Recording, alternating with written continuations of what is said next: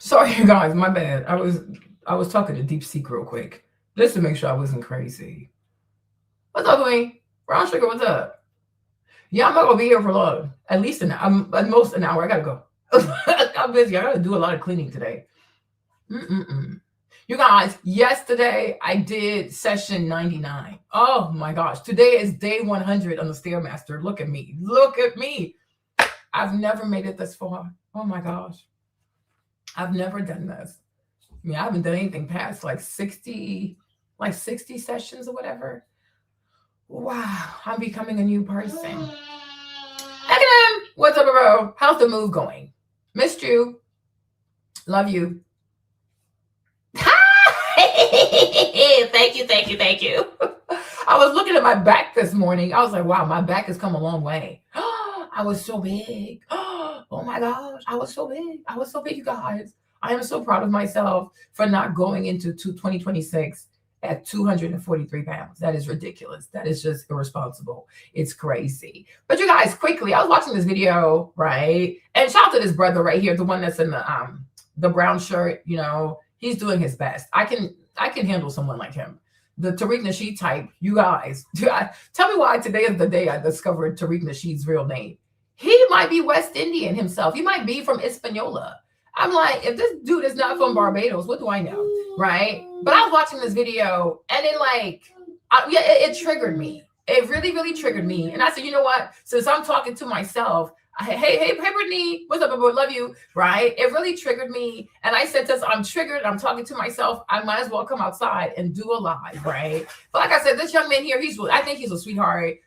He's way more honorable. He has a whole channel where he exposes all these scammers, all these grifters, and no one has all the right answers. And the sad thing is, if people were actually more respectful, if people were more intelligent, if people had more manners, okay, people could have discussions, because I think it's important, whether you are a Black American, whether you are African, wherever you might be from Africa, West Africa, Northern Africa, Central Africa, Eastern Africa, the South Africa, okay, or you're Black from Latin America, you are Black from Hispaniola, you're Black from the West Indies, right? I think mature, intelligent, classy people should be able to sit down and say, hey, I want to learn from you. Tell me about yourself, right? And then hopefully the person, because they have good manners, will say, hey, tell me about yourself, right? I would love to know what we're living here was like for you. Hey, wherever you come from, I would like to know what that was like for you. You see what I'm saying? The young man, he's going to say something. But Marlene, honestly, I am a person, I'm sure you know this by now, maybe because I'm an Aquarius, what do I know? Aquarius, yeah, I was raised right, and also I'm Christian, but I'm a person, I really despise racism, okay? I don't like racist people, right? I despise xenophobes. I do not like xenophobic people, okay? I despise bigots. I despise ignorant people. It doesn't matter who you are. You understand? It doesn't matter who you are. Be you white, be you Black, be you a Jew, be you a Muslim. I do not care. I do not like ignorant people. Because to me, a racist, a xenophobe, a bigot, all these people, they come from the same tree of ignorance. Okay? When you're ignorant, that's when you can walk around despising people. Mavi. When you're ignorant, that's when you can walk around despising people for things that they can't help. Nobody can help the complexion they're born in. Nobody can help, misandrous and misogynist too, huh? Nobody can help their gender. Nobody can help the color that they're born into. Nobody can help their phenotype, whether you have a straight nose, a small nose, a big lips, small lips. You can't. Like, your parents had sex. Now here you are. That's it, right? People can't help these things. Where you're born, nobody can help that thing. To what family you're born into, regular family, poor family, broken family, drug addicted family. People can't help that, right? So to look at a person and to penalize someone, or to bully someone, to maim someone, to dehumanize someone for something they can't help, to me, it is so cowardly. It is truly cowardly. And I'm the type of person, I cannot stand a bully. Because all of that to me is bully behavior. And I think in America today, you have people because they're, I don't know, they're miserable, they're not successful, they're not doing well in their own country, be white racist to Black Americans who are xenophobes, right? It all stems down to people are failures. People are losers. You will never see a wealthy person, a successful person, a person that has done well academically, a person that has a lovely family, is making lots of money. You will never see these kinds of people be involved in hatred. Why? Because they live in abundance, right? Whether you're talking about someone like Nick Fuentes, Nick lives in the basement. He's 26 years old, never had a girlfriend. He's in the basement. He has no bank account. He has no social life, right? Hold on, you guys. Hold on. Maverick, stop doing foolishness. What are you doing? Yeah, stop doing that. Okay, sorry, y'all. Maverick is here. Okay, right? He's in the basement. So I'm like, you think if Nick Fuentes, let me put his picture up. Okay, let me put up his picture. What you doing, bro? Right? Let me do this, right? So you think if Nick had gone to Harvard or Yale, he had a gorgeous, he had a gorgeous girlfriend, or he had like a super hot white Norwegian or Swede or Scandinavian girlfriend, and he was working for Credit Suisse First Boston, making like $800,000 a year, vacationing in freaking Martha's Vineyard for spring break. You think Nick Fuentes will have time for this shit? Right? He's not doing well. He's frustrated. He's bitter. He's a loser. He's a loser. It's the same thing. When I see a Black American also that's a xenophobe, I already know they're losing in life. They're losing. And they see other people, immigrants, do well in their country, and it drives them insane. Right? It's like, why are you mad at somebody who came and found you here? You were here first. Like, be so for real. You were here first. You're just not a fucking winner. So it's like it's all movements that are started by losers, frustrated people, broke ass people, panhandler people. They live off of super chats. They need reparations, all kinds of money. Just give me money, money, money. Go sit down somewhere. You are a fucking loser. People who live in abundance, people that have great families. Yes, Maverick. People that have great families, people that have love, people that have great careers, people who know how to win, they don't have time to be disgusting towards other people. If you make a mistake or you don't understand something, they're going to correct you, but they're going to correct you in love. Right? Oh, here's where you got it wrong, and this is why you got it wrong. They're not going to need to be disrespectful. Right? Look at Six the Goddess, right? She used to be a stripper. She used to dance naked on the floor. She had to like lick money off the floor. You see, when you've had to do things like that to save yourself, how are you not going to be mad that there's a Nigerian girl out here whose family can afford to give $300,000 to her boyfriend? It triggers her. Where did these Africans get this kind of money? Okay. Yeah. You know what I'm saying? So I'm like, exactly. You see, it's like it's all kinds of bitter people. Yeah, they live off of super chats. They live off of welfare. They're not doing well. And when people, right, and hey, Jess, what's up, right? And when people are not doing well, they just start being mean to other people. It's the same thing. I keep telling y'all this all the time. But one day, one divine day, you guys are going to take me seriously. I've said the same thing even within Black America. I said within Black America, you have two distinct ethnic groups. Yes, ethnic group, okay? An ethnic group. Let me put up the definition real quick, okay? What is, because I feel like talking about this today, okay? So let me show you a definition, right? Okay, is that it? All right, there you go. So this is the definition of what's it called? An ethnic group, right? And I said, within Black America, you have two distinct ethnic groups. So you have traditional Black Americans, and then you have ninjas. And I keep telling y'all, ninja people have a real culture. They have a real culture. But the problem is because ninja people happen to be Black, they're Black Americans, they speak English, they don't have like a foreigner accent, right? People say, oh no, they're Black American. No, they're Black Americans by birth. But what is their culture? right? What is their culture? What is their ethnicity? Like, just like if you were to go, let's say you were to go about, no, it's about losers. Because the thing is, you even fairness, Bibo, right? Even fairness, Justin, listen to me, right? Listen to me, okay? And I say this with love, Justin. You're going to get to a point in life, Justin, you understand that this life right here, it will never be fair. It will never be. It will never be. Life is not fair. From the moment you come out your daddy's scrotum, all the sperm that came out, why you and not the other ones? Right? Why you and not the other ones? Life is not fair. Why are some people, sometimes you'll see, like, for example, you'll have children who are really, really smart. I'm talking like brilliant.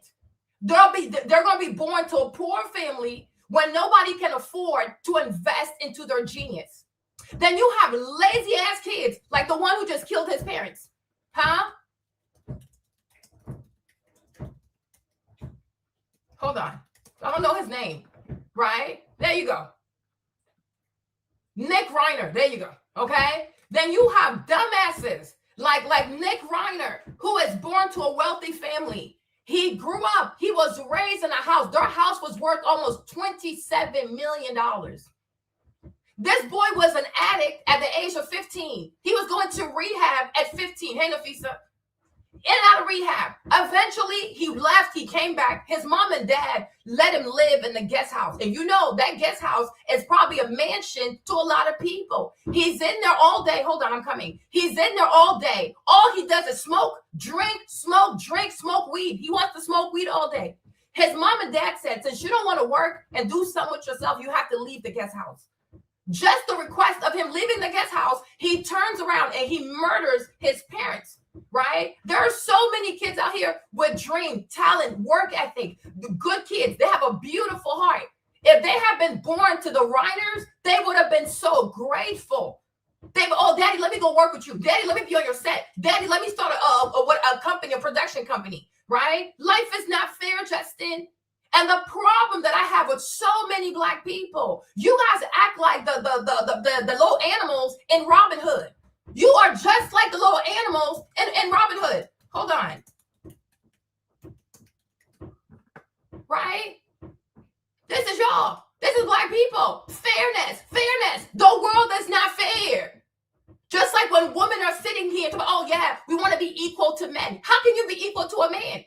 By birth, genetics-wise, by birth, women were never designed to be equal to men. You don't need to be equal to someone to get respect from people. We don't have to be equal.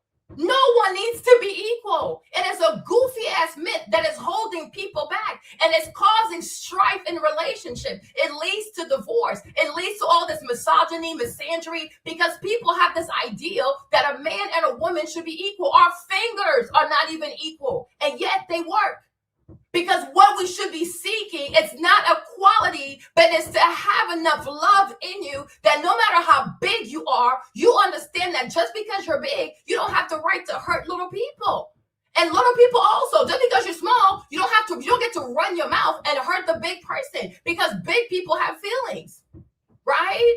That's what we need. We need to create a culture of respect where no matter differences, size, height, socioeconomic status, level of education, we are all capable of respecting one another, because everybody brings something to the narrative of human life. We all bring something. Everybody brings something. We don't have to be equal. So when you sit here also, you talk about fairness will never happen, because the world was not designed to be fair. The world is what the world is. And that's why God gave us a brain for us to know how to survive. You have to learn to survive. You have to learn how to think for yourself. You have to learn how to acquire skill sets that are going to give you leverage. Don't ask for life to be fair. Ask, in this life, with my education, the things that I know, how do I make sure that I acquire leverage? It's your education. It's your skill set. It's your network. It's your attitude. It's the fact that you're willing to learn things, right? I think many things that happen, yeah. Many things that happen to Black people are responsible. Yes. It's called agency, right? I'm not babbling hot air. Maybe you struggle with that because, I don't know, maybe you come from a bubble where you're always told everything that happens to you is racism, everything that happens to you is a black woman's fault, everything that happens to you is somebody else's fault. You have to stop, right? Hey, boo, in 2026, you have to understand you're a grown-ass man. And I'm sure you're sexually active, right? I'm sure you're sexually active. So by being sexually active, you might get somebody pregnant one day, right? One day you're called to be a father. And you cannot walk around talking about fairness and this, and that, because you will be a dad one day. And you cannot cripple your children by teaching your kids that they have to fight for a world that's fair. It will never be. It will never be. And no matter how unfair the world is, there are still millions of people who find a way to be successful, right? I mean, listen, right? For as unfair as the world is, there are still people who find a way to be successful. For as unfair as it is for a lion to eat a zebra, right? Zebras are not going to stop having babies, right? They're going to learn to run faster. It's called adaptation. You have to adapt to your circumstances, right? Like I said, to me, it's losers, it's weak-minded people, I'm not lying nothing. You are lying to yourself, because at your big age, for you to even talk about fairness, it sounds like Jesus walking on water, or people who are waiting for Christ to save their problems. The world is not fair, Just. The world is not fair, and it will never be fair. It will never be fair. You could be a basketball player right now, making all kinds of money, but the Lord saw fit for you to not be a basketball player.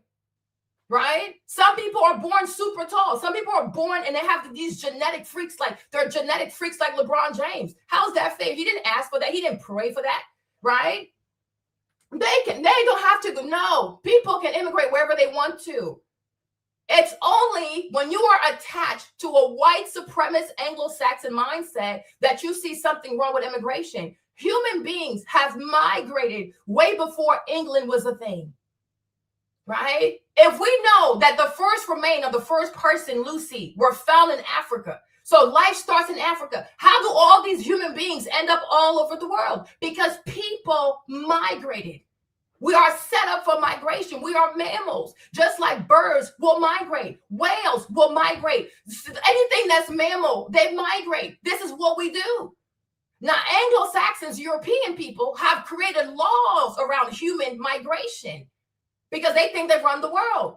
But the world was created. God made this planet for everybody to enjoy the planet. People have always migrated. Now, what we don't want is immigrants who have bad intention. Immigrants who come to harm, to steal, to loot, to sexually assault people, to just take the resources. Nobody wants a freeloader, because that's not fair. But human migration, it's encoded in our DNA.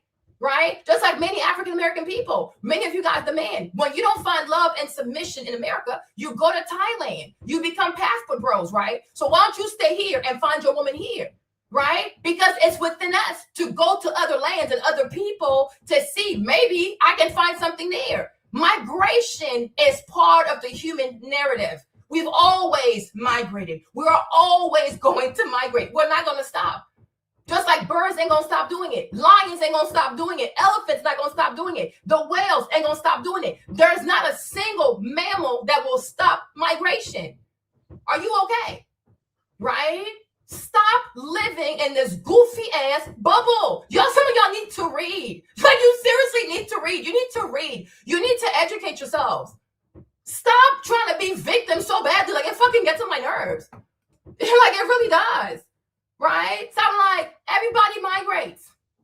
There was even Jesus in the Bible. His family migrated to Egypt. They left Bethlehem and they went to Egypt. People have always migrated. When you read the Bible, it's migration all over the place. Sometimes it's forced migration. And then sometimes people came back. Nehemiah was sold into slavery and then he came back to Jerusalem to build the wall. Migration is part of the human experience.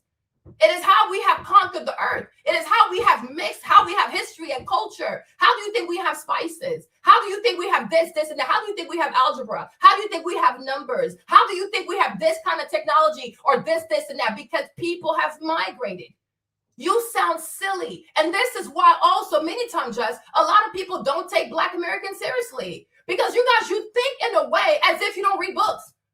Like, you have this understanding of life that is so limited. It is so contrite. It has such a narrow purview. But yet you have 13 years of free education and you struggle with the most basic shit. It's fucking asinine. Like, the shit fucking crazy. People have always migrated. Why do you think Native American people look like Chinese people? You're not even inquisitive. Like, you live somewhere and you don't even ask questions. How do you think horses got to America? You think horses are native to America? Horses come from Asia, especially Mongolia. People have always migrated. Have you ever looked at a Filipino and thought that a Filipino was Mexican? Have you ever looked at a Mexican and thought, oh, maybe he's Filipino, right? Have you ever asked yourself, why do so many Filipinos have Spanish last name? So many Filipinos, like Cassie, Ventura. Ventura is Spanish, but yet she's from the Philippines. Why? Because there was also migration over there, okay? People have always migrated. Now, some people, based on where they come from in the global north, when they migrate, they destroy people. They're not friendly to people. They kill people. They have systems of racism and oppression and looting and things like that. But human beings have always migrated. Nobody's going to stop it. Even Trump, has he built a wall? No. Is he deporting all these people? No. Because even he needs the migrants. Make it make sense. Make it make sense. It sounds so damn stupid, but this is how losers talk to themselves so they can have accordingly a justified reason to be hateful towards people. It stems from being a loser-ass, ignorant-ass mofo. People got to stop being so damn ignorant. People have to stop. You know what I'm saying? Yeah, people have to stop. Like, it's getting ridiculous. It is getting ridiculous. Like, even like, you guys, like, there's, what's the name? Let me show you a picture too, huh? Hey, Kevin, I haven't said hi to you. What's up, Kev? Right? Like in Burkina Faso, for example, like there's an icon. Right here she is, right? Burkina Faso, they have an icon. Like, she is the mother of all people from Burkina Faso. Her name is Yeniga. So like when you go to Ouagadougou, which is the capital, they have a big statue of her because I live there. She's on this horse like a stallion. Like, she's like, and she has like a sword in her hand. But Yeniga is from Ghana. She's Ghanaian. Because her daddy didn't want her to get married. Y'all, her daddy didn't want her to get married. So she left Ghana. She's from the north of Ghana. She left the north of Ghana and she ran away from her dad because he didn't want her to get married. And so on her way there, on her flight, just running away from home, she meets a man that's an elephant trader. Maybe he was from the Ivory Coast. You know what I'm saying? What do I know? But he was an elephant trader. Together, they decide to settle in what is now known as Burkina Faso. Right? But I'm like, so many people, they're like, it's a story of immigration. That's human. That's the human story. It's the story of immigration. People have always migrated. Why do you have French words in the English language? Because of William. William is from Normandy, okay? He's from a place called Brittany in France. His people went up to they went up to the United Kingdom. They went up to Great Britain. And that's why you have words in the English language that are French. Right? People have migrated. People will always migrate. The English language itself is a Germanic language, which means the first people to start speaking English were Germans. So from Germany, the people migrated to what is now known as Great Britain. Okay? We have to stop. Just like from the Jordan, from Egypt, Ethiopia, all the way to the Jordan, to what is now known as Palestine. People have migrated. And this is why the people are Semitic. That's why Ethiopians are Semites. Eritreans are Semites. There are parts of Sudan where people are Semite. And then you cross over into the Jordan, you will find, yes, it is absolutely true. It is absolutely true. Okay? Y'all so fucking ignorant over here. That's why I always make fun of y'all. 13 years of free education and you still don't know shit. Like, do y'all not study geography where you're like, what the fuck? Like, it's so fucking weird. It is so fucking weird. What the fuck is going on? Okay? People are crazy. People are really crazy. People are truly crazy. Okay? There you go. It's not true. It is very true. Let me show you a map because some of y'all, you need to study geography. It's very, very concerning. It is seriously concerning how much you don't know. Okay? So here it is. Cairo. Cairo is the capital of Egypt. All right? Like I said, you can walk from Egypt into Jordan. Okay, and this is why Mary and Joseph and baby Jesus were able to go into Egypt. Nowhere in the Bible does it say, oh, they took a boat to go to Egypt. They walked there. You can walk from Egypt. Africa is connected to the Middle East. It's not that hard. And it's not that hard. Shit, it's not that hard. Africa is connected to the Middle East. Egypt is connected to Jordan. You can walk from Egypt. You're going to find your way into Jordan. You can walk from Jordan into Egypt. This is the place where Moses parts the Red Sea. My Lord, look at a fucking map. From Somalia, if you are in Somalia, if you are in Mogadishu, you look across the water, that is Saudi Arabia. And which is why I understand why Somalis don't fully identify as Black or African, because they do have Arab ancestry. Because if you are in Somalia, you look across the water, what do you see? You see Riyadh, it's Saudi Arabia. You see Medina. Medina is the capital of Mecca. Huh? Jesus. Hey, 13 years of free education. What do y'all learn in school? We just go there for the food. This is fucking crazy, okay? People have always migrated. Get into it. Get into it. Oh my gosh. Oh my gosh. Like, this is really crazy. This is really crazy. When you study Mansa Musa used to go to Mecca. When who cares? When Mansa Musa used to go to Medina. Medina is in Saudi Arabia. Medina is the place of Mecca. When you are a Muslim, part of being a Muslim is that you make the promise, you make the vow that one day in your life, in order to be a good Muslim, you're going to go to Mecca and do your pilgrimage at Mecca. The city of the Mecca is called Medina. When Mansa Musa left Mali, I'm sure he left Bamako because that's their capital. When he left Mali, he took his horses all the way to Medina. He never got on a boat. Because you go through Egypt, you end up in the Jordan. From the Jordan, you walk down. You will find your way into Medina. People here need to look at maps. It's really sad. And that's why we are in 2025. And you have so many Black Americans who think that Africa is a country. It's a continent. Ah, Jesus. Just like a lot of Black Americans who, but that's not just Black Americans, a lot of Americans, period. It makes it true. It makes it true. You just don't know because you probably think that you're Hebrew Israelite. You probably think one day you're a Hebrew Israelite, the next day you're Native American, then you're indigenous. You guys say all kinds of bullshit. You have personality disorders. You are troubled. You are troubled. You don't like the facts, right? It's not true. It's not true. What did I say? That's not true. It's a daycare. It's a place to get free food. What did I say? Oh, no. You might know it's a continent, but many of them do not. They think it's a country, and that's why they say the Africans, right? What does that mean, the Africans? West African people, we are very different than Northern African people who are called Maghrebi, like Tunisia, Morocco, Algeria.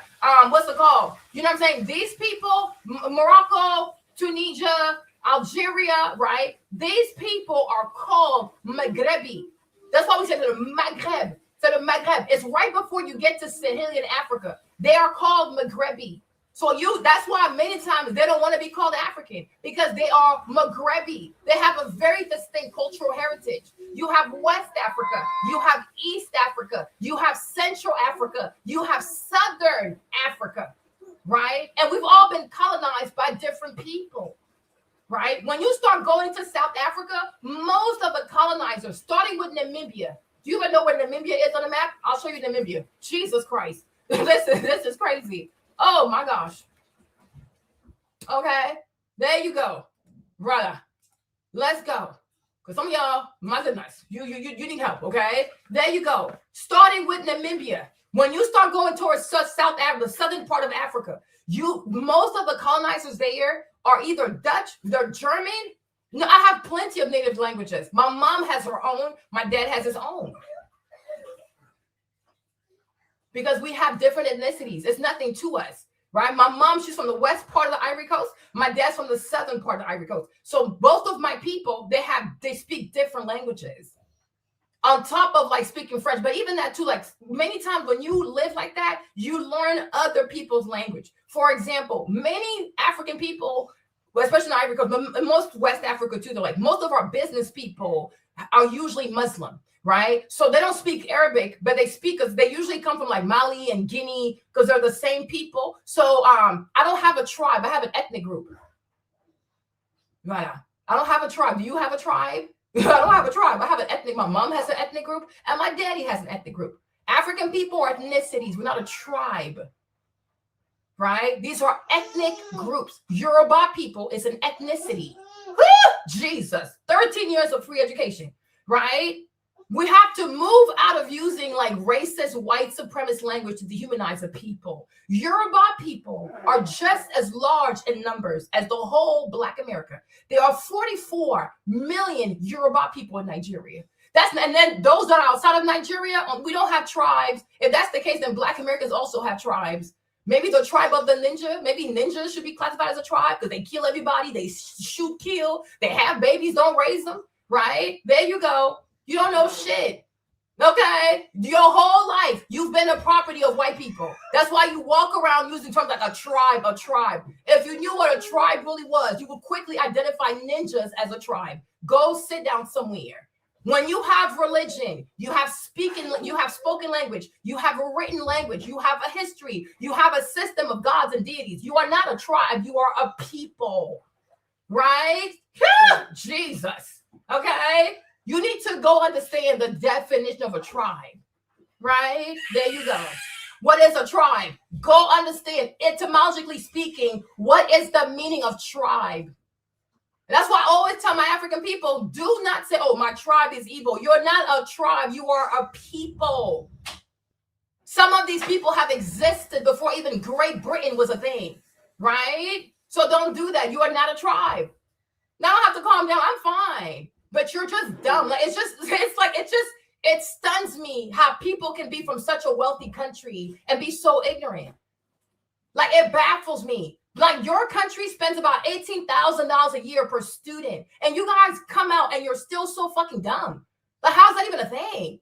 It's fucking crazy. No, we can have a conversation, but the conversation is still frustrating, right? It is still frustrating because at a certain age, you should know what a tribe is and what a tribe is not. How can 44 million people make up a tribe? That's a whole country.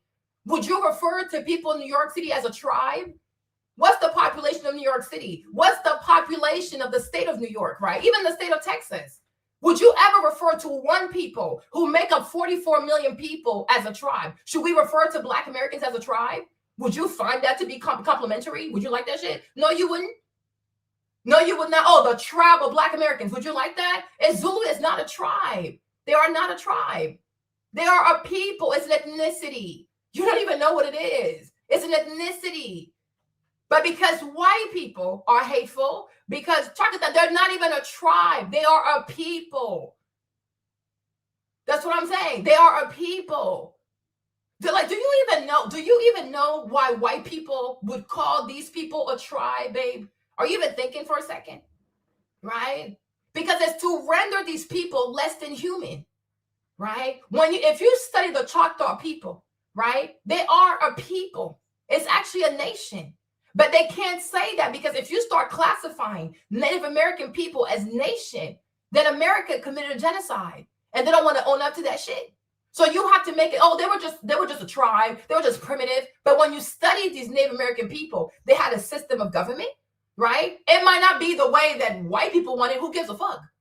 Who gives a fuck? Who are white people to legitimize anybody's system of government? There is a chief, right? And any Native American people, no, they were not tribes. Even you, did you know you were Black before a white man told you you were Black? Like, make it make sense, right? If a white man had never told you were Black, would you call yourself Black? Right? And that's the part of, and that's the process of decolonizing your mind, right? If you meet a people, they have a religion. The Choctaw people, they have a religion, right? They have a system of God where there's also karma with that God, right? Or their gods, whatever it is, right? Right? They have a language. They have a written language. Now, it might not be fancy enough for white people. Who cares? Right? I'm sure if white people could have their way, they will call Chinese people all kinds of tribe. Because if it's not their basic ass alphabet, A, B, C, D, E, for them, it's not a real language. It doesn't matter. White people don't get to decide that shit, right? When you meet Native American people, there's a chief. There is a minister of defense. There is a man. Oh, I don't care what you are, right? There is a minister of defense. There's somebody that's responsible for feeding the people. There are a bunch of women who are responsible for taking care of other women, right? They have a system. They have a system of governance. They have a system of religion. They have a system of education. Most Native American people who live here, these nations, they had systems of trades amongst each other, right? We have to stop. These are not tribes. These are people. When these white people come here, there's 11.5 million of these people. That is not a tribe. I can understand if you meet like 20 people, 30 people, okay, that's a tribe. But when we get to 11.5 million people, that is not a tribe. These are people. And when you look, whether they're Navajo, Cherokee, Sioux, you name it, they dress a certain way. They're like, if you're the chief, you dress this way, or your feathers are this way. If you're the minister of defense, you dress this way. Like, these people are really structured because at war, you're able to identify who's who. So these are not tribes. Tribes can be this sophisticated. But you people sit here and they use this dehumanizing language from goofy ass white people, and then they apply it to other people of color. That is crazy to me. Have you ever referred to the British people as a tribe? Do you call the Viking a tribe? Do you call the Gaul a tribe? Do you call Nordic people a tribe? This is crazy. They only use tribes when they talk about Native American people and African people. Europeans were never a tribe. To this day, they're not tribal. All the money belongs to white people. The G4, the G6, whatever, NATO is not full of white people, and nobody else that is non-white has access to it, right? Who's more tribal than white people? Okay, you can have a custom. Now let's talk about custom. Anybody can have a custom. Families have customs, but families are not nations, right? Families have customs, right? Families have family reunion. They have this. Anybody can have a custom. I didn't talk about customs, did I? I talk about systems of government. I talk about systems of religion, right? I did not talk about customs. Right? So, exactly, they definitely don't call the Arab people a tribe. But even though amongst the Arabs, there are different kinds of Arabs. You have Sunni Arabs, you have Shiite Arabs, right? But we understand it's a different people, but they're not tribes. And if you don't understand that this kind of language by white people was meant to dehumanize and take away from the severity that they did commit a genocide, they did commit ethnic cleansing. It's ethnic. Hey, Tanya, what's up, babe? Right? They did commit ethnic cleansing. White people will use words to dehumanize people, just like the N-word. Just like the N-word. No, religion is not a custom. Religion is not a custom. It's a system of belief. Religion is organized. Like, you go talk to DeepSeek and you'll get it, okay? Go talk to AI. But families have customs. Individuals have customs. Like, even you, as a private person, as a sole person, you can have a set of customs. It's called a morning routine. It's called a nighttime routine. Right? Make sense? There you go. So it's like that. Just like the Mayans. Mayans are not a tribe. It's a people. Aztecs are not a tribe. You don't have to be religious. But what we understand about religion, because this is a point of contention with Western invasion, is that these people were primitive, right? Primitive people are not able of that type of metacognition. You understand? So when we bring up religion, is a testament to say you are dealing with full-blown sentient human beings. Right? Because do you think, do dogs think about a God? No. Do lions think about a God? Not as far as I know. Do elephants think about a God? No. When you study everybody that is non-white through the lens of white history, those people are portrayed as brainless, savages, incapable, wumpty-wump-wump. So the reason why we highlight the organized system of religion is to show that these people were capable of deep metacognition. They were capable of philosophy. They were capable of understanding karma. There is a God. He will punish you. He's going to reward you and things of the sort. So now we say, okay, these are not just the body. It's not just a human body, but there is a mind in there, because only the mind can conceive the power of a higher God, right? And that's why when it comes to Yoruba people, for example, Marlene, I will always defend the Orishas, okay? I will always defend the Orishas. I'm not going to worship the Orishas, right? But I will always defend the Orisha, because the Yoruba pantheon, right? Which contains Oshun, Yemoja, Oya, Shango, and all that stuff, with the main god being Oludumare, right? Symbolizes that the Yoruba people were they were further advanced than the whites want us to believe. Okay? My name is Marlene. What's your original name? What kind of stupid question is that? My name is Marlene. Okay? Now, if you want to know, like, my dad's people, like, what name did my grandma give me? Chikwaku. Okay? That's my granddad, my dad's mom, Mami. So we say Mami, like my dad's mom, her name was Mami, right? So Mami, the name she gave me, because they're from the southern part of Ivory Coast. So that name that she gave me was Chikwaku. Okay, or Yeye also, like Yeye also. Now, when it comes to my mom's side, my grandma named me Shushu, which is like sweetheart. And then I'm supposed to like reincarnate my granddad's mother. So her name was, Zoe. So it means like the woman named Zoe. Okay, there you go. Me, I stand by my shit. Okay, so on my mom's side, Zoe. On my daddy's side, Chikwaku, or you can call me Yeye. It's up to you. But my dad called me all the time, Chikwaku, Chikwaku. It's me. Okay, and I stand beside that. Okay. No, it's not a problem. No, because you asked the question because you assume I'd be like, what, embarrassed to say it? No.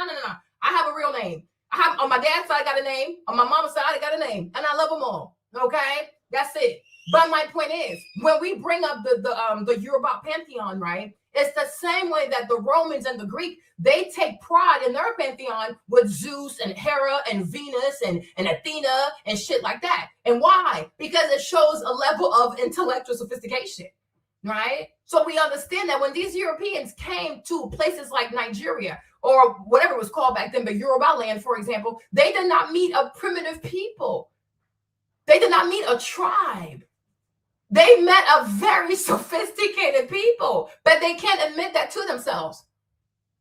No, French is like, I mean, technically, is English your native language? No, because we've all been oppressed by white people. But my mom, for example, my mom speaks her language, and she speaks other languages that are found within the Ivory Coast. My mom speaks many languages. So did her mom. My dad, too. My dad has his own language because he's from the southern part of the Ivory Coast. And their language, too, because they're close to the water. They're close to the Gulf of Guinea, right? They encountered Portuguese immigration, I guess. They weren't violent. They smashed the people. So and also the British also. There's a man from my dad's place. English is not your native language. You're not from England. Okay, what are you, black? So it's not your language. So go sit down somewhere. Okay, and even English also, it evolved out of German. So who even speaks a native language for real? But anyways, that's a convo for another day. Let me get back to my Yoruba shit. Okay, so that's what I'm saying. If you are African or if you identify as, good for you. If you are African, if you are West African, if you are Nigerian also, you should never allow anybody to say, oh, Oshun is evil. That's evil. It's not evil. Okay, because the more you say that, you're practicing cultural erasure. You are erasing the fact that these Yoruba people came up with something so sophisticated. It is actually really impressive. It is seriously impressive. I was like, one day when I have the money, I'm going to make a movie about these Orishas. Because in the Yoruba pantheon, you have the dude called Oludumare.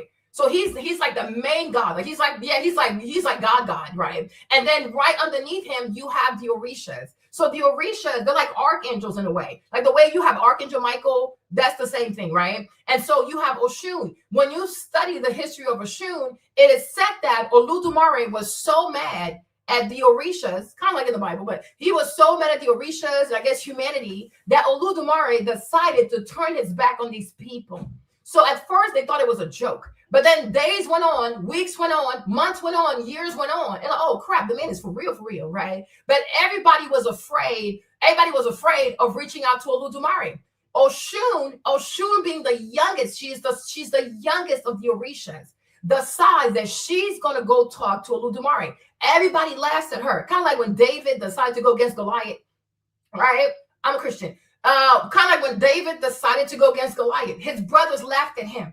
Like, you're 17, sit your goofy ass down somewhere, right? So people did not believe in Oshun. Oshun decides to transform herself into a peacock, okay? And this is why often she's represented by a peacock, okay? So Oshun transforms herself into a peacock, and she decides that she's going to fly all the way up there to meet Oludumare and to plead with him to bring back his favor. It's giving the story of Icarus. If you ever read Greek mythology, right, you should know the story of Icarus. He thought he could fly up there, and as he got closer to the sun, okay, his wings started melting off. It's the same thing. So now I'm wondering, did white people steal that shit from the people? Okay, so she gets up there. By the time she gets up there, all her wings are just completely burnt. She looks like a damn crow. Okay, she goes from a very, very pretty peacock into this crazy looking crow. All right, so then Oludumare is confused, like, aren't you the youngest? Aren't you a woman? He's like, why you though? And so she explained that she really wanted to come talk to him.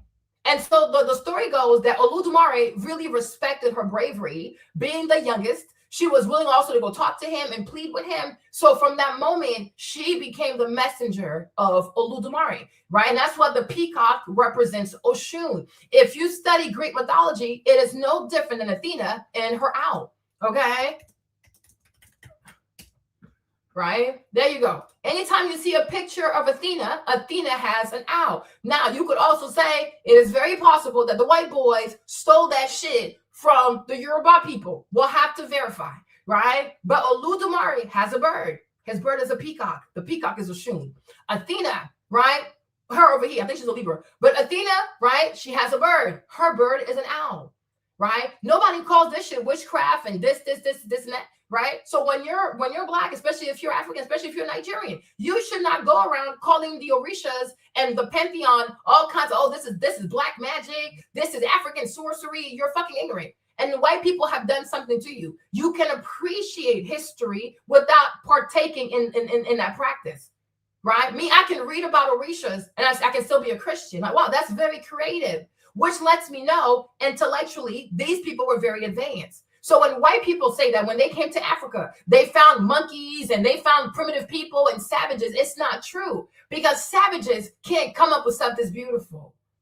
Even the melting of the gold, like the stuff they would do, like the head of the Ife and things like that, they were melting gold. They were melting bronze. They were making statues out of gold and bronze of their kings and queens, which lets you know they lived in abundance. Because when you get to a point where you're melting gold and bronze just for shits and giggles, it means that you have satisfied your basic needs, right? There you go. We have to stop. People like, yeah, we have to stop, right? So I'm like, respect the culture. It's not that hard, but you got to stop. People got to stop calling people all kinds of like tribe. People are not tribes. People have ethnicities. It's an ethnic group. It is a people.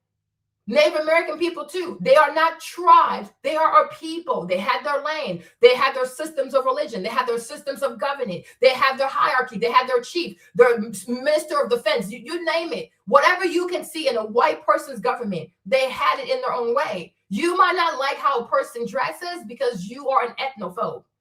You are a racist. Oh, if you don't dress like me, I'm not going to value what you have. The same thing with democracy. Americans have gone around the world trying to force people into democracy, right? It's actually a slight. And not because, like I said, you're very ignorant, you're an American. If you study the root, which we call etymology of the word tribe, it's a zoo. It's a what's it called? How you say it's a zoomorphic word. It's a word that comes from. It's a word that comes from zoology. So it's a word meant for animals. Because in French, when you say tribe in French, it's tribu. And usually when you say tribu, you're talking about cows. You see, I'm going to show it to you also. Oh, Jesus Christ. These people are crazy. My Lord. Oh, Lord. Oh, Lord. Okay. There you go. Right there.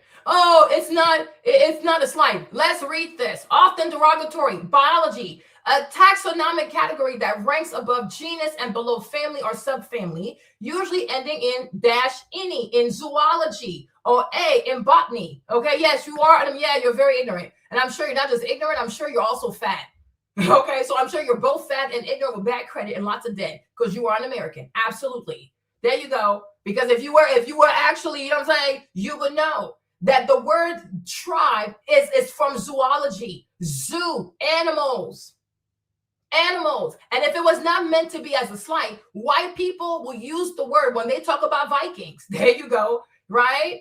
There you go. So if white people themselves do not use the word tribe when they talk about their primitive ancestors that used to drink water with feces in it, right? Why would you want someone who is African to feel like, oh yeah, that's such a compliment? No, the fuck it's not. The day that white people start calling their ancestors tribe, the Vikings, the Gaul, the Nordic people, you name it, when they start calling their people tribes, then I guess at that point, okay, maybe it's a compliment then. But when you call other people a name, but you never call your people a name, when they themselves were dirty, bare feet in the mud, drinking water with feces in there, never washing their hands, you want to call somebody a tribe? I know you're lying. Exactly. People are crazy. You are really, really crazy. You are truly crazy because you think when you see someone who's an immigrant that you are dealing, that they can say that. And I would love for, hey, Rachel, I would love for more of white people to start using the word tribe when they talk about their own people. And they need to make that mainstream because people need to know where the fuck these British people came out of. Okay? They were the first ones to live in mud huts and actually walk in the mud bare feet. Okay? Okay, cool. Let's not act like the average European. The average European started having access to a fork, a spoon, and a knife in the early 1900s. Okay, there you go. So you are a tribe. Call your people a tribe as well, and make sure you make it mainstream. When you make it mainstream, at that point, I will consider it an ode for you to call me a tribe. Until then, no. Ethnicity, thank you. Ethnicity or a people. That's about it. Okay, people are crazy. Yeah. It's very, very beautiful. And it goes to show they did not meet savages. They did not. They're lying. And this is what they do, right? Right? This is what they do to dehumanize a person. Even bringing, even calling, even the N-word, right? What is the purpose of the N-word? The N-word is meant to psychologically attack Black people. Right? Of course I do. But I'm not here for long. Okay? The N-word is meant to make you feel like you really ain't shit. Right? And that's why I said, a lot of Black people, most Black people, no matter where they are, they have to fight against the script that was given to you by white people. Because everything you think makes you Black. You don't even know if that's a real thing. Because you are always in captivity. White people wrote a script. And then they went and created Black celebrities, Black politicians, Black elites. They created an entire ecosystem, like a whole matrix, to make you believe in this script, right? Because I was born in 1985. So Black people have existed even before Jesus was a thing, right? Black people have always been on the planet. So how can I say, oh yeah, this is what makes me Black? I don't know. I was born in 85. So when you're born and you find this so-called Blackness shit, it's a fucking script. And it's a script that was written by white people to get you to fail. And that's why part of the script of Blackness involves being so emotional. So you're always emotional. You are always reacting. You hate reading. You're always promiscuous. It is part of the script. They never gave a script of Blackness that involves being calm, being demure, being methodical, having strategy and things like that, because they're not going to train you to be their opposition. They're going to train you to be their favorite idiot. But the script they've given Black people leads to the destruction of Black people because it was always the plan. And that's why they have celebrities, right? Celebrities are a tool to get Black people to believe in whatever it means to be Black. But then when you do it, you're in prison. When you do it, you're broke. When you do it, you're destitute. Yes, because it's a bad script. It is a bad script. Every Black person should find for themselves, what script do I need to be successful? Equally, even more successful than the white man. But this whole Black culture stuff, it is a bad, bad script. Oh, please. Everybody worships white people. Are you kidding me? Are you kidding me? Most prisons are full of Black Americans who committed a crime trying to make money. Where did you learn to love money like this? At the expense of your own freedom. We're not going to go there, right? Let's not do this, right? If you're going to be over here with me, you got to have self-awareness, right? We have to stop. We know plenty of Black Americans who have murdered other Black American people for Jordans. Please stop.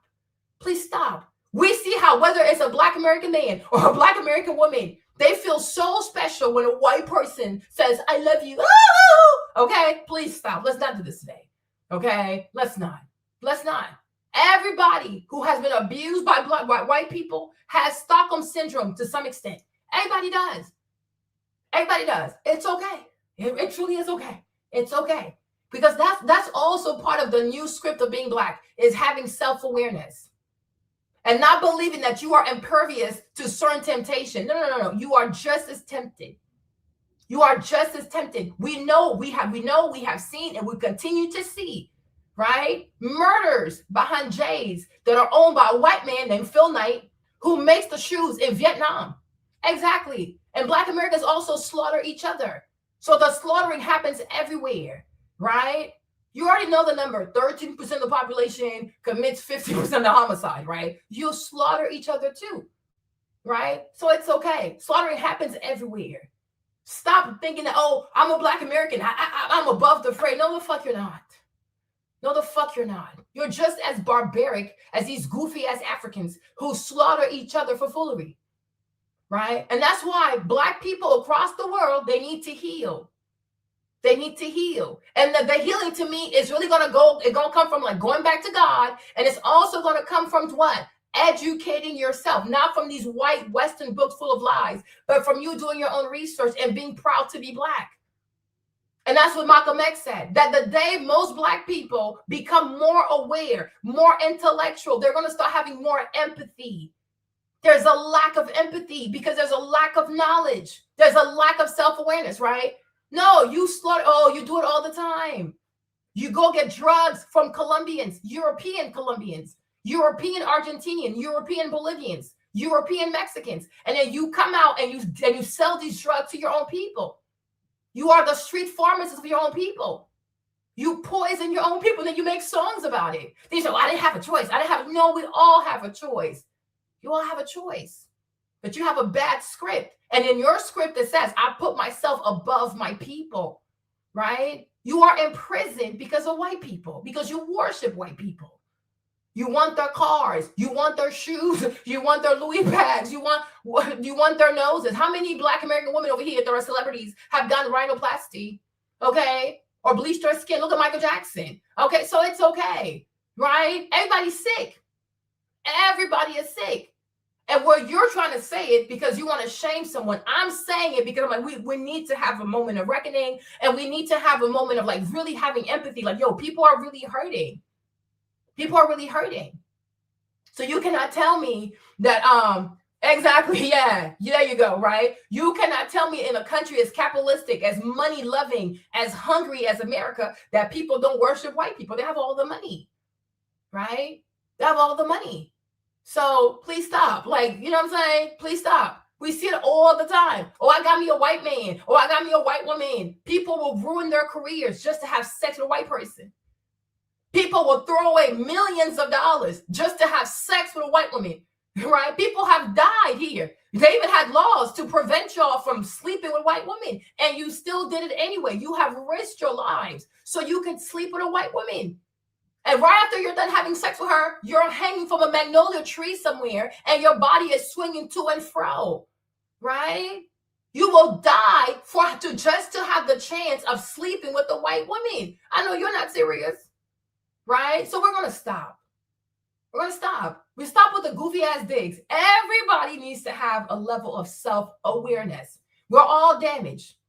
Black people across the diaspora, people are damaged. Everybody needs help. Everybody needs help. And what I cannot stand is when I see many Black Americans want to make it seem as though, oh, we're above the fray. We're on this level of righteousness. Like we're on this level. No, stop. Please stop. Please stop. Right? Even the pastor bros, they're getting called out for going to Thailand, going to Europe, and not going to Africa. Right? Why are you there? Because they don't look like Black people. Right? You take your U.S. passport, you go to Thailand, you're even willing to potentially sleep with a man, because a lot of these boys, a lot of the girls out there, they're lady boys in the Thailand, in the Philippines, right? But you are willing to even potentially sleep with a man just so that you don't have to sleep with a Black person, a big nose. There you go. You hate yourself because you worship white people, right? It's okay. Every song in rap and hip hop is talking about what? Is it about family? No. Marriage? No. Raising your kids? No. banned, selling drugs, buying a Benz, buying a Beamer, buying a Lambo. These are not things that are made by Black Americans. They're made by white people, right? You'll even put like you'll go make a whole piece. It's the whole Mercedes logo. We have seen Black people over here tattoo a whole Bentley logo. It's a fucking Bentley. It's a car. Why would you tattoo down your body? You will name your children after cars, Lexus, Mercedes, Audi, you name it, right? When you can't afford it, you'll name your babies after that bullshit. Like, please stop. You worship white people, probably more than anybody else. So stop lying to yourself. It is exhausting. It's exhausting. It is so exhausting. It is exhausting. Please stop. Please stop. That gambling debt for the jewelry, that is why you don't even need that shit. Because you have this, you're dying to achieve status through a white man's trinket, right? Denzel had to play a whole drug dealer, a whole corrupt cop, drug dealing cop with the Russians to get a freaking Oscar. Who gives a fuck? Who gives a fuck? Halle Berry had to go see a bunch of white men to get an Oscar, right? White people trinkets. White people trinkets. Every time if you want to make it to a Louis V fashion show, you have to be a rapper that talks about drugs, calling women bitches, go to jail, don't snitch, go to prison, don't snitch, and you will be invited to a Louis Vuitton fashion show, right? Please stop. Please stop. Cardi B, for example, represents the worst of the worst, and she's invited to every single fashion show. Okay? They're not inviting Black poets, Black writers, Black doctors, Black engineers to them shows. No. Balenciaga, attached to all kinds of perversion with children. And yet, a lot of Black Americans still want to wear a brand that is attached with pedophilia, human trafficking, child trafficking, etc., etc. You worship white people. Every year, Black American women spend over $1 billion buying weave from the Chinese. Okay? So she don't sound her. You sound her from the Chinese. So stop. Please stop. Everybody, for the most part, everybody that is Black has some kind of unhealthy mind, an unhealthy relationship when it comes to white people. Stop making it seem like, is this a cute pathology that you only see in African people? You don't see yourself? Like, you don't see yourself? We have to stop. I hate that shit. It's the same thing with white people. Oh, the Blacks are violent. That's it, they're not violent. They're violent too.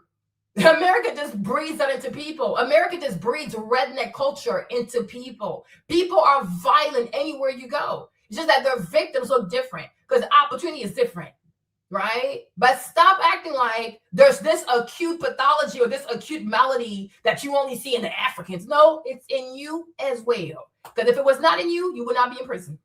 If it was not in you, you would not be passed for bros. You will do everything in your power to make amends with your people and be married to your people, raise children with your people, right? No, it gets hard. You grab a passport, you go to Thailand, Philippines, Laos, Vietnam, you name it, right?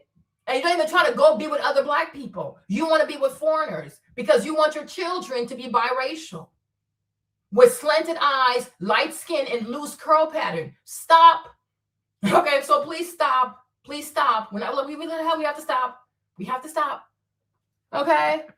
But even here, there's fraud, right? Even here, there's fraud everywhere. Why? Because people lie, right? There's paternity fraud in Africa. There's paternity fraud in America. A lot of white women lie about who the father is. A lot of Black American women, too, they lie about who the father is because women lie. People lie. So whenever in doubt, get a DNA test. Once again, you're not going to act like there's something, there's this particular anomaly, there's this particular malady that's only in Africa. No, it's here as well. And we see you Black American men cry every day about paternity, right? There's a friend I know, she's dating this guy. We're trying to date him, right? He was married. He's Black American. The girl's also Black American. He was in the military, right? The girl gave him 2 sons. Both the sons were not his, and she lied, right? So you can find that anywhere. You're not the most honorable people. Stop the bullshit. Okay? People lie because people don't like to hold themselves accountable. And accountability also is not an American virtue. So stop. Okay? But even here too, there's HIV. Have you seen the HIV rate in Texas? Have you seen the HIV rate in Houston? Have you seen the HIV rate in Dallas? Have you seen the HIV rate in Atlanta? Have you seen the HIV rate in Memphis? right? Always concerned about what's going on in Africa. You need to be concerned with what goes on in your own neighborhood, right? Some of you, like, you're bisexual, you're homosexuals, you're lesbians, you're down low, you do all kinds of fuckery, right? But HIV is crazy in America, right? There's a lot of HIV in the Black American community, right? A lot of y'all dying from the AIDS. So, like, you're okay. Go ask the CDC. The numbers are public. It's on the CDC's website, right? You see, the problem is, I think it's coming from Africans. You're right. America only has 2 million African people. There's 40 plus million of y'all. So it's coming from y'all and your bad dating practices. You don't like to use condoms, and you don't like to pick a gender. You like to be fluid.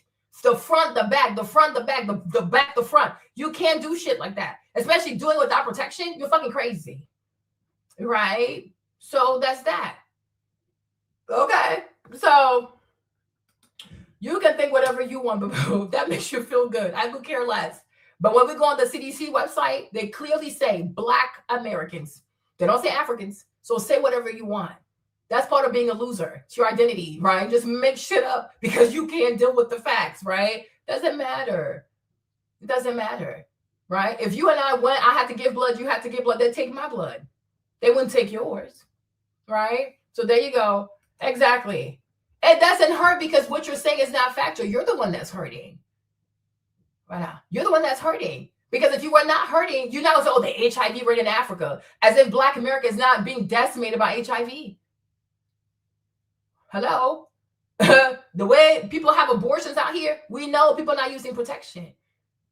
One Black American man can have 6, 7 baby mamas, right? So how'd that happen? Nick Cannon has 11 kids, right? So you are known for having sex with multiple women, having kids by multiple women. So you cannot hurt me, my love. You're hurting yourself because once again, you show how deleterious you are because you don't have self-awareness. You do not have self-awareness, right? You guys are known for having a bunch of kids and not taking care of your kids. You are known for people have to put you in jail to get you to pay money for your kids. Are you okay? See, the only difference between you and I, most African people, we're not going to make content to make fun of you. You understand? Because it's embarrassing. Oh, shit. Okay? We're not going to do it. We're not even going to say it. We know it, but we're not going to say it. Right? Because it's not everything you see or know that you got to repeat. But you walk around because nobody brings it up to you. You really think, oh, look at me. I'm impervious. I'm so perfect. I have a clean record. I'm so sexually responsible. Says who? Says who? You're so delusional. You need to stop. Like, yeah, people can pretend to be Americans. Okay. Just like you pretend to be white and you pretend to be successful and you pretend to be responsible. Of neither you are. So everybody pretends. Even America, people say, oh, fake it till you make it. Okay. So why can't they pretend? If it works to their benefit, they can pretend.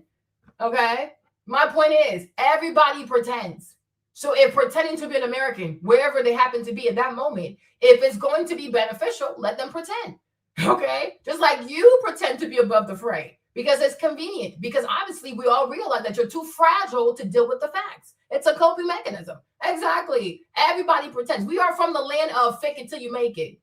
Right? Fake it till you make it. Fake it till you make it. But you have an issue with Africans pretending until they're making it? No, let them pretend. If it's helpful, I wouldn't do it. Don't need to. But if they need to, let them do it. What's the big deal? Like, so for real. Anyways, let's get back to my video. You're crazy. So, y'all, he just out here distracting me. I came here for this part of the video, like I was saying, right? And this guy, I think he's from the West Indies, though. Hold on. They didn't play this part. And that's one thing that we have to do. We have to start calling what they have done to us and what they are doing to us an act of war.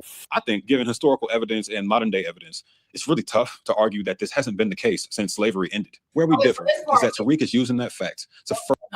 This part he was talking about, I don't pretend to be, so go ask them. I've never pretended to be an American. Never. Naturalized U.S. citizen, me, I'm from the Ivory Coast. I identify as a full-blown Ivorian. If I'm not talking to you, I'm speaking French. So that's not American, right? That's it. But my thing is, if you know any African that is pretending to be an American, go talk to that person. I'm not the one to answer you. because I live my life as a Franco-Ivorian person. That is my mindset. That's how I live my life. Franco-Ivorian and Christian. Wow. I've been here for like 30 years or so. I still can't relate. Like, I really cannot. I really can't. This is crazy. This is too much for my ass. Okay? It's just way too much. Yeah, I don't need to be you. I love who I am. Trust and believe that. Okay? I love me. I love the fact that I can speak French. Like I really do. You know what I'm saying? I wake up in the morning. Like, I woke up this morning. My auntie, my dad's brother, my uncle, like, he texted me. All my uncles are texting me to wish me Happy New Year. All my messages are in French. I don't need to be you. I don't need to be you at all. Please trust. Okay? I love being from the Ivory Coast. I love my culture. I love the fact that I speak French. I love that I have a French upbringing. I love that I have a really open mind, because that's also part of being French. Like, we can talk about really hard conversations. People have really hard, tough conversation. Life goes on. Nobody gets killed. Nobody gets shot. Nobody gets called anti-Black, right? I like that openness of conversation. I like openness. I like people who welcome diversity, people who embrace people who like to get to know people. Exactly. So I don't need to be you. To be an American means you always hate people. You're always, I hate this person, I hate that person, blaming, assigning blame, never taking accountability, bombing innocent countries. I was watching a video yesterday about how America is trying to go through Brussels to pretty much hijack Russia's money. Bunch of stealing bullshit, per usual. It's a very violent culture. America has a very violent culture. It is not a culture also that puts family in the middle. It is not a culture that puts Christ in the middle. It is not a culture that says the truth is what matters. The truth has to unite people. Always blaming other people. Oh, we do nothing. Oh, we have the perfect democracy. Yeah, right. Oh, we don't do censorship. It's only in China. Oh, we don't do corruption. It's only in Nigeria, right? The American people, they're so fucking perfect. They never do nothing wrong. Right? But you start peeling off the layers. Yeah, there you go. Right? Censorship over here. People are losing their YouTube channels over here. People getting banned from Instagram for just talking about Palestine. All kinds of weird shit happen to people for just speaking their minds, right? I'm like, so how is this better than China? But this is what it means to be an American. Is this ethnophobia, like this ethnocentrism. Oh, we're the best. We never do nothing wrong. We never hurt people. And if it's the white, he's a racist. It's the Black, they're xenophobe, right? Always trying to point fingers at people and never saying, hey, you know what? Maybe I'm the problem today. Maybe I'm being an asshole today. Maybe I need to change and do better. Maybe I also need to apologize. It's also not part of American people culture to ever extend an apology. Offend, hurt, repeat. Offend, hurt, repeat. Right? Then they're going to gaslight you and think that something is wrong with you. No, you are a bully. It's a culture of bullies. People hear bully. No, I don't need to be friends with y'all. No, do you know how many people have tried to get my friendship? I run the fuck away. There was one girl especially. She wanted my number so bad. I said, oh, hell no. Oh, hell no. I said, if you need me, I'm on Instagram. Because I'm pretty good at responding to my comments. I don't need American friends.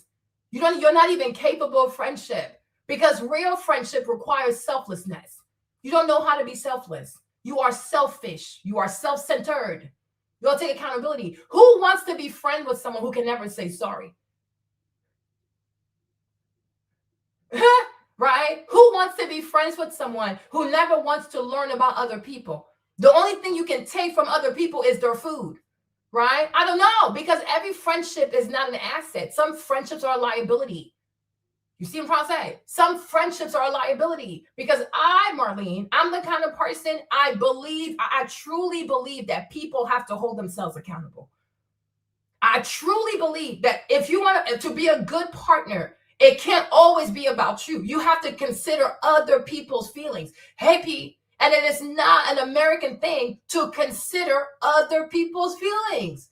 It's an American thing to bully people, right? I was listening to Nick Fuentes yesterday because he's talking about Vivek, right? And I'm like, even though I agree with what he's saying when it comes to Vivek, there's a way of saying it, right? Because Vivek said that, Vivek said you can have two types of American, that you can have a heritage American and you can have a non-heritage American. I said, hold on, wait a minute, right? Because even I don't agree with that.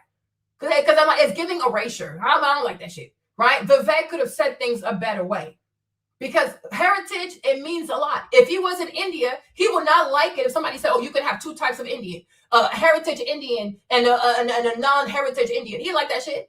Because Krishna and whatever they worship, it's a big part of their Indian identity. So you cannot tell someone, oh, your heritage, it matters, but not that much. It's offensive. So I do believe Vivek could have said things a different way. But the way Nick went about it, typical American shit, insulting, racist, xenophobic. I'm like, you see, and who's going to listen to that? You have to find a way to give your message in a way that not just Vivek, but anybody else who is not an immigrant can understand why heritage matters to American people. Even the whole FBA thing, I say it every single time. Marlene, the whole concept of foundational Black American, it does not bother me. I'm from Africa. I'm from West Africa, from the Ivory Coast. In the Ivory Coast alone, we have over like 50 or 70 different ethnicities, right? It is very important for people to preserve their cultural heritage, especially with immigration and this, and that. Because my thing is, after a while, how will you know who you are if you don't like gatekeeper, kind of like safeguard your culture? Right? Heritage matters. You will never go to Nigeria and tell a Yoruba person, well, forget that to Yoruba. What the fuck? Because that's who they are. That's how they get married. That's how they have children. Their dowry, like everything is, even the food. This is what Yoruba people do. You will never go to Nigeria and tell an Igbo to forget that they're Igbo. So I fully understand that. And I'm like, yeah, do it. It should be, to me, I see it like an ethnicity. It should be protected. It should be safeguarded because it matters. Culture matters. I don't care. I can be a tether. I can be a cow. It doesn't matter what you say. It does nothing to me. Okay? There you go. Most of y'all don't even raise your kids. You impregnate people and then you run from your own responsibility. So I guess we're both fleeing. But see, me, I'm fleeing towards better pastures. You're fleeing towards the courthouse. Then you'll go to jail for not paying your child support, right? So stop. Like, it's old. The tether, you're fleeing, you live in a hut. It is getting old. The vast majority of y'all have lived in a prison cell. Okay, who cares? Right? You don't even own shit. At least the person that lives in the hut, they built the hut with their own hand. And then they have full ownership of their hut. If you're not living in government housing, you're in a prison cell, you're renting, or you have a mortgage. Either way, you don't own shit. You're non-owners who dare trying to mock a man who built a mud hut with his own hands and has property ownership of his hut. Like, make it make sense. But anyways, right? That's it. It's getting old. Like, it does not affect me because look at the source. I think that's the problem. Like, some of you so-called FBA people who are xenophobic and disrespectful, you don't understand that your words are honestly ineffective because look at the source, right? If you were actually successful, respectable, married, without a criminal record, money to your name, a good credit score, yeah, maybe someone kind of hurt, but it's like, look at the source. Look at the source. And also, it's winter time. So I know that a lot of y'all are homosexuals. Probably even in my comment section now from some goofy ass free Wi-Fi connection, Boost Mobile or Cricket, right? On some woman, on some single mama's couch right now because she has free housing. Please stop. Please stop. Okay, you are anchored to no one but the prison system. Okay, sit down somewhere. So it's like, it's not going to work. Your words are ineffective. Look at the source. When you want to insult someone and really hurt someone, you got to have way more than what the person has. You don't have that. Even the self-respect to even call your children even once a week, you don't have that. So tether, hut, this, and that, it does nothing to me. Try fucking harder. Okay? And trying harder will be what? To be an honorable person. The day you become honorable and then you talk to me, I would actually listen to you. But until then, I could care less. Okay? So anyways, let's go back to the conversation, right? So what I'm saying is, to me, given the history and everything like that, it is very important for Native Black American people to preserve their identity, to preserve their culture, tradition. It's really, really important because there's immigration, there's this, and that. You need to know who you are. And when you have children and grandchildren, they need to know who they are and where they came out of. Right? My only issue with the new age FBAs, because I even feel like there has to be like stages of FBA culture. So I feel like you have FBA 0.0, you have FBA 1.0, And I feel like right now we're looking at FBA 5.0, which to me are not honorable people.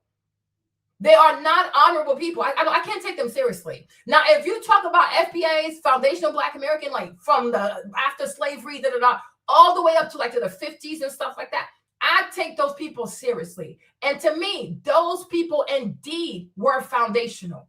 And then they passed the baton to a generation of irresponsible stewards, bunch of ethnic crybabies. Voila. Because it didn't look like this, right? But when you pass the baton to incompetent stewards, this is where we are. So I don't take these people seriously. And I never will. I never will. I'm going to say it again, right? If you're talking about a Black American man from the 1930s, 1940s, yeah, he has my utmost respect because that's a respectable man. That is an honorable. He went and joined the military, most likely married. Most likely bought a house for his wife, most likely raised all his children, and none of his kids were criminals. Okay? So yes, that man I respect. These new age FBA people, I have no respect for. Because before you go around telling people, respect my culture, respect this, you have to do it first. You don't get to treat each other like, I don't know. I don't even know how you define that shit. It's so psychotic. It's sociopathic. The way modern Black Americans treat other Black Americans today, it is utterly psychopathic. It is sociopathic. You walk around calling each other racial slurs. Racial slurs. Like, we don't even understand the gravity of how hurtful, demonic. It's a curse word. It is a curse. And you speak that over other Black people. Respect what? Your children cannot read. They can't read. They can't do math. They cannot write. Every day you go on TikTok, you go on YouTube, you can see the writing. It's appalling. It is shameful. Shameful. But yet they have clothes, they have J's, the braids are fresh. Even you don't respect your culture. You don't respect your lineage. You don't teach your children that because your ancestors were slaves, sharecroppers, people that would have gotten killed for even having a book, not even reading the book, just having the book next to you, they're going to put your ass on a tree somewhere. Many Black Americans don't make it their business to teach their children about the real icons of Black American history.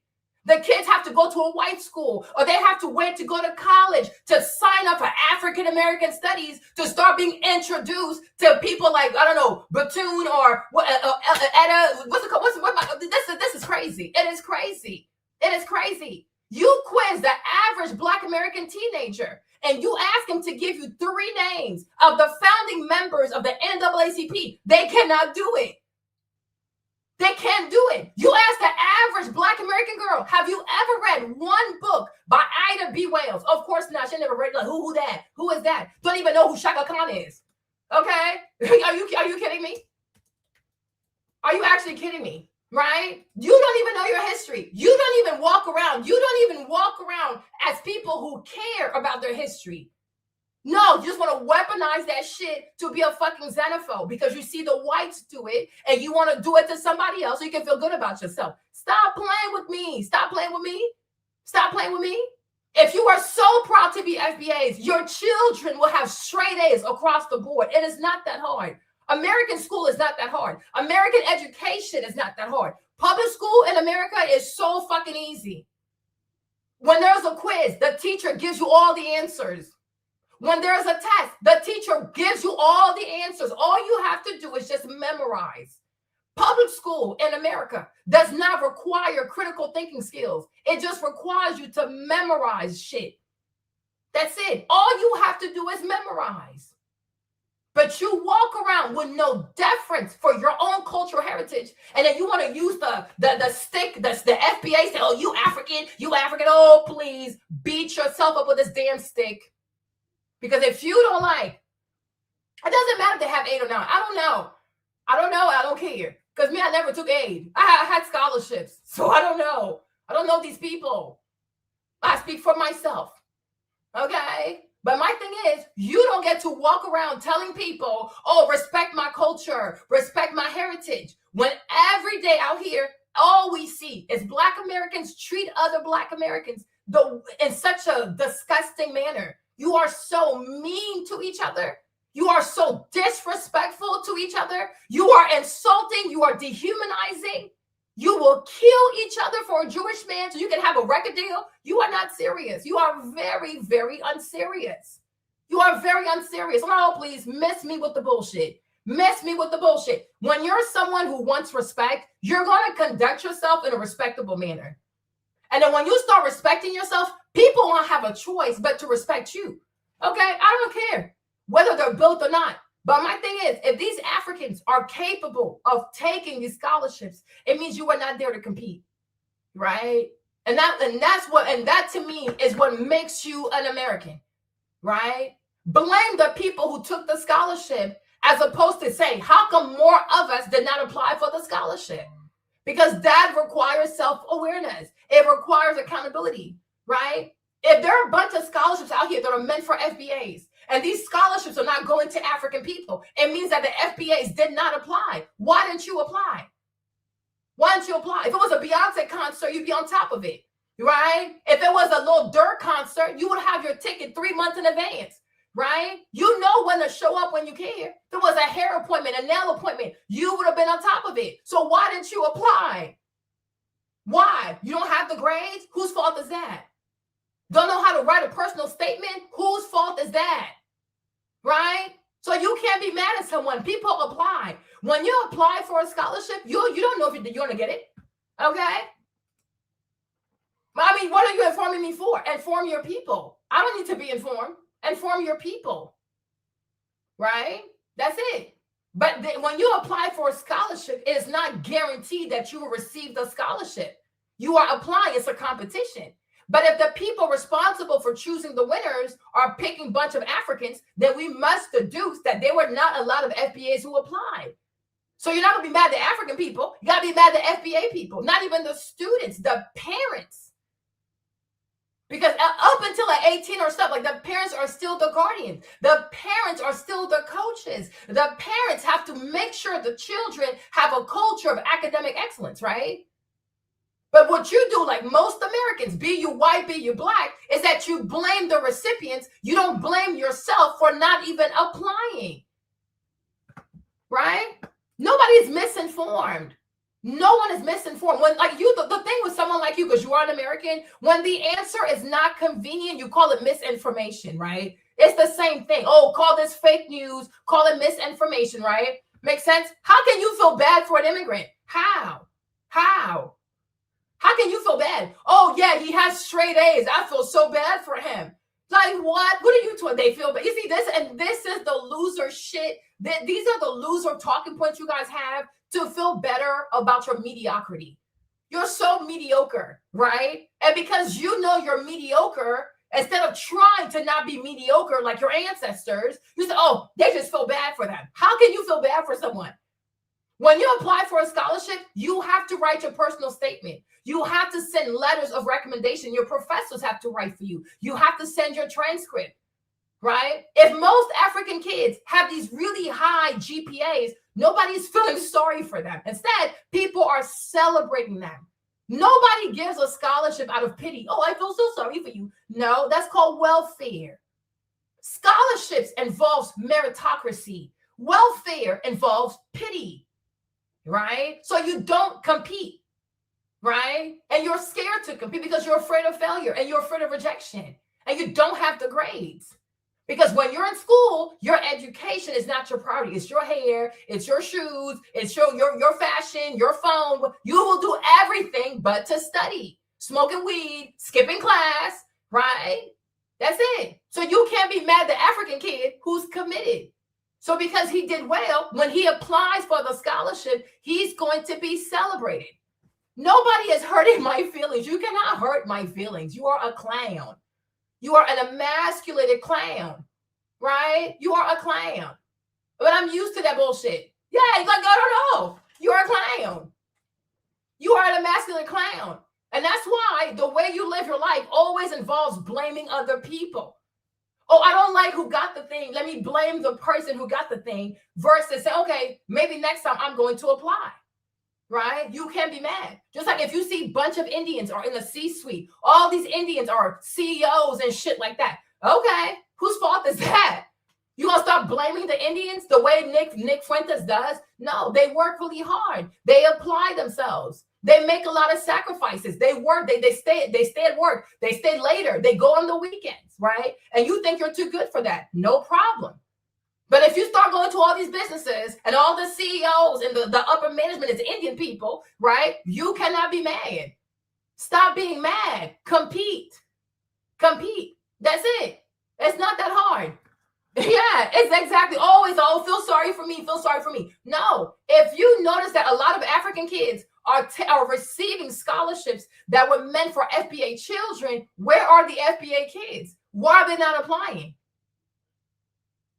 Right? Doesn't matter if he's a Mexican, whatever the fuck he is. Right? But he's Americanized. So that's that. Exactly. Always accuse this. It doesn't matter. Korean kids, they do really well academically. Yeah, because they work really hard. And then they're like, everybody wants to be mean to them. People don't want them to get accepted into these schools because they work so hard. Yes, they work really hard. They make sacrifices. You want to make zero sacrifice and then receive all the benefits. It doesn't work like that. And immigration is also not going to stop because you're mediocre. More and more immigrants will come to America. And then more and more competitive immigrants will come to America. And there is nothing. Who told you she's African? Okay. Exactly. No accountability, right? So I'm like, you're going to have more immigrants. You're going to have more Chinese immigrants, Indian immigrants, Iranian immigrants. You're going to have a lot of people come to this country who love to work hard, who love to study hard, and they will have the top positions. They will be accepted into top universities. They're going to have top positions at companies. They will have crazy breakout businesses. That is exactly what's going to happen. And your complaining, your xenophobia, your cruelty is not going to stop anything. You're either going to work or you get out the way. Okay? Exactly. So I'm like, you're either going to work or you get out the way. It is not that hard. But I repeat though, you cannot tell anybody, respect me, when you yourself do not respect yourself. That's not how life works. And if you think that conjuring insults, talking about huts and tethers and whatever is how you're going to compel African people to show deference, you're fucking crazy. You are fucking crazy. I have never heard of someone who wants someone to kiss his ass insult people. When you want someone to kiss your ass, you have to have a friendly ass to kiss. It's not that hard. So anyways, right? So in this party, this young man, I think he's a lot nicer than Tariq. But this young man here, what he was saying was that a lot of the gossip pages, like the Shade Room and all that bullshit, that these pages are not owned by FBAs, right? They're owned by Black immigrants. Okay, then move the fuck on, right? If you don't need African people to respect you, then why are you always crying about African people? Always crying. Oh, the Africans don't like us. The Africans, a whole continent of people. Who the fuck cares, right? That I'm glad you should, and you should encourage your own people to not care, right? Live your best life. But every day we wake up, you got African people's name in your mouth. For what reason? You're a bipolar ass. Okay, so he was saying that a lot of these blog pages that are very toxic, the Shade Room, et cetera, they're not owned by Black Americans, right? And that the content that is posted on those pages is not content, it's toxic. It's just toxic, right? So he was like, oh yeah, that's true. But I'm like, yeah, that one part of that is true. But we also cannot negate the fact that Black Americans love to consume stupid content. So I'm like, Nicole Bitchie, she's African-American. She had the Nicole Bitchie blog before the Shade Room. There's been plenty of Black Americans who have meddled in the commerce of celebrity gossip, talking about people, the fighting and things like that. People like it, right? Black people in America love fuckery. Black people in America love gossip. They love celebrity. They love fights. They love all kinds of ignorant shit, okay? It's very sticky. So even though I do not agree that Angie should be doing the Shade Room, especially if you call yourself a Christian, I think it's out of order. Because what Christian is going to make a living out of selling gossip? You know what I mean? And then you read the comments of the shade room. These comments are so hurtful. They're so disgusting. So I don't know. I don't know how you can be a Christian and do that kind of business. But at the same time, no, the content is not fake. Okay?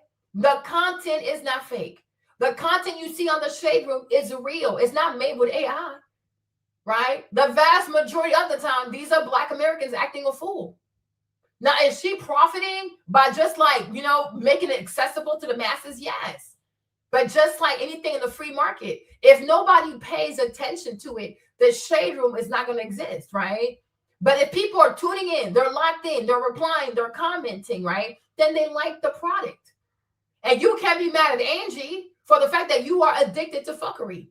There are a bunch of people, whether they be Black Americans or they be Black foreigners, right, who have websites, they have blogs, they have books, they have YouTube streams where they talk about intelligent things, relevant things, meaningful conversations. Black people don't want it.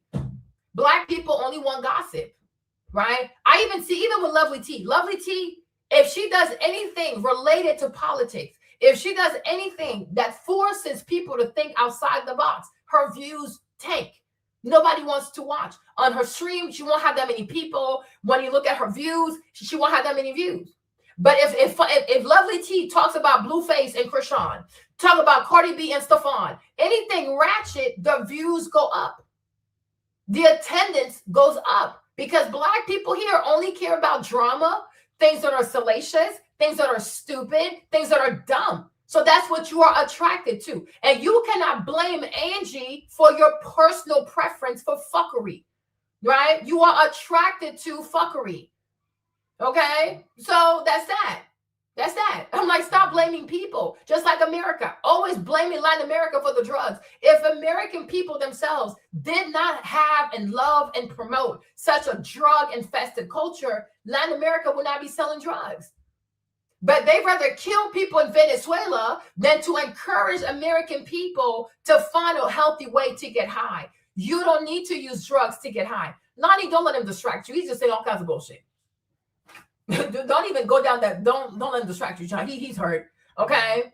Because he can't do it with me. Now he's trying to mess with you. Okay? You can't blame people for that.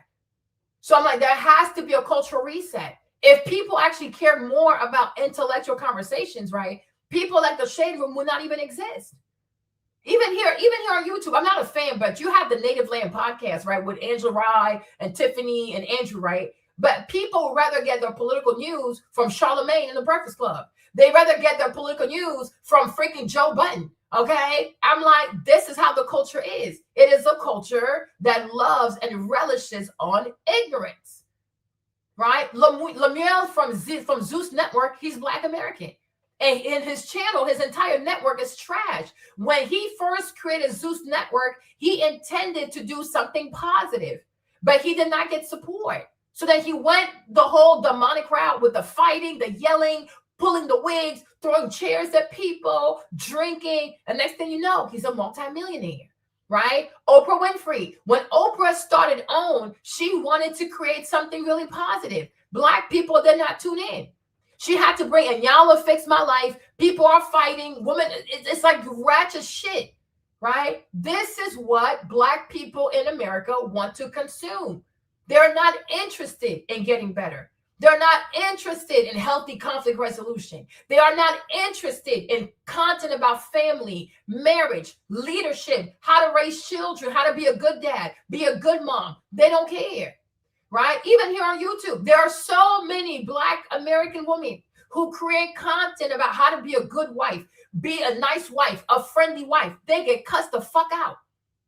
Okay? These women are every day, they're getting insulted for saying, just find one man, commit to the one man instead of sleeping with multiple people. Right? But yet when a girl has content, how to be a baby daddy, a sugar baby, how to get man to give you money, how to be a good side chick. Like Ashley had the whole thing about how to be a good side chick. The views are crazy, right? The views are crazy because we've got to a point now where people love everything evil. People love everything evil. Today, with most Black people, it's not even just Black Americans, with Black people who live in America, That's everybody black in America. We have gotten to a point with everybody who's black living in America, right is wrong, wrong is right.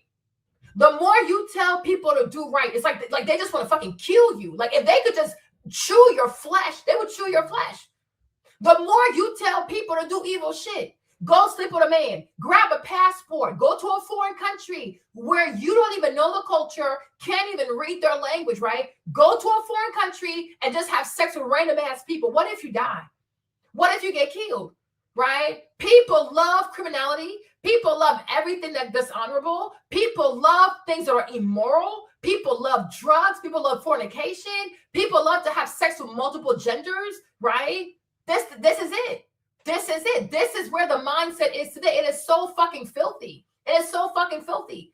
And even if you have a channel, and you preach forgiveness, oh, if you're a black man, forgive the black woman. If you're a black woman, forgive the black man, right? It's not going to work. No, Essence did not flop because it was African. Now, that's not even true. Essence was in the custody of African Americans. It went into bankruptcy. So the first flop was in the custody of African Americans. So if you're going to tell a story, tell it right, right? But we also know the reason why Essence is not doing well, because Essence at an impasse. Because today, if Essence wants to invite modern day Black American artists, Essence has to be ratchet. Essence is going to have twerking, promiscuity, all kinds of fuckery, right? What made Essence was the quality of the people who went to Essence. Because once upon a time, going to Essence was about culture, celebration. No, it's not. No, they've had Essence before. Because you don't even know shit, right? Richelieu has had Essence for over 10 years. He's had ownership for over 10 years. And that's how much you people don't pay attention. But because somebody told you, oh yeah, now today is the season to hate the Africans, right? Because Trump is in power. So like, oh, let's also live our best like xenophobe fantasy, right? Now you care. He bought Essence the moment he sold Shea Moisture. He sold Shea Moisture like what, 2012 or something like that? Do you know how long he's had Essence? Okay, he's had it for over 10 years. He's been had it. It's nothing new. You guys just freaked out like he bought it yesterday. He's had it for over 10 years. Because that's how he avoided paying taxes too, because he sold his companies to Unilever for so much money. What are we talking about? And it can go down, right? It can go down. That's fine. Me, it's not my money. I don't even give a fuck. It's not my money. Me, if I was him, I never would have done it, right? Me personally, I would have left Essence in the bankruptcy. I wouldn't have done it because this is the reality. Most African Americans are xenophobic, right? Most African Americans are xenophobic because if you, this is how it goes, right? If you're an African person, right? If you buy an African American business or you go in a Black American community, try to have a business, at first they're going to like you until one day you start making too much money. Then it's going to be, oh, you African this, you African that, you are never going to win. And I think this is what a lot of African people have to understand, is that the vast majority of African Americans will never like you. No matter what you do, you can bend over backwards. You can rescue their businesses out of bankruptcy. You can invest in Main Choice, Mael, the beauty bakery. You do whatever. No, it's very true. Like the way you guys treated Richelieu, it was so disgusting. It was so disgusting. But you are disgusting. You are fucking awful, right? Because people that have good manners, they say thank you, right? If Essence is in bankruptcy, an African man, he sold his business to white people. He don't have to give you his money. He's from Africa. He could have gone to Liberia and built more huts in Liberia. But he thought enough of you to rescue her business. He thought had heritage. It had Black American heritage. And instead of saying thank you, y'all got triggered because you always get triggered. Every time you see an African that is affluent in America, it triggers you. I don't know why y'all don't want to admit it to yourself. You are jealous. You are so jealous. You can only tolerate an African person that is doing bad. Like an African braider, a cab driver, right? But Andy, I don't need to be a part of you. I do not care. You don't get that part? I don't want to be a part of you. You are a mean-ass people. You're fucking mean. Who wants to be part of xenophobic people? You are mean as fuck. You are disrespectful as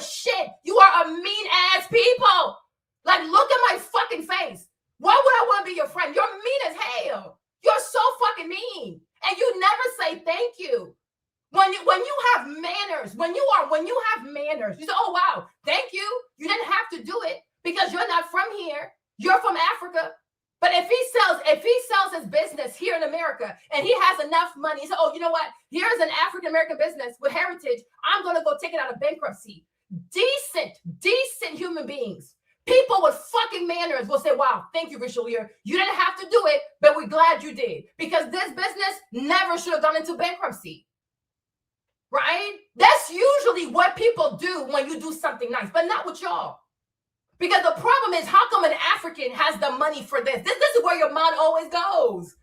Your mind, I'm scamming for, I got to scam for shit. And if I scam, it wouldn't be you, be the Jews. You ain't got shit for me. You don't have shit for me. You don't have shit for me to steal. Even you're always stealing from the whites. Always DI, whatever, black programs, always finding ways to steal from white people. Every day I turn on my freaking YouTube, there's some black American woman with some diversity program going to prison for scamming white people. Okay? So shut up. You are the scammer. And from PPP to whatever else DI shit, all y'all will get caught. Y'all go to prison. Okay? No one needs to scam from you. You barely have enough. You're always scamming with white people. Somalis are not African. Somalis. Okay? Somalis are Somalis. They're not African. And they make it clear. You know that? Okay? But like I was saying, usually when somebody does something nice for you, you say thank you. Because with this money, you could have done anything else. You could have all kinds of things. People say thank you. You don't start insulting someone for being an African who bought a black American business that was in bankruptcy. Are you kidding me? When Time Warner, white people had Essence, you didn't insult the people. You never insulted these white people when they bought Essence and did whatever they did with Essence. So where the fuck do you come off insulting this man because he's African? What does that have to do with anything? If you don't like something, listen, it's not a matter of Somalia. It is not a matter of Somalia being located in the Horn of Africa. If you ever speak to any Somali, they will tell you themselves they're not African. Okay? If it was me, I would consider them African. The people say they're not African. Just like a lot of black Americans, y'all say you're not African, right? They also say they're not African. Why is that a problem? Okay? I respect people. Exactly. A lot of black Americans, you don't want people to say that you're African. You don't want people to, you say you're indigenous, whatever. Cool. No problem. So if it's good for you, why can't it be good for them? Me, I could care less. But if you tell me, oh, Marlene, I'm a Somali and I don't identify as African, I don't give a fuck. No problem. You can have it. I don't care. Okay? Don't care. Right? But Somali people, if you ever get to meet Somali people, you can ask them for yourself. How do you identify? They will tell you they do not identify as black. They identify as Arab. That is not my problem. That is truly, well, you can consider them whatever you want. Just like we Africans, we also consider you to be African people of heritage, right? But that triggers you. Oh, I'm not African. Oh, I'm indigenous. Oh, I'm Native American. I'm a Hebrew Israelite. I'm a Blackfoot, right? There you go, right? So you have to respect preferences, like people's pronouns. Okay, that's it. Somalia is in the continent of Africa. The people say they're not African. Okay, I could care less.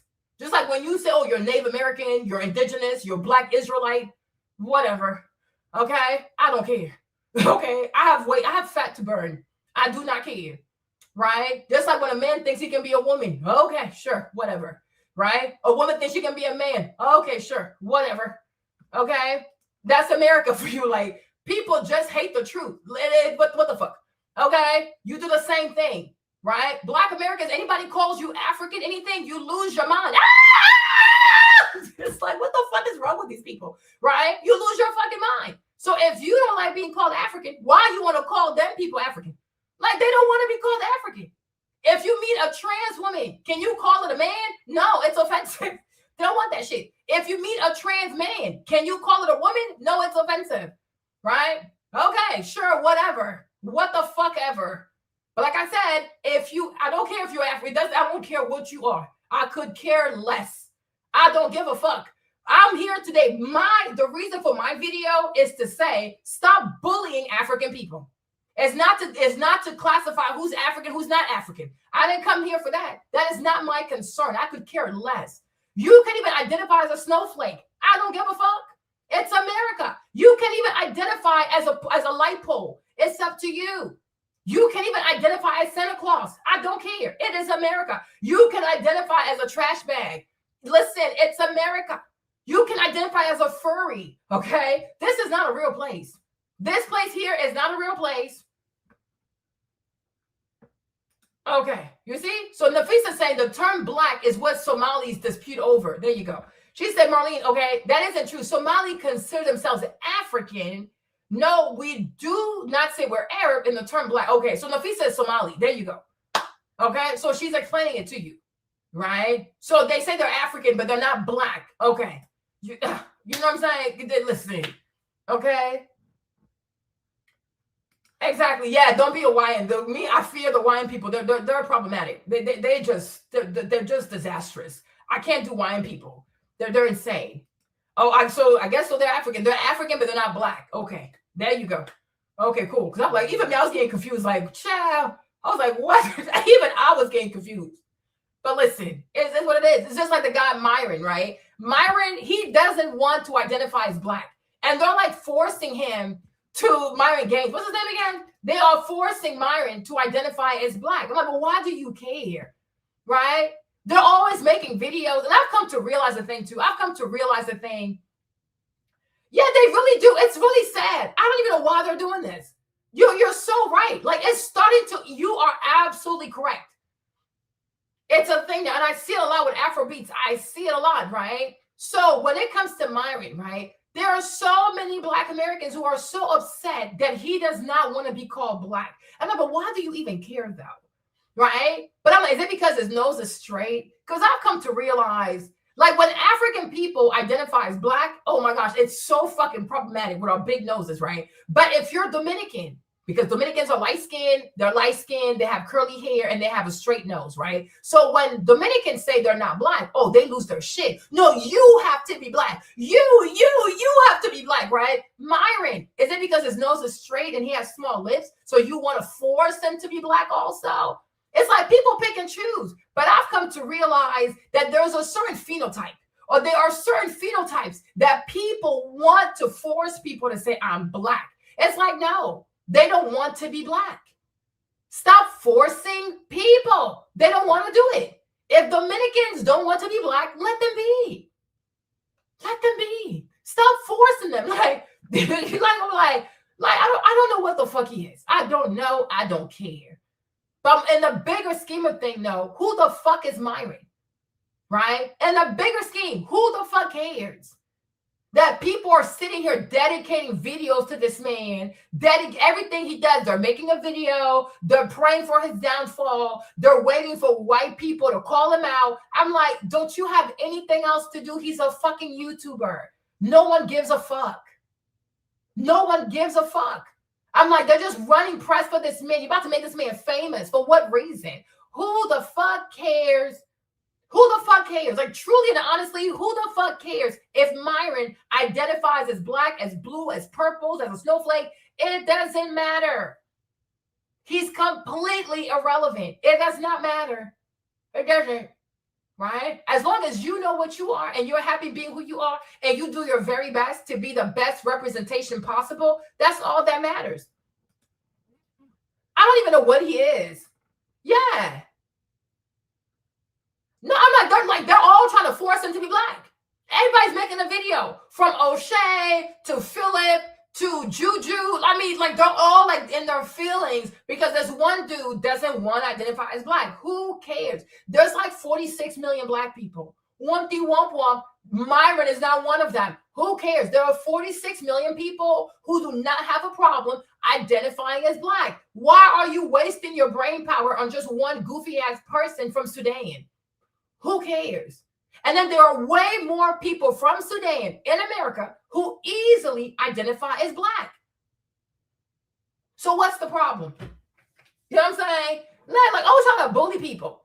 But I'm like, there's like this obsession with light-skinned people with looser hair, straight nose, or people with like I guess like a caramel complexion and straight nose. There's like this obsession to force these people to identify as Black. But when African people, like West African people, for example, want to identify as Black, oh, no, you're not Black. You're from Africa. It's like, okay, colorist. Okay, colorist. Like, I mean, I don't really care. Like in the bigger scheme of things, like even Dominicans in America, what do they even do that you are so desperate to have them identify as Black? Like, what do? They're going to go to Harvard?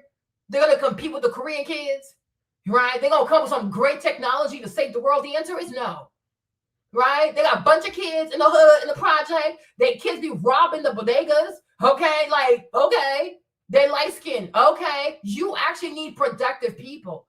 So why not fight to include productive people as part of Blackness, right? You can't pay your bills on your complexion. You can't pay your bills based on your curl pattern, okay? It's this, what's in there. So exactly, like, who gives a fuck? Like, who cares? I'm like, who the fuck cares? Who the fuck cares? The Santo Domingo Dominican Republic. What the fuck is out there? A bunch of BBLs. Like, what the fuck do they do? I don't give a fuck. I do not give a fuck. Claim whatever the fuck you want to claim. Their shorelines are used for all kinds of drug dumping. Like, they're only known for doing botch-ass BBLs. And, oh, you need to claim that you're Black. No, fuck, they don't. Let them be. Let people the fuck be.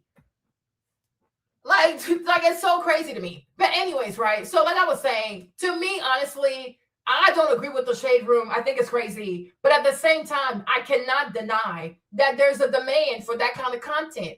And Angie is selling it.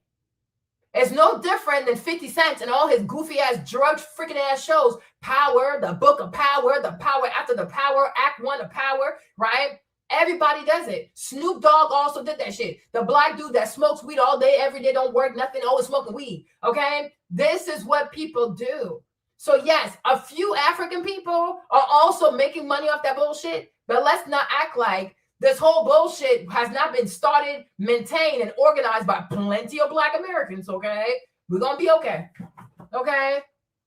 No problem, boo-boo. Thank you. That makes you really, thank you, boo-boo. You am Black. You're a fleeing African, FBA, blah, blah, blah, blah, blah, blah, blah. Thank you, boo-boo. I appreciate you. Thank you. As glad to know you have a pulse, okay? Glad to know you have a pulse, and I'm glad to know you know how to type in all caps. So happy for you. I'm glad you have a pulse. Mwah, bisou. Okay? So I'm like, whatever. Next. Oh my gosh, y'all. Further justify his incredibly divisive actions and statements towards everyone who isn't FBA. Okay, see, that's the part. I like him more than Tariq, okay? He comes off very sensible. Comes off very reasonable, very sensible. Like I said, nobody knows everything, but you can deal with people that are sensible, and you can deal with people who really, even if they're not happy or they want certain things to change, their default is not to resort to racism, xenophobia, bigotry. And this is how you know that you are dealing with an educated person. Okay? Right? So that's what's up. Good. If it happens, it happens. Trust me. Now I have to pay taxes, right? Because I don't like welfare. I don't like socialism. I don't like it. You know, Rihanna is not a U.S. citizen. You know that, right? Because when you're a U.S. citizen, you have to pay taxes. You have to pay income taxes. And I don't like welfare. And I plan on being very, very rich. So God is good. You know, sometimes rejection is God's protection. Now they say it. I could care less. The day you visit the Ivory Coast, you'll see why. I could care less. I can even go live in Cape Town if I want to. Right? There's a world outside of America, boo-boo. There's a world. Like, you need to travel. Right? Being an American is not the end all be all. There are plenty of people who are American citizens, right? They have a social, they could have a U.S. passport, and they choose to spend life in prison, right? So, you know, it's not the end all be all, okay? There are plenty of American people who do nothing with the fact that they're born American citizens, right? Exactly. So I'm like, I could care less because you're new here. Ask my people. I always say, once my youngest, he's like 18 months now, right? Maverick. When Maverick goes off to college, I'm going home. This country is too hateful. Like, it's really bad for me. Like, it's really, really bad. I don't like mean people. I don't live my life like this. I wasn't raised like that. You know what I'm saying? That's not my culture. I don't attack people because they're different. I don't go around insulting people because they're different. I was not raised like that. It's very unhealthy the way you guys live. Everything is attack, me versus them, us versus them. Everything is a war. This is not sustainable.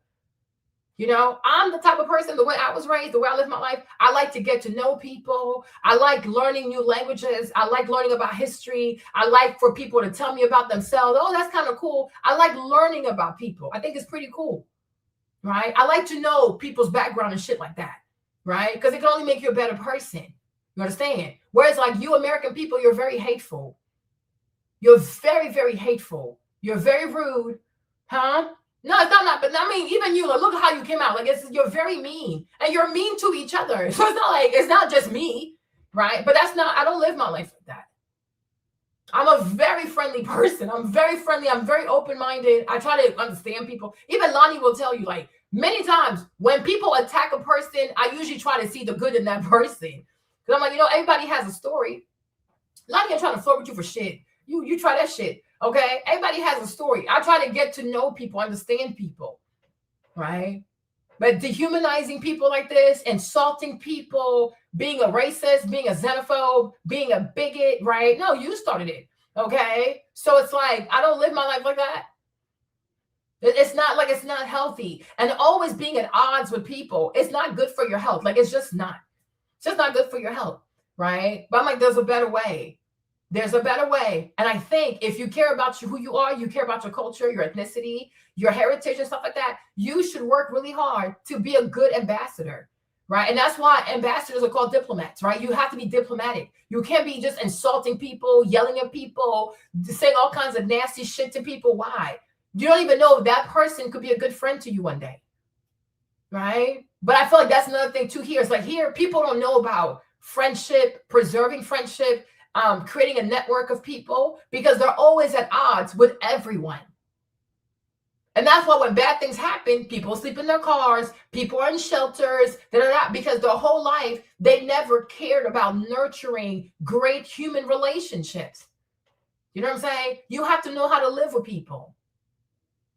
And you have to know how to talk to people. And you have to learn how to make friends with people. Even the hardest, like the person that could be the hardest to get along with, you still have to find a way to, live with that person. I haven't called you names. I said you're delusional. That's not a name. You are delusional. I said you like self-awareness because you do. Right? For you to believe that there are just certain things that happen in Africa that don't happen here. Is like, are you okay right now? Like, seriously? Right? I don't like when people do that because we're all people. Right? No, that's not name calling. You are delulu. Like, you're delusional. You are delusional. Right? Because it's even ever since COVID, like the rates of HIV amongst Black people, it's insane. It's insane. But see, I'm not going to say that as a dig because we're talking about the life of people. People are dying. When you bring up the HIV rate in Africa, it was to make fun of people. Right? You see? And that to me is like, that's the lack of humanity. Right? Because HIV is not a joke. It kills people. And a bunch of kids are going to be orphans, right? So when you bring up stuff, it's to shame African people. Me, if I bring up something, it's out of concern. No, but yes, it was. Yes, it was. Yes, it was. Because otherwise, you would have thought that you would have also mentioned your HIV rate over here as well. Right? And even here, most people here, they have money for condoms. So what's their excuse? You can say African people, they barely have money for food. So a condom is like a luxury, right? But here, there are so many places of getting free condoms. So why do they have HIV like this? Here also, it's a lot easier to have PrEP, right? No, I'm just saying. You are saying things as a dig, right? Because you were saying it to be hurtful. Oh, look at those Africans and their HIV, right? That's okay. It's fine. I'm used to it. You're an American. I'm telling you, I'm used to it, right? But it's the lack of self-awareness. Like, these things only happen over there. They never happen over here. Right? I think even with the whole free speech thing, like so many Americans were always like so gullible. Like, oh, we have free speech over here. It's only in China. You can't speak your mind in China. And little by little, people started losing access to free speech. And now it's for real, for real. You say anything, you can just lose everything, right? Because when you believe that something only happens elsewhere, you're not going to be vigilant in your home to make sure it doesn't happen to you, right? Or we have nothing to worry about, right? Because as you think, oh, if you see nudity or you see girls gone wild, all that bullshit, it means you have free speech. No, you have the right to self-destruct and broadcast that shit to an audience. But today we are realizing that America is not that far off from China. When you look at the stuff that Palantir is trying to bring to America, okay, it's giving China. Face recognition ID wherever you go, the real ID where you have to put all your biometrics on a piece on that goofy ass ID. Yeah, okay, yeah, right. We're not that far off from the Beijing. Okay, so that's that. Okay, stop with the intellectual dishonesty. You can bring up things that are factual, but your intent was to harm. Your intent was to shame, right? Because in your mind, African Americans are so evolved. They're so sophisticated. They're so evolved, right? It's only the primitive Africans who struggle with HIV. It's okay, right? That was your mindset. Just own it. It's okay. It's okay. Just own your shit. Okay, it's cool. So I'm like, it's cool. What else do I have in common with Tariq? Anger. I've been angry at this country's power structure my whole life. Boom, we got a non-foundational Black YouTube American as well. So I wanted to get a feel for how FBA, how their ideology has impacted you, how it's intersected with you, but also how you've interacted with Black Americans throughout your life. So first I want to give some empathy. I want to start out with that. Essentially, there's a unique experience that the Black American growing up next to their colonizers have. Okay, when he said this, you guys, he truly triggered me. I'm like, stop with the platitudes. Stop with the ass kissing. That's why it took me a while to get on here, right? I hate, but it annoys me to no end when you have Black immigrants who do this when they are in the presence of Black Americans. Oh, Black Americans have gone through a unique experience. The meaning of something being unique is that you cannot find this anywhere else in the world. I say no. I disagree. I really disagree. Yes, I do. And it really triggers me because I'm like the level of, I don't know if it has to be supremacy. To me, it's giving supremacy. It's giving ethnic entitlement. No, it's giving ethnic entitlement. It's giving Black American supremacy. It's giving first world, like, I think I'm better than you, owe me shit. No. Everybody has been through something unique. You study human history, please show me a people that hasn't suffered. I would love to see it, because this is the kind of mindset that has made Ashkenazi Jews feel entitled to whatever the fuck they're doing in the Middle East.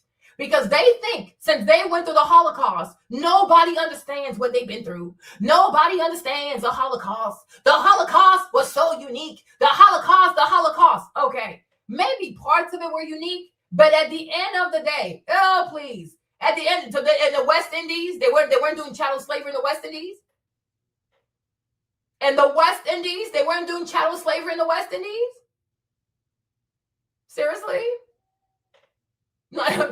Please, go on with that shit. Okay, people need to stop. Another thing also is, what do you look like? This is a really, if you're mad, get mad. This is a real honest question that I have.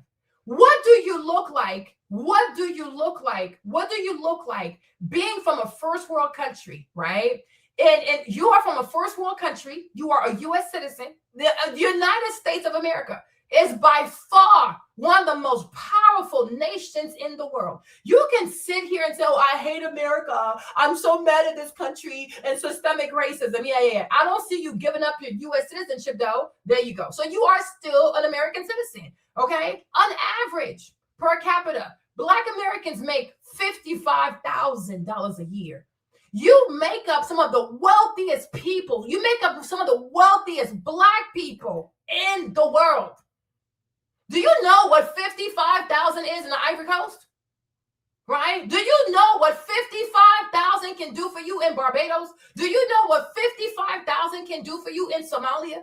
Okay, so you are U.S. citizens. You are in a first world country. You have 13 years of free education. If you can't afford your food, they'll give you food. If you don't have transportation to and fro, even after school, they'll give you transportation. Your books are free. Your computers are free, right? You speak English, one of the main business language in the world. And people have to come from third world country and say, oh, I have so much empathy for you. Oh, you suffered. Oh, you what? Yes, we've all suffered. But at the end of the day, you are a U.S. citizen. Africans have suffered too. Who hasn't suffered? I would love to, people need to please tell me, who are these Black people who have never suffered? Who are these Black people who have never suffered? I would love to know. You've ever been a South African? You've been through the apartheid, even before apartheid was a thing. The moment these Boers, them Dutch and British people came to South Africa, you were there. The decimation of the Bantu people, the genocide, the ethnic cleansing of the Zulu people, right? No, hold up, wait a minute. You've been through that, right? Unique. If that's the case, everybody's pain is unique. So at what point, because if everybody's pain is unique, then nobody else is unique now. Because what makes it unique? Yes, you suffered. You suffered in a certain way. And it's sad. It's sad. But you don't deserve more empathy than the next Black person. I'm really sorry. Why do you deserve more empathy? Why do Black Americans deserve more empathy than African people who are still suffering? And with everything given to you, we still have to show you empathy? I will not show you empathy. You out your fucking mind. You are out your mind. People are crazy. These people are really, really crazy. And I'm like, and when people like him, when Black immigrants do what this brother just did, it pisses me off. Oh, you're probably from Barbados. The slavery in growing sugar cane. I'm like, people don't even know. If you had to choose, if you were a slave, people say, oh, you got to choose between growing cotton and growing sugar cane. Pick the cotton. Pick the cotton. Everybody knows the type of slavery that was going on in the West Indies. May the Lord help you. May the Lord help you. And that's why you had way more slave revolts in the West Indies than you did in America, because it was so inhumane. Have you ever heard of a person that was a slave here picking cotton or doing tobacco in Virginia? Talk about, oh yeah, we have black mambas and shit like that. Nah. When you grow sugarcane, you are really putting your hands into the ground. When you do cotton, you are picking cotton off the flower.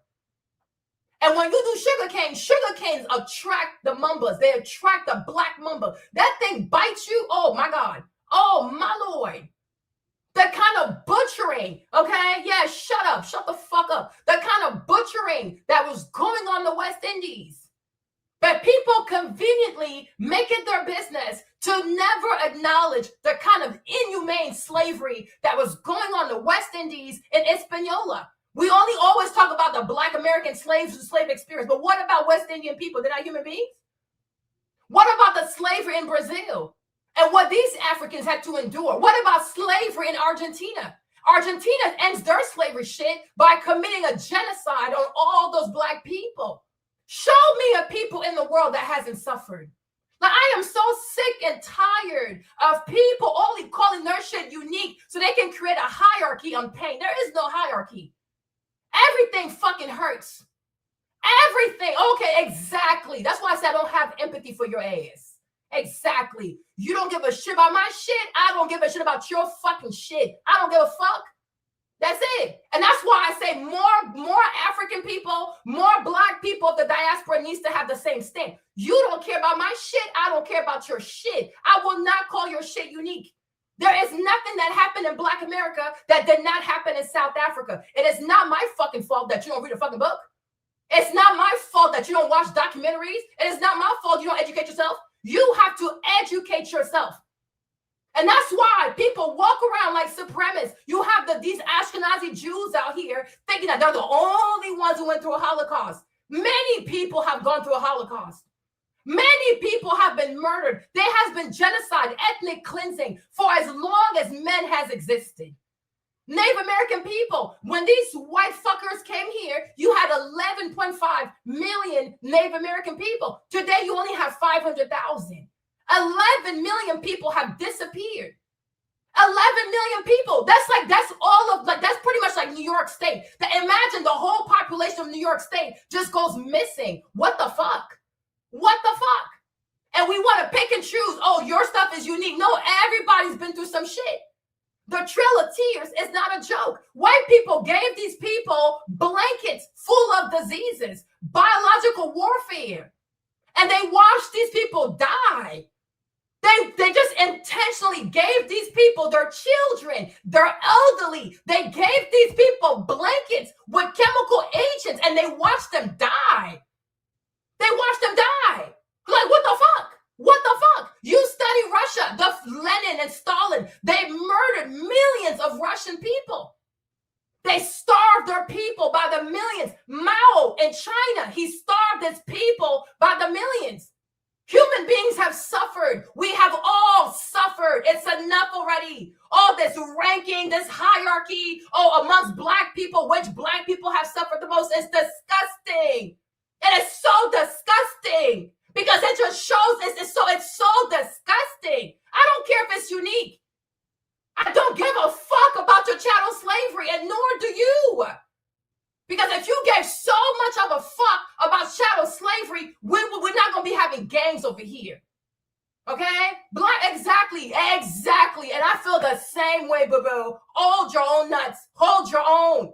I'm glad we agree. There you go. I'm glad we agree. Thank you very much. Thank you very much. Because I'm going to tell you this. Because y'all need to know this. Me already know. I will never say, oh, it's unique. It's unique. If that's the case, everybody's pain and suffering is unique. And I'm not going to come from a third world country and put a person's first world life on a pedestal. Oh, you suffered so much. You suffered. No. Okay. No, we can always do good. But I think it's incredibly sick. I think it's incredibly sick and disgusting to be from a first world country and expect people from a third world country to tell you you've suffered so much. Do you know what the average African makes a day? Maybe like 5 cents a day or 10 cents a day. So you want somebody who makes less than $300 a year to tell you as a Black American who makes an average of $55,000, oh, you're such a victim. Oh, you suffered so much. Oh my gosh. Oh, you're suffering. Oh, shut up. Shut up.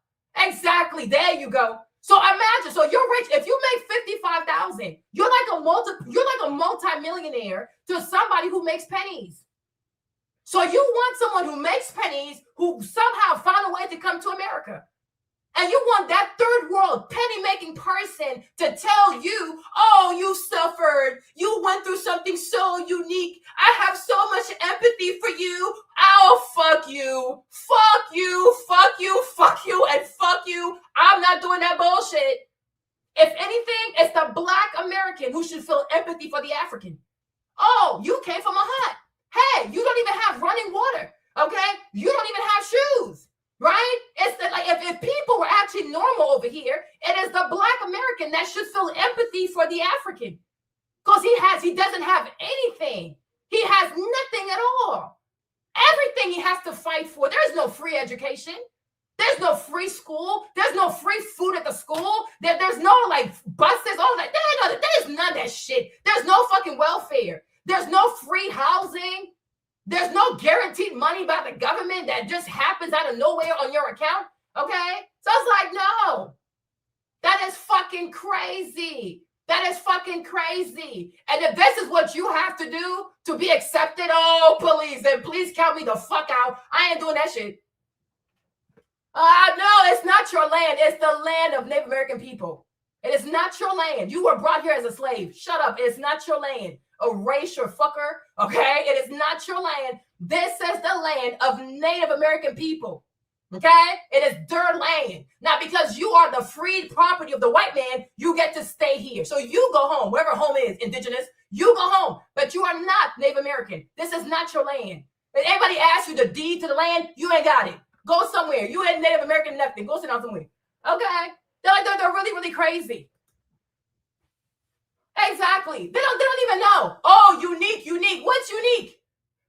What is unique? And they keep repeating that shit. And when they repeat that shit, nobody checks them. What is so unique about your shit? Chattel, slavery. Okay, anything else?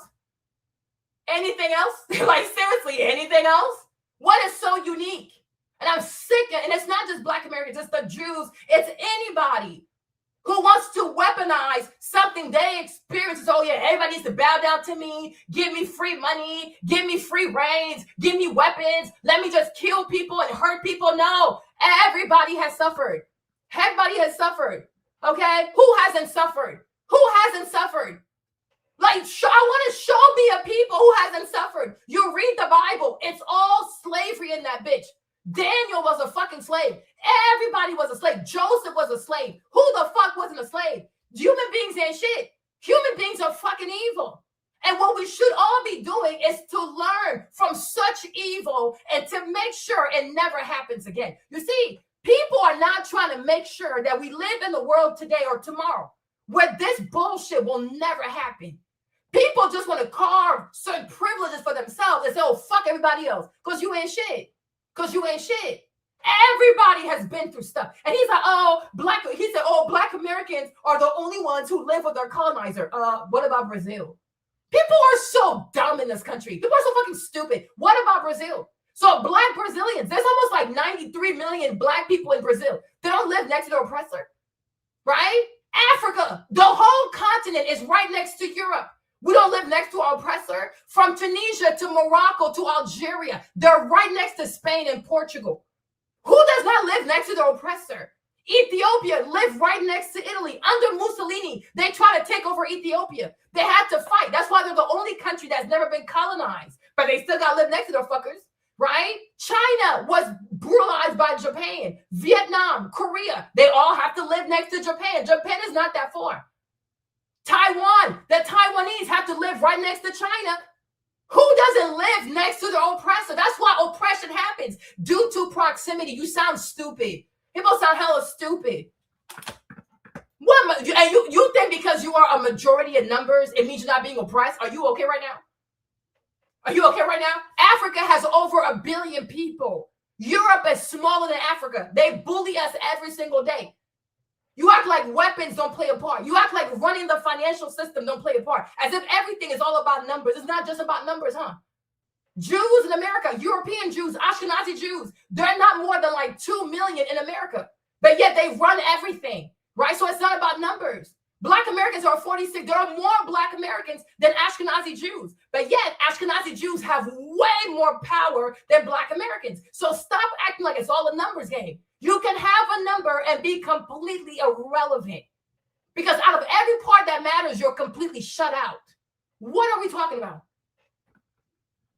Exactly. Like for real, everybody, even the Irish people live right next to Great Britain. The UK has, the Great Britain, these Anglo-Saxons have always been bullies to the Irish people. When I was a kid, there were bombings every day.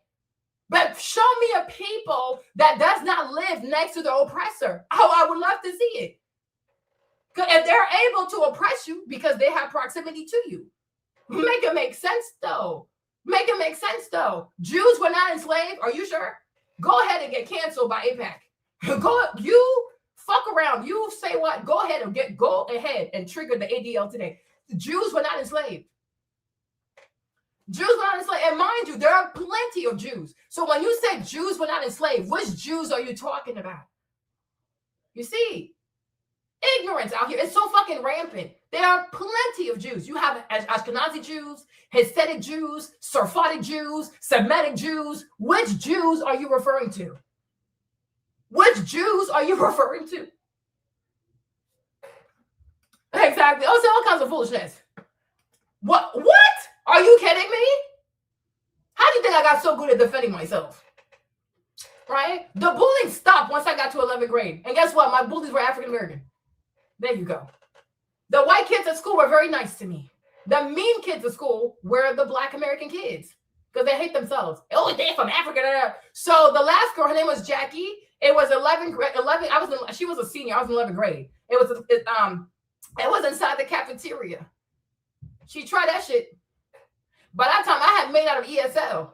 So I was like, oh, no, not today, boo. And after that, we never had a problem. I even think she actually apologized. No problem. And ever since then, nobody's bullied me. I don't get bullied. Yeah, we know you don't care. Bye, bye, bye. I'm glad you have a pulse. Okay? You better, yeah, right. Yeah, says the man who hides behind Bugs Bunny. Show your real face. Show your real face. Write your real name. And then we'll see if you're not scared of the Jews. Okay? No, she apologized. No, because the shit got real. But it never even had to be there. It didn't even have to go there. And honestly, too, her name was Jackie, right? Honestly speaking, I think Jackie was a cool ass person. I think she was cool. It's just that because part of being part of that blackity black American clique, she felt like, oh, let me bully the African to prove my blackity black Americanness. And it was at that day, it didn't work that day, right? And then they started they gave me the nickname of Layla Ali. They're like, oh, here comes Layla Ali. I said, yep, that's me, bitch. That's me. Try me and see what happens. Right? Because when you're in ESL, like it's hard to stand up for yourself, right? But once you make it out of ESL, it's on and popping. Okay? You know what I'm saying? The Jews can take it all from you. You are playing with the wrong kind of people. You don't see how Kyrie Irving apologized and he wrote a check quickly and he sat down with the rabbi? Nick Cannon sat with the rabbi to get his show back. Don't play with these people. But my point is to sit here and say, oh, but they have the numbers. You can have the numbers and still be irrelevant. You can have the numbers and you can still be irrelevant because anything that matters, you're completely shut out. You are shut out. Like even look at all this tech revolution, like the tech revolution, the cars, the chip manufacturing and stuff like that. Black Americans are not included. They're not included. It's mostly Chinese, Taiwanese, Indians, and the white boys from South Africa. I didn't even know that Peter Thiel was from South Africa. I was like, what? Again? Okay. Doesn't matter. Oh, you shut up. Okay. And you see, I was having this conversation with Deep Seek right here real quick. Hold on. Okay. You guys, please don't mind my writing because I can't write to save my life. I can't type to save my life, right? But hopefully you can see this. Okay. Listen. So it says unique has a historical analytical category, right? When used by scholars, it means distinct in a specific combination of factors. As we discussed, the configuration of the African-American suffering, chattel slavery, minority status in a liberal democracy is different from the configuration of Black Southern African suffering, colonial disposition, apartheid, majority status with a neo-colonial economics, right?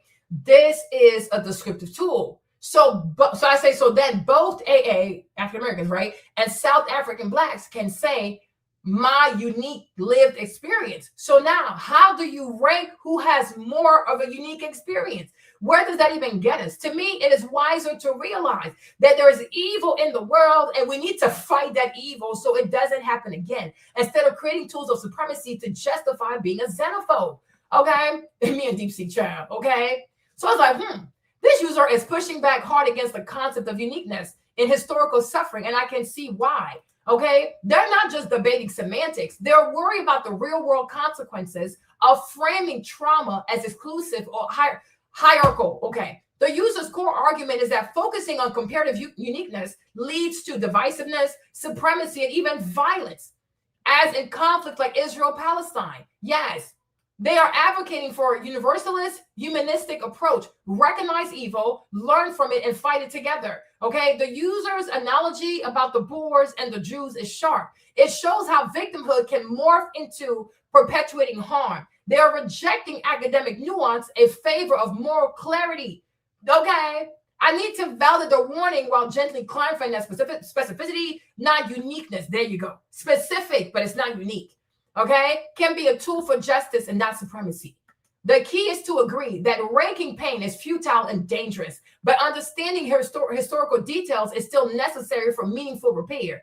Okay, so let's go. What does it say here? You've reached the logical and moral conclusion of your argument, and it's a powerful one. Your right to question where the ranking ends. The answer from your perspective and from purely an ethical standpoint, it doesn't and it shouldn't.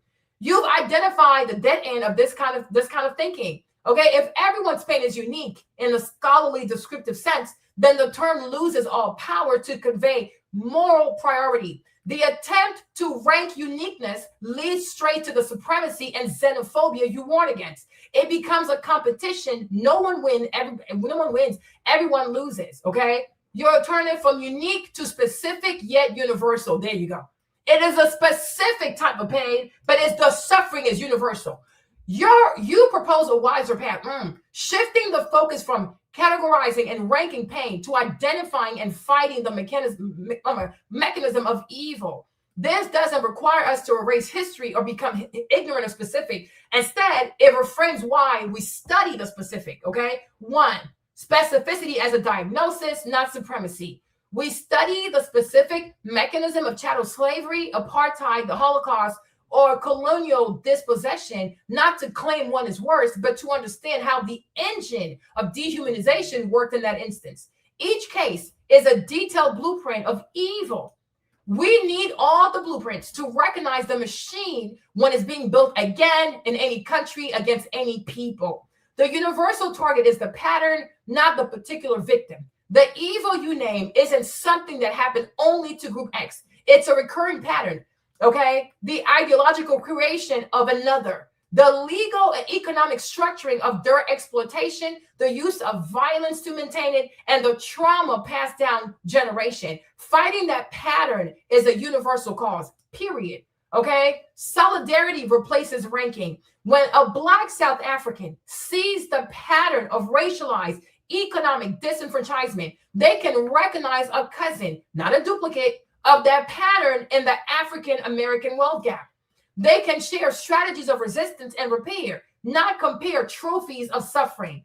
This is the opposite of xenophobia. It's the basis of transnational solidarity, okay? Conclusion, the tool versus the purpose. You are arguing correctly that unique is a poor and dangerous final destination for historical understanding. It becomes a museum of your own pain, of our own pain, where we are both the curator and the trap exhibit. Okay? Your humanistic framework offers a different destination, never again to anyone. In this framework, the specific details of suffering are not of tools of supremacy, but a forensic tool for justice and a vaccine against future evil. We study the specific history of the Middle Passage to ensure no people are ever cargo again. We study specific laws of apartheid to dismantle any system of legalized separation. We study specific trauma of the war camps to understand how victimhood can be twisted into perpetration, okay? The ultimate goal isn't to prove whose ancestors suffer more uniquely. It's to ensure our children will have to. Your closing sentence cuts to the bone. We must fight evil itself, not become its new architects by weaponizing our grief. That is the wisdom that moves us from contested past towards a shared safer future, okay? Sorry, you guys, me and my reading sometimes. This is how that's mess, right? Hey, boo-boo. Yeah, because it's like, and this is what they're doing. This is what they're doing. Oh, because to the mind, that's just me from listening to it. It's like in the minds of many Black Americans, they truly think they suffered the most. They had the worst type of slavery. They had the worst oppressor. They're the only ones who went through racism. They're the only. I'm like, that is so not true. Have you ever studied any other people? No. They just know what they've been through, and then they say, I'm unique. How can you be unique? If we can find similarities with other people, then you're not unique. You have something specific to you, but because something is specific to you, it doesn't make it unique. It is not unique. You have to stop saying that. When you say unique means like it's one of a kind, it's rare. You can't find it nowhere else.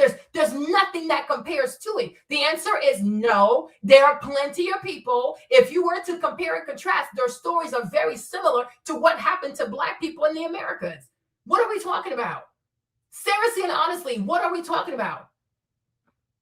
Exactly. So at least acknowledge that, right? At least acknowledge that. Like, we can say we went through chattel slavery, but the shit that happened in South Africa, yeah, it's giving really, really close cousin. You have to acknowledge that. But I'm like, to me, it's supremacy. Like, it's Black American supremacy to walk around and say, oh, we're the only ones who've been through this. We are the only ones who know that kind of suffering. We are the only people who live next to our oppressors. We are the only people who were beaten out of restaurants and shit like that. How can you say this? How can you say this?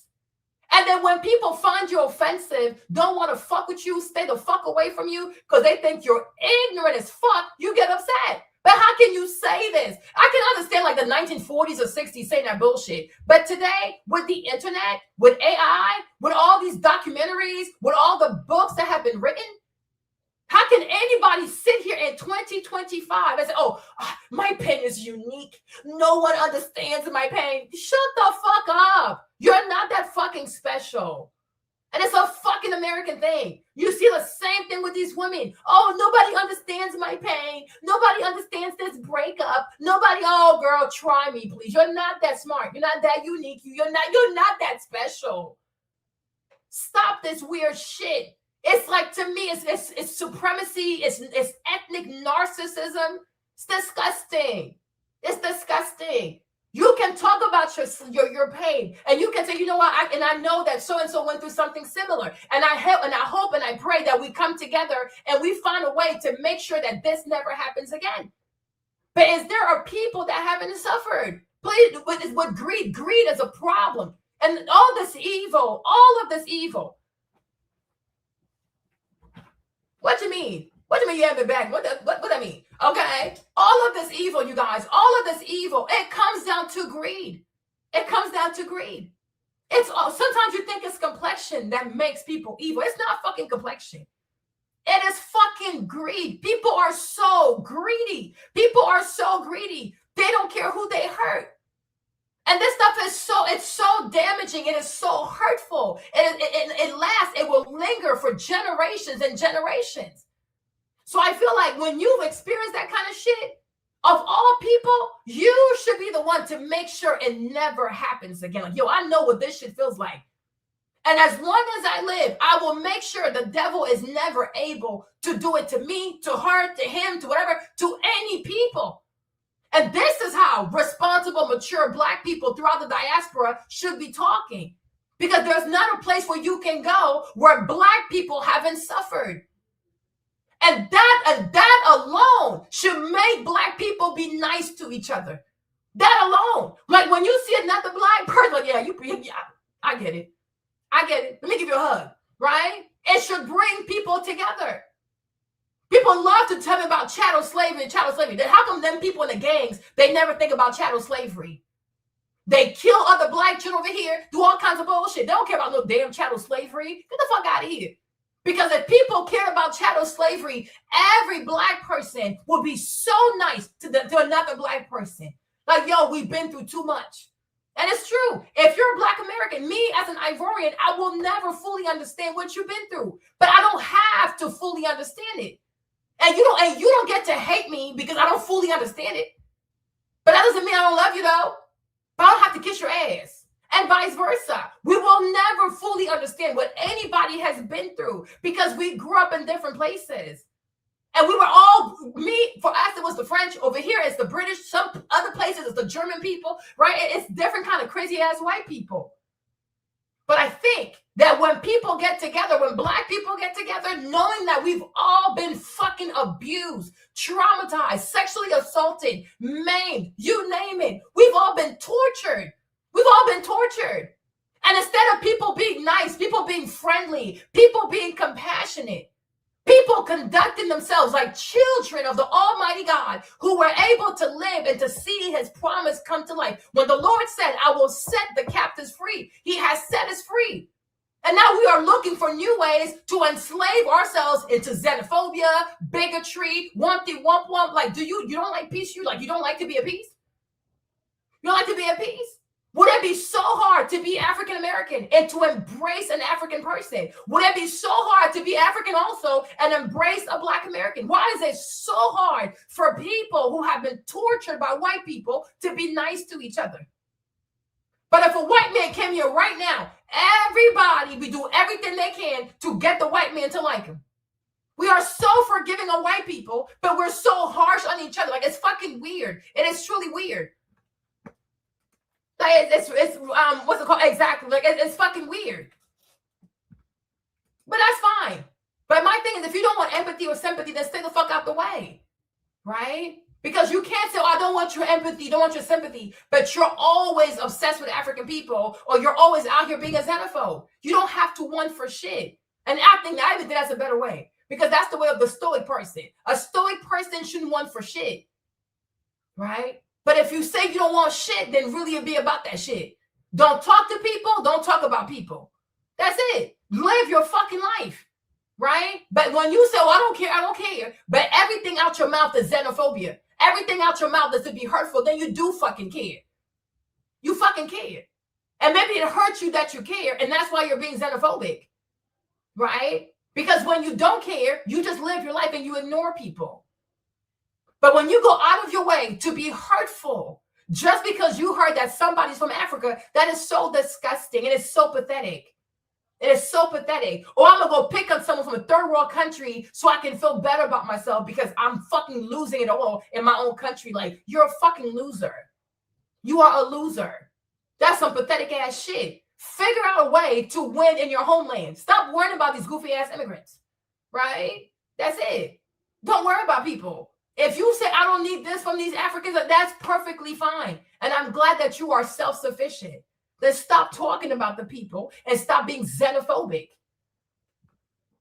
No, people can, Star. People can. If you're disrespectful, you'll be disrespected, right? And that's part of you guys also being Americans. You're a bunch of liars. When you tell a story because you're sick, you have a mental illness like most Americans, right? You only tell a story where it's beneficial to justify your poor class. You have poor class, you have poor manners.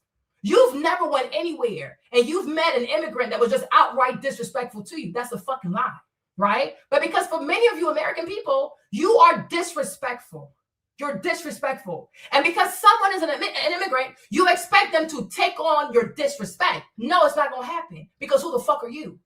Right? If you care so much about your home country, then be a good host, right? Most of y'all act a fool. You fight in the stores, you fight in a restaurant, you steal from self-checkout, you're shooting at people, you shoot at people, you shoot in the parking lot. You're always causing a ruckus. You are disrespectful. You leave your house with the intent to be disrespectful, right? And then you say, "Oh, but you can come over here." No, you even live here and you have no respect.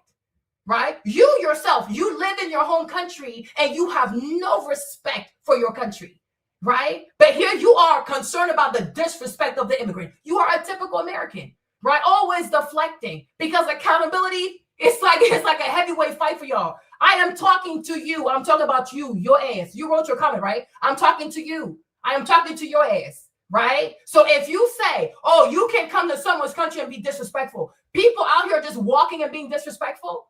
Immigrants are just being disrespectful to American people. Nothing happened, right? It's a mental illness. To lie like this, it's a mental illness. To find a way to like frame these narratives in a way that you're always the victim, it is a mental illness. It's a mental illness because most immigrants, they stay out the way.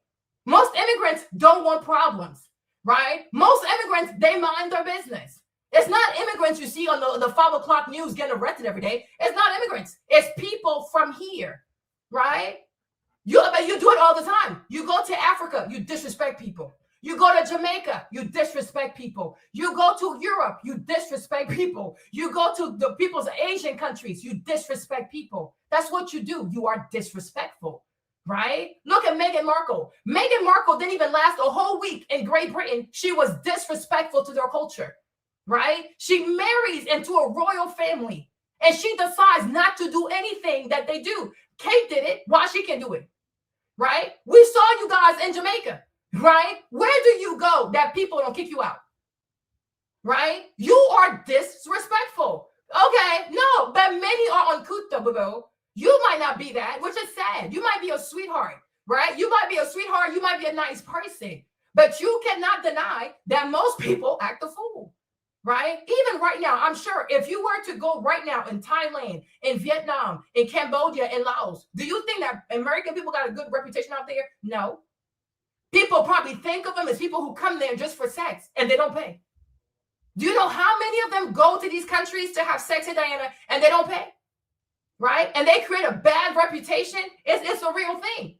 People are very offensive. But people are so accustomed to being offensive, they think it's normal. But to most immigrants, it is not normal behavior, right? But I know most immigrants are not out here just trying to disrespect American people. But if you are disrespectful, then you're going to get disrespect out of people. Exactly. So you should also say the same thing about immigrants, right? They're good and they're bad ones. So if an immigrant is disrespectful, we have to say what happened that led to disrespect. Was he just disrespectful? Was she just disrespectful? Or did something happen? Right? But what I've come to realize is that many people out here, many American people, they have a mob mentality. So when they go back to their people, they never say what they did first. They only want to say what the immigrant did, right? Like if it's a white American, and something happens with a white American and with a black American, the white American will never say, hey, you know what? I triggered them and this is how they reacted, but I just feel like they went overboard. No, the white American is going to go tell his people, hold on. Right? Let me put this boy up, right? There you go, right? The white American, he's going to go tell his people, right? Oh, we just asked this kid to move. Oh, we just asked this kid to move. This kid was sitting there and we just asked him to move. This is what he tells his people, right? Because he wants his white people, because he knows they're racist. They got a bunch of garbs and shit like that in their closet. They're ready to kill someone, right? He wants his people to be hateful. He wants his people to be on that mob bullshit, because white people love to mob. So Hunter says, oh, there's black kids, okay? Oh, that's okay, Carol. The white kid says, oh, this kid was just sitting there. The kid was just sitting there. He was sitting there. He was just sitting there. And the white people don't say, okay, but he was sitting there. Was he harassing you guys? Was he playing his music loudly? Did he bother anyone? No, he was just sitting there. Okay, then what's the problem? Right? He was just sitting there. So because he was sitting there, they proceed to put their hands on Carmelo. They grab his book bag. They throw him over here. They grab him. They throw him over there. But they don't say all of that. Oh, he was just sitting there. And we asked him to move. That's what you did. You asked him to move. You read the police report. Did you ask him to move? Or you put your hands on him? Right? The video comes out. You see, they walk up to Carmelo. It's 5 white boys. They completely circled the boy. Right? But he didn't say that to his white people. That the boy was sitting there. We walked up to him and we bullied the shit out of him and he got scared. And he told us not to touch him. Right? But he's not going to tell that story to his white people because he needs his white people to act a fool. Right? And it's the same thing. I see the same issue with black Americans. When something happens, let's say with an African immigrant, they don't say, hey, family, I had an encounter with an African person. Yes, they got disrespectful, but you know what? I think the way I talked to them too, it wasn't the best way to talk to them. So the shit went left. No. Oh, these Africans, oh, they hate us. Oh, these Africans just don't like us. Oh, these African, oh, police. You were polite. Right? And that's what I'm saying. It's an American thing. When you tell a story, you only tell parts of the story. And when you tell parts of the story, it's only when you are a recipient of something. Oh, they were not nice to me. Oh, they called me a name. Oh, they stabbed me. But what did you do that led to this bullshit? What did you do that led to this bullshit? And that's why I say accountability is hard for American people, because American people always have to be the victim. Whether they are the bullies, they start off as the bully, they start off as the antagonizer, but somehow they always end up the victim. Because when it comes to American people and their bad behavior, you never have the right to defend yourself. So if they cuss you out, be okay with that. If they call you a tether, a booty scratcher, a hut lover, or whatever, oh yeah, it's okay, it's okay. If they put their hands on you, it's okay. If they steal your shit, it's okay. If they pull out a weapon, oh, it's okay. Rob me, kill me, shoot me, because I'm an immigrant. An immigrant does not mean a slave. Hello, somebody. An immigrant doesn't mean a slave. And I think to a lot of you American people, you think when someone is an immigrant, they are a slave. They're just a slave, because you are all a bunch of white supremacists, no matter your complexion. You are a bunch of white supremacists, because what would ever make you think that to be an immigrant means that you are a doormat? There are plenty of, and you call people booty scratchers too. That word tether is not a term of endearment, right? So miss me with the bullshit. The same way some African people might have an insult for you, you have plenty of insults for these people. Don't sit here and play victim, right? There are a bunch of American people who are immigrants all around the world, right? We're all immigrants somewhere, right? There are a bunch of American people who are immigrants any country in the world. They live all over the world. Do they get treated this way? Do people say, hey, since you're now an immigrant in my country, I expect you to live like a slave and just let me get away with everything? No, You're not good hosts. You're mean to people. You're mean and you're disrespectful. Okay? So it's like, people got to know this. I don't know, nor do I care. But just because somebody hates you, because you come from a first world country, you have more education, you have more money, you have running water, you have electricity, you have Wi-Fi, you have 5G, you have way more. You have way more than these African people. So if these African people and their third world country asses want to behave like primitive demons, you should do so much better. Right? But imagine how embarrassing it must be to be a first world American, right? And because your feelings are hurt, you bring yourself low to respond to a third world tether, right? You are silly as hell.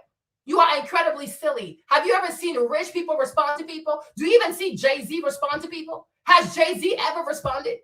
How many times? No, it's not an excuse though. You have to have standards for yourself. And what you're telling me is no matter how wealthy you are as a Black American, you always will be primitive, right? Because if somebody says something, you just have to respond, right? You always got to join the peanut gallery, right? Because you can never turn your back. You can never walk away. You can never be stoic, right? So if a booty scratching feather from a hut and from Africa calls you a kata or whatever, oh, you just have to respond. You can't walk away. You cannot walk away. You can't even say, you're just dumb. You're just ignorant. Like, child, you're poor. You can't just throw some rice at him and just walk away. You have to come down to his third world level status with your U.S. citizenship to respond to him. Well, there you go. And that's why white people see you like a savage. That's why no matter what, white people think that you don't have the brain power sufficient enough to get these positions without any form of legislation from the U.S. government. That's why they will always call you a DEI. And you've proven their point. People like you prove Charlie Kirk's point. Because when you are sentient, when you are mature, when you're highly educated, when you come from a very advanced society, you of all people should be better at regulating your emotions. When you're a rich person, when you're a successful person, you don't have time to respond to everything, right? There you go. And that's the point. Exactly. You know what I'm saying? Like you can't do this. These are poor people. Many of them don't even go to school. Do you know the average grade for most African people is not even past the second grade? Do you know that? Do you know the literacy rate for most African people? It's not even past the second grade. You were able to go all the way to senior year for free. It's like going to preschool and fighting with preschoolers as a senior, an 18-year-old going to the elementary school to fight with second graders. Like, do you not see yourself? That's why I told you lack self-awareness. This need to always respond to shit is why so many people are rotting in prison. Because they just had to respond. They just had to fire that fucking gun. They just had to react, right? Because I ain't really Black. If I don't show who I am, there you go. You're going to go to prison. You're going to go to prison. And that's what the white man knows. You're going to react. And when you do, clink, clink, prison. You have to learn mastery of self at some point. You have to learn mastery of self. But why would they not hate? When have you ever met somebody that's illiterate and that's not hateful? When people are poor, when people are uneducated, when people are illiterate, they're usually haters. Look at YNs over here. YNs, who do they always kill? When you meet a YN or you hear about a YN, does he ever kill a real criminal? Does he ever kill a predator? Does he ever kill a child molester? No. YNs over here always murder African Americans with potential. A young college student, an up-and-coming artist, a father that's about to build a business. When have you ever seen a YN go and kill someone that really should be killed? No. They always go, you need to get into some stoicism, and you also need to start exercising in your life. I have a feeling that you don't exercise. I have a feeling that you don't lift weights. You're very weak. I am sensing a man that's incredibly weak. Like, your mental is incredibly weak. It is weak, right? You don't have to respond. And there has to be, okay? Like, there has to be a point in your life where you recognize that not only are you better than people, You are better than people. You have way more than most people, and you got too much to lose, right? So if you see an African person coming from Africa and they hate on you, okay, why not? They're poor, they're uneducated, they're illiterate, right? It makes perfect sense. Have you ever seen a wealthy person be a hater? I mean, like, what the fuck, right? It's the same thing here. You have the same thing here with Black America, right? YNs, people from broken homes, people that only have one parent in a household, they're always jealous of Black American kids with two parents. They're always jealous of a Black American child with two parents, very loving parents, that your mom or dad bought you a car. They'll hate your ass. They're going to hate you because they think they know you have it made, or you never suffered, or your mom and daddy spoiled you. Okay, right? YNs cannot stand any Black American they perceive to have never struggled, right? So the moment they know your mom is in your life, your dad is in your life, you guys had a nice house, you went on vacation, your mommy bought you a car, your dad bought you a car, right? You're in college, your parents pay for that. It triggers them. I used to live in New Orleans. Every day there was a Black American student from LSU getting murdered, getting gunned down by a young YN. And it makes perfect sense because they're jealous. It's jealousy, right? So my thing is, because you have more, because you have more, because you have more, right? Because you have way more. Exactly. So that's why it shouldn't trigger you, because you should say, yo, you self-hate, right? You have a scarcity mindset. You got to rise. You got to be more mature than that person, right? You understand? Like, man, you crazy, right? But we know this is what happens when people are broke, when people are illiterate, when people have a scarcity mindset. They have so much hatred. And anybody Black that is doing well, they want that person to die. They want that person to die. And at some point, it's like you have to realize that. So why does that trigger you? It should make you feel sorry for that person. Feel sorry for these people. I saw a video, this young Black American kid, he's in college. He had a scholarship to go to college. People go, no, but you're not nice. So that's a lie. You're not nice. You are nice to white people, but you're not nice. Nice to who? You're not even nice to yourself. Because if every time somebody says something, you have to react to it, how is that sustainable? How's that even you being nice to yourself by protecting your mental health and stuff? If every time somebody says something you don't like, you have to go react, emote, fight, and argue, this is unhealthy. Because once you show people your triggers, they're gonna keep fucking with your ass. So self-preservation, part of being nice also is to know how to unplug from the bullshit, right? And you unplug from the bullshit by realizing what exactly is motivating the person. No, I don't have to know you. Look at the way you type. The way you type is how you think, right? And I'm saying you're very weak. You need to get into stoicism, and you need to go into the gym, because I have a feeling you don't work out. And if you do work out, you're not pushing yourself. Lift heavy. Lift a whole lot of heavy shit, right? And you'll have a stronger mental state. And instead of like always reacting to everything, you'll start laughing at shit, right? Like, notice how like big people, like people with like really, really big muscles and shit, they don't really fight because they know they can whoop some ass. It's the skinny people who do the most, right? You don't see a bunch of heavyweight boxers over here, even any kind of professional boxer. You don't see a bunch of professional boxers out here trying to fight people because they know what they can do. And when you know you can kill someone with your bare hands, you calm down, right? But it's the non-fighting people who always use fighting words to start some shit because they don't know what the fuck they're doing, right? That's what I'm saying. You got to be big in the mind. You can't respond to everything. Everything can't trigger you. And many times you have to understand what motivates a person to do and say the things that they do is jealousy. Why? Because people live in lack. But it's not just an African thing. You see it here too in Black America, where many Black Americans are extremely jealous of well-to-do Black American people, right? It's a real thing. And that's why it doesn't matter who you are, be you Black American, be you a Black foreigner, if you want to be embraced by the so-called proverbial Black community, something bad needs to happen to you, right? If you're a woman, you can't be married. You got to have kids by multiple men. You got to go into a divorce and shit like that, right? Because it's the people who only want to hear negativity.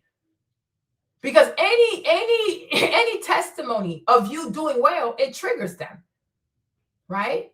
But if you start doing too well or you make too much money, there are many Black people who will not like you. And it's okay, right? That's why most Black kids, most Black American kids who are highly intelligent, they have to hide it. They have to hide it. They can't be proud of how smart they are because they're not going to fit in, right? So how many of these rappers went to college and they're pretending to be in the streets, running the streets? They went to college. They never ran the street, not a damn day in their lives, right? But they have to hide the educated part of them, right? And then they have to create a YN persona. It is very true, my love. Stop it. Stop it. Stop it. Don't make me do this, right? Suge Knight went to college, right? Okay. Suge Knight went to college. I'm not doing this, right? There you go. Suge Knight went to college. This is a college no, it's not white people talking points, nothing. It's the reality. Stop it. Stop it. Suge Knight went to college, right? He knows better. He knows better. But to be accepted, he took that Death Row Record, bad boy, whatever, West Coast bullshit persona. He took that shit too far, right? 2 Chainz went to college. But he goes out here, oh, I'm a weed snatcher. There you go. J. Cole went to college, right? Okay. Lil Jon went to college too, right? It's a lot of people who are college educated. Okay. So the way he ran his business, is that a Black educated man or is that a YN? This is YN behavior because he felt like this is the part, him becoming this is the way he was going to be respected, right? Tupac went to a high school for thespian. He went to a special high school for the arts, for music, for drama, theater, and shit like that, you know? But if he embraced that part, he would have been called a corny dude, all kinds of stuff. So he had to do like gangster rap, all that bullshit. Now he's dead. It's okay. It's okay to be honest, right? It's okay to say that in America, in Black America, right? Nobody's conflating anything. You struggle with the truth. You struggle with the truth is that here in America, if you are a Black American person and you value academic excellence, you have to hide it. You have to hide it. If you come from a 2-parent household and both of your mom and your dad, they love you, they're nice to you, you guys go on vacations, like they're going to be mean to you, you have to hide it, right? If you are a Black American woman and you're married and you have a great husband, a great family, you have to hide it. Because they will not like you. They're going to call you all kinds of pick me, you're whatever. Oh, yes, it's okay, right? If a Black American man is faithful, he doesn't cheat, he doesn't drink, he doesn't gamble, he doesn't go to the strip club, he's going to have to hide it.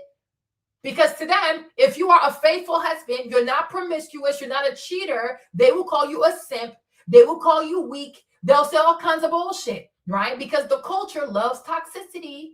Because toxicity makes you real Black. It's okay.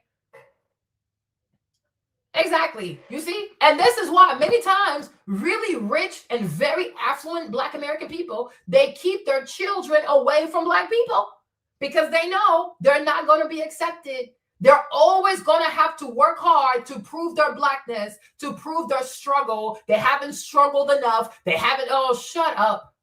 Right? When in reality, people should be happy to know that there are some Black people who don't suffer and they've never suffered. We should be happy, but no, it triggers people. People get triggered, right? My husband, his first semester at Morehouse, he was robbed at gunpoint, right? Because you have a bunch of little YNs who stay around the school because they think, if you're Black and you go to Morehouse, you're Black, you go to Spelman. They have a quad, right? It's Spelman, Morehouse. What's the other one? Oh, crap. Morris Brown is there too, huh? It's called the quad, right? You understand? But they assume that these kids, you must be rich. Oh, your parents must have money. Wumpty womp womp. So they sit there all day and they try to hurt these kids. But he met the right one because Jimmy took the gun and beat him with the gun. Okay? Met the right one today, right? But it's okay. So that's not racist? So because he's Black, he was trying to buy weed. But if a white man said that, how would you feel? You see the ignorance, right? But this is you in front of people, in front of audience. You imply that the reason why my husband got robbed at gunpoint because he went to buy weed because he's Black American. Right? But if I tell you there's a white supremacist living inside of you, you want to sit here and debate that. Right? So everybody that's Black smokes weed. Right? If you have a bad encounter because you must have been trying to buy weed. Now the same thing these white boys said about Trayvon Martin, that he bought his Coke and his Skittles because he was trying to do some kind of crime. Are you okay? Like, are you for real? That's the thing with this whole racist thing, right? Once again, you're an American, you're extremely ignorant, right? Just like, I saw this white kid yesterday. He was like, oh yeah, because he went somewhere, because he's out there in Minnesota. So he went somewhere, and then the Somalians, because it's a Somali neighborhood. And a Somali man said, oh, why are you here, white boy? He said, oh, you see, they're being racist, right? You need to expand your lexicon, right? Racism means something very specific, right? You need to know what that is. There's racism, there is xenophobia, there's bigotry, and there's also I don't like you, right? But just because I don't like you doesn't make me a racist. You will never have to wake up one day and say, wow, I wonder if Marlene is going to take away my rights. I have no power to be a racist. I don't even care to be a racist. It's too much work, right? There's levels to this. Like most white people, when you don't like a white person, oh, you're a racist. Like, what the fuck? What power do I have? I ain't got shit. I don't like you. That's fine. I don't have to like you. But just because someone doesn't like you does not make somebody a racist, right? I can say I don't like you. Sure, whatever. But it doesn't make me a racist, right? Now, if you are not so entitled and so deep into your narcissism, you would say, oh, Marlene, what is it that you don't like me, right? But of course not. Because if you say, oh, you're just being a racist, then that takes away any responsibility from you to do better, right? Accountability. I'm not contradicting shit. There's levels to this. You guys anytime someone doesn't like you, they're a racist. That's not what racism is. And you even have to dissect the word racism. It has race and ism, right? There you go. There's race and there's ism. And you should make sure to go study the Latin suffix ism, organism, communism, okay, feminism, an ism, right? I'm not part of an ism. I am sitting here as an individual, right? So I'm saying there's levels to that shit. Racism is when you have the power to take people's rights. You can take their money, their rights, their freedom. Me, Marlene, ain't got that kind of power, Google. I'm a fucking YouTuber, okay? So my point is, you gotta, you know what I'm saying? Like sequentially get up there, right? But at least you can say, oh, Marlene, you don't like me. Sure, I don't have to like you, right? You can even say bigotry. Okay. No, you don't even try to explore, oh, you know what? Maybe she doesn't like me. No, oh, she's a racist. What? You're dumb, right? You don't even say, oh, she might be a bigot. No, she must be a racist. Don't even say, oh, maybe she's a xenophobe. There's levels to this shit. Racism, that's like at the top of the food chain where you decide everything that pertains to a person's life and their civil, like their civil rights. Me, I have power over your civil rights. You're crazy. You are truly crazy. But that's the kind of incendiary language you guys use because you want your people to come outside and start mobbing. It ain't gonna work. Okay? It's not gonna work. Okay? It is not going to work. Well, I mean, listen, you're still here. So obviously you care about something. You're looking for something. You're still here, right? But you know dang well I'm not a racist. And I will never be interested in being a racist. Now, are there things I don't like? Absolutely. Would I let you know? Hell yeah, it's me. I'm not a hypocrite. You see, one thing about me, you will never have to worry about somebody saying, oh, Marlene was talking about you behind your back. I will say it to your face. And when they come and tell you, oh, this is what Marlene said, like, yeah, she told me words to my face. There you go. I'm not scared of people. And to me, because I am West African, right? I think direct speech is where it's at. Because to me, it's a form of respect. If you feel a way, just say it. If you don't like someone, just say it. If you don't like something, just say it. Right? American people are like, they like to use plenty of words to say nothing. Like it's so vacuous. Say what the fuck you mean and mean what the fuck you say. What's the problem? But you guys, you're afraid of being canceled. You're afraid of losing money. You're always scared of. So I ain't scared of shit. If I don't like something, I'm going to tell you, right? Just like when I made the video and I said, to me, this is not unique. You can say it's specific, no problem, but it's not unique. Because unique means you can't find it nowhere else. And I'm like, yes, I can. And I know for a fact I can find it in South Africa. So it's not unique. That's it. Right? There are people who feel the same way I do, but they wouldn't say it because they're going to be scared. I ain't scared. To me, it's not unique. It's specific, but it's not unique. And I also said, I don't understand how somebody from a first world country is expecting someone from a third world country to come to America and kiss their ass. For what? Are you okay? Oh, I feel so much empathy for you. What? I came here bare feet. You had J's on. You wear everything you wear is designer. Everything you wear is designer. Your cell phone is almost $2,000. Like, please. And with all that money, never once use any money to come to DC and to go to the slave museum. Right? When was the last? Have you ever even been to the African American Museum? No. But you'll go to Mexico, you'll go to Tulum, you'll go to Thailand, you'll go to the Philippines, you'll go everywhere but DC at the African American Museum. So no, I cannot come to America bare feet from my hut, see people wearing J's and talk about, oh, I feel sorry for you. You're so, look at you, you're suffering. Your shoes cost $300. You're going to be just fine. You're going to be just fucking fine. People are crazy. Yes, boo-boo, I'm a mental case. And so are you for being here that long. But I love you, though. Thank you for sticking with me. Okay? I am not lost, boo-boo. I'm just not saying the things you want me to say. Right? And deep down inside, yes, so did you. So did you. And deep down inside, you know I'm right. And you know why? And the thing is, oh, Martin, I can tell you're a good person. Why would I not be a good person? When you do bad things to people, it comes back to you. I have 3 kids. And I also have my salvation to worry about. But I don't want anything bad to happen to you. I don't wish bad on anybody, even white people. I don't wish bad on them because they've made their choices. And the day of judgment day, they're going to have to answer to God. So I don't have to waste my time and wish harm to these people. God will take care of everyone, right? But my main issue is the xenophobia. I don't like it. If there's something you don't like, say what you don't like. We'll work on it. We'll fix it. You don't have to insult people. That's what gets me really triggered. Like, because why are you doing this? Why are you doing this? Like, seriously, for what? Right? So it's like, okay, I'm going to tell you how I feel. Because whether it's the Nick Fuentes or Tariq Nasheed, his name is actually Marcus, right? Whether it's what's called Nick or Marcus over here, they think, oh, I'm going to say how I feel because I'm an American. Well, guess what? I'm an immigrant. I'm going to tell you how I feel also. Everybody has a mouth. We're all going to use it. We're all going to, we have eyes, we have ears, we have mouths. We're all going to use it. And then you'll see if you like it. We don't have to be hurtful towards each other. Me, I never look, I don't look at the pathologies that exist within Black America and start laughing. It makes me sad. Because I'm like 400 years just to end up here. That's fucking crazy. That's fucking crazy. 400 years of suffering and people are still being mean to each other. That is fucking insane to me. And that just goes to show people just say things just to say things.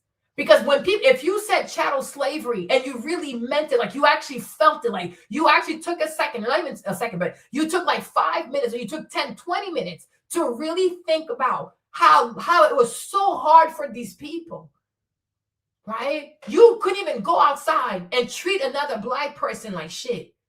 So people are just saying shit. Your words are just vacuous. You don't mean what you say. No, he's not a great man. I have never seen Tariq Nasheed say, oh yeah, let's all go to the African American Museum and learn something. I have never seen Marcus, I'm gonna call him Marcus. I have never seen Marcus, right, say, hey, you know what? We need to have a movement to inspire Black men to take care of their kids. We need to have a movement to inspire Black men to be better husbands. His message never revolves around family, right? Leadership, accountability, earning money, leaving money for your children, your grandchildren. It's all about fighting African immigrants who run the shade room and who are braiders and cab drivers. Like, what the fuck is that? What the fuck is that? The world of tomorrow with this crazy ass economy, what the fuck does that even do for people? I could care less. I could care less. But when it comes down to it, nobody cares. Turning Point USA is not going to invite him. Patrick Bet Davis is not going to invite him. The who's who of media, the who's who of American politics, the who's who of even American identity, they will never invite a Tariq Nasheed. He's irrelevant. He is completely irrelevant. And that's why he attracts people like y'all, because in your day-to-day life, you are also irrelevant. Losers attract losers. I have never heard of a winner attracting losers. It doesn't work. So when the bar is low, you guys will congregate like freaking roaches on poop. It makes perfect sense, right? It makes perfect sense. If any man, right? But that is not true, though, Star. I don't believe that. I do not believe that. And when you say stuff like that, because you might mean well when you say shit like that, but I want you to take a step back and read what you wrote. Take a step back and read what you wrote. Because when you write shit like this, anybody who is non-black, black at all, be black American, be black diaspora, anybody who is non-black, they're going to read this and say, oh, there's an animal inside of black people. Black people have to be tamed. Black people have, you see, why do you say that? There are plenty of black Americans who grew up in extremely harsh, violent, you name it, toxic environment. And they maintain their sweetness. They maintain their kindness. They are super sweet. They are super friendly.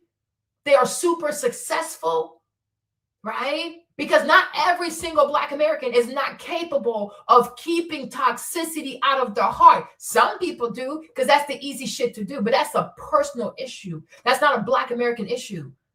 If you don't know how to maintain your heart amidst adversity, and you think because you're going through adversity, it gives you the right to become bestial, to act like a fucking animal, that's your personal issue.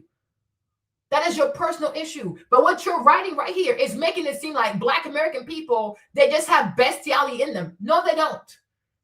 Because every single black American person has a brain. And when you have a brain, you have the power to say, this is who I'm going to be, and this is who I'm not going to be. There are plenty of black Americans who grew up without food, running water, shoes, no fathers, and they became exceptional. I was watching Flex Wheeler last night. There was he's a bodybuilder, Flex Wheeler, right? I mean, life was fucking horrible. Life was fucking horrible, right? And this is who he became. He's one of the, no, I do get it. You just want a pass to be a savage, and I'm not going to give you one. Right? That's why I say people should not walk around and say, oh, it's unique in my situation. Star. One day I pray to God you travel. And whatever you think you're going through or your environment, there are people who have worser environments and they are still remaining sweet. It's a choice. It is a choice. Just like hate, it's a choice. Unforgiveness is a choice. Choosing not to believe in God and thinking that you have to handle everything by yourself. You have to fight for everything by yourself. It's a choice. If you decide to live without faith, exactly, then you can't say that, right? Because if you travel the world, there are favelas in Brazil, okay? The hood in Brazil, the favelas in Brazil, they're way more dangerous than the hood in America, right? And no hood in America that can compare to one favela in Brazil. Right? But yet kids are out there being nice. They're out there being friendly. So what's your point? You want a pass. And I think that's the thing with many black Americans. You want people to say, oh, because you've been through slavery, you get to be an asshole. Right? And then when people say, no, you don't. Because you're not the only one who's been through shit. Then you start your whole crybaby bullshit. Right? You want a special pass to be an ass. And it's like, no, me personally, I'm not going to give you one. Because you also, there's nothing you've been through that my dad hasn't experienced. My dad grew up in a fucking village, okay? With no running water, no shoes, nothing. And he never said to himself, oh, this gives me the right to go rob people at gunpoint, right? Instead, he read the books. Instead, he studied hard, right? No one is going to give you a pass. Because what you even call the hood here in America, in many countries, especially many African countries, that will be considered the suburb. Okay? Of course you don't give a shit. We don't give a shit. That ain't nothing new. Exactly. So then if you don't want anything, then why even write the statement? Right? But when you write the statement, you want to evoke sympathy. Oh, she grew up so hard. She has no choice but to be a fucking animal. That's fucking crazy. Even Jesus, they came and they grabbed Jesus. They beat the shit out of him. For what? And he still remained sweet. Even up at the cross, he was like this on the cross. And Jesus said, Father, forgive them because they don't know what they're doing. Peter used the sword. He cut the man's ear off. Jesus put it back. You decide. These are the things you say to yourself. Oh, because I grew up rough, I have the right to be an ass. No, the fuck you don't. right? Just like a lot of us too, we are sick and tired of hearing so many Black American men talk about, oh, I didn't have a dad, so that's why I had to go through the crime. Oh, I didn't have a father. Many people don't have dads. The fuck? If you study Black diaspora, there are plenty of Black people who grew up without a father. But somehow, once again, it seems as though so many Black Americans believe that they're the only ones to grow up without a daddy. There are millions of children, I don't know, hundreds of millions of kids throughout human history who have grown up without a father. There are millions of Black children throughout the world at any given moment. They're not just going to not have a dad. They won't even have a mother. Right? And yet they're not disrespectful. They don't join gangs. They don't get all tatted up. They don't start robbing, stealing, killing. They're not disrespectful. Right? You guys are the only ones who think because you don't have a dad, automatically everybody should go, oh yeah, oh go rob. Oh yeah, go steal. Oh yeah, cuss out the teacher. Oh yeah, don't do your homework. Life is so hard. Oh yeah, don't turn your homework in. No. And the problem is people don't tell you guys enough that. Because if it's white people, they're scared of being racist. If it's Black immigrants, they're scared of being called anti-Black American. Get the fuck out of here. We are against narcissism. I despise ethnic narcissism. Okay? Bunch of people don't have. And yet, they still remain very sweet. Exactly. But he would have gotten shot in Memphis. What's your point? You know how many Black Americans go there every day? One Black councilman. Do you know how many Africans have been murdered by Black Americans? Right? You see, and that's why I say it's ethnic narcissism. Oh, let me just be concerned with what's being done to me. Do you know how many Black Americans have murdered African people? Right? From Uber drivers to cab drivers to young people. Do you know the numbers? Of course you don't. Because like I said, you guys are the only people who think you can do whatever you want. No one should hold you accountable. Right? But then you want to start monetary. Oh, but this one, no, he could have got shot in Alabama. He could have got shot in Memphis. Black Americans shoot Black Americans every fucking day. Right? So it's sad that he went to Africa, got shot in the face. Right? But every day, do you know how many African people are slaughtered by African Americans? Of course you don't. There you go. Like, this is fucking crazy. Well, yeah, because they look up to y'all, unfortunately. Exactly. And me, I can give you plenty of examples because my own little cousin was gunned down by a Black American right outside of a club over a girl. He shot him and he left him to bleed on L Street in D.C. My mom was robbed at gunpoint, my little sister, by two young Black American boys, right? That's what I'm saying. We're talking about, oh, the African. What about the stuff that y'all do? Even here in America, I would love to hear in America, how often does a Black American have a gun pointed at his face or her face from an African person? And then we're gonna ask the reverse question. We're gonna ask the reverse question. So it's very easy to always want to position yourself as the victim. You are more violent when it comes to gun crime than African people, whether it's domestically or internationally. So it's really sad that the man went there and he got shot in the face. That's really, really sad. But my point is, he could have gotten shot here in America as well. Right? Young Dolph did not get murdered in Africa. He got murdered in his neighborhood while trying to buy cookies. Right? So let's be so for real. Okay? Let's be so for real. Yeah, it could be more nefarious, but that's understandable because they're poor. Yeah, I think y'all don't get this, right? If you see more nefarious activity in a third world country, that makes perfect sense. If we see a nefarious activity from people who live in a first world country, it doesn't make sense because they have given you everything to not be nefarious, right? You have 13 years of free education. So why are you nefarious? Right? 13 years of free education. Why do you use a racial slur when you speak? You can't speak proper English? Like you can't refer to another Black person without using the N-word? Why are you so fucking ignorant? Right? 13 years of free education, 13 years of free transportation, 13 years of free lunch, free breakfast. Why are you stealing a self-checkout? Right? So you don't make any sense. So that's the problem here. Africa is extremely poor. This place is not poor. So why do you act like a fucking animal? Answer the fucking question. America gives you plenty. 11 million of your women are on welfare. 11 million Black American women are on welfare. If you make about 42 million people, 25% of your population waits for the government to eat every single month. So don't say that, right? Your education is funded by the US government. You pay the least in taxes. Most people on welfare don't pay taxes.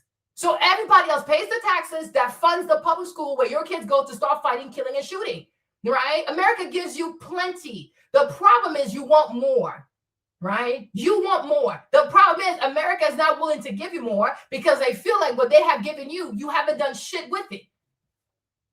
Africans, what African included? Child, please, go find the numbers. There's only 2.5 million African people in America. There's 10.8 Black women on welfare. Right? Yeah, well, go look at the numbers. Your silly ass.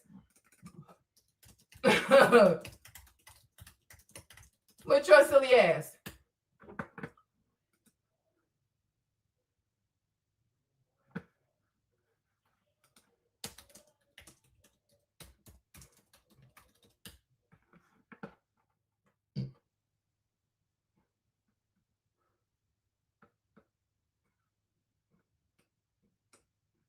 Okay, that's a lot of people. So you go find the numbers. But that's fine. They can all be on welfare. It makes sense. Oh my gosh, you're so fucking stupid. Like, you're really stupid. Now I really have to call your name. Do you know why Somalis are here? You're so dumb. Do you know why Somalis are here? And do you know that most Somalis here are on refugee status? So once again, you are a U.S. citizen with 13 years of free education and transport and food, and you want to compare yourself to a refugee. Why are you such a fucking loser? Like, right? Why are you such a fucking loser? Do you know why Somalis are here? Because America bombed their country. Black Hawk Down. You never heard that shit? You never heard of that shit? America is always bombing Somalia. So because they feel bad, they give a lot of these people refugee status. So it would make sense that when you bring a refugee here, you have to take care of a refugee. You are not a refugee. You are a U.S. citizen. Oh, shit. You are a U.S. citizen. Why are you comparing yourself to a refugee? Are you slow? I mean, you must be fucking slow. Why are you so dumb like this? You see, and people like you that make it easy for Nick Fuentes to roast the shit out of people. Truly and honestly, it is people like you that make it easy for Nick Fuentes to roast the shit out of people. They're fucking refugees. They are refugees. Like, even when you have people who come from like Yemen or whatever the fuck it is, these people are refugees. It's not about, if you are bombing a country, do you hear that part? Do you get it? If you bomb a country, it's the same thing with Syria.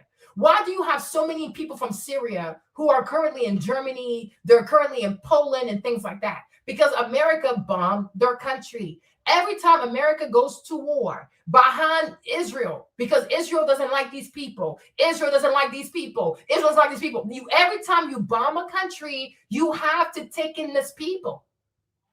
Okay? Now, me, I could care less. Then stop bombing their countries. And it's not that hard.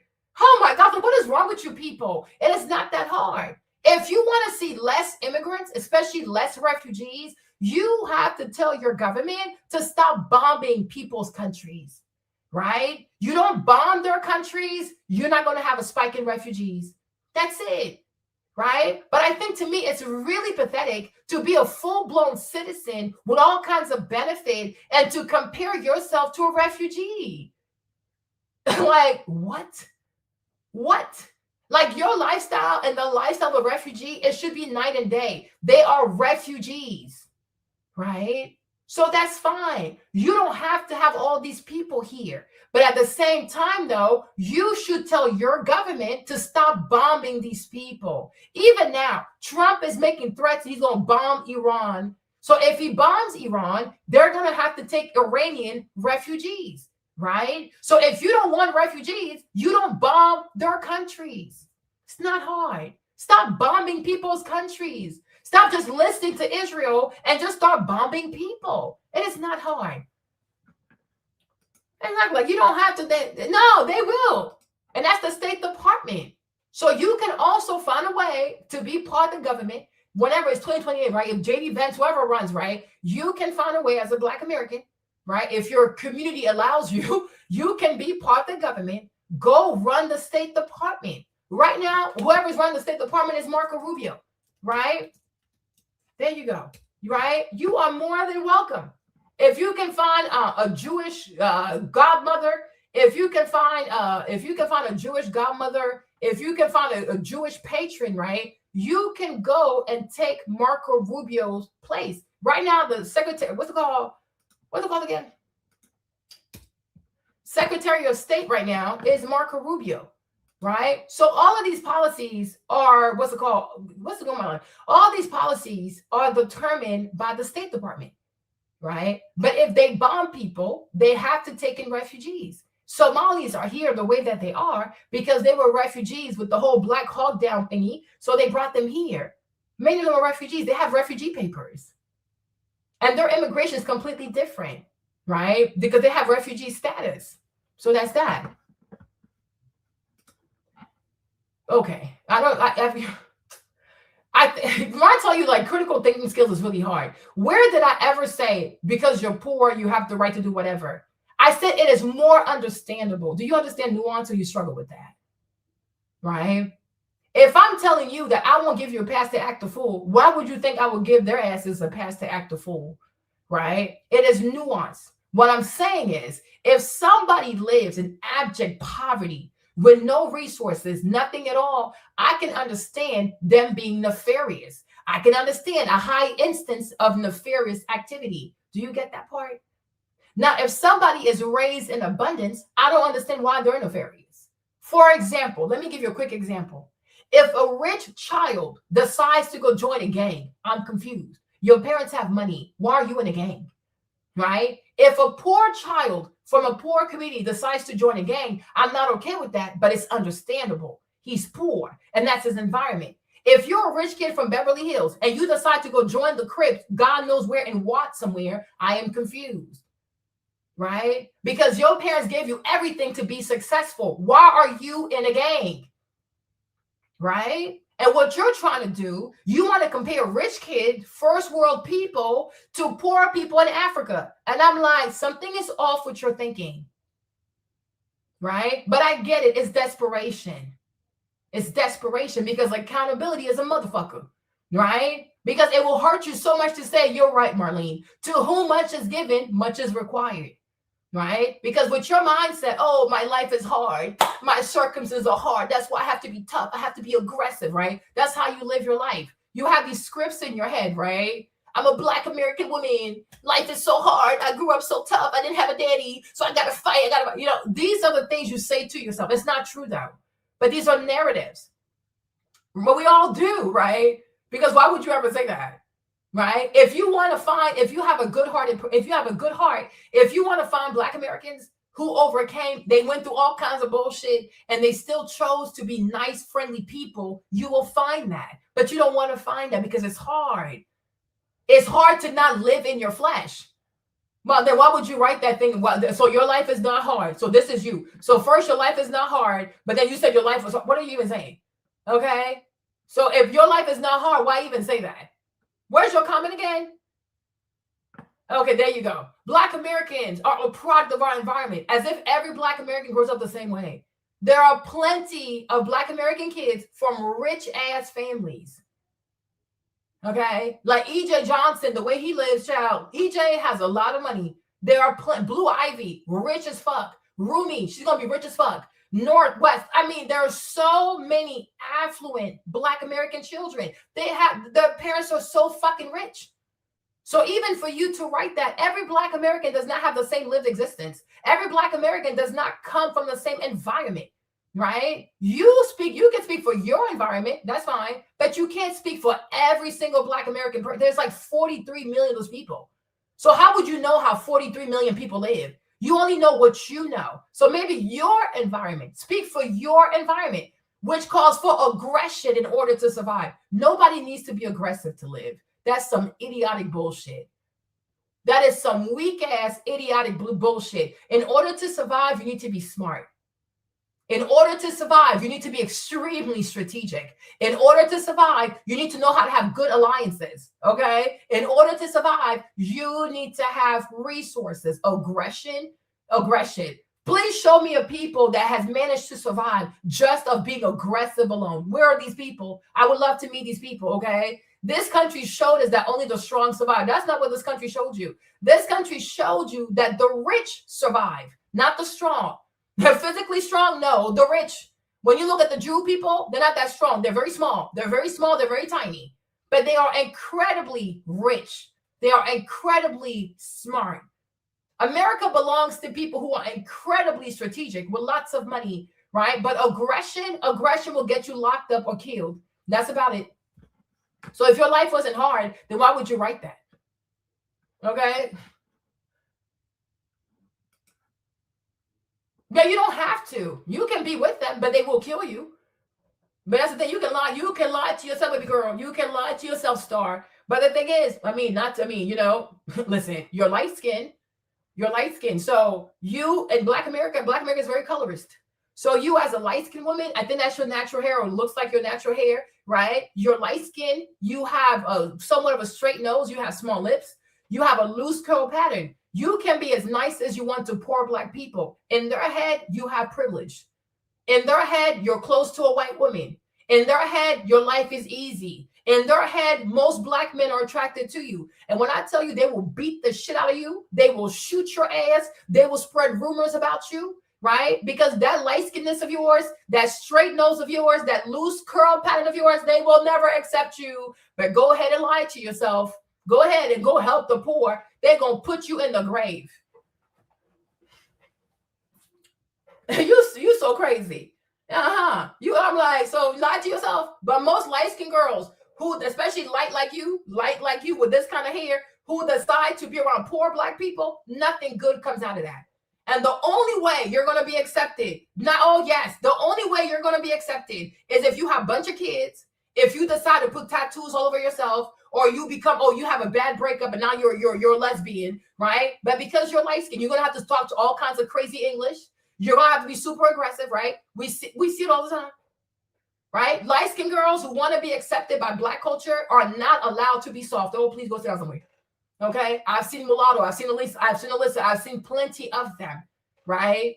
They have to put tattoos everywhere. They got to say, oh, these niggas get on my nerve, these niggas, because you have to make it seem like men don't like you. You have to make it seem like you're having a hard time with men. You have to make it seem like you're not the preference of Black men, right? They will never like you, but you can go ahead and lie to yourself, girl. Go ahead and lie to yourself, okay? Me, Marlene, I see people exactly for who they are. And that's why I make it, because I'm very smart. Oh, entertainers, my ass. As if people out here don't copy entertainers. Where the Black women love the weave, the nails, the BBLs, it's from entertainers. If entertainers are making hundreds of millions of dollars entertaining Black people, because Black people mold themselves after entertainers, go sit down somewhere. Okay? I mean, listen, to me, I agree with you on that part, but it depends though. Immigration, sometimes it can be a distraction. Like, if it's to be on Twitter fighting braiders and shit like that, yes, that's a fucking distraction. Now, when it comes to land, it might not always be a distraction. Okay? I think, like, for me, when I see what's happening in Chicago, I do believe that Black American people are going to lose their homes. I really do. I said that to Janet. I said, I feel like with Chicago, we're really going to see the trail of tears. We're going to see a multitude of Black Americans lose their homes because they're not going to be able to keep up with their property taxes. And then they're going to give their homes to Latinos. So certain conversations with immigrants, it's a waste of time. I agree. But when it comes to land, when it comes to property, when it comes to also commercial real estate, like you have certain areas where Black American people live, but most of the commercial real estate belongs to non-Black American people. And so the lease, the rent is so excessive, it's so prohibitive.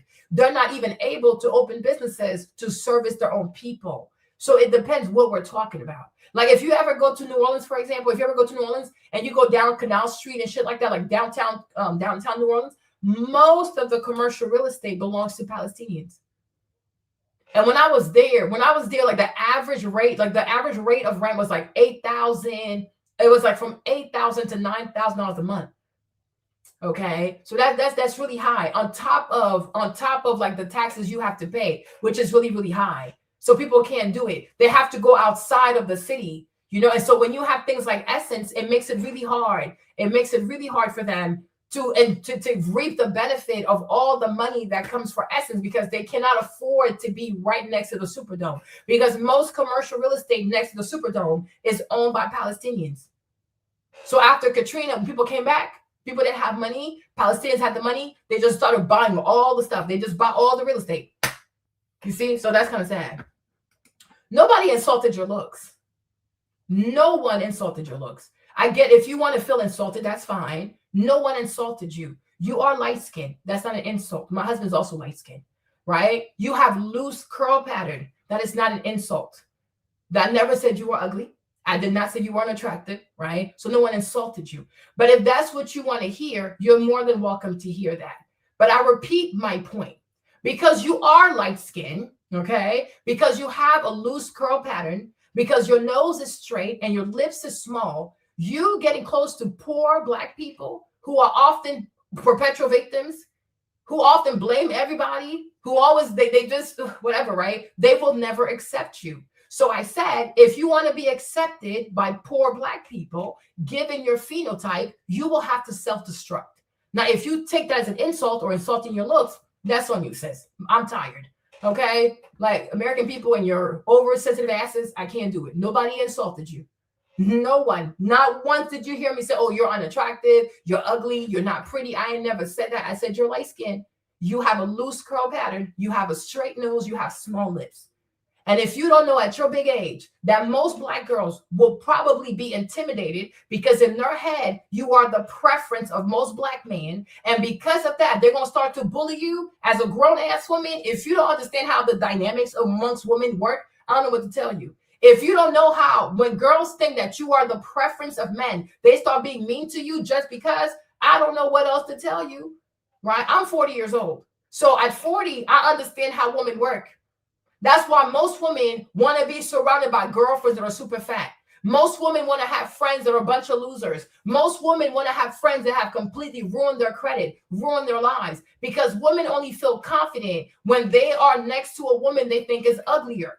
Okay? But you, the way God made you, right? In a colorist society, you are at the top of the food chain. So if you think poor people are going to see your heart before they see your complexion, you are a fool. But that's on you, sis. More power. Because you see, like I said, you're more concerned about being aggressive to survive instead of being smart and strategic to survive, right? Many Black women, especially if they're dark skinned and they see you, they will hate you. They're not going to say, oh, Star has a beautiful heart. Nobody cares. They see how you look. And because they know that men are visual, and most Black men, especially the dark skin, who want to be with a light-skinned woman, they see you as competition, right? So if you don't understand that at your big age, don't know what to tell you, Star. Like I said, 13 years of free education. Exactly. And you see, and this 800 million, it's not even going to Black businesses. It's going straight to China. It is going straight to the Chinese. It goes straight to the Chinese, and also UPS and DHL and FedEx, whoever is responsible for making the hair delivery. It doesn't even benefit Black people. Oh, please, you wish I had hatred inside my heart. I have frustration inside my heart. I cannot hate you.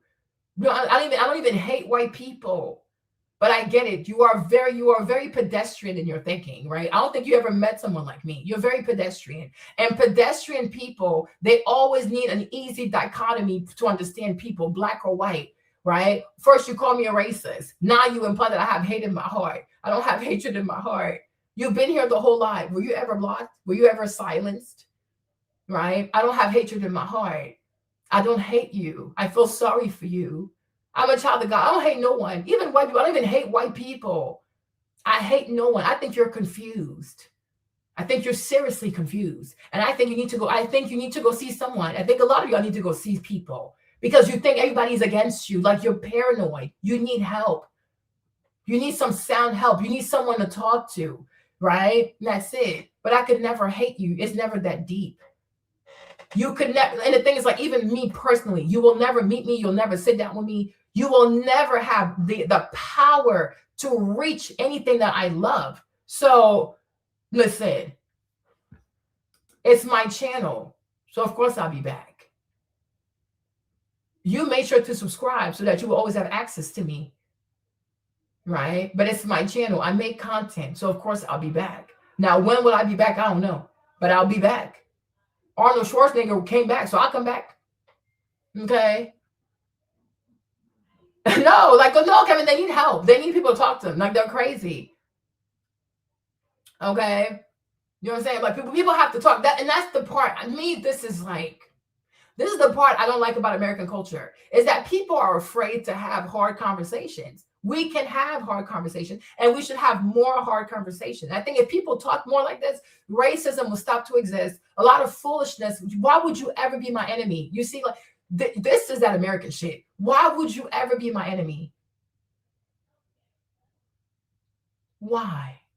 We disagree. How does that turn into you talking about like enemy shit? Why would you ever be my enemy? You know what I'm saying? That is fucking crazy. Like, in your real life, like, you've never disagreed with a friend. Like, if you disagree, automatically we're enemy, like we're ops. You will never be my enemy. Never, ever. I don't live my life like that. I don't have enemies. Maybe people that don't understand me, sure. People who don't like me, sure. I don't have enemies. That is too much. Like, it's hateful. You don't understand me. Hating people, making enemies out of people. It is too time consuming. It's exhausting. I don't live my life like that. I like to have fun and shit. Yeah. No. And yeah, I have to say, I know I have to say it because it's annoying. It's truly annoying. And I don't like how when people are mean to other people, they don't even take any accountability. Like, you know what? Maybe I wasn't really friendly. You know, maybe I could have said this in a better way. Maybe I could have introduced my purview in this perspective, right? Like, it really does trigger me. I don't like people who don't have manners.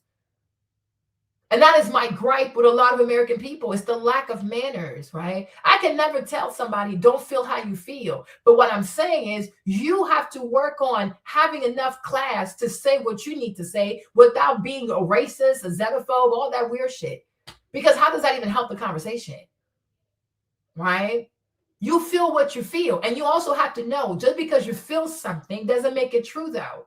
But I think to a lot of American people, oh, if I feel a certain way, it must be facts. No, it's not. These are your fucking feelings. Feelings are fucking subjective. You don't have empirical truth because you feel some kind of way. You feel a way. But feeling a way and knowing for a fact, it's not the same thing. Where is your empirical proof of what you're saying? You don't have it. All you have is my feelings, my feelings, my feelings. Okay, and get some better feelings.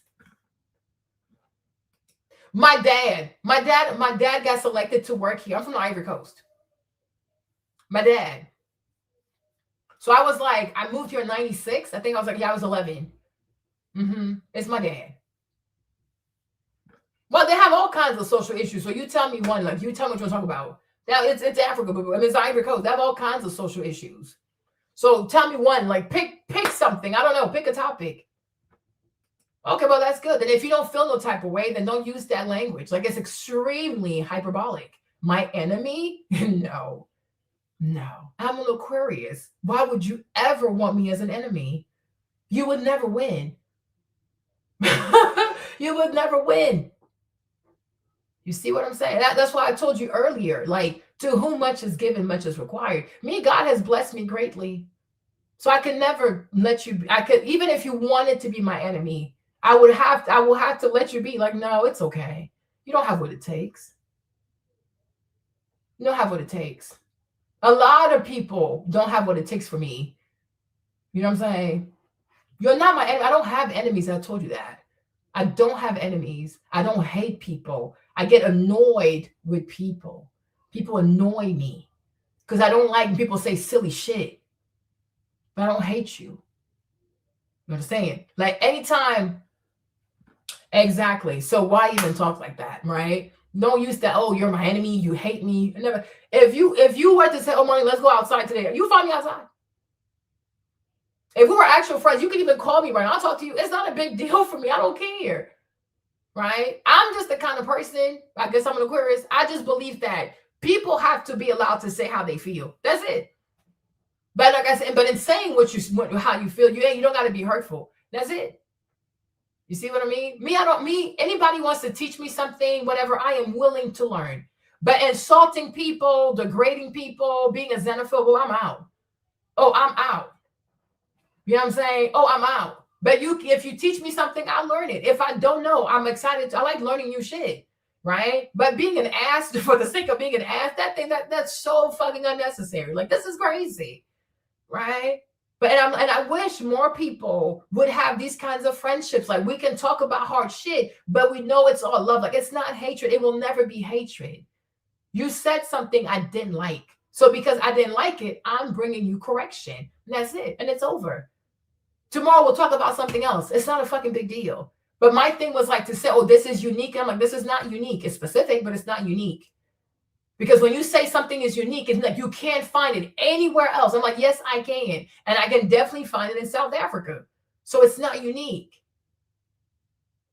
Right? That's it. But it doesn't mean it's not hurtful also. It's very, very hurtful. Oh, okay. C'est cool ça. So do you speak French or no? You see? Okay. So that's that. Right? But like the thing that you did start that I didn't like, my fellow African sister, right, is that don't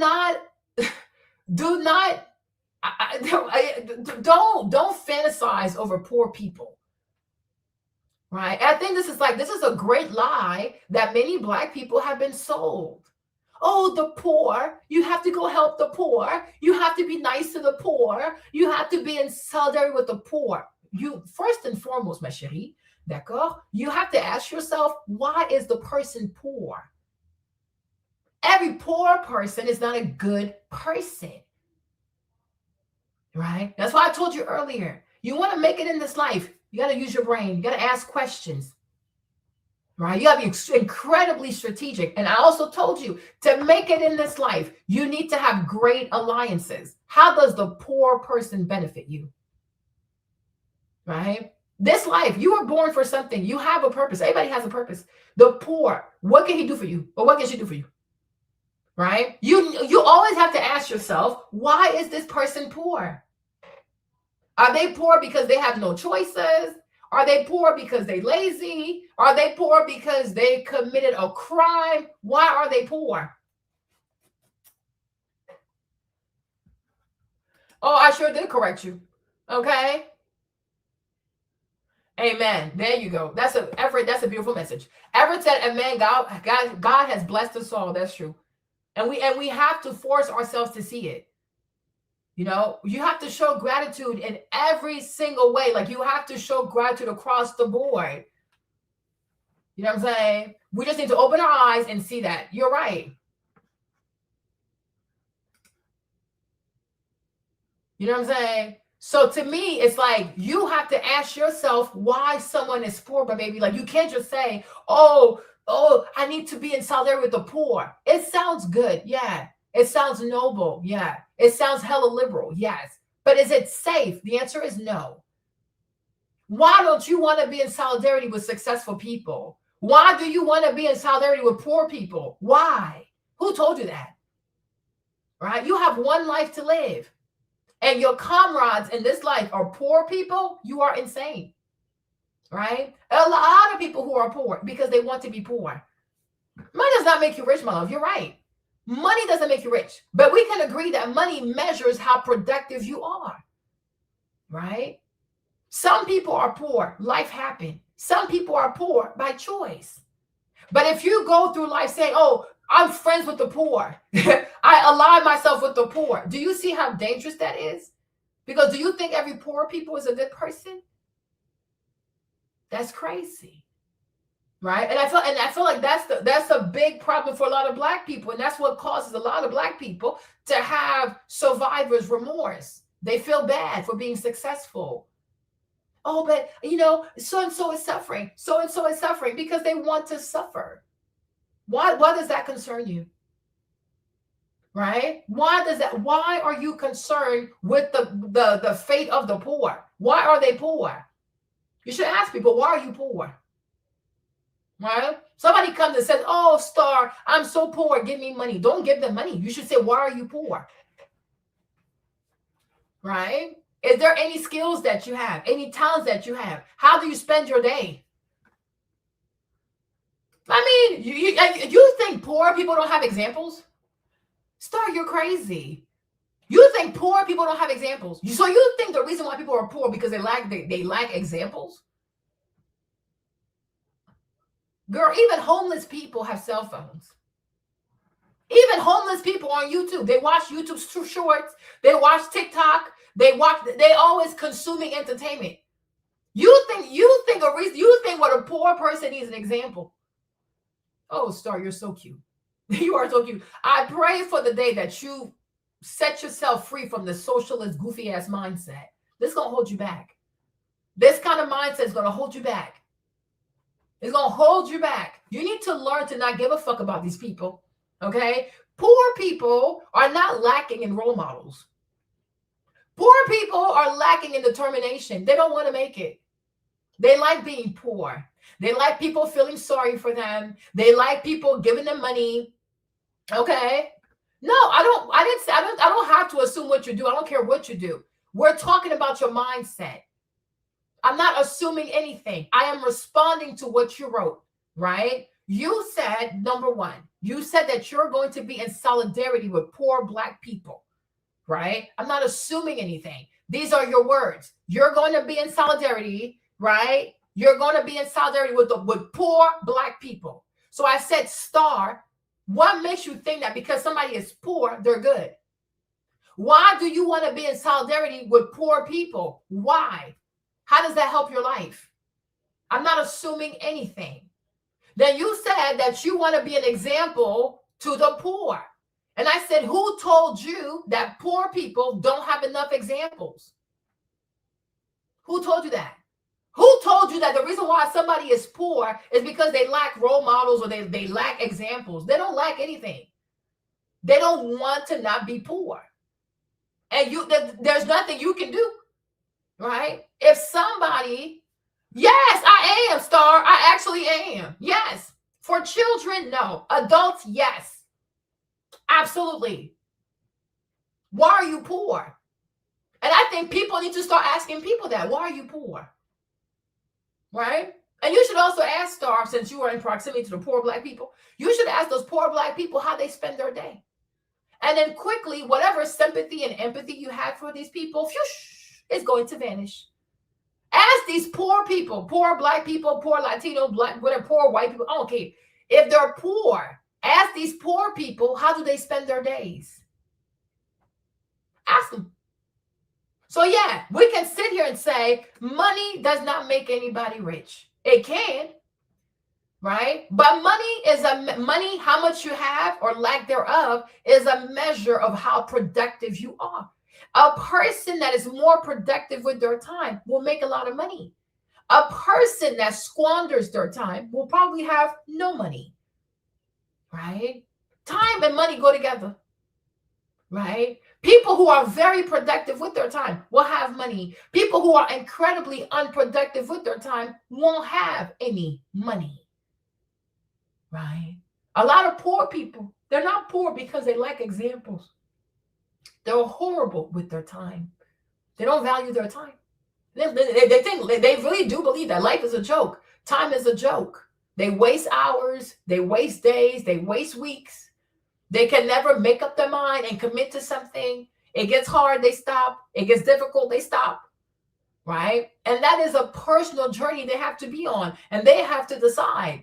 But because there's welfare, there's money, there's handouts, there's charity, there's NGOs, there are a bunch of people to feel sorry for them. They don't try. Because all they need is to have a sad story. Oh, I didn't have a daddy. Oh, the father of my kids left me. Oh, growing up was so hard. Oh, I have ADHD. Oh, I'm dyslexic. Oh, I was a crack baby. Oh, wumpty wump wump wump. They always have excuses. And that's one thing about poor people. They are rich in excuses. There's always a reason why, right? But then you'll look at the Paralympics, you'll see a bunch of quadriplegics, people that have no legs, people that are amputee, they're swimming, they're playing basketball, they're running, like, that's crazy. A person with no leg playing basketball, my Lord. A person with no arm swimming in an Olympic pool, right? So yes, if you're an adult and you're poor, why would I feel sorry for you? Why would I be charitable towards a poor adult? They want to be poor, right? And I don't feel sorry for them. They deserve everything that happens to them, because all you have to do is get up and try as many times as it takes for you to no longer be poor. Being poor is not condemnation. It's a transition.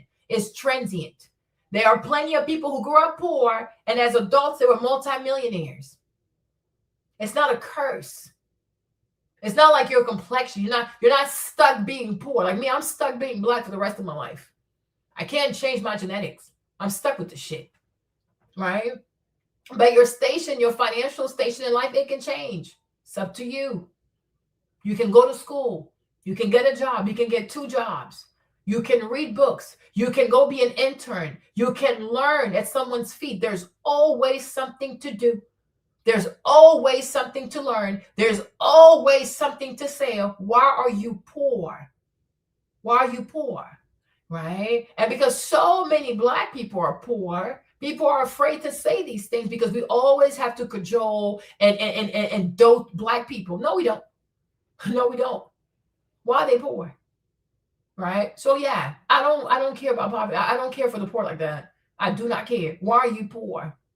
There are so many problems to solve. There are so many daycares that need to be created. There's so much to do. Why are you poor?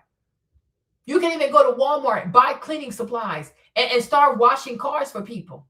You can go knock on doors and ask your neighbor, ask anybody if they have an extra lawnmower they don't want to use. You can start a lawn mowing business, start cutting some grass. Start something. Do not despise small beginnings. Why are you poor? Why are you poor? I'm going to keep asking them, like, why are you poor?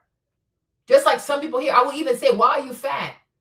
There's a gym all over the place. You have gyms, like sometimes every other street, there's a gym, right? In the grocery store, there are vegetables, there are fruits, there are whatever. And then there's like the junk food. Some people never even go towards the produce section, but they want you to feel bad because they fat. Oh, I live in a food desert. Okay, then move. Oh, but moving is not easy. Neither is being fat. Make a choice. Pick a choice. I don't know what to tell you, right? They have Uber Eats. They never order a salad, but they don't tell you, oh, I live in a food desert. But but the thing is, to me, honestly, if you were teaching people how not to be poor, my love, you would have got tired of them people by now. So if you're still teaching the poor how to not be poor, and you haven't reached this eureka moment, right? I think you're probably an enabler. And maybe, not to be mean, not to be mean, but maybe you might be a narcissist, right? So helping the poor makes you feel good about yourself. So that way you don't have to tend to your own grass. You might have the same disease, like the same disorder that Dr. King also had, right? You want people to see you do good, right? That's how you feel good about yourself. Oh, look, I'm helping the poor, right? So you might be a narcissist. Many people like you, like the NGO people, the charitable people who want to help the poor and shit like that, right? You're not even doing it for the poor. You're doing it for yourself, for your ego, because you might be a narcissist, right? But if you are actually focusing on yourself, these poor people will have you stress the fuck out, because you would know you only have one life to live. Every day you wake up, you're not getting younger, you're getting older. Every day you wake up, you're closer to the grave. So why would you waste your precious time trying to help people who don't want to help themselves when you should be helping yourself reach your goals, right? You will never convince me, no, God never told you shit. God didn't tell you shit, right? God didn't tell you shit. You just go there so you can feel good about yourself. That's it, because you might be a narcissist, right? God didn't tell you shit. Okay, and I'm sure there are people in your family that you're not even helping, but you're helping the poor. Girl, okay, I'm sick and tired of that shit, right? But most likely you are a narcissist. You like performing like that. The girl who helps the poor, who teaches the poor, who cares about the poor, right? You might be a liberal too, right? That's what y'all do. It's theater. It's performative, right? Because if you really want to help the poor people, you leave them alone. and you will go build yourself. You make yourself so fucking successful, it will blow their minds, and it will make them realize that they're wasting their life not making a decision and doing something to get the fuck out of their fucking misery. Right? There you go. You're like Dr. King. I told Kevin that. I said, Kevin, I think Dr. King was a narcissist, a malignant narcissist.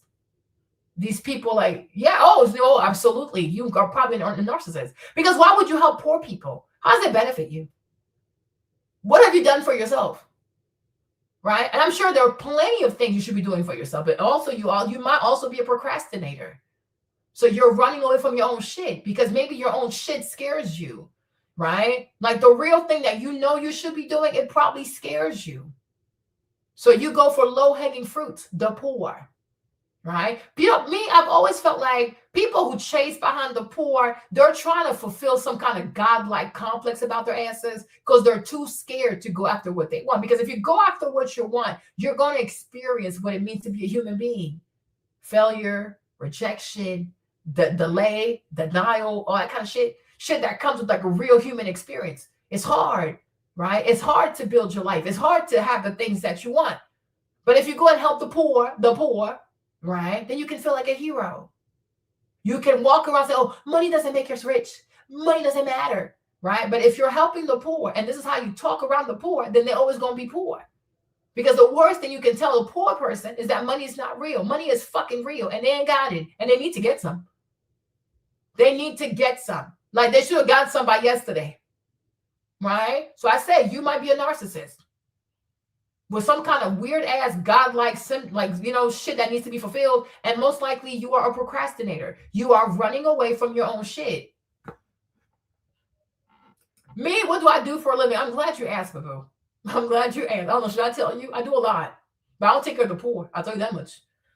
Most of my day is around my family and myself, especially losing weight. Right now, I'm working on a vision for fitness, health and fitness, but one day I'll tell you more about it. And helping no damn poor people. Now, me personally, I like sending people to school. I like scholarship and stuff like that. I like encouraging young people to be in the sciences because I want them to be doctors, engineers, not no damn poor people. So I don't mind paying for school fees. I can pay for school fees. But taking care of grown-ass people, like just sending them money like that, that's horrible. That's bad business. I don't do that shit. Yeah. Yeah, you see? There you go. Mariah said, preach, Marlene. My mom acts just like that. Took everything from my brothers and I so she can help her poor, evil family members. And it all brought a lot of drama and trauma. Yes, because your mom is a narcissist. And I wouldn't be surprised. Is your mom like the middle child in her family? She must not be the first child. She must be like in the middle somewhere. So she wants validation from her siblings. She wants her mom to love her. Yeah, at the expense of her own family. And many kids suffer like that. She's a narcissist. Okay.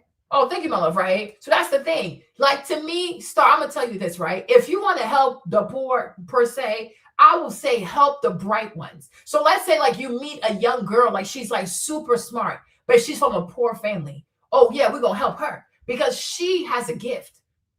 You're saying like if you say, oh, Marlene, like let's help her get a scholarship to go to Spelman. Oh yeah, I'm outside because this young lady, if she makes it to Spelman, humanity is going to benefit. You understand? You have gems, like you have really smart, bright young people who don't have the right environment. Yes, we have a duty to get them the fuck out, and we have to get them away from these goofy ass black people. Absolutely. And I would tell these kids, don't ever look back. The moment you get into Spelman, you turn your back on these black people. Because they will never be happy for you. They're always going to make you feel bad. They just ain't shit. They ain't shit.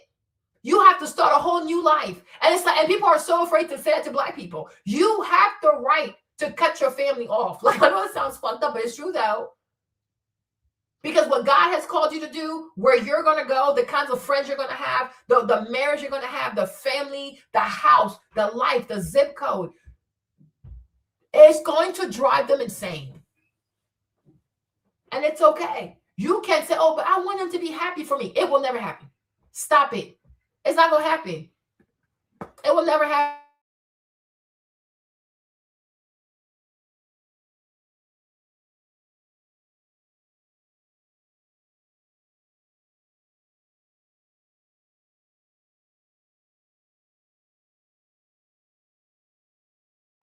Yo, sorry, it's Jimmy. Jimmy's out here messing with me. Daddy, I have a little sister today. She's from like, I guess she's Moroccan American. She's like, Marlene, I'm helping the poor. I said, the poor? Why are you helping the poor for? She's like, so Marlene, you don't believe in helping the poor? I said, no, why are they poor? Why are they poor? Star, I want you to stop this foolishness, Star. I want you to stop. Please stop. 2026, do not help the poor. Help the rich. Oh my gosh. Like, oh, this is going to be a whole nother video, Star. You need to come back and I'll do a whole video for you, right? 2026, I need you to help the rich. The poor can do nothing for you. You need to help the rich. Like, have you ever heard? Hold on. This video is going somewhere else, huh? You guys, oh my gosh, I keep saying I have to go. Okay. Have you ever heard of this man? Huh? Have you ever heard? Have you ever heard of this man, Star? Do you know this man? Do you know who this man is?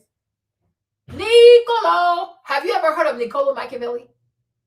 Do you think he got his name? Do you think he got to be this powerful, this successful, this influential, this iconic because he was helping the poor? The poor? No, boo-boo. You help the rich. You help the rich. You have to normalize that. Stay away from Marxist, socialist, goofy-ass Black people. Help the rich. Be around rich people. How can I be of service to you, rich person? Exactly. So stay the fuck away from the poor. There you go. Be amongst the rich. Think about yourself. Think about your family. Think about your kids. Think about your grandkids. Build a legacy for your bloodline and make sure they are sheltered. They are safe, protected. Make sure that your kids, your grandkids will never have to sell drugs, be sex workers, whatever, because grandma made sure to take care of the rich. And by doing so, she insulated the family from fuckery. Leave the poor the hell alone. Leave them the fuck alone. Okay? They don't want to help themselves. And it's okay. You have to take care of the rich, right? So like I said, okay, right? Like I said, if you find me, this is just me. If I find a gem, like a really intelligent, successful Black baby, oh, I am paying money. I'm taking you out of these. Oh my gosh. You will never see your family again. I'm going to tell you that. You'll be like, but Auntie Marlene, but that's my family. I love them. They hate you. You're special. And the Bible tells us that. It's called the story of Joseph. Joseph was special. What happened? His brothers sold his ass into slavery. Okay? Sometimes it's your own family. You need to run away from your own family as fast as possible before they sell your ass into slavery. Run for your fucking life. And once you go to Spelman, you go to Clark, you go where the fuck you go, never go back home. You cannot go back. It's not going to end well. If you don't get shot, killed, they'll say, oh, you think you're better than, oh, and all that's going to fuck with you in the mind. So when you go back to your school, instead of competing, you're scared to compete because, wow. Because, you know, the thing about life is that the more you improve, the harder it is to connect with people from your past. You see, and this is why a lot of Black people too, they're afraid of pushing themselves to become more and more excellent, because the more you push yourself, the more you ask for yourself, the harder it becomes to connect with the people you used to know. And the sad thing that I see, especially people like Star, is that a lot of Black people are so afraid. What if I become so good and I achieve all my goals and I look around and there's no Black people?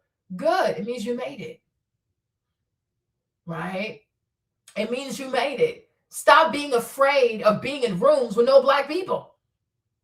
Why do you have to see Black people? You've seen Black people all of your fucking life. Well, who cares? Right? Go after what you want. Pursue what you want. If you say, like, oh, I see myself living in a fancy neighborhood in Paris in some luxury ass apartment, go fucking do that shit. Stop worrying about leaving black people behind. You think if they had a chance, they worry about you and leaving you behind, they would leave your ass behind. They will leave you behind. Stop being afraid. Stop holding yourself back because you fear being in a room with no black people. If there were black people in the room with that kind of money, they shoot your ass. Black people are not happy for other black people. When are you going to get the shit? When are you going to accept it? Just accept it. I don't make peace with it. Like, you can't redo the world. It is what it is. It's what it is, right? And many times to have what you want, you have to separate yourself from black people. It's not your fault. They don't want to do the work to not be triggered by your success. Okay. I watched a documentary yesterday, you guys. I was like, yeah, I knew it. It's about to be some bullshit. It's about to be some bullshit, right? I watched a documentary yesterday with Flex Wheeler, right? Let me show y'all. If I can find the part in the documentary. Okay, right? So yesterday I'm sitting here with Flex Wheeler, okay? Flex Wheeler, you guys, he's Black American. He grew up so poor. He grew up poor. He was sexually abused. Like, I mean, you name it. Hey, it was so sad. Everything evil happened to him, right? And he was very skinny. I mean, the gamut, like the whole gamut, like it's a bunch of bullshit, okay? But Flex Wheeler, with this whole bodybuilding thing, you guys, he found his way. He was doing so well. He had a certain, even like times when he should have been first, but he would come second and stuff, he wasn't even mad. He said, I'm just so happy to be here. I'm so happy to be here. He was so grateful. His career was on the up and up. Guess who he met? Oh, my Lord. I looked at James, and I'm like, you see, this not going to end well. Okay? Minding his business. He was introduced to YNs, and you know who it was? Dr. Dre. I said, there you go. Dr. Dre. What does he do? He smokes weed. He beats some women. They gang banging all day. The whole shit is gang banging. There's a bunch of bullshit. He meets Dr. Dre. Dr. Dre takes him to the club. I don't even know if he used to drink, but I'm sure because he's black. He's, oh, I'm tough. Let me drink as well. Oh my gosh. You do not have the culture of these YN people. Why are you doing this? After the club, he drives the car. Car just goes off the rails. Serious car accident. Like, 2 weeks before Mr. Olympia. I'm like, why are you messing with these people? Why are you messing with these people? Why? These are YNs. They don't work.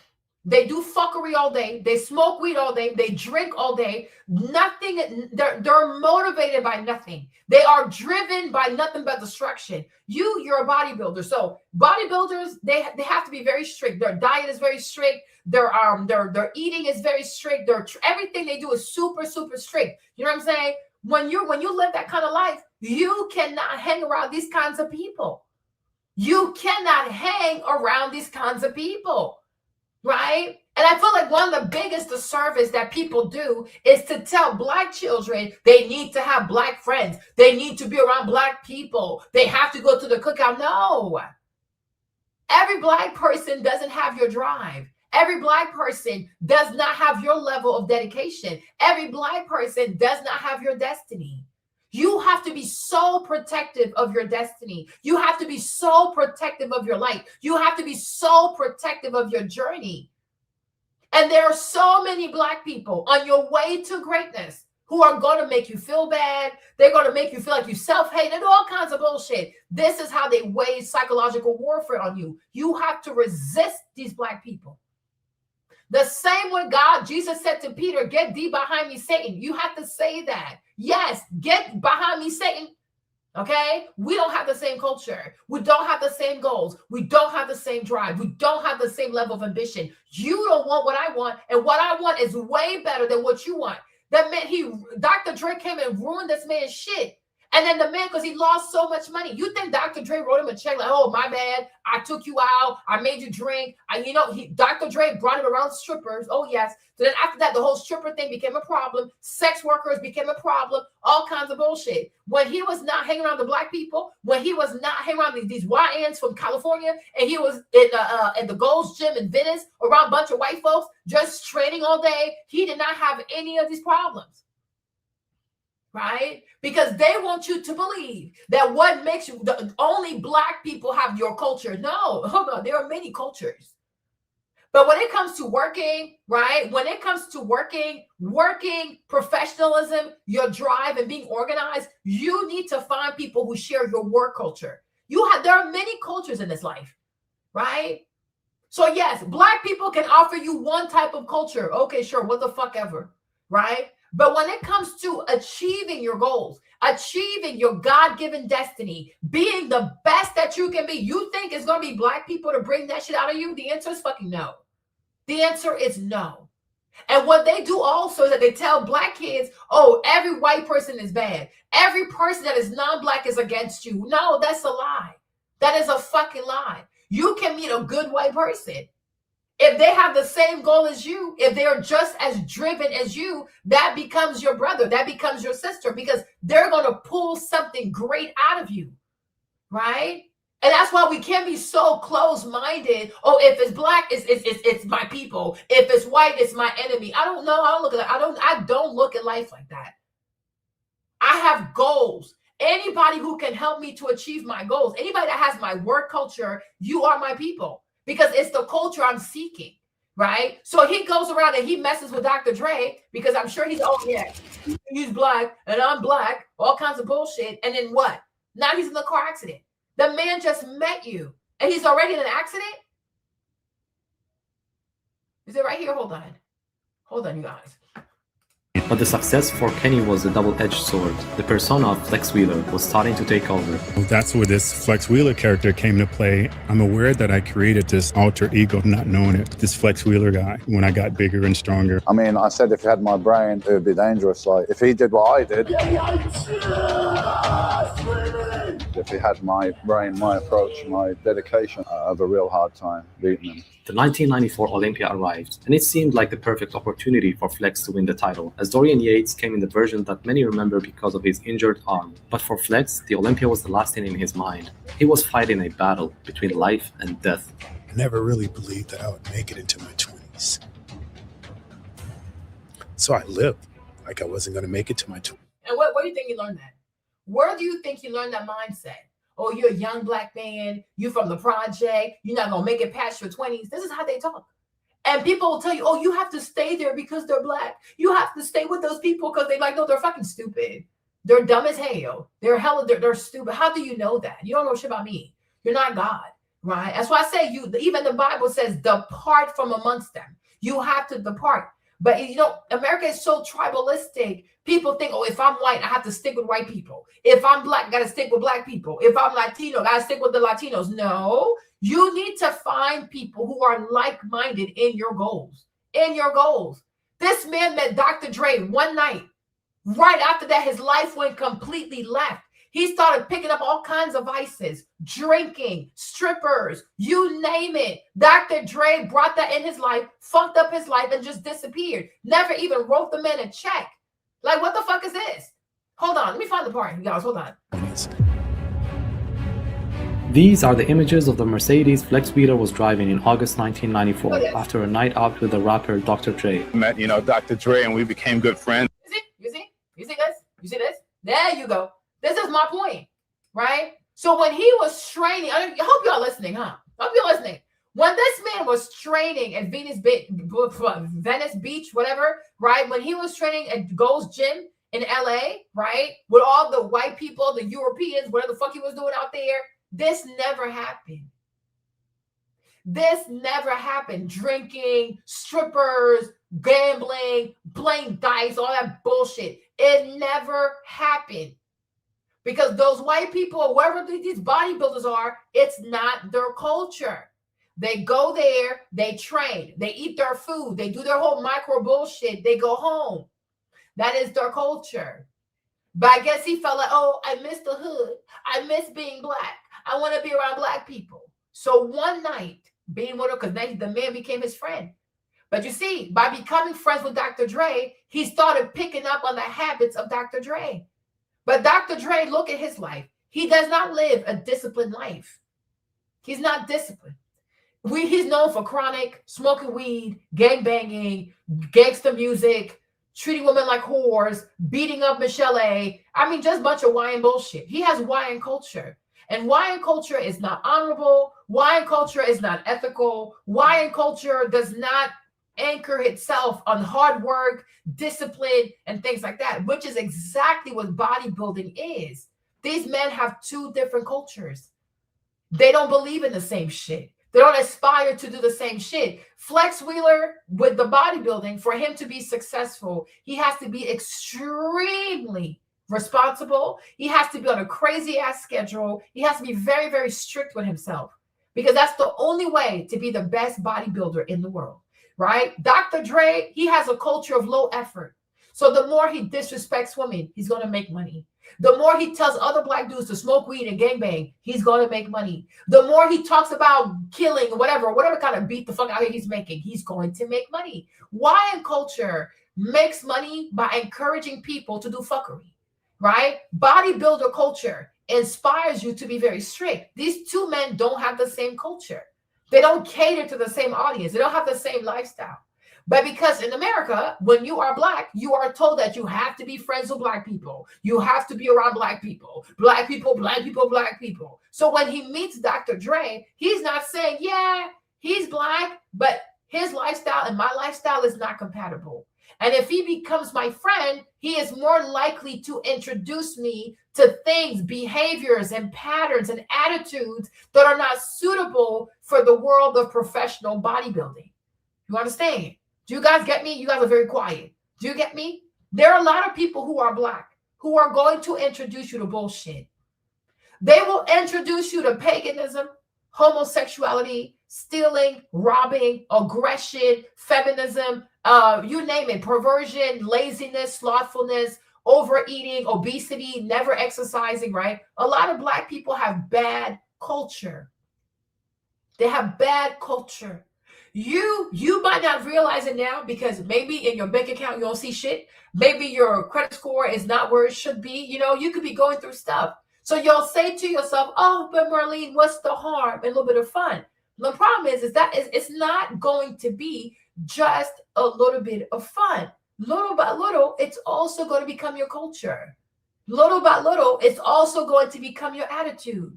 Little by little, it's going to become your character, right? And this is why you have to give yourself permission to divorce yourself from black people. Now, I'm not saying you could never have black friends. I'm not saying that. But you have to interview anyone that wants to come into your life. Why should I let you into my life? Right? What are you going to add to my life? You know, there are people who ask for my number. I will give my number. There are people who ask for my phone number. I will never give them my phone number. I will gain absolutely nothing. Just conversing with you on Instagram. They're not smart. Like, you know what I'm saying? Yeah. It's like Alex, he went into, I'm telling you, this is 2 weeks. But oh my gosh. Because I can't, one day, maybe, because I got to go. But one day, we're going to watch I'll share the documentary, you guys. After everything he experienced as a child, you guys, he was on the up and up and up and up. Do you know how many Arnold he won for his body? Flex Wheeler, his body is fucking insane. Dr. Dre has been fat all of my life. He drinks liquor, malt liquor. He drinks liquor out of brown paper bag. What the fuck is that? Why would you're a bodybuilder. You're like a fucking Adonis. Oh, hold on. Let me show you his body. Hold on. Let me show you his body for real, for real. You guys, look at this shit. When I tell you, like when you see him on stage, when you Flex Wheeler at his prime, when you see him on stage, you guys, every muscle, every fiber, like there are even muscles I didn't even know existed. The man is a fucking piece of art. Like he does it, and then he does he does the thingy, like he spreads his leg like this, like yo, he goes like this. Every muscle is coming out. The man is a fucking work of art. And you're going to hang out with Dr. Dre and his fat ass? He drinks alcohol all the time. He drinks brown liquor out of a paper bag. What the fuck? Why the fuck would I hang out with you? You're a fucking loser. You are a fucking loser. And these black people that you make your chronic music for, they're a bunch of fucking losers. They're not your audience. They want to get drunk. They want to smoke weed. They want to fuck with bitches. You, Flex Wheeler, you are a god in bodybuilding. You inspire people to be their very best. You inspire people to work out. You inspire people to eat clean. You inspire people to defy whatever people ever thought was impossible for the human body. Why are you hanging out with this bum? Why are you with this bum? I wish I would have been his niece at the time. I'm like, Uncle, no, he's a bum. He's fat. He has a beer belly. He drinks alcohol. He has nipples. Why would you hang with a fat bastard? He can wear a fucking bra because he's black. Fuck that shit. He got bad culture. And eventually it rubbed off on Flex Wheeler.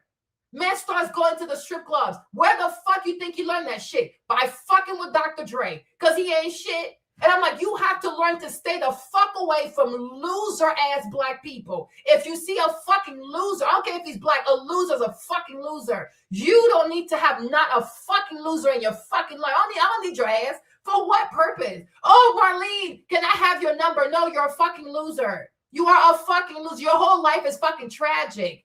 Get the fuck out of here. Can't even commit to eating one salad a day. What the fuck am I going to do with you? You are a fucking bum. You are a bum. I would rather be by myself than to be surrounded by black mediocrity. You fucking drain me. Get the fuck away from me. Get the fuck away from me. Yeah, because he met fucking Dr. Dre. Dr. Dre came and ruined everything. I'm like, this is not a good person. He does not have good culture. He does not have good culture. You think Dr. Dre exercises? Yeah, right. He just uses his fist on these ladies and beats the shit out of these women. Get the fuck out of here. I'm not doing this. That's like, this is crazy. So hold on. So then he got into, where's the video? Yo, okay. Yeah. When I saw this frame, I said, Jimmy, this is about to go left. Because now he's introduced to wine culture. They're about to come ruin his life. And yes, the next night, they go to the club. He leaves the club, car accident. The man is like this. He's laying in bed. That beautiful body. When your body is that beautiful, why would you even drink alcohol? Like me, if my body for a woman, right? If my body looked like Flex, if I could have abs, if my body looked like Flex Wheeler, I'm not putting shit. Even the water, they're gonna have to go to the Swiss Alps and get my water from the Swiss Alps to put in my body. Are you kidding me? Are you kidding me? But that's the problem, because a lot of black people, they don't understand sacrifice. Everything is a fucking joke to them. Everything is a fucking joke. When most black people, everything is a fucking joke. So when they see you live your life, you work hard, you make sacrifices, you sacrifice yourself. There's so many things you say no to because you're working so hard for your fucking goals. They don't take that shit seriously. They think it's a fucking joke. Stay the fuck away from these clowns. They're fucking clowns. Oh, y'all, I hate playing this part. And I was coming from playing pool with them at about 2:30 in the morning. On my way home, the front tire went out. The car spun around backwards. My whole life basically flashed in front of me. The crash fractured his neck in 2 places, leaving him in the hospital where doctors fought desperately to save his life. I suffered a broken neck in 2 different places. My eye was swollen out my head. My ear was ripped off. For an entire month, all I could do was just land and stare at the ceiling and wonder, like, geez, it's over for me. And not only did this eliminate his chances of beating Dorian Yates, but it also cost Flex his sponsorship deals. You had to feel on top of the world. And then just bottomed out. While I was in the hospital, they fired. Ended up losing my house. I ended up losing my car because I had no means of making money anymore for myself. Okay. Did Dr. Dre come back and be like, oh, fam, I heard you lost your job. Here's some money, right? No, it's 93. They're making money over there for a record. They're making money. Did he spin the block and help this man out? No. And this Mr. Olympia thing, so many people were waiting for that shit because he was coming to take the fucking crown. No, he had to go out with Dr. Dre. He just had to, because he had to prove his blackness. He had to be with the blackity black people, right? I'm like, they're going to fucking destroy you. They are going to fucking destroy you. I will never stop saying it. If you are a black person and you have big dreams, big goals, if the way for you to be successful requires a lot of self-sacrifice, a lot of discipline, a lot of you're going to have to say no to many things. You need to stop messing with these people. They don't understand shit. Black people struggle with the concept of sacrifice. They really do. Even Clarissa Shields. Clarissa's out here trying to prove herself to black people. I'm like, Clarissa, leave these girls alone. They can't even run 500 yards. They can't even run 50 yards. Leave them alone. Like what it takes to be a boxer, they don't understand, nor do they care to understand. You are wasting your time. Go be friends with other people. Go find people who share your culture. You have a love for boxing. You have a love for training. You have a love for cardio. You understand the meal prepping. You understand all that shit that comes with it. A lot of these black people don't have a life of discipline. So many black people are indisciplined. They lack discipline. They just lack discipline. And when, just like, what's his name? He's gone now, whatever his name is, right? And when you tell him that, oh, you hate me. Oh, this is hatred. No, you hate yourself. Anyone that doesn't have structure in his or her life, you hate yourself. Anybody that does not have discipline in his or her life, you hate yourself. Anyone that cannot keep a promise to him or herself, you hate yourself. Don't put that on me. I just recognize you for the liability that you are, and I stay the fuck away. You are a fucking liability. And when you get older as a black person, it is your job to reduce the number of black liabilities in your fucking life. Right? Treat your life like a balance sheet. Anyone that is not an asset, they got to fucking go. Okay? Anyone who is not an asset, they need to fucking go.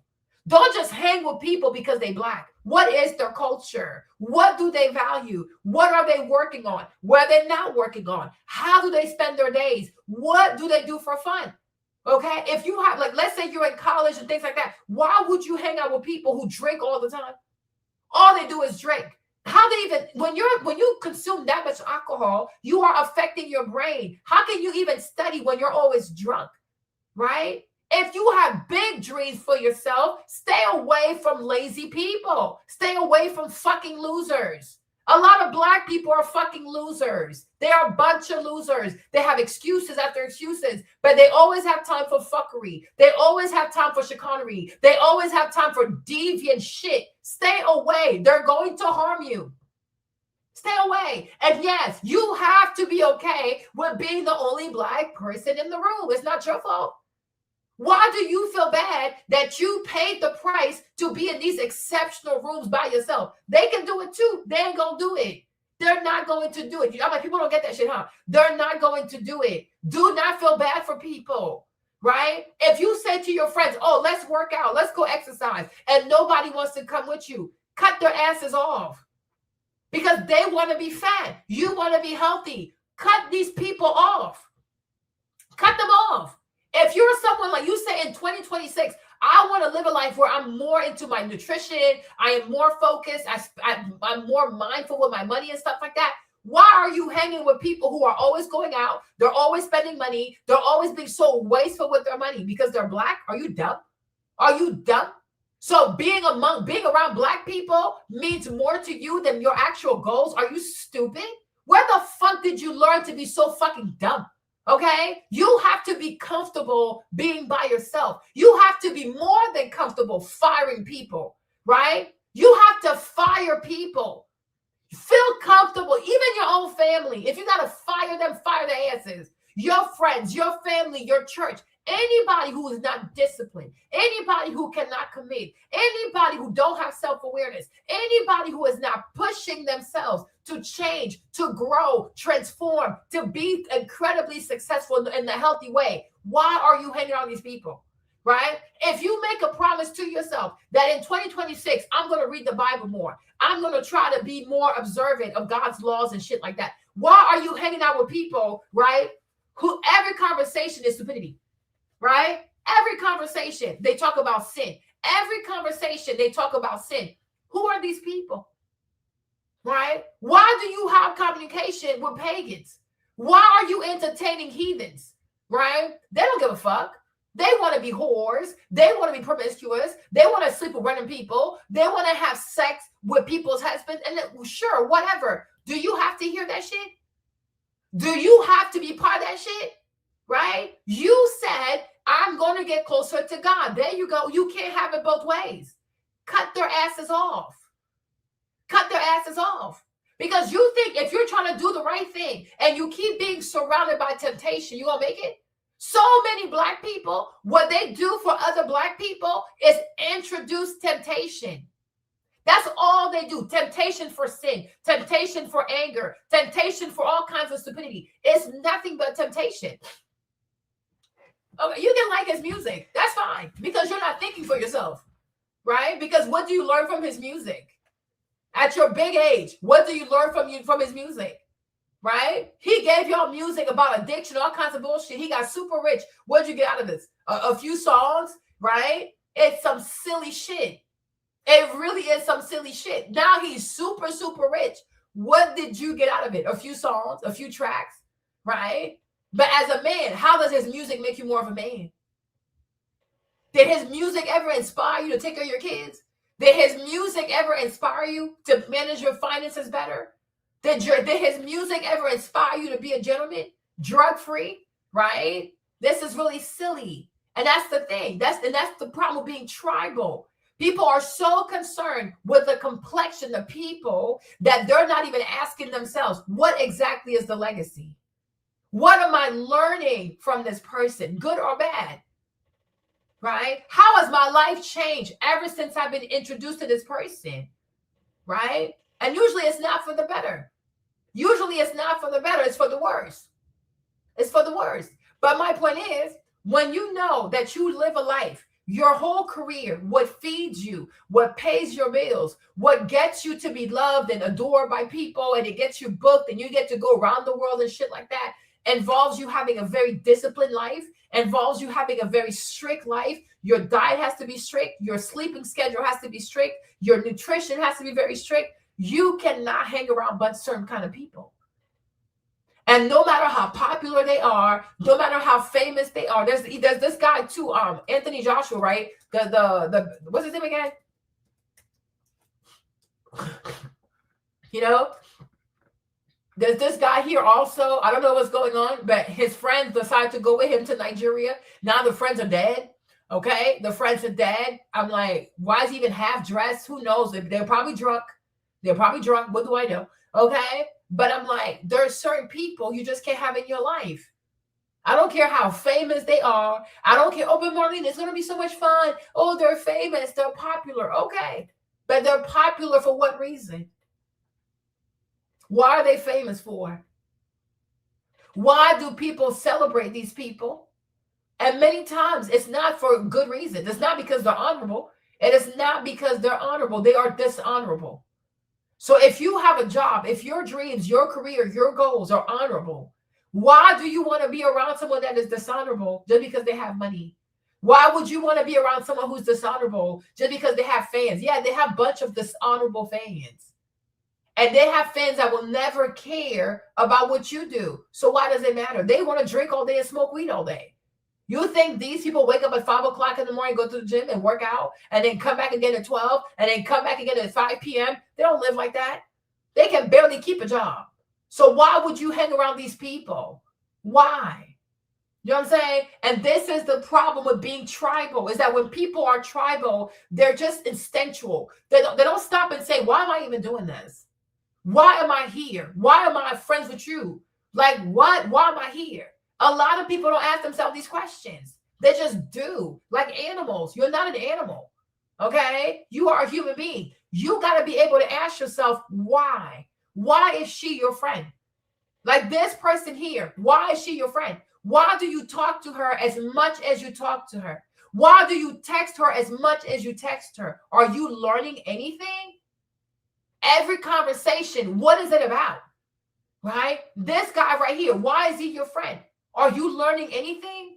Is he helping you with your finances? Is he helping you with your manhood? Is he helping you with your confidence? Is he helping you become a better version of yourself? Of course not.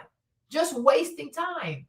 You are wasting time with colored people just because you want to be around colored people. Why?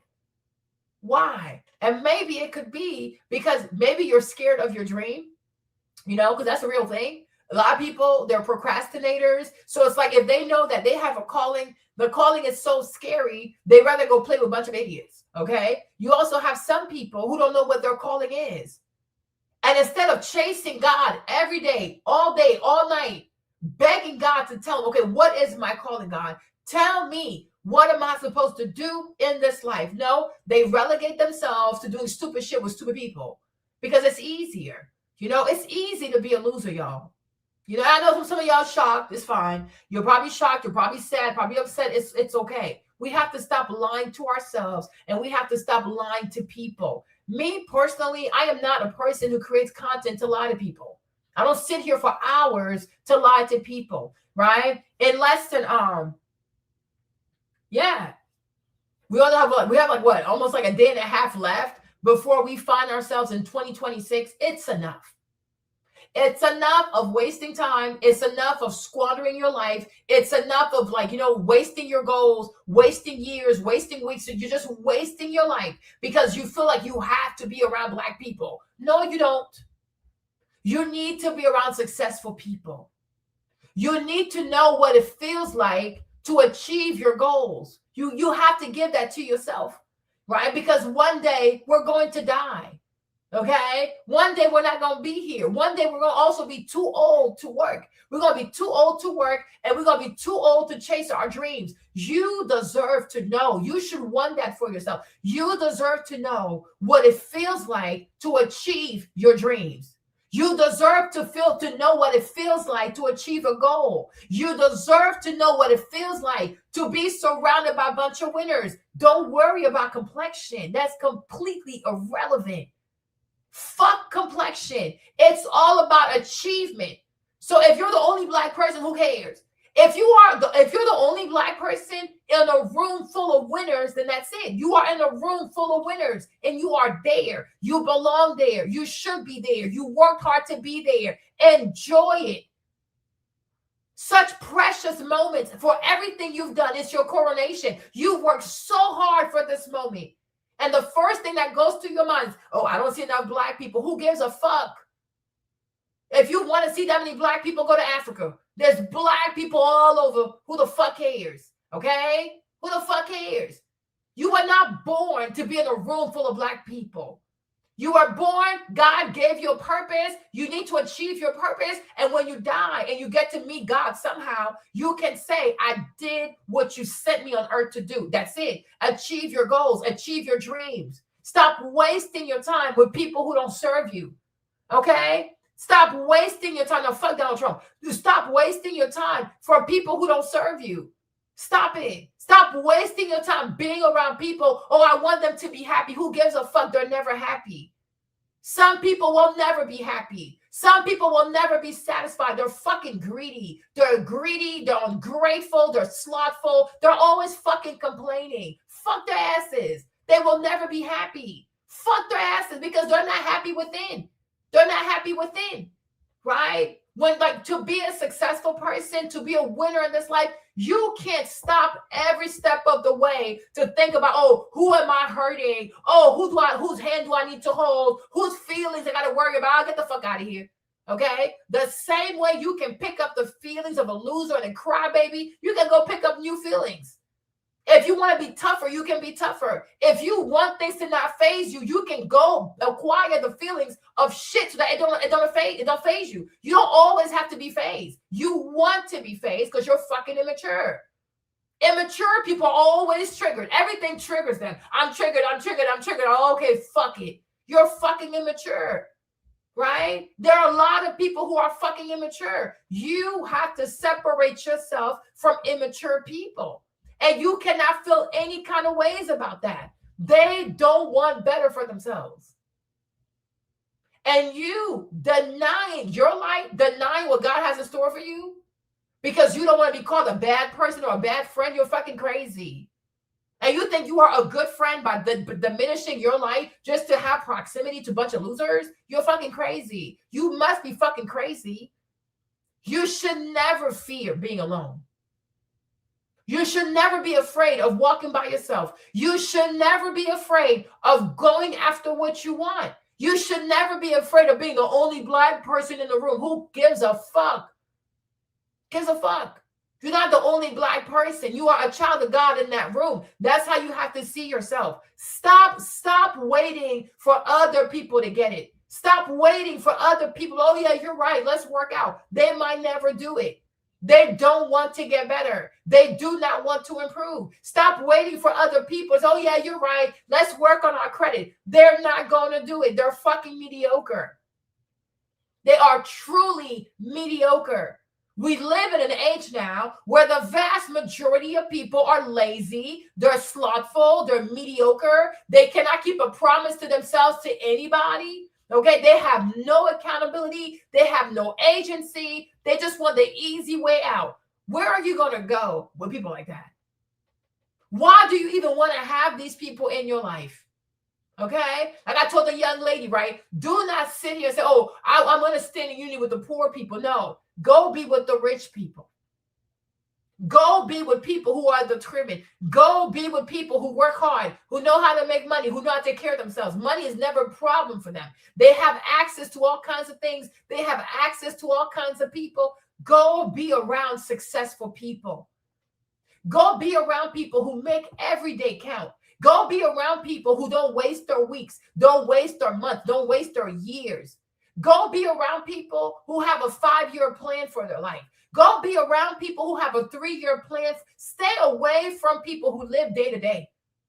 Stay away from people who have no idea what they want over the next 90 days. What the fuck? And you at your big age, right? They don't even know. You say, oh, but what do you want to achieve in the next 90 days? Oh, I don't know. I don't know. Okay, you're crazy. What do you want to achieve over the next 6 months? They don't know. What would you like to do over the next year? They don't have a plan. Why would you hang out with people like that? Why? Why? Because they're black? Who gives a fuck? They're fucking lazy. They're a fucking liability. Stay away from lazy people. Stay away from slothful people. Stay away from disorganized people. Stay away from people who lack discipline. Stay away from people who don't write down their plan. Stay away from people who don't write down their goals. Because if you make these people your friends and your family and your whatever, they're going to rub off on you. And like the Bible says, a little bit of sleep, a little bit of slumber, and poverty will creep up on you like a thief in the night. You got to force yourself to be brave. You have to be brave. It's not easy, but you don't have a choice. You want to be unique, you're going to have to force yourself to be brave. Going to have to force yourself to be by yourself. It's okay. You know what I'm saying? Many people are not going to understand you. Who gives a fuck? They don't even understand themselves. Make it make sense. Okay? Do not fear walking your path, and don't fear walking your path by yourself. If you want to do something and people say, oh, black girls don't do that, it's for white people, who cares? I'm a child of God. I'll do what I want. Okay, go try it. You want to try yoga? Go try yoga. You want to go try Pilates? Go try Pilates. You want to go try solid core? Go try solid core. You want to run a marathon? Go do it. Do it. Live your life. You write the script for your life. Don't let anybody tell you, oh, this is what a black person does. This is what, no. Okay, I'm a child of God. God tells me what to do, not the script of blackness. Leave me out of this, right? If right now, oh my God, what time is it? Okay. If right now you are currently fat, I'm pretty sure most of your friends are fat. Okay. If right now you are morbidly obese, I'm pretty sure most of your friends are morbidly obese. It's up to you. Because if you keep hanging around fat people, you're going to eat like a fat person.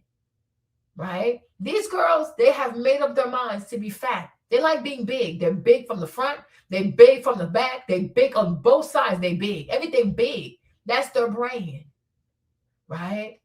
It's a choice. In 2026, you can continue to hang around a bunch of big backs. And you will go into 2027 even bigger than the way you came into 2026. It's up to you. Right? Or you can realize that, you know what? These girls that I hang around with, right? They're emotional eaters. They're lazy. They're a bunch of losers. Okay? They like being fat. As long as they can have a one-night stand with a man, they're good with that. Is that what you want? The answer is no. So if that's not what you want, you slowly have to cut them off. Right?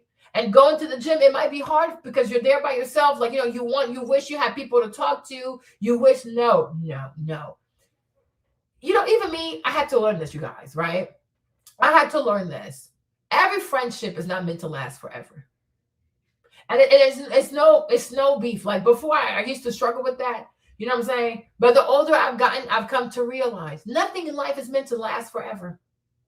And the problem sometimes, especially with women, is that we feel as though, oh, if I like this girl, I need to like her forever. If that's my best friend, she has to be my best friend through and through because we watch that shit in the fucking movies. It's not real life. Or if we're friends, we have to talk every day. No, that's not real life. Okay? You're clingy as hell. Go see a therapist. All right? Many times what happens is that you have friends for a certain season.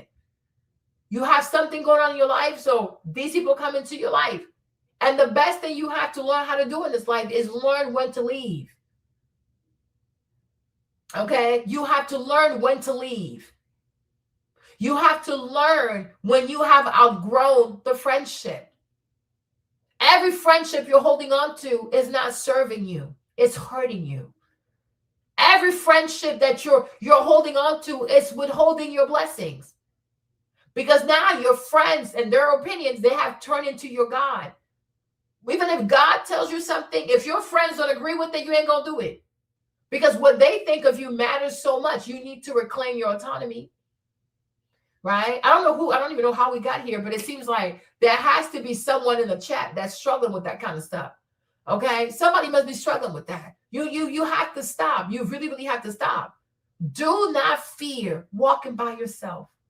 Because you see, when you fear walking by yourself also, it really shows where you are in your relationship with God. You right? You've been far away from God for a very long time. And that's why you're afraid to walk by yourself. Because if you are deeply attached, if you were anchored into the Lord, you would fear walking by yourself. If anything, you would look forward to walking by yourself because you know God is with me. You are never without God. But you've been so far away from God for so long. And these goofy ass loser friends of yours, right, have taken the place of God in your life. And now you don't know how you're going to live or cope if they don't text me, if they don't call me. You don't need to talk to these women. You've talked to these women for how many years now? Look at your life. Look at your choices.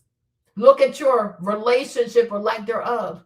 Look at your finances, right? When people are a blessing to you, it's usually not going to be in competition with your relationship with God. When people are a blessing to you, it's usually not going to be at odds with what God has in store for you, right?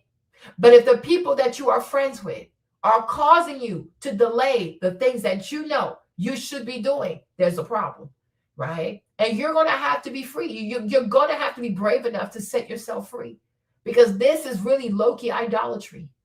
In this life, you guys, and I mean it seriously, in this life, you should never be afraid of losing anyone because it's part of life. Loss is part of life. Losing friends, losing family, all that. Listen, okay? And the older you get, you start going to more and more funerals, okay? Losing people is part of life. And you have to get to a point where you get comfortable with that, right? Whether it's because you want to go or they want to go, sometimes if God tells you you have to go, but you don't want to go, it's going to turn into a fight and y'all going to break up in a very violent ass way because God was trying to tell y'all nicely, but y'all don't want to listen. Okay. So he's going to have to create a fight so you can go your separate ways. Everything is not meant to last forever. And you have to be okay with that. And sometimes it's even better to leave while the relationship is still good. So that way, when you're on your side and she on her side, right? There's no bad feelings because there's nothing bad happened. It's just that I had to go this way, right? And you have to be okay with that. Everything is not meant to last forever. Friendships are not meant to last forever. Having people in your life, there are seasons. There are seasons where you'll have a lot more people in your life, and then there are seasons where you're like a Ronin. There's no one in your life. Okay, but physically, there is no one in your life. And you have to be okay with that. Right? You have to be okay with that. Because you have to learn yourself. You have to learn yourself. You have to learn to trust in yourself. You have to learn to believe in yourself. You have to learn to encourage yourself. There's a passage in the Bible where the Bible talks about David, because David had lost everyone and everything. And the Bible says that David encouraged himself in the Lord. You have to be brave enough to learn to stand by yourself. You have to learn to be brave enough to stand by. You got to stand by your convictions, right? Because how else will you grow? You can't be afraid. You can't fear nothing. Like, seriously, you have to be fearless. You really have to be fearless. But Marlene cannot make it. Why would you not make it? Right? It's not easy, but it's not impossible, right? But you have to be brave enough to do what needs to be done. And sometimes, and I gotta go a little bit, sometimes a thing that makes me really, really sad is that I see a lot of Black people waste their potential.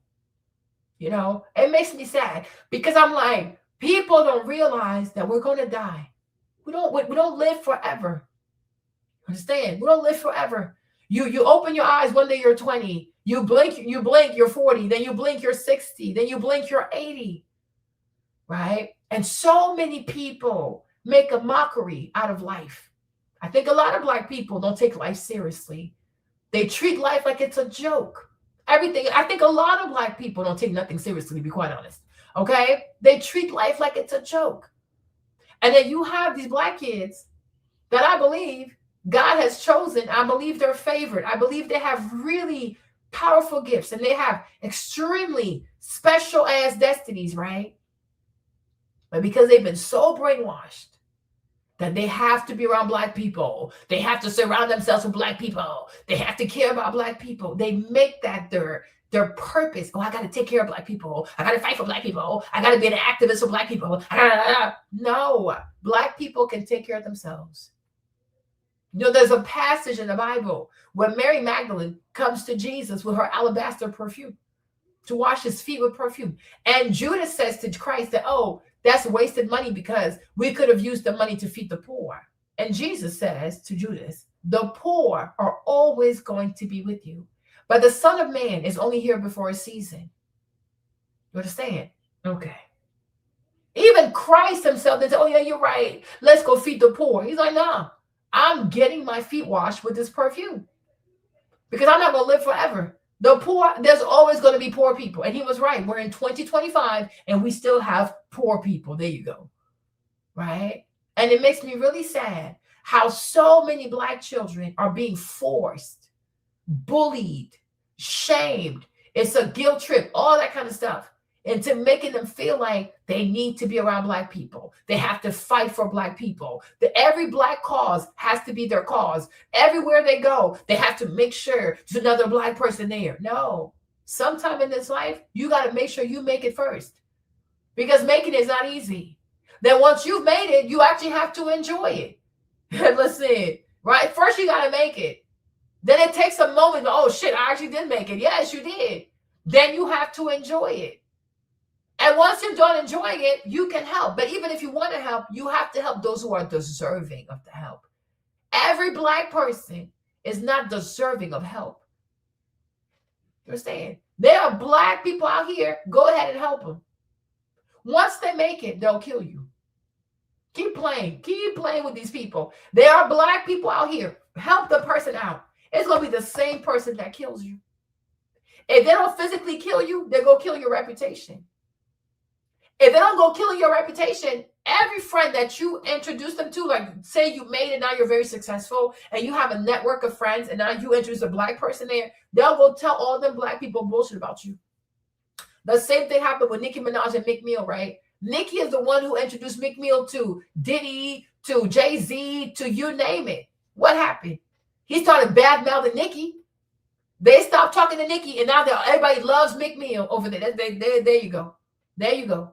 Right? Stop carrying this burden. Like, stop carrying this load. Stop carrying that load. Set yourself free. You are not the parent of every Black person. You are not the parent of Black people. Black people are grown. They can take care of themselves. They can make better choices if they want to. They can read books if they want to. They can watch documentaries if they want to. They can read the Bible if they want to. There's nothing out here they can't learn to take care of themselves. They don't want to do it, and that's fine. But you're not their parent. But you are a parent to your destiny. You are the parent to your dreams. You need to make sure that you accomplish your goals. You need to make sure you accomplish every goal that you have. You need to make sure that you create for yourself the life that not even that you dreamt of, but you life that maybe you thought like, oh yeah, this is impossible. Make sense? You need to worry about that. Worry about yourself. Make sure that you make it. You see people like him, you see how triggered he is? Because this man, I'm sure in his real life, he's dead weight. You see what I'm saying? And that's why people like him will always hate people like me. Because he's probably dead weight in his life. He's like Jonas. Anybody who tries to help him, bad things happen to those people because he can't carry his own weight. Right? And these are the kinds of people who always want other Black people to feel guilty. Oh, don't leave me behind. Oh, help me, help me. All they know how to do is ask for help. All they know how to do is ask, take. Do they ever give? No. Do they even feel bad about taking? No. Do they ever say, you know what? My family has given so much to me. I need to make sure I give back today. Of course not. They're happy receiving. They're happy taking. And people like him, they thrive when so many Black people feel guilty for the hard work they put in, the sacrifice they've had to do, the things they've had to, do and give up to have the life they want, right? They thrive off that shit. It's like, it's a thing. It's a real thing. It's this guilt thing. Like, they just guilt people. And they're never grateful. No matter how much you give to them people, they will never be grateful. And yeah, you are not born to no wealthy family. You're born to a poor ass family, and it shows. Because if you were born into a wealthy family, you will completely understand what I'm saying. Because people usually think that when you have money and you're wealthy, you can always afford to give. Oh, it's nothing to you. Oh, it's nothing to you. Oh, it's nothing to you, right? So you know you were born into a poor family, and it shows. And I'm saying I'm sure in your real life, you're dead weight. You're fucking dead weight.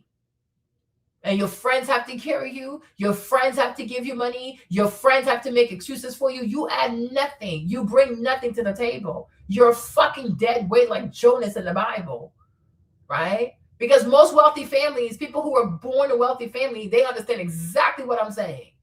Because when you're Black and you have money, people feel as though you can always give. Oh, give me this, give me that, give me. And they never say, hey, you know what? This person has given us so much. What are we going to do to say thank you? What are we going to do to make his life or her life easier for everything they've given us? You are not born into shit. You're lying to yourself per usual. I saw this one football player. His family was spending $400,000 a month because they don't care. And I'm sure if he had said no, they would have made him feel guilty. Oh, you're selfish. Oh, you're this. Oh, you're that. Because that's what they do. They're never satisfied. You have to sacrifice yourself to the bare bone. And even with that too, like, well, you still have a bone, so can I have your bone too? Because they're never satisfied. They are never, oh, please, jealous of what? Jealous of what? Jealous of what? Okay, and there's nothing to be jealous of. All right, so that's my thing. 2026, let it be the year where you are selfish. Be selfish as fuck. Okay, focus on yourself. I can't tell you don't help nobody at all, but I am saying focus on yourself. All right, do the things that are good for you. And if that means you're going to be by yourself, then be by yourself. If that means that you have to cut out a lot of Black people, then cut them out. Who gives a fuck? Who truly gives a fuck? Okay? Go after what you want. Be open-minded. Make new friends, right? Discover people. No problem, but keep writing whatever makes you happy. Mud pies, whatever pies. Doesn't matter. Okay? Doesn't matter. Okay? To the people who eat the mud pies, I'm sure they taste good. Doesn't matter. You can say whatever you want. I'm done with that. Tether, mud pies, whatever, if it makes you feel good. Okay? 2026, take care of yourself. Okay? 2026, take care of your goals. 2026, do not be afraid of being by yourself. Okay? 2026, be courageous. Be extremely courageous. All right? Fear nothing. They'll criticize you, they insult you, they'll call you mud pies, tether, booty scratcher, whatever. It doesn't matter. It does not matter. You understand? All of that is part of psychological warfare.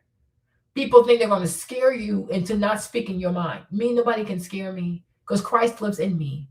And as the Bible says, no, I don't wish I had your life at all. Thank you.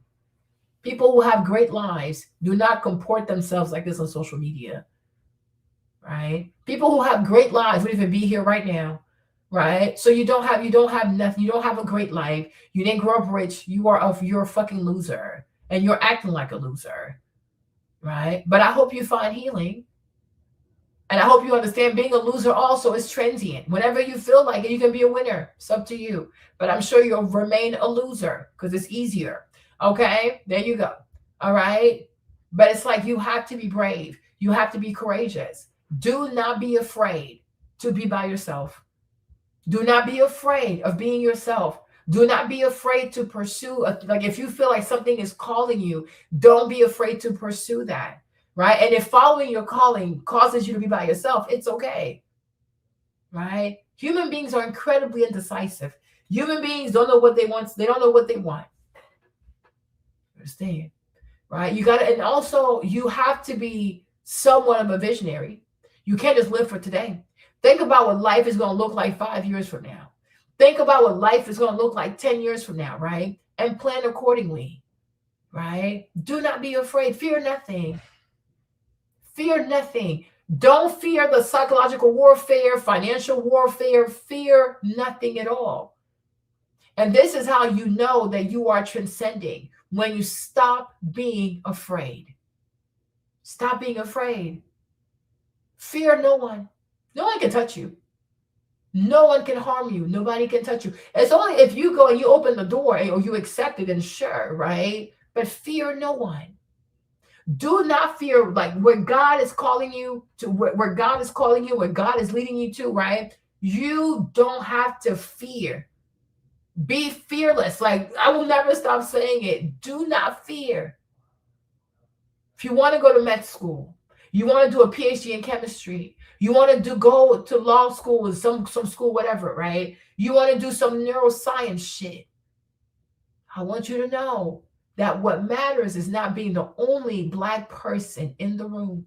It's to know that you deserve to be there. You are only accountable for yourself. You understand? If you make it to MIT, you make it to Princeton, you make it to Duke, whatever, and you're capable of being a neuroscience major, shit, be proud of yourself. Don't let your heart be chagrined. Don't be sad because I don't see Black people. Who cares? You're not going to see them here. There's no concert. There's no stripper. There's no drug. They ain't going to be here. Now, this is a high level. When the altitude gets high, you see less and less Black people. You're special. You are incredibly special. No, this is who cares? This is who they are. That's how they're raised. Okay? You are incredibly special. You are so special. Right? And people have to understand that. Brilliant. If you are a Black person, if you're a Black child, you're a Black student, you're a young Black person, if you are a brilliant mind, you are often going to be in rooms that don't have lots of Black people. Like me, my entire academic shit, I barely saw any Black people. I didn't give a fuck. Because to me, it proved that I was in the right place. I'm like, yep. The higher the altitude, the less Black people you'll see. That's how it goes. And that is a testament that you are willing to not be tribal. You don't move according to the script, because if you moved according to the script, you wouldn't be here. You see, if I was concerned about being around Black people, I never would have taken AP classes. And I did very well on my APs, right? If I cared about being around Black people, I never would have been a math major, because it's hard. Even there's a class that was so hard, real analysis. Oh, you got that class. It was nothing but proof. Like, all you do is write proofs all day. I said, but damn. I got an A in that class. Right? Got an A in that class. I was pregnant too. I was pregnant with Trey. I did summer school and then I did the fall semester. Pregnant. I even had a computer science course and shit. It was so fucking crazy, right? But that's how it goes. And you take pride in that. I'm brave. I'm courageous. I don't define myself by a tribe or how many people that look like me. Nah. I want to be surrounded by people who fight like me. You see, imagine you at war, you're on the battleground. You're going to be asking, oh, I wish I had more black people to fight next to me. You're going to say to yourself, I want warriors to fight next to me. I want people not afraid because we have to go home, okay? If you're fighting a war, you have a sword, I have a sword. You better will have to go home. You want warriors next to you. You want brave people next to you. You want fearless people next to you. I don't care how big the enemy is. We are going home. You're going to fucking die. Okay? That's like David. When David saw Goliath, he didn't say, oh, shit. Damn, that motherfucker big. Okay? He didn't say that shit. Okay? David saw Goliath. And he said, you uncircumcised Philistine. I said, but damn. Talk about the man's penis. He said, you uncircumcised Philistine, I will cut your head off and feed it to the birds. People thought he was crazy. He was by himself. Saul tried to give David his outfit, like his thingy, his armor and stuff like that. He was like, that's uncomfortable. Because I believe that Saul, in case David was right, actually could do it. He wanted people to think that he was the one fighting Goliath. Right. But I guess David didn't realize that. But David was not comfortable in the armor. He wasn't comfortable. He said, I don't need that shit. So he didn't wear the armor of Saul. He used a slingshot. 5 stones. Killed that motherfucker. Okay. No, Ronins like the head mother. Ronins, they walk by themselves. They're fucking crazy. Like that fucking crazy ass samurais, right?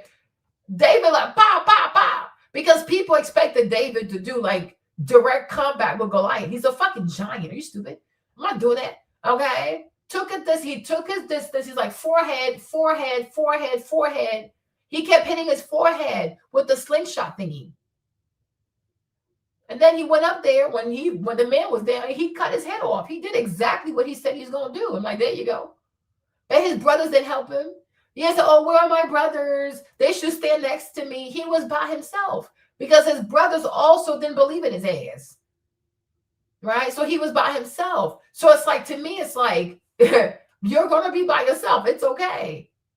It's about what you believe, right? But ultimately, even if you were to be around people, it doesn't matter whether they're black or not. It matters that they want to fight and they don't want to give up. Stop asking for people who have your complexion and start asking for real fighters to be next to you. Lord, if I ever find myself in a position where I need help, send me some crazy ass fake warriors. We're going to be outside. Okay? Send me people like, if my faith is this high, send me people whose faith like touches the freaking, like, I don't know, some skyscraper stuff. I don't even know, right? Send me someone crazy as fuck. Like, send me crazy ass faith warriors. Right? I don't care if they're black. I don't care if they're black. Right?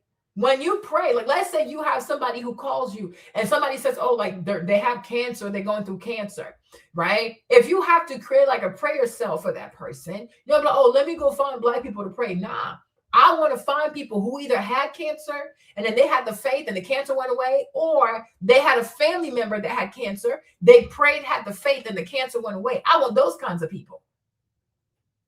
I want people who know what the fuck I'm talking about. I don't have to say, oh, you know, and the chemo, nah, they get it. And they have so much hatred for cancer. They're like, Marlene, anytime you find someone with cancer, call me. Okay? Yes. You want those kinds of people, right? You want people that have a bone to pick with cancer, because if they pray, it's going to be something else, because they want to defeat the cancer. They will pray, they'll fast, they'll do whatever it takes, because that's how much they despise cancer. They're not going to be lukewarm. Oh, girl, have you prayed? Oh, no, I'm going to get to it, though. No, I don't want you on my team. I don't want you on my team. You're lazy. Right? That's the same thing. You want to be surrounded by people who fight. You want to be surrounded by people who don't give up. You want to surround yourself with people who say, you got this.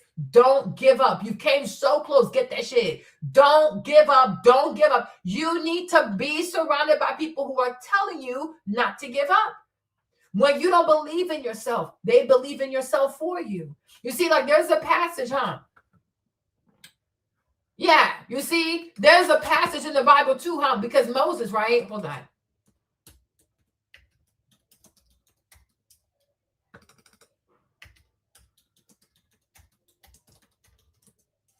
There you go. You see? If you guys remember this, right? There is there's a passage in the Bible because Moses had to hold up his staff. It's like as long as he held up the staff, his people were winning. But every time he put his arm down, they started to lose. But he got tired. He's, oh my God. So Aaron had to come up there and hold his hand for him until they actually won. You see, you want someone like that. These are the kinds of people you want in your life, y'all. And what I'm saying is people of faith have no complexion. You want people of faith in your life. You want people who want you to win in your life.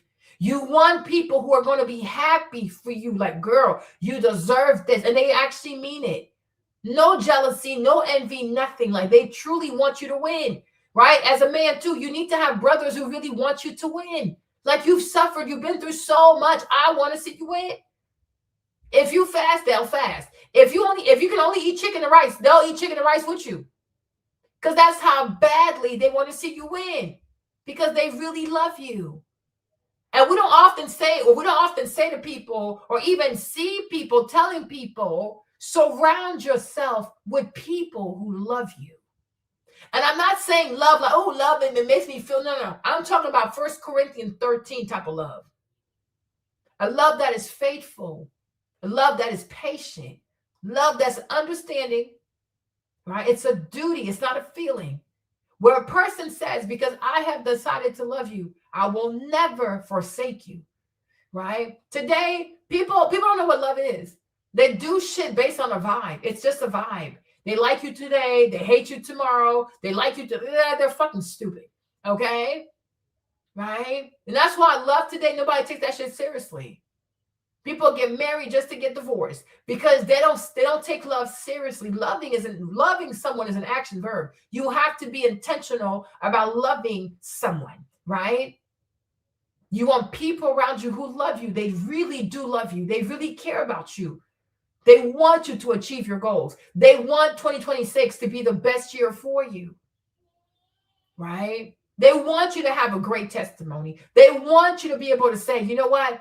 God has been faithful. I was faithful, but God was also faithful, right? You understand? These are the kinds of people you want. And real soldiers don't have complexion. They have a heart. Complexion doesn't make a person. I don't go fuck because most Black people are quitters. Let's start there. Complexion does not make a person. You can never say, oh, this girl is Black, so I'm sure we'll have the best friendship ever. Yeah, the fuck right. You can't gauge a person's loyalty by their complexion. What you gonna say? The lighter they are, the more loyal they are. The darker they are, the more disloyal they are, or vice versa. How the fuck do you even gauge that shit? Complexion will never help you to gauge the loyalty of a person. It's the heart. And it takes time to get to know a person's heart. Doesn't happen overnight. It takes a lot of time. It takes a lot of shit for you to be like, yo, like that's a real person. That person really loves me. That person really cares about me. Right? It takes years, maybe even to get to that fucking place. Right? So I'm like, the most important thing is not a person's complexion. And my advice to people, you have to win. You have to win. J-Rock, is his name J-Rock? You have a song, win, win, win, win. You have to win. And so in this life, just like Jesus, you're going to have to find your people. But if you go around thinking that your people must have your complexion and have your gender, you're not going to make it. Because you're missing out on the most important thing about a human being, their character. It's not their complexion. The most important thing about a person is their character. Who is this person? Right? You'll meet people when you first meet them, like the first 3 to 6 months, They're pretty cool, whatever. But within a year or so, the cracks, they start to show. You'll meet some people, initially, they're kind of hard to read because they stay to themselves, right? But within a year or so, like, yo, that's a real one, right? It takes a long time to discover real people. It takes a lot of work to discover real people.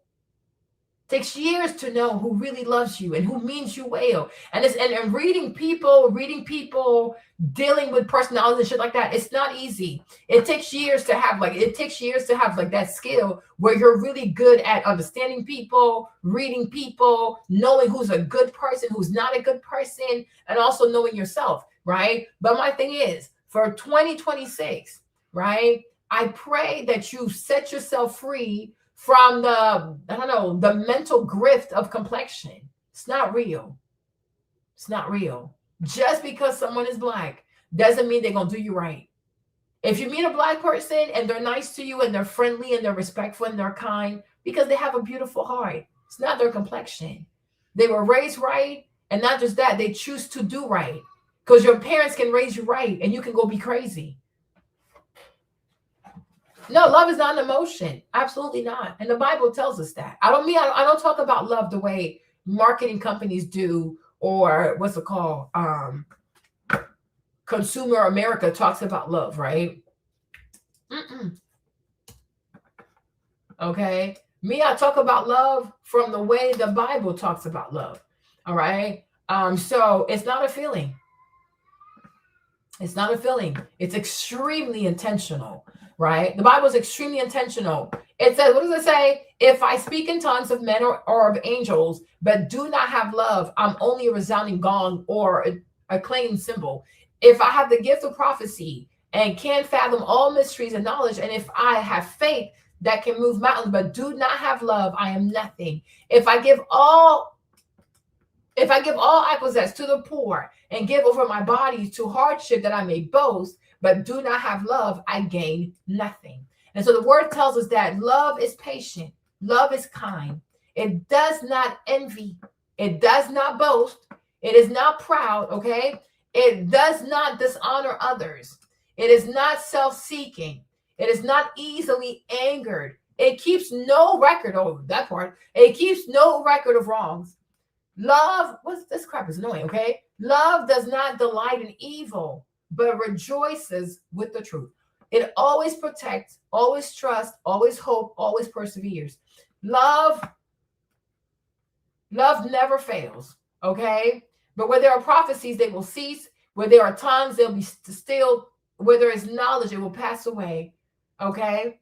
But the Bible tells us what love is. So when I talk about love, I'm not talking about a feeling.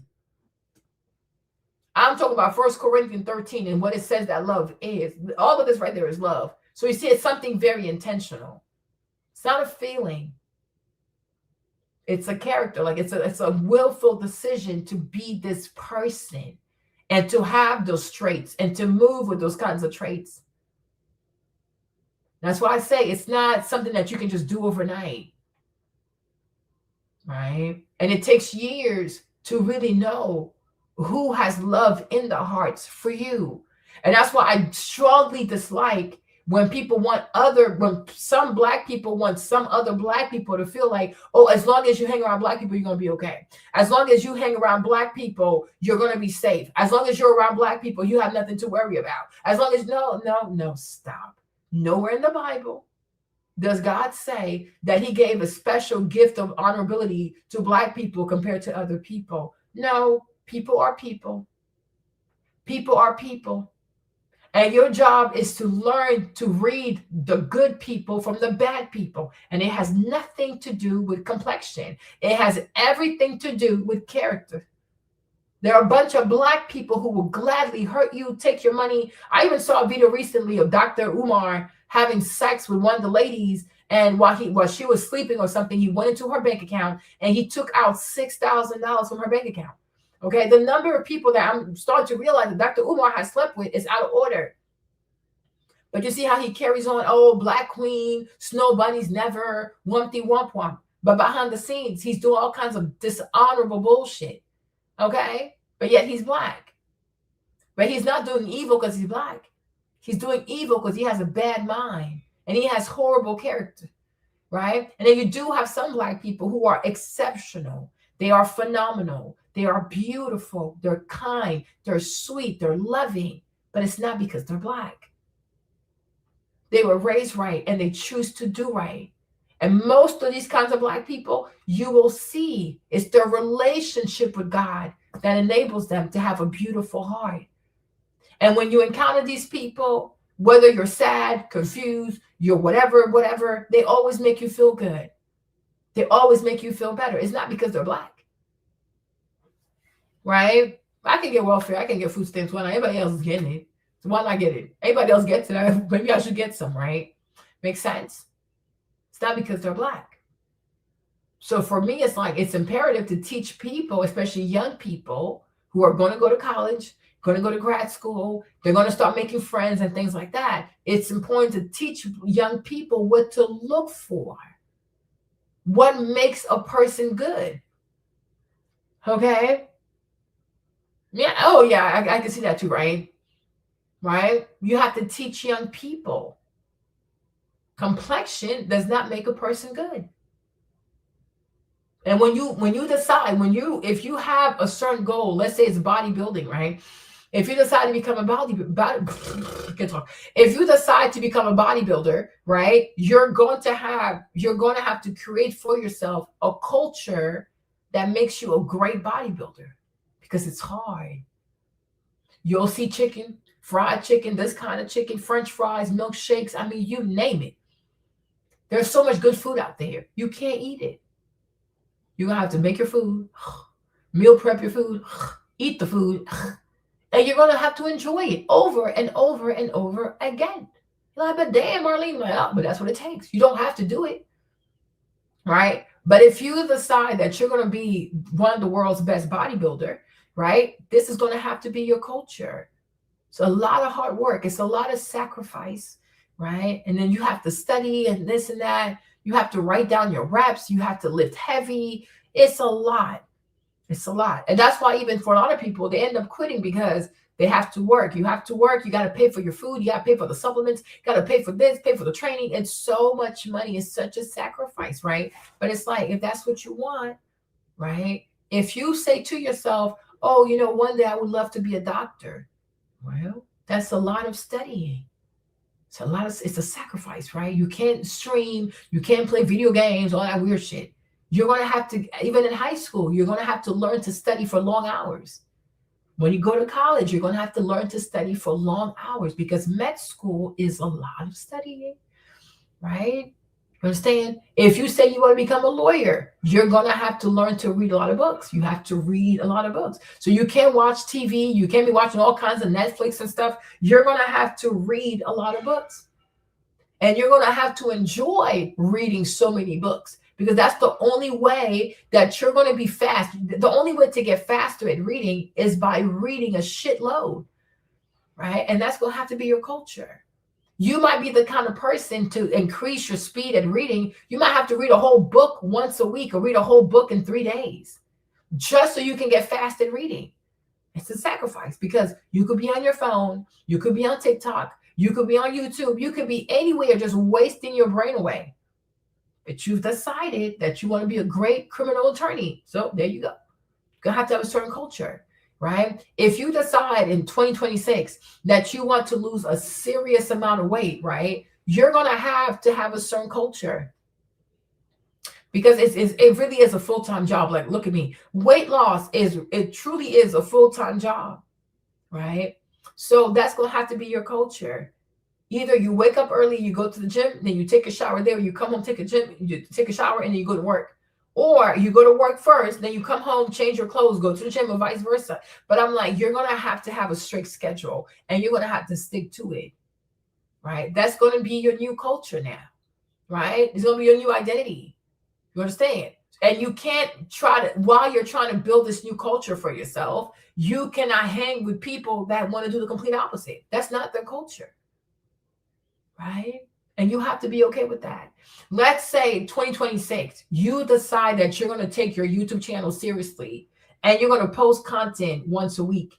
That's a lot, because When you make the video, first you got to find your idea. Then you might have to write your little script. Then you got to find all your stuff, put it together. You got to edit the video, put the music on the video, watch the video all over again. You have to do the thumbnail. You got to post the video. You got to do the whole description box thingy. Like, it is so exhausting, right? So let's say that in 2026, you say to yourself, oh, I want to become a content creator and I want to take that seriously, right? You're going to have the culture of an actual successful content creator. You might not be one right now, but you have to comport yourself as if you were Dr. Mr. Beast, right? You're gonna have to take it very, very seriously, right? And a lot of videos might not do well. You might put so much effort into your video and your thumbnail, and you get 100 views, 200 views. If you're lucky, maybe 1,000 views, right? Your subscriber count might be growing slowly and slowly and slowly. But you have to say to yourself, this is what I want to do, right? I'm behaving, I have the culture of a very successful content creator. You can't give up. And many times you might say to yourself, oh, this ain't worth it. I don't want to do this. What the fuck? This ain't shit. Let me go outside. You cannot. Because when you want something, you got to create the culture that makes you that person, right? And you might be very tempted to go be with your friends and stuff, or your former friends, right? That just live like fucking grasshoppers, right? But you can't live like that. You can't live like that, right? Let's also say that you are into like personal training, like fitness stuff, like you're a trainer and shit, right? Now, maybe in 2026, maybe in 2025, let's say as a trainer, you made like 50,000, 60,000, right? And you might say to yourself, okay, in 2026, I want to make $250,000. Totally doable. So many fat people out here, why not? Right? But then how you gonna do it? It could be like your YouTube channel, it could be classes, it could be meal guides, it could be workout guides, I don't know. But you're gonna have to find a way that by doing all these things online, you're able to make $250,000. Who did that? Oh, really? Right? Makes sense. So if that's what you want to do, you're gonna have to start having the culture of a coach, an online coach that makes $250,000. That's gonna have to be your culture. Right? So that means you might have to post every day, all kinds of stuff you might have to start doing, because what you did before only brought you 60,000. If you want to make $250,000, you're going to have to do things that bring in $250,000. And that's hard. That's like almost like 4x, right? You're trying to 4x your shit. So it's like the effort, the work, everything, like creativity, all that kind of stuff. You might have to 4x how much effort you put into it.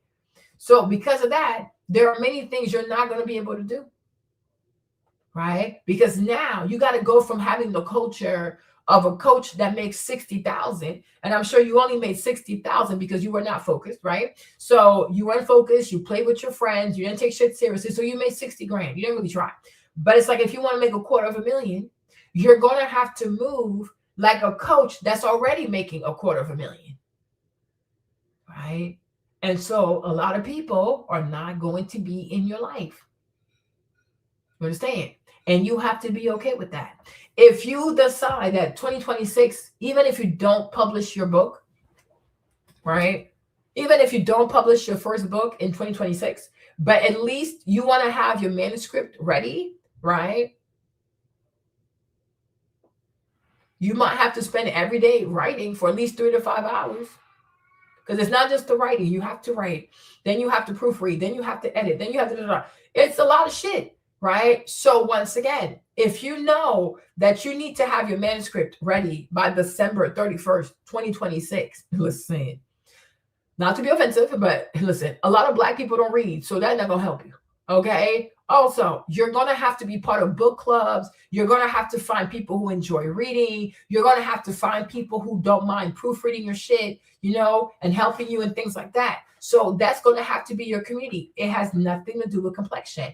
You're going to have to go find book lovers, people who adore reading. And more specifically, if you are even more intentional, whatever genre you're writing your book in, you're going to have to go out your way to find people who enjoy the kind of books you want, that you want to write. You're going to have to go find those people, right? And if you find those people and they're not Black, who gives a fuck? Because the most important thing is to find people who enjoy the kind of art you're trying to create, right? If your genre is nonfiction, right? Does it matter if people are Black or not? No. What matters is that they enjoy nonfiction. You want to find the kind of niche group, whatever, that whenever the book is ready or as the book gets ready, they'll be so excited. They'll sign up for pre-orders, right? You want to find those people. Same thing with a brand. If you want to build a brand, create a brand, direct to consumer, right? Does it really matter for your customers to be Black? No. It matters that you find people who love what you do. They love it so much. They tell everybody about it. Right? They love it so much. They never ask for coupons. Okay? They want to pay full price. You hear me, right? Y'all very quiet. So hopefully, when you guys usually get quiet, it means I'm right. Okay? But hopefully that makes sense, right? 2026, I'm really asking you guys to change your mindset, change your paradigms, change your perspective. Set yourself free from this whole blackness shit. It's not fucking real. It holds people back. I want you to feel more than comfortable going into rooms, into meetings, into places, into spaces where traditionally Black people don't go into. Who gives a fuck? Right? Be adventurous in 2026. Try something new. Try something different. Try a lot of different things. Right? You've done things a certain way for so long. What's the harm in trying something new? Right? Try something different. You know, in July, right? In July, when I only went like one time on the Stairmaster, I didn't even realize I had done that. I don't know. In my mind, I really thought I had done more Stairmaster sessions. But I decided to track my stuff, right? And so in tracking my stuff, I realized I only gone once in July. You guys, I felt so bad. I still feel bad. I still feel bad about it. Because I'm like, what the fuck? What happened? I don't know, right? But out of 31 days, I only went one time. And it really hurt because I said to myself, wow, I'm never getting those days back. I don't know. I didn't even go. January, I did not go. I didn't work out in January. I didn't work out in February. I didn't work out in March. But for some reason, I don't feel that bad. But I guess July, I feel bad because in June, I had pretty good momentum. Like I did like 14 or 15 sessions of the Stairmaster, whatever. And then in July, I just disappeared. I did once. I never went back, you know, and that really messed with me. Like even in December, I was like, I don't know. Do I really have to do 100 sessions like by December? I don't know. Like, because who cares, right? But I'm like, when I get down to January and stuff, when I look back, I'm going to be hurt because I'm like, once again, I said I was going to do something. I didn't do it. I'm like, okay, let me do it because thinking about July, it really hurt my feelings and stuff, right? But it just makes you realize like life is so precious. Your time, you'll never get it back. Every day that you lose being inactive, you ain't going to get it back. Every day you waste being indecisive, you're not going to get it back. Every day that you're wasting being around people who don't serve you, you're not getting it back. You do not get your time back. So it's either you invested that day or you wasted the day because you are not getting it back. It's not coming back to you, right? If you squander it, you squander it, right? If you are so afraid to leave what is familiar to you, to go try something different, how, like you will never know. Like you're not gonna know. You see, even God told Abraham to leave his family, right? You cannot be afraid to leave people that are familiar, people that are comfortable to you, because maybe the more you stay with what's familiar, what's comfortable, you stop pushing yourself. Stop pushing yourself. And I think that right there should be reserved for the dead. I think the dead are the only ones who shouldn't push themselves because they're already dead, right? But if you're still alive, you should keep pushing yourself. Push yourself, push the limits, push the limits. Like, what more can I do? What more can I do? Right? And whoever you fear losing, I'm pretty sure you will meet better people. And if you don't meet better people, you will even meet a better version of yourself. I have one of my goals. One of my goals is to oh my gosh. One of my goals is to climb Mount Everest. You know. Now, I don't know if I can make it to the top, though.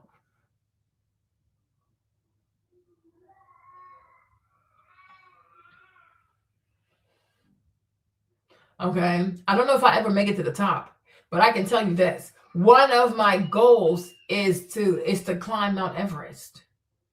And every time you see, like every time I watch videos of people who go there, like even base one, it's not, you rarely see Black people there, right? Oh, well, I'm sure it's cold as hell, and I hate being cold.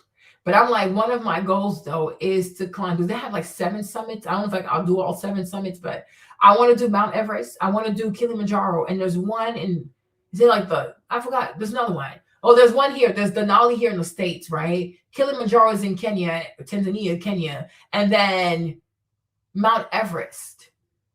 But I really want to climb Mount Everest. I really do, right? So that's the reason why, too, like even when I was training on the Stairmaster, I kept quitting. But I was like, I was also doing that because I wanted to train so I could climb a mountain. Okay. Now they have one before you can do Denali. Like there's a team I looked into. They make you climb this one mountain. It's called Rainier, right? It's like a week or something. You go there for a week to learn everything about like mountain climbing and stuff. But I said to myself, right, if I keep being consistent with my Stairmaster stuff, is that in like maybe October, November, I want to climb Rainier. And hopefully by the end of the year, I can climb Denali, right? And then 2027, by God's grace, I can try to climb Mount Everest. You understand? Do not be afraid to be by yourself. Don't be afraid to, I'm telling you, do not be afraid to do things that are unconventionally Black. Get the fuck out of here. Okay? You are a spirit. You have this right here. Even this whole complexion shit. It's white people that made a big deal out of that shit. What matters the most is what God put inside of you. You have to know your voice. You have to know your force. You have to know your power. And it's not easy to know who you are if you always need to be around people to feel good about yourself. Right? You can't be afraid.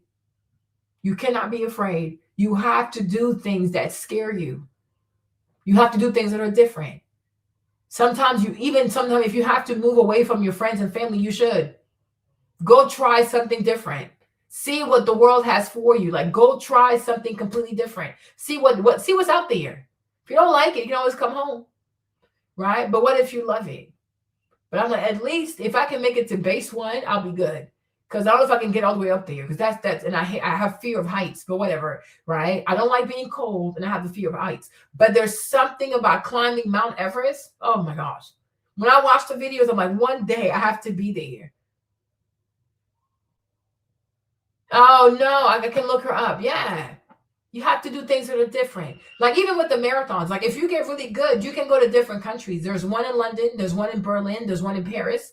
They have marathons all over the world. And I'm like, and imagine what New York City also, right? Boston, New York, Paris, Berlin, London, right? But I'm like, people who do that stuff and take it seriously, like imagine the kind of friends you make. You know, going to all these different countries, meeting people who love to run just as much as you love to run. Like it has to be pretty dope. You can't live in this Black cocoon all the time. Like to me, it's crazy. It's crazy. But I'm like, it will change your life. Because there are people who go from country to country just to run these marathons and stuff. It's crazy. But like me, my personal goal is to climb Mount Everest. I'm like, one day y'all gonna see me up there. And I sure will record myself on Mount Everest. Like, I'm here. Oh my gosh, right? But I'm like, you have to do things that are different. You know? And many times it's like it will take you away from people. It will take you away from comfort. It will take you away from what you know. But you cannot be afraid. And that's the whole thing about the Ronin stuff is that they train to be samurais, but then eventually they go on their own. Yeah. Eventually they go off on their own because they have all the training they need to make it. You cannot always stay close to friends and family and Black people or whatever. Yeah, you have to go live your life. Got to try new things, right? You have to get to a place where you are comfortable being uncomfortable because you know you have what it takes. You have your faith, right? You have faith, you have work ethic. You know how to keep showing up for yourself. So it's like you have nothing to fear. Fear nothing. Discover yourself. Right? God put something special in you. It has to come to pass. you know. And also sometimes I also feel like sometimes when you're black too and you talk to other black people, if they've never seen what you're trying to do, if they've never even tried to do it, they don't get it. And because they don't get it, they start making stupid jokes. They start making light of it. You know, they don't take life seriously. Right? And that's okay. It's cool. Right? So it's okay. Yeah. You know, people have to try new things, new sports. You know, I even feel like if more black people even exercise, if more black people were into fitness, strength training, running marathons, doing all kinds of stuff, right? People will have a different mindset. They wouldn't see themselves as victims. Oh, my life is over. There's nothing I can do. This is crazy. There's always something you can do. Look at these bodybuilders. Like they can go from being super skinny to like being super big. I'm like, this is fucking crazy. But if you believe it, you can do it. It's not easy though, but it doesn't mean it's impossible, right? But I'm like, too many black people are not into fitness, and it shows.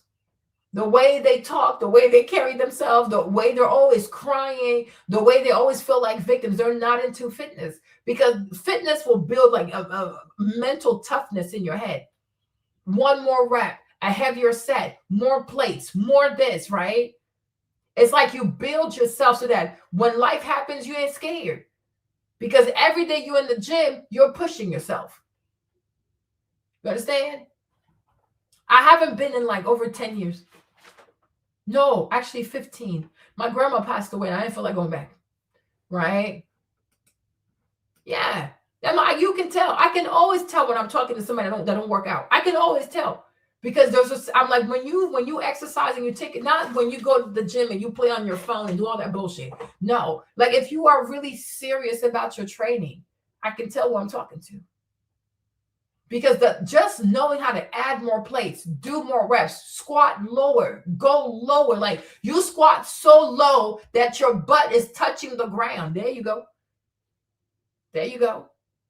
You see? Like even like my strength training class, I try not to go when the ladies are there. Because like they have a lot of ladies who go, but the ladies are fucking lazy. They're fucking lazy. They don't push themselves. They don't want to be in pain. They pick the same old weights, 15. You have some girls, when they see me, they try a little harder. And so when they try hard, I try even harder. Because I'm like, I'm black. You're not going to outwork me in this motherfucker. Okay? It doesn't go like that. One girl, she was like my trainer. When I first signed up, I was so big. I think she didn't recognize me. Like, what the fuck? I'm different. That's my fucking brand. I'm fucking different. And the first time I met her, because when I got there, I told you I was 243 pounds. So I guess because she saw a fat little girl, she was expecting me to go light. Because I put, I don't know, maybe like 200 on the trap bar, and I lifted that shit, right? And she was scared. I'm like, girl, I'm fat. I'm not weak. I'm just fat. But I'm very quad dominant. Like my legs are very strong. I'm very strong. Endurance-wise, I can go for hours. I'm different. I'm very different. I've never wanted to be like everybody else. I've never wanted to be average. I've never wanted to be a typical black person. You're fucking crazy. Right? Like yesterday, we had to like do like some like dumbbell presses, whatever. One girl, she pulled a 40. So when she pulled a 40, I didn't pull a 40. I had to pull a 45. I said, nah, fuck that shit.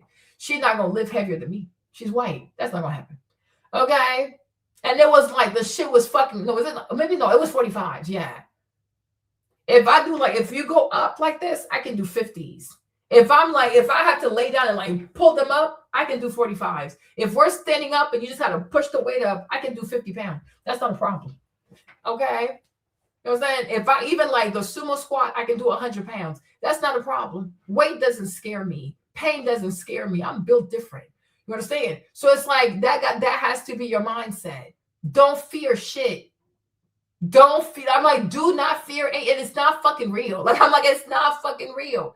But you know, when you think about the weight, or like yesterday we had to do some squats, like some back squats or whatever. And the problem that I see with the ladies is that when they get to the squat rack, they think about it so much they get scared. You see, The weight is heavy. It's not going to not be heavy. If you want it to be lighter, take the weight off. But if the weight is there, the weight is there. When you get to the squat rack, just go. Like you put your head under that thing, squat, just go. Because it's not going to get lighter. But the more you think about this weight and you think about how painful it is to get back up, you're not going to do it. And they waste a lot of time because they're just thinking. I'm like, I don't like working out with the ladies. Like they're too fucking much. Like there's some fellas there. There's one guy, he's Italian. He's older, but he's fucking aggressive, right? I like working out with aggressive people. I like working out with aggressive people because they don't think about the weight. But if you stop and you look at the weight, you think about the weight, you think about, oh shit, I got to go down and come back up with all this weight on my shoulders. Yeah, you do. Right? But that's life. And I feel like when you're in the gym and you play with these kinds of weight, it mentally prepares you for life. Sometimes you wake up in the morning, knock on wood, you wake up in the morning, but I'm like, life will add all kinds of bullshit to your fucking plate, right? Life will add all kinds of bullshit to your shoulders. You got to lift that shit. You don't have a fucking choice. You do not have a choice, right? If you racked 45s on each side, plus the bar is 60, lift that shit up. And if you cry, you cry. If you scream, you scream. Lift the fucking weight up. You're going to be okay.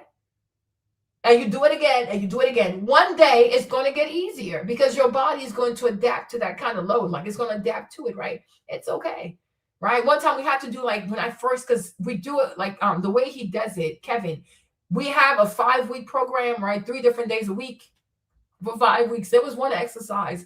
It was a stiff leg RDL with the bar, you know, so I put 35s on each side. The bar was 60. And like, I felt it in my forearms because my forearms are like pretty small. That shit was fucking painful. So Jake was like, Marlene, have you ever done this? I said, no, but I saw the white girl do it. So I was like, I'm gonna do it.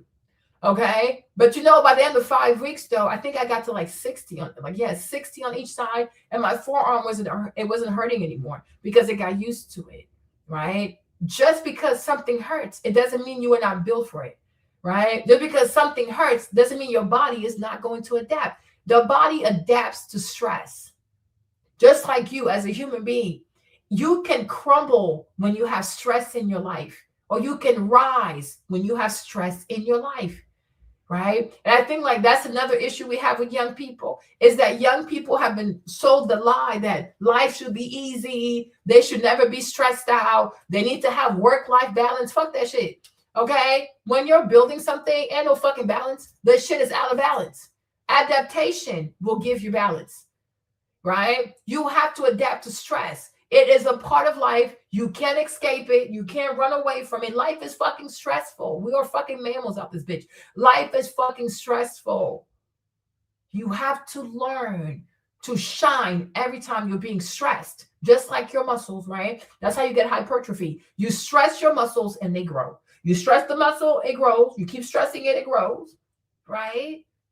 So when you have stress in your life, initially it might break you. It might cause you to have depression and all kinds of crazy shit. But you got to get to a point where you welcome that kind of stress, right? That's why I say I can always tell when I'm talking to people who work out and people who don't work out. Because when you work out, you get it, right? Because the only way to get stronger is to lift heavier, right? In this life, the only way to have more faith is to go through shit. Right? The only way to not break down and fall apart when things don't go according to plan is by learning to be okay with things not going according to plan. And knowing like, yo, I'm going to be okay. I'm always okay. Everything always works out for me. Right? Just because something didn't go according to my plan, it doesn't mean that it's not going to work out for me. Because maybe, most likely, God has a better plan for me. You got to have faith. You know what I'm saying? Yes, you got to have faith in yourself, right? Do not fear heavy shit. Don't fear heavy shit. You know, in this life, a lot of people are going to doubt you. And which is why sometimes, and it's sad to say, but it's the truth though, right? A lot of people, they're going to fucking doubt you because you're Black. There's nothing you can do about that. The doubt is going to, off the rip, people are going to be skeptical because you're Black. You understand? And you have to be okay with that. Oh, but Marlene, why is it that when you're Black, you have to work twice as hard? Instead of framing it that way, You need to welcome the fact that you have to work twice as hard. Because whether they hire you or they hire you and they fire you or whatever, because you've had to study twice as hard, you are twice as competent. It's to your benefit. Nothing works against you. Everything works for you. But it's all part of stress. You have to know how to deal with that. And you still have to remain gracious because it's human nature. Right? And I even feel, and this is why sometimes too, it can be problematic to be around Black people, because if you have a place that's already doubting you, a lot of Black folks, oh, because they're racist and they ain't shit. I mean, of course they ain't shit. They're not going to be shit. But who cares? They have a challenge for me. I'll do it. It's not a problem. It's the mindset. Right? Or you might, oh, the Black people might say, oh, girl, fuck that shit. Quit. Give up. They ain't shit. It's up to you. But I say you should stay and fight. And then once you fight and you win the fight, then you decide what you want to do. Right? But when someone challenges you, oh, yes, pick up the call. You need to, yeah, let's do that shit real quick. Right? It happens all the time. You know, when I was in the math department, there are a lot of white kids that were fucking stupid. Like, even sometimes we'll have group projects and shit. And I always knew, I'm like, yeah, they're white. They're going to pull some bullshit. So I would go to the group thing. I would do the group thing, do my part. But I would do my own stuff. I would do my own project. One time I had a, what's his name? I forgot his name. He tried to play that stupid game, but I knew he was going to do it. So it was numerical analysis. We go up to the board. He playing stupid games. Like, he was trying to make it seem like, oh, Marlene didn't help me or some bullshit. I said, wait a minute. I had my flash card, my little flash drive thingy. I put that in there. I did my whole presentation. Who you playing with? Because I saw the bullshit. Like, even when we had, like, because, you know, I was a computer science minor-ish, right? And so, like, sometimes people will study in groups and shit because they didn't understand the code. I never studied with those kids. I'm like, they're about to cheat, get caught. So every time they would get caught, I never got involved because I did not work with these kids. One of my friends, though, Zainab is like star. She's Moroccan, right? Zainab is from Morocco. That's my baby. So she's saying to me in French, because she was like, Marlene, I think he's talking about me. I said, what do you mean he's talking about you? She's like, oh, because she went there and she took a line of code. Because the professor said, if you cheated, you can go talk to him. Dr. Heichman. He's like, oh, I mean, he rest in peace. He was like, oh, if you cheated, you can come talk to him. Pretty much like, come snitch on yourself. I said, girl, sit the fuck down. I said, girl, he's not talking about you. But Zainab, because she's such a good person, she wanted to go rat on herself. I said, are you insane? You have an F1 visa. Sit your ass down. Let some white boy snitch on himself. But she had so much anxiety. I said, Zainab, nothing's going to happen to you. And if he dares to call you in his office, call me. I'm going to set this white boy straight. Now, the white man, an older white man, he went up there and he confessed. So once they had at least one person, he let everybody else slide. Right? But that's life. That is life. Pressure gonna make you stronger. Don't let it break you, right? Yeah. So it's like, it's life. People ain't shit. But that is not a reason for you to be bitter. It's not a reason to be bitter. It's not no, I don't need that shit. You're so fucking crazy. Okay? Like, it's not a reason to be bitter. It is not a reason to break, sad. When you're young, I get it, but eventually you got to get to a place. It doesn't faze you. Doesn't faze you, you know? And I told her, I'm like, yeah, I'm fat. I'm not weak. I'm just fat. I'm serious. I'm just fat, right? My main issue is not working out. My main issue is consistency because I get bored, right? Understand? I was like super big. You know, like in like August when I signed up for that class, I was like 48% body fat. I'm like, half of my body was nothing but fat. That is fucking crazy. That is fucking crazy, right? Even like on social media sometimes when I look at influencers, like the fitness influencers, and I see how much weight they lift and shit like that, they're not even going heavy, right? I'm like, these girls are not pushing themselves. It's all about the aesthetic, which is cool, whatever, right? But I'm saying, do not be afraid of pressure. Don't be afraid of pressure. Don't be afraid of being by yourself. Don't be afraid of being different. Don't be afraid of trying something different. Yes, no, for real, it was disgusting. I was 48% body fat. I said, damn. Because they have a machine. It's kind of like a DEXA scan, but it's like a cheaper version. I'm going to take one tomorrow to see how well I did. But damn. Like I had like back rolls on top of back rolls. My Lord. I was like, what the fuck have I done? It's in here. I posted this here somewhere. It's here somewhere, right? You see what I'm saying? Crazy shit. But I was like, no, it's not that I can't do it. I just get bored. I get bored. But I don't mind going heavy. Right? That's it. And the girls will come up to me like, oh, you're so strong. How do you do it? Because I made up my mind to do it. You know what I'm saying? You make up your mind to do it. If you want to lift a 50-pound dumbbell, you can. If you want to do walking lunges with 50-pound dumbbells on both sides, you can. It's up to you. It hurts, but it's up to you. And I always say to myself, Marlene, you can do anything hard for a minute, because walking one way might take you a minute. It's a painful minute, but it's just a minute, right? No, it's not even pork. I don't eat pork like that.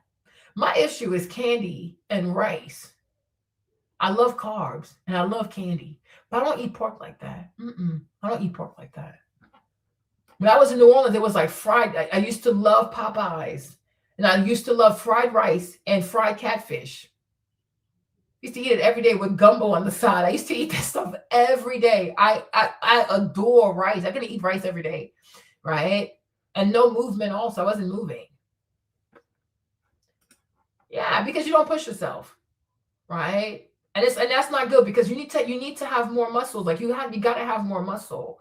But I'm like, I feel like society today, they have normalized to young people, oh, you should have a soft life. Oh, you should have a stress-free life. Anything that's hard, run away from it. Anything that doesn't feel good, run away from it. Like cheese, right? He'll tell you to go to Thailand or Morocco. Okay? You know what I'm saying? Something is hard, run. Something is hard, give up. Something is hard, oh, that's not God. Something is hard, girl, don't do that. It's too much. No, it's not. Okay? I need to eat meat. That's not gonna work. But I said like this, like starting in 2 days. But I've said to myself, the next 6 months, I'm going to try to be more intentional with my nutrition. These, like from June to December, it was about being intentional about going to the gym. So I think I've mastered that, right? Because I can't do both. I can't do the gym and the food stuff. I got to pick one. I can't do both. So I said, okay, the gym stuff is not hard for me. So I'll try to focus on that. But then now, like from January until June, I'm going to definitely be more intentional with the way that I eat. You know, because I do want to live longer too, though. I want to have a good life. I want to have a good life. So nutrition, like over the next 6 months, I'm going to really like clean up my nutrition and stuff, right? But these past 6 months, I've eaten better, but I've been more active. I've been way more active than I've been like, oh, I need to eat this, I need to eat that, right? But I definitely have been more active. It hasn't been easy. Yeah. But I definitely need to eat more salad. I need more salad. I need more fiber. I need more stuff like that. Yeah. But I was 48% body fat. James was like, Marlene, half of your body is fat. I said, oh my God. Oh, I had to fix that. I really had to fix that. I mean, that is crazy. That's out of order. You know? Oh my gosh. Oh my gosh. But now I'm deciding, I think I might even want to try Pilates.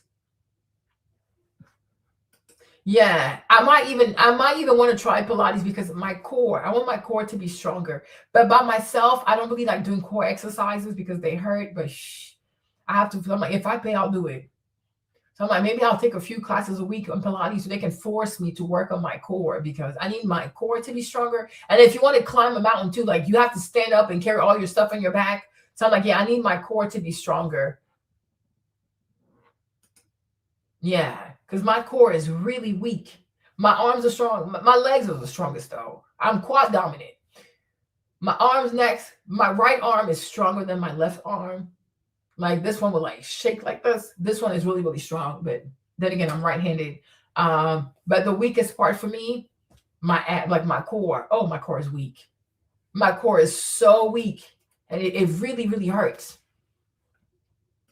You know what I'm saying? Before, when I was training a lot harder, I could do like a plank. I got to a point I was able to hold a plank for like 3 minutes. But eventually, I got fat again, so I lost that. Okay.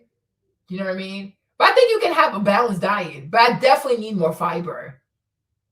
I need more fiber in my life. I could definitely use more fiber in my life. It's not going to hurt. Because I would love to look like Flex. I mean, not like that, but I would. In 1985, when he won the Team America title. I got my nickname Flex Wheeler was when I was a teenager, about 14. A lot of the kids used to tease me, saying I used to walk around flexing all the time. So I started using Flex Wheeler, and it started getting real catchy, and I've been using it ever since. See, shirt, Flex Wheeler, sir. And by 1989, he claimed the NPC California Championships, and you already can see the transformation in his physique. Yet, he was still far from being ready to compete at the highest level. Flex Wheeler, 23 years old, 5'11", Corey. Look at his shape. When I was 23, I was not doing all of this. I told Jimmy that too. I was like, you know what?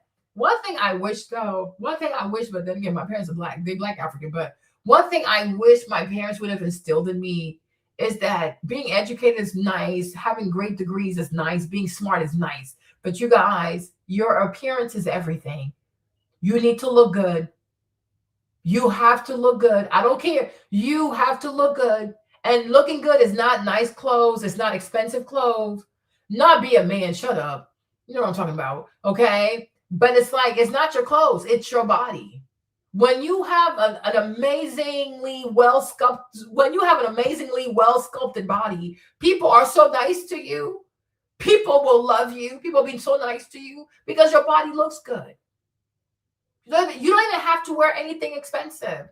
Your body just has to look fucking good. When your body looks good, everybody is nice to you because they know it takes a lot of work to look like that.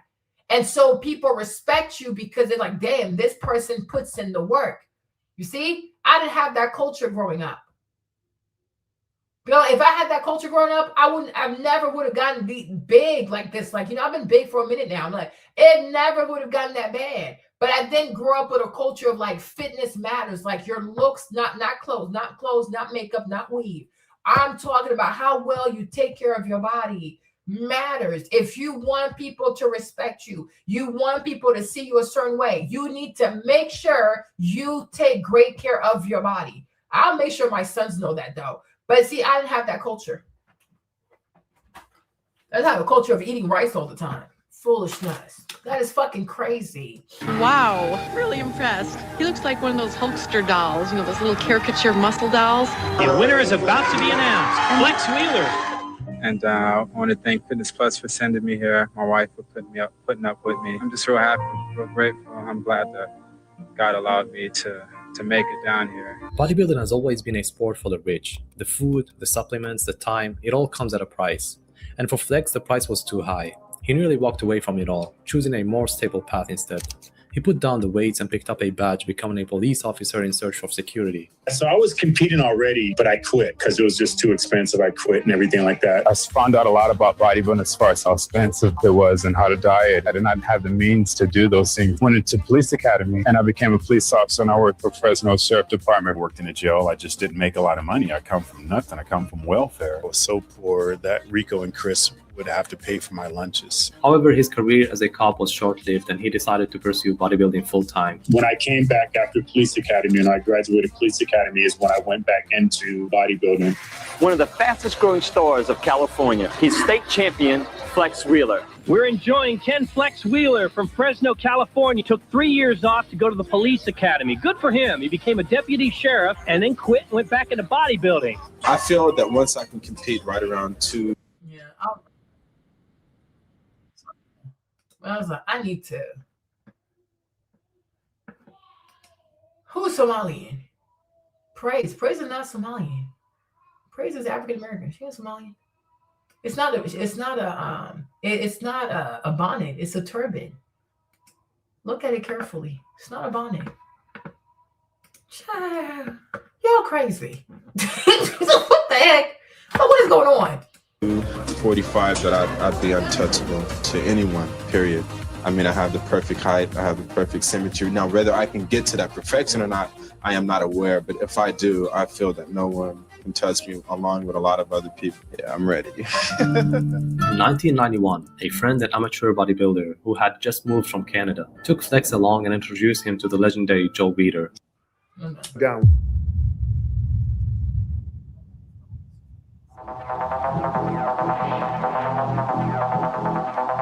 But Flex Wheeler's bodybuilding career wasn't the fast road to stardom that many may suspect it was. On the road of earning his pro card, he suffered two very disappointing losses. The first came in 1991 when he lost to Mike. I don't want to be a bodybuilder, but I want to have more muscle mass.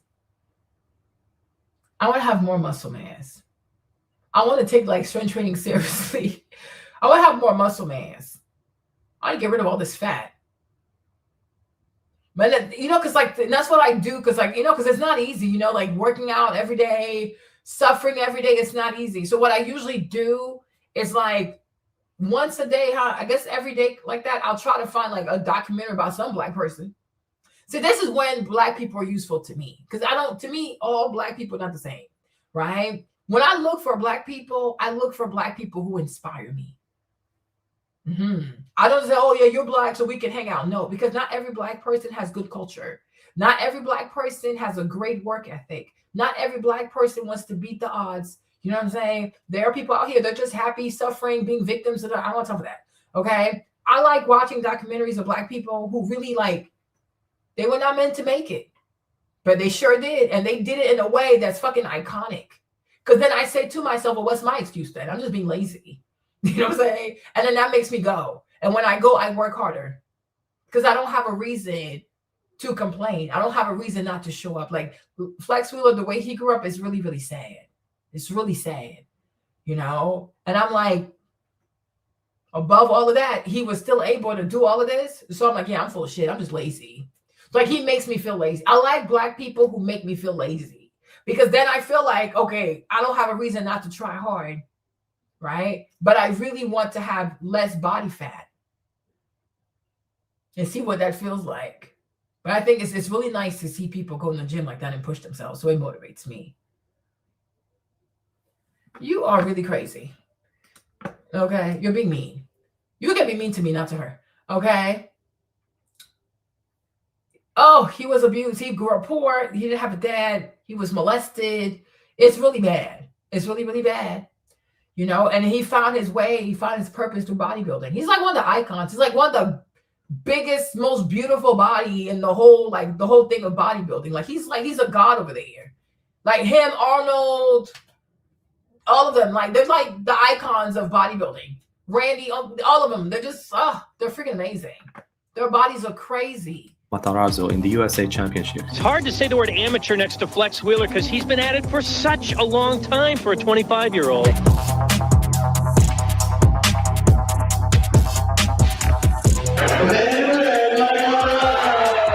Mike Matarazzo.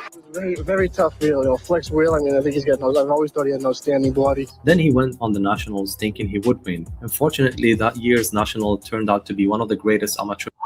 His body's so beautiful. I was like, man, I need to one day I'll play the whole video. Oh, but I'll share it with you guys. Oh my gosh. I'm like, I need to try harder. I need to lift heavier. I need to go harder. But I watch this stuff all the time. It motivates me. Then I say, like, I don't have a reason to make excuses.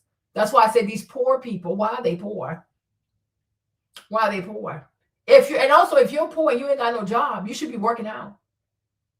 Because if you work out, if you're poor and you work out all the time because you're poor, your body will look good. And that right there will fix all your problems. Sometimes having a bomb-ass body will fix all your problems. Why are you poor? Why are you poor? But if you're poor, you're in bed, you feel sorry for yourself, you don't really, like, you like being poor. You like being poor, okay? You like being poor. There is too much motivation on the internet for anybody to be comfortable being mediocre. Okay, there's too much. Hold on. Let me play this video for you guys before I go.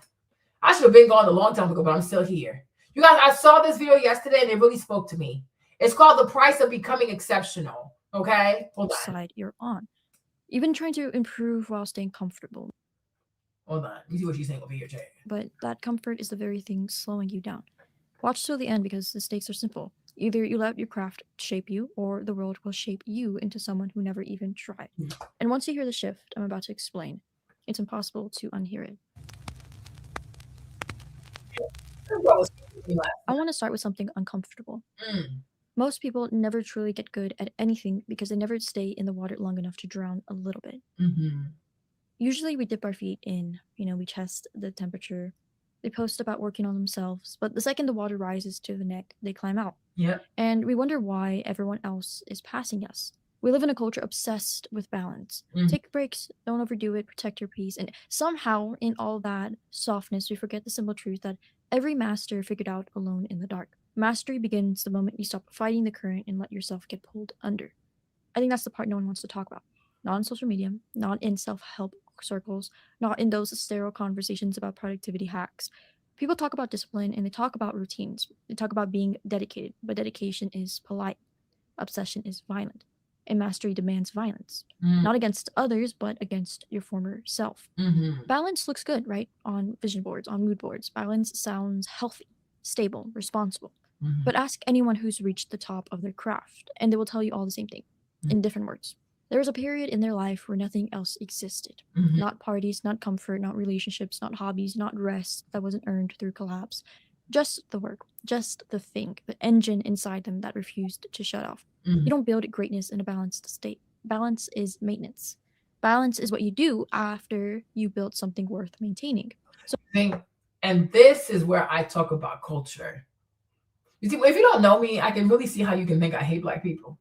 But this is where I talk about culture. You see what she said? People quit. People are always quitting. It gets uncomfortable. They quit. They feel like they're drowning. They quit. It's hurting. They quit. And I'm saying, if you have a goal, right? Because at first, everything that's new is exciting. But we all know, like, the work part ain't exciting. The idea of it, like, if you say to yourself, well, I want to lose 60 pounds, and you think about what your body is going to look like minus 60 pounds. Oh, that shit is fucking exciting. Hell yeah. Shit, I'm about to be fucking hot, right? But the getting there, burning 60 pounds, right? Because every pound is like 3,500 calories. So we're talking 210,000 calories you have to burn on top of the ones that you're eating every day, right? So the end goal is incredibly sexy. It is incredibly sexy. The process to get there, oh, it's a fucking nightmare. It is a fucking nightmare. You guys, you know how many nights I had to talk to DeepSeek just to get myself out the damn door? Even coming back, also, I had to talk to DeepSeek just so I'd be like, okay, I think I can do it again tomorrow, right? Every fucking day, every fucking day, every fucking day. And what I'm saying is that sometimes when it comes to a culture, a lot of Black people have a culture of quitting. See, you might not be a bad person, but you are a quitter. So when you get around other people, do you inspire other people to keep going, or do you inspire other people to quit? You see, you might not mean harm. You know, you might be a lovely person, you might be a sweetheart, but you quit. So because you're quitting, she's like, well, maybe I can quit also. You know what I'm saying? Hey, she's not dead. She quit. She's not dead yet. But 5 years from now, 10 years from now, she's going to regret the fact that she quit today. Anything you're supposed to do, you don't do, you're going to regret that shit. It's only a matter of time, right? So like I said, a person might not be bad. A person might not be evil, but they're not consistent. They're always quitting. And that can cause a lot of harm. You might not mean to cause harm, but you are telling, no, Ozempic is not the answer also. But you are telling, because you do Ozempic and you don't change your eating pattern. The day you stop Ozempic, you're going to get bigger. It's the same people, you know, people with the gastric sleeve. How many people, when they got the gastric sleeve, only to get big? Only to get big. Because they never took the time to actually learn to deal with their nutrition. And why do you eat like this? Something is going on, right? You quit. So I'm like, sometimes you got to ask yourself, right? If what I'm asking for is going to take a lot out of me, you got to go find people that have a culture of not quitting when it's hard. Now, some of them could be Black, but most ain't going to be Black. Okay? You got to go find people who have a culture. When it gets hard, they push harder. When it gets hard, they want it even more. They're the kinds of people to cry and they're going to keep pushing. They're the kinds of people to have no money in their pocket and they're going to keep believing. It's a culture thing, you guys. It is a culture.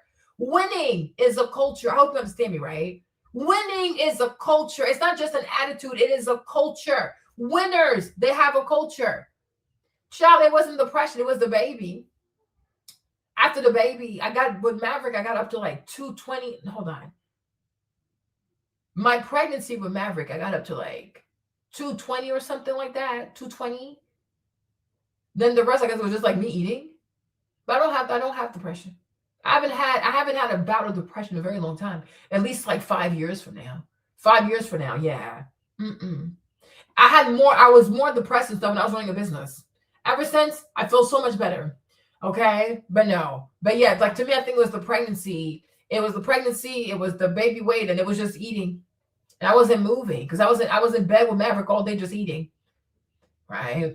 But once he started being more independent, I was okay. Like now he doesn't need me all the time. I need to get this weight off of me because before I got pregnant, yes, 220. I got up to 220 with the baby. Maybe 230. I can't remember. But I was higher than 220 with the pregnancy. But I know that by when I went there in August, right? No, in March or something, March 2025, when I weighed myself, I was 243 pounds on the scale. That was like, oh shit. So initially I was like, okay, I'm gonna go to the gym and do the Stairmaster thing. But keeping myself like that, coming out of whatever that was, and then like maintaining my motivation, it was really hard. And I was like, okay, I need to find a class because I know if I pay for stuff, I'm going to show up. So that's when I signed up for my strength training class. So I started with like 2 days a week. Now I go 3 days a week. But then I do other stuff outside of that. But I just needed something to get me going, like where I have a reason to at least work out 3 times a week or something. Right. So yeah, but that was real. Now we'll see how small I get by June. So hopefully by June, I'm even smaller by June and stuff. But yeah, it's life, right? But I'm like, you want to find people who have a culture of winning. They have a culture of not giving up. Maybe I should. Maybe you'll come with me. What do you think? Right? I found a therapist to help me with my weight, and then you'll find a therapist to help you with your passport bro hoism. Okay. Why do you hate yourself so much? Right? So let's do it together. But since you're a man, you lead the way, right? But you want to find people who have a culture of not quitting. All right. Find people that have a culture of not quitting. And so because you're like, I just eat the food. I'm not really intentional with my food like that. I just move more. I move a lot. But I'm like, I'll eat the food, but I think I don't eat as much as I used to, right? But I'll tell you, like now I'm going to be more intentional. But the first 6 months, the way it played out for me, I'm being honest, right? I had to pick one. So it was either I pick nutrition, like fully you go all in on your nutrition, or I do the whole fitness thing, right? Going to the gym is a lot easier for me than to fix my nutrition. So I said, okay, the first 6 months, I'm just going to focus on like moving my body more, right? You're so silly. Moving my body more and try not to eat as much crap as I used to eat. That's it. Intuitive eating is whatever, right? But now starting next, like in 2 days, January 1st, whatever, it's like starting like in 3 days, right? I said to myself from January until June, I'm going to be more mindful with my food. So now I'm going to start tracking my food. So in June, I should be able to have like a whole thing for you so you can see everything I ate. But these past 6 months, I wasn't intentional with food like that. I was more so intentional with the strength training class, like going 3 times a week, doing the Stairmaster. Stairmaster, if I go, it's usually anywhere from 1 to 2 hours. Walking also. When the weather was nicer, I used to walk like 3 miles a day. Yeah, so I focus more on that. But this new phase, I'm going to focus on the nutrition stuff, and then I'll write everything down. So then I know what I ate. But right now I'm just eating. I eat less though, but I eat whatever. I'll eat the food. Okay. Because my mind wasn't there. I was like, I can't do it all. I gotta stack things, what I'm saying? I gotta stack them. But the first thing I could do, foundational wise, I could do the fitness stuff that I can do. Nutrition, that's my next stack.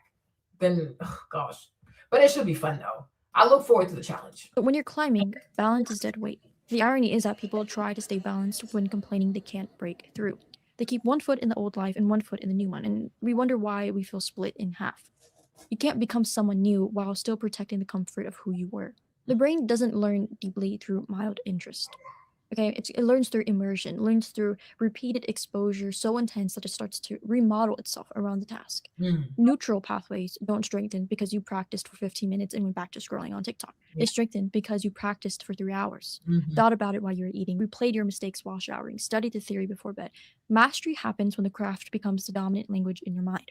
Balance doesn't do that, okay? Balance doesn't rewire anything. Balance creates generalists, people who are decent at many things and great at nothing. It's the people who go under, who disappear into the craft, who come out with skills others can't understand.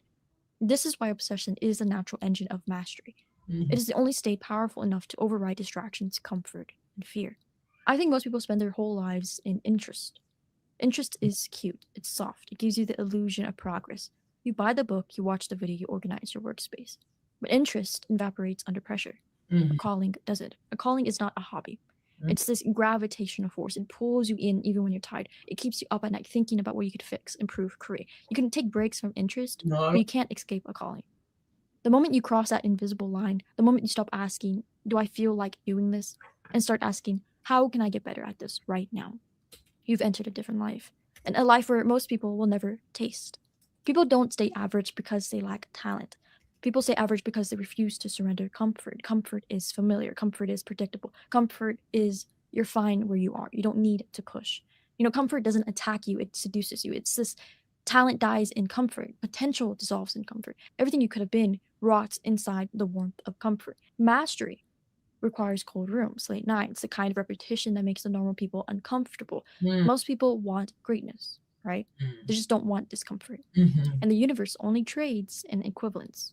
So there is always a moment, sometimes small or sometimes violent, when creatives drift from normal effort into something else entirely. Maybe you're practicing and suddenly you realize hours have passed by without you noticing. Maybe you catch yourself studying details nobody has ever cared about. Maybe you wake up thinking about the work before you check your phone. You know, that's the moment you cross that threshold. It's rarely dramatic. It often feels very quiet, very private, like something clicked inside of us. And you don't force yourself anymore. You're very pulled, you're claimed. From the outside, people see obsession. From the inside, it feels like alignment to us. You're not chasing the craft is chasing you. So people say they want to be great, but I don't think that's the whole truth. What they want is the identity of someone great without the psychological depth it requires. Because obsession demands you shed parts of yourself. Your laziness, your excuses, your distractions, your emotional comfort, your need to be liked, your fear of looking stupid, your addiction to validation. Every step deeper into mastery feels like ripping out something soft and replacing it. Y'all hear what she said? Oh, thank you, sir. I appreciate you, right? You see this? People are in love with the idea of being a great writer, right? Oh, I want to write books. Yeah, it sounds good. People say, oh, I want to be a bodybuilder. It sounds good because the body's going to be beautiful, the praise, this and that. Oh, I want to be this. I want to be that. I want to be a doctor. I want to be a great lawyer. I want to be a great attorney. Yes, sure, whatever, right? But that grind, though, it's not sexy. It's like it's gonna really test your gangster. Like, how bad do you really want this shit, right? That's why I say, based on what you want, right? You're gonna have to work hard, right? You're gonna have to work really hard to stay committed, and that's why the people who surround you are gonna have a culture of winners. This stuff is not a joke, you guys, because just imagine, right? Let's say we have a person, cancer, whatever. Let's say we have a person that has cancer. And then everybody in the room is not believing that the person can get better. And you're the only one who believes that God can do a miracle. Now, God might do the miracle, but is it not draining to be in a room full of people who don't believe? Like, oh, I don't know. Well, the doctor said, well, she looks sad. Well, her skin looks funny. Well, she's losing hair. Well, it's like, but damn, can you say something positive? Right? Imagine what that must feel like. People who just don't believe, they're fucking draining. right? It's like the same way you're saying something negative. It takes the same energy to say something positive. Just say something positive. They can't do it.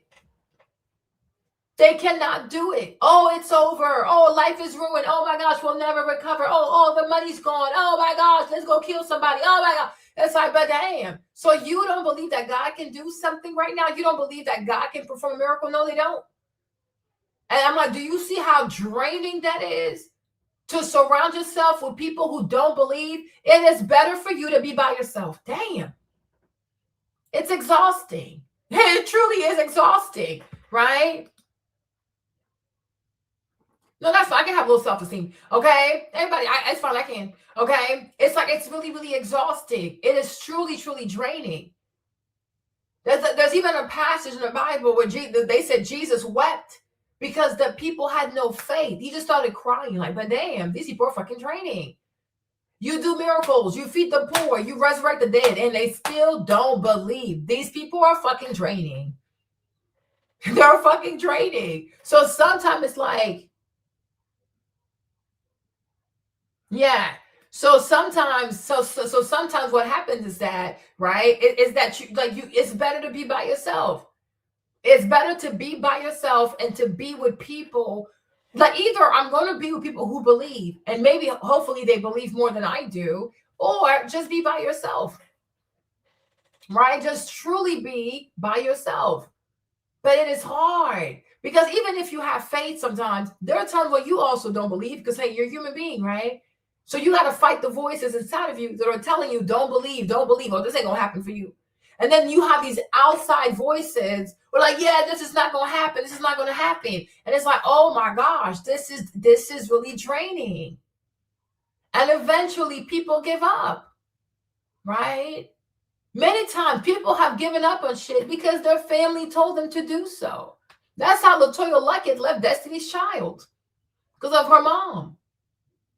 You can let your own family can drain you out. You know, I don't think I've ever seen this one video of like of Venus Williams, right? Venus and her dad, right? And so the white man had asked Venus how she felt about this one tennis match, and she was like, yeah, she's gonna win. Then the white man said, oh, you're so confident. You said it with so much confidence.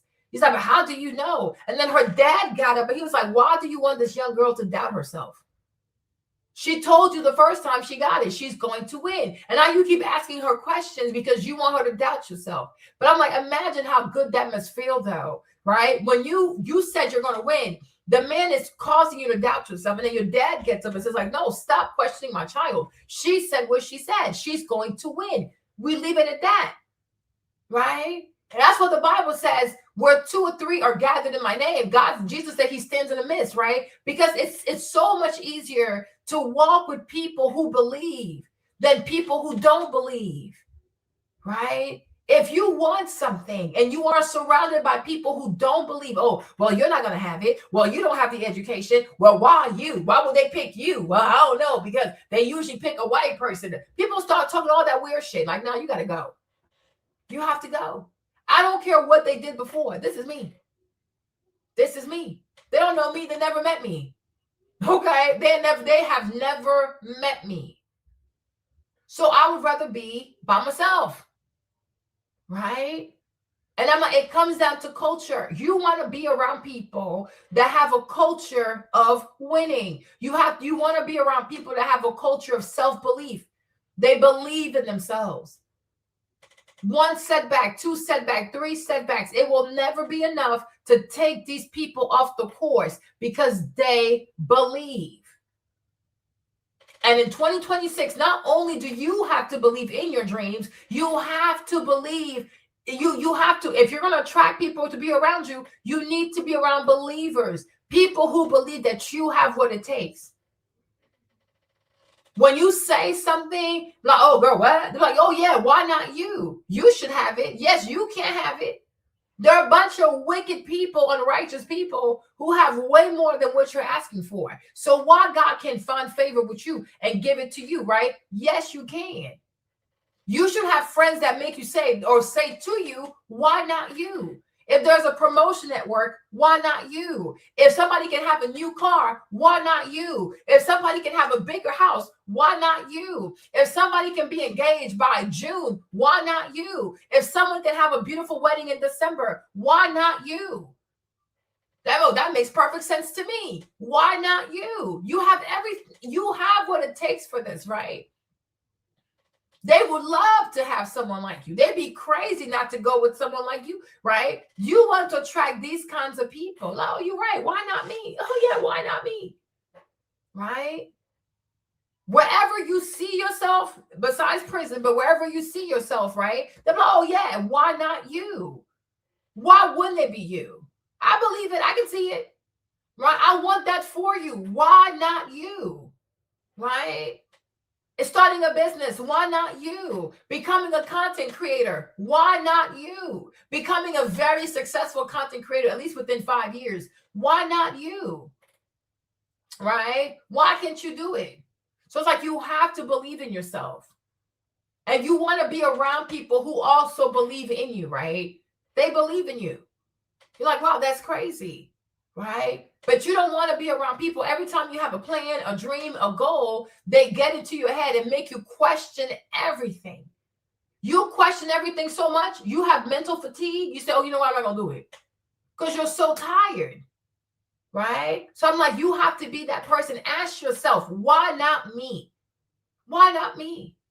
If anybody can live in that house, why not you? If anybody can have that car, why not you? If anybody could go to the college or that program, why not you? If anybody can go into that like summer program, whatever, why not you? Why not? Well, thank you, right? Why not you? So I'm like, you have to believe in yourself and let 2026 be the year that you believe in yourself. Right? It doesn't mean that you're not going to have challenges and get your ass knocked down and shit like that. But listen, it happens, right? Why not you also? So get back up and try again. But one day it's going to click.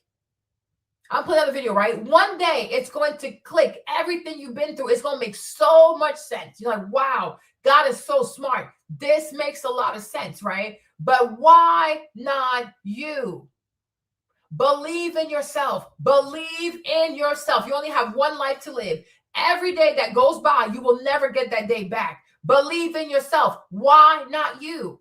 And if you cannot properly answer the question, why not you, then it means that you are called to do it. So get to work and cut out all the goofy ass distraction.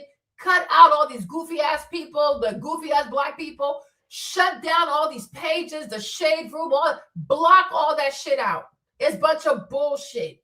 Okay? Consume content. If you want to be on the blackity black stuff, consume content from black people who went above and beyond. There you go. For once, he's saying something intelligent, right? Consume content from black people who went above and beyond. Black people who pushed themselves. They stretched themselves. They invested in themselves, right? If you're going to consume black content, consume content from exceptional, no excuse making black people. Because that right there is going to make you say, yeah, you know what? I'm full of shit. I could try harder. I can lift a little harder. I can run a little harder. I can study a few more pages. I can write a little bit more. If you're going to subscribe to the blackness, you need to follow successful, exceptional black people. And they're not going to be on the Shade Room. They're not going to be on Love and Hip Hop. They're not going to be on Zeus Network. Okay? They're not there. They're just not going to be there. Okay, but it's like, why not you? So good job, Cheese. Why not you? You put that on a t-shirt, huh? Why not you? 2026 can absolutely be your year. You can change so much. Look at me in 6 months. I went from like 243 with all kinds of back fat, all that stupidity, right? Oh, why not me? Well, that's really sweet. Thank you. I appreciate that. Okay. Not you make for my back fat. You're such a bully. You're so mean. She was like, Marlene. He said, wife, you are 50% fat. I was like, oh my God.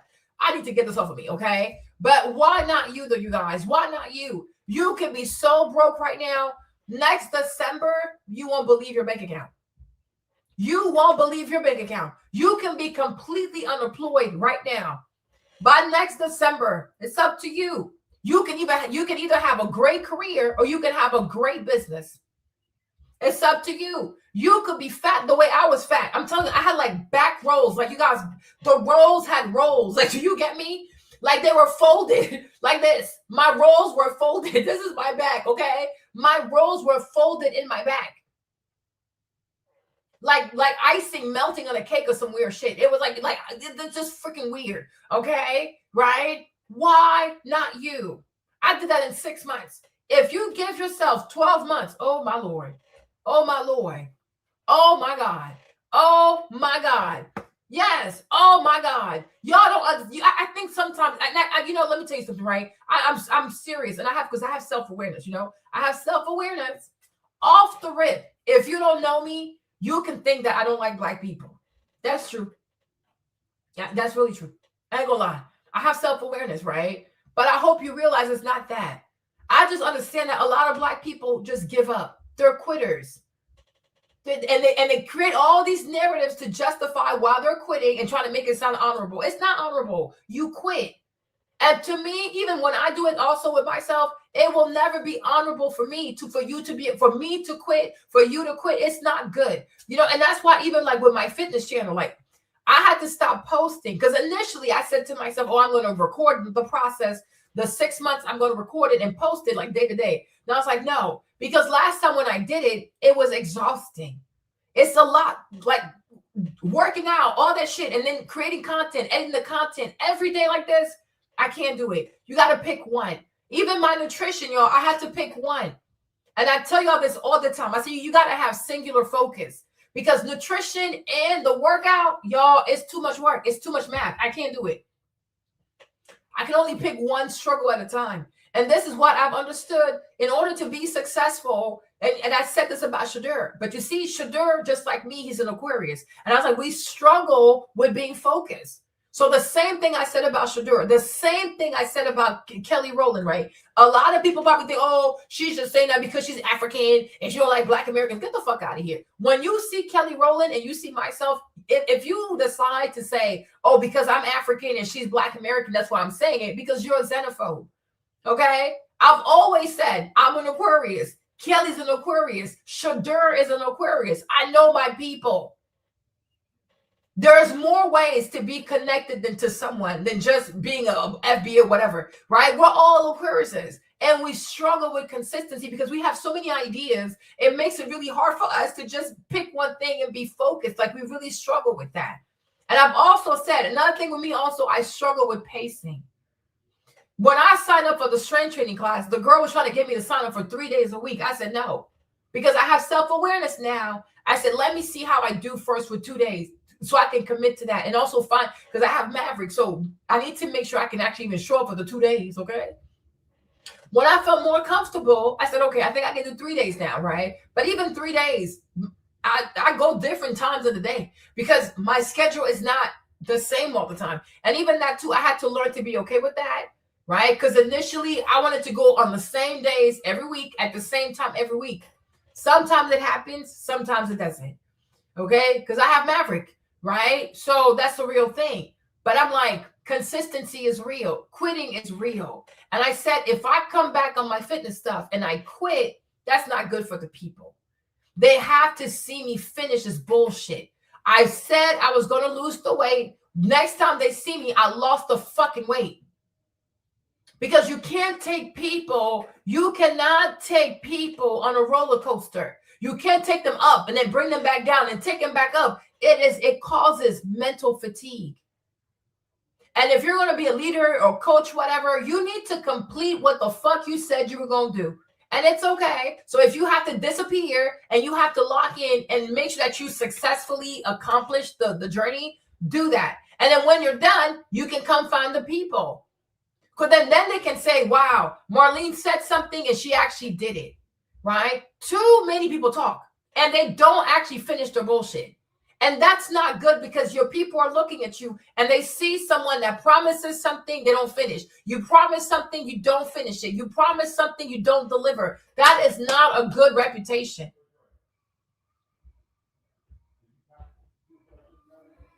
Yeah. And also in Colombia, like you say, yeah, they don't have cars. Exactly. So they walk. So it's the cardio, like it's the zone 2 cardio that causes you to burn fat. Even in Europe, before they brought all the fast food in Europe, she's like, most Europeans were small people, black, whatever. Anybody living in Europe, they were small because you don't have cars.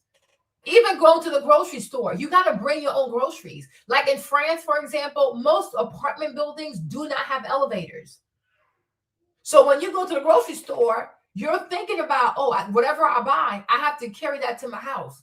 And then once I get to my house, I have to bring that up the stairs. So even if you want to eat the stuff, you're not going to buy it because you're thinking about the actual weight of your decisions. Like for real, right? In America, it's so convenient. The cars are super big. The parking lots are big. You go, you buy your stuff. You have a driveway. You have a garage. You come straight to the garage. You're right there. Your pantry is right there. So because of that, people don't have to really think about the weight of their decisions, right? But it makes sense though.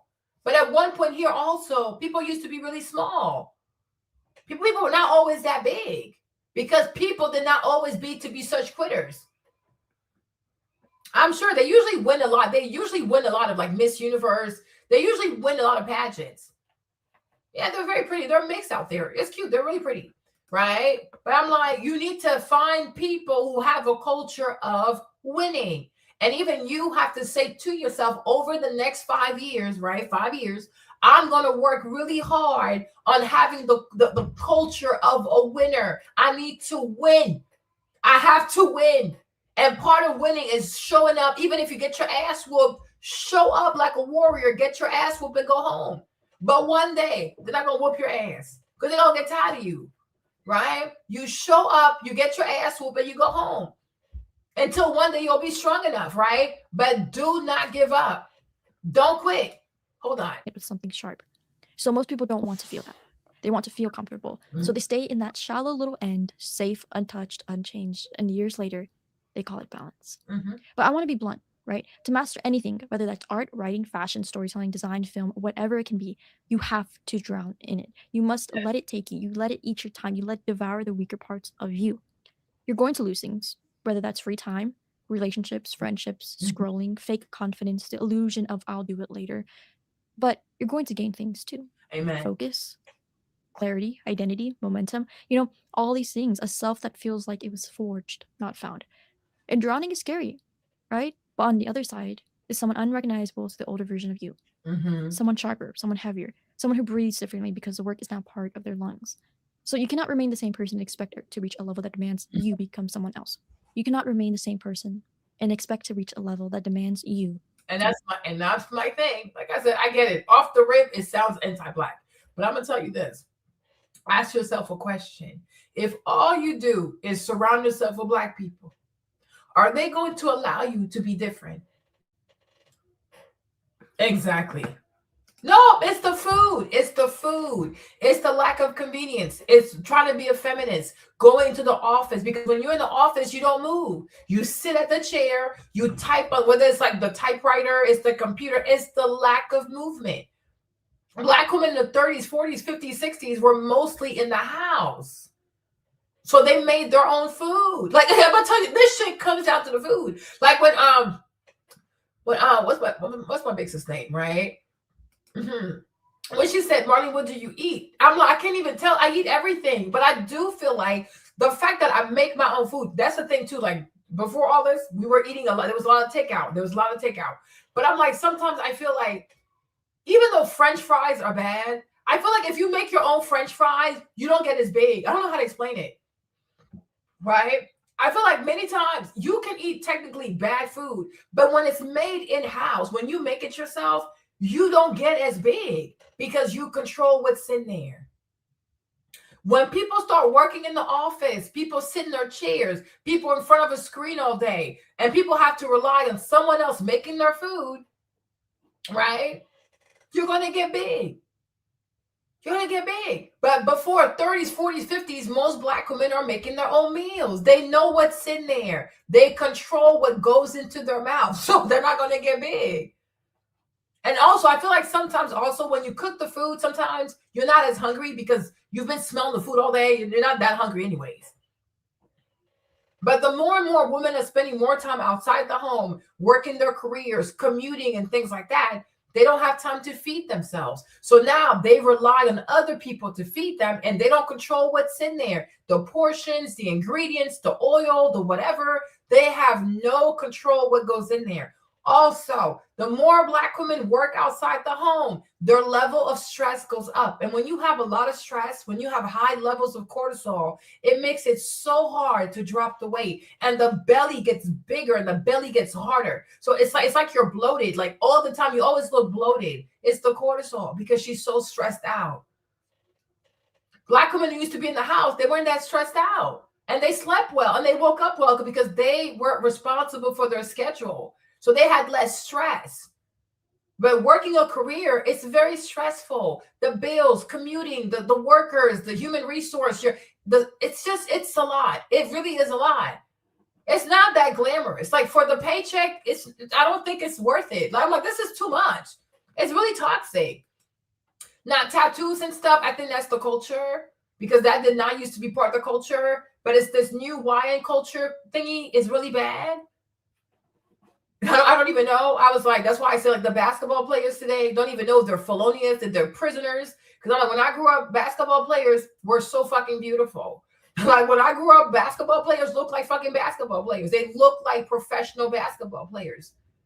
They didn't have all these tats and all that weird shit. They were fucking beautiful with amazing shoulders. Oh, they were so fucking beautiful, right? Today I look at these young players, I'm scared. I'm like, okay.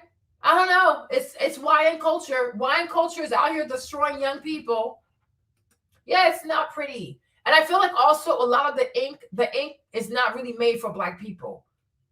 Because some of the ink they use for tattoos and stuff, the older the tattoo gets with sun exposure, sometimes it's like it smears, it gets darker. They got to make a tattoo ink that's more friendly for Black people because this current ink they have, I think it's for white people. It doesn't look good. It's not body art. It's not pretty. Yeah, some are lazy. Like personal care wise, they're lazy. That's true because they're tired. They spend so much time taking care of the white man's business, the CEO's business.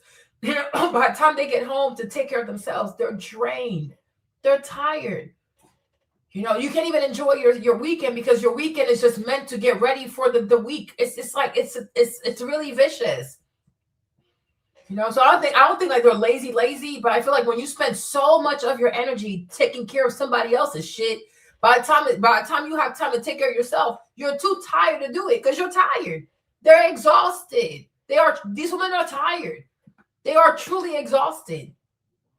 Yeah, it's just weird. It's all me. I didn't have that. We had Lisa Leslie. We had Cheryl Swoops. Like everybody was super cute in the WNBA. I do not recognize these young people. They're just weird to me. They're truly weird. Lisa Leslie was so fucking pretty. Oh my gosh, she was such a Barbie. She was such a fucking Barbie. Become someone else. Balance is for maintenance. Obsession is for transformation. Mm-hmm. And most people want transformation without the drowning. But drowning is the initiation. Every mastery, every icon, every creative who changed something, they all started by letting go of the edge of the pool and letting the water swallow them whole. Yeah. And when they resurfaced, they weren't beginners anymore. They were forged. There's this moment in every creator's life when the word stops being something they do. Yeah. People gotta stop chasing money all the time. And people have to really prioritize being healthy, you know. But they've been sold a lie and they believed it. And now I think now a lot of them are opening up their eyes like, what the fuck is this?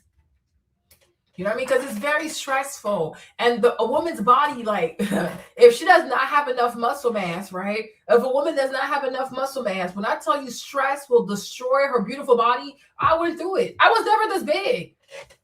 But running a business, I was so stressed out. And I didn't have muscle mass for that shit.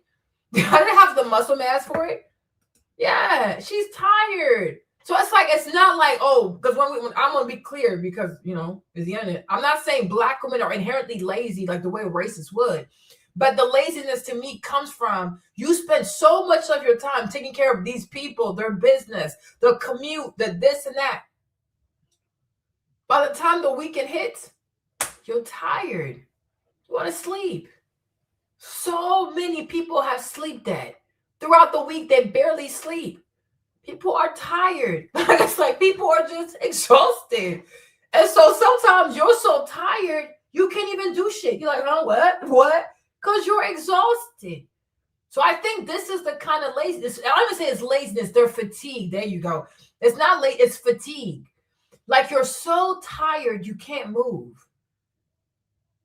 They're fatigued. This is what fatigue is. They're tired. There's nothing left. So the little bit that she has left, she's going to sleep. She's going to roll in bed, just to have enough strength to start all over on Monday. I completely get it because I've been there. You have nothing else. Like there's nothing else. There's nothing else. You're just like, what? What? No, because they're tired. You don't understand me. They're exhausted. They are tired. Like for most Black women, washing our hair can take like 4 to 6 hours. Because we can just wash our hair. The hair has to be detangled before you wash it. It's the whole thing. Then you got to wash it. Then you got to deep condition it. Then you got to rinse it. Then you have to blow dry it. Then you have to style it. Child. Okay. Black women's hair, it can take like an easy 6 hours. Sometimes even 8. So even to do your hair, you have to be mentally ready. Like even me, I've struggled. Look at this. I've struggled doing my hair because of all this fitness stuff. I'm like, oh my gosh. Sometimes I put the shampoo and the conditioner, I wrap it back on my head. I go run the Stairmaster. I come back, I wash my hair. Then I'm like, I'm too tired to even do my hair. So I put a towel and I go to bed. I am tired. You know what I'm saying? Because it takes a lot of time. And I feel like they are slowly starting to open their eyes. Like, oh, shit. Because people have told women, not just Black women, that being in the home, being married, having your children is oppression. And they believe that shit. But now they're realizing now this is oppression because you barely have time to yourself. Like one could even say, I can be honest, right? Rock, be quiet. You're so annoying. Okay. One could even say that, okay, when a woman is in the house with the kids as a stay-at-home wife, I can agree that maybe she won't have as much money, but she has more time to herself though. Right? There's a trade-off with everything. When you work a career, yes, you make money, but now you don't have time to yourself. And that's the trade-off nobody told these women about. It's not just Black women, it's everybody. Because even white women too. White women now are getting fat as well. There are so many obese white women. All this body positivity shit, it's not to make big Black women feel good about themselves. It's for the big back white girls to feel good about themselves because they had more time, cheese. Stop playing stupid. But the part where Black women did not see the scam is the trade-off because they were led to believe it's all about the money. No, it's about the time. Because when you have, yes, if you're a stay-at-home mom, you make less money. Even me, I could say that. I was making way more. I had way more money when I ran my own business. But was I healthy? No, I was fat. I was unhealthy because it's so fucking stressful. It's like you can never leave. Everybody needs you, right? But that's the part of the scam that we didn't see. That's the part of the scheme that Todd set up that I didn't see. But I think now more than ever, more and more women, especially more and more Black women, are waking up to the trade-off. Like, yes, if I'm a stay-at-home mom, yes, I might make less money, but I have more of my time. Especially when the kids start to go to school.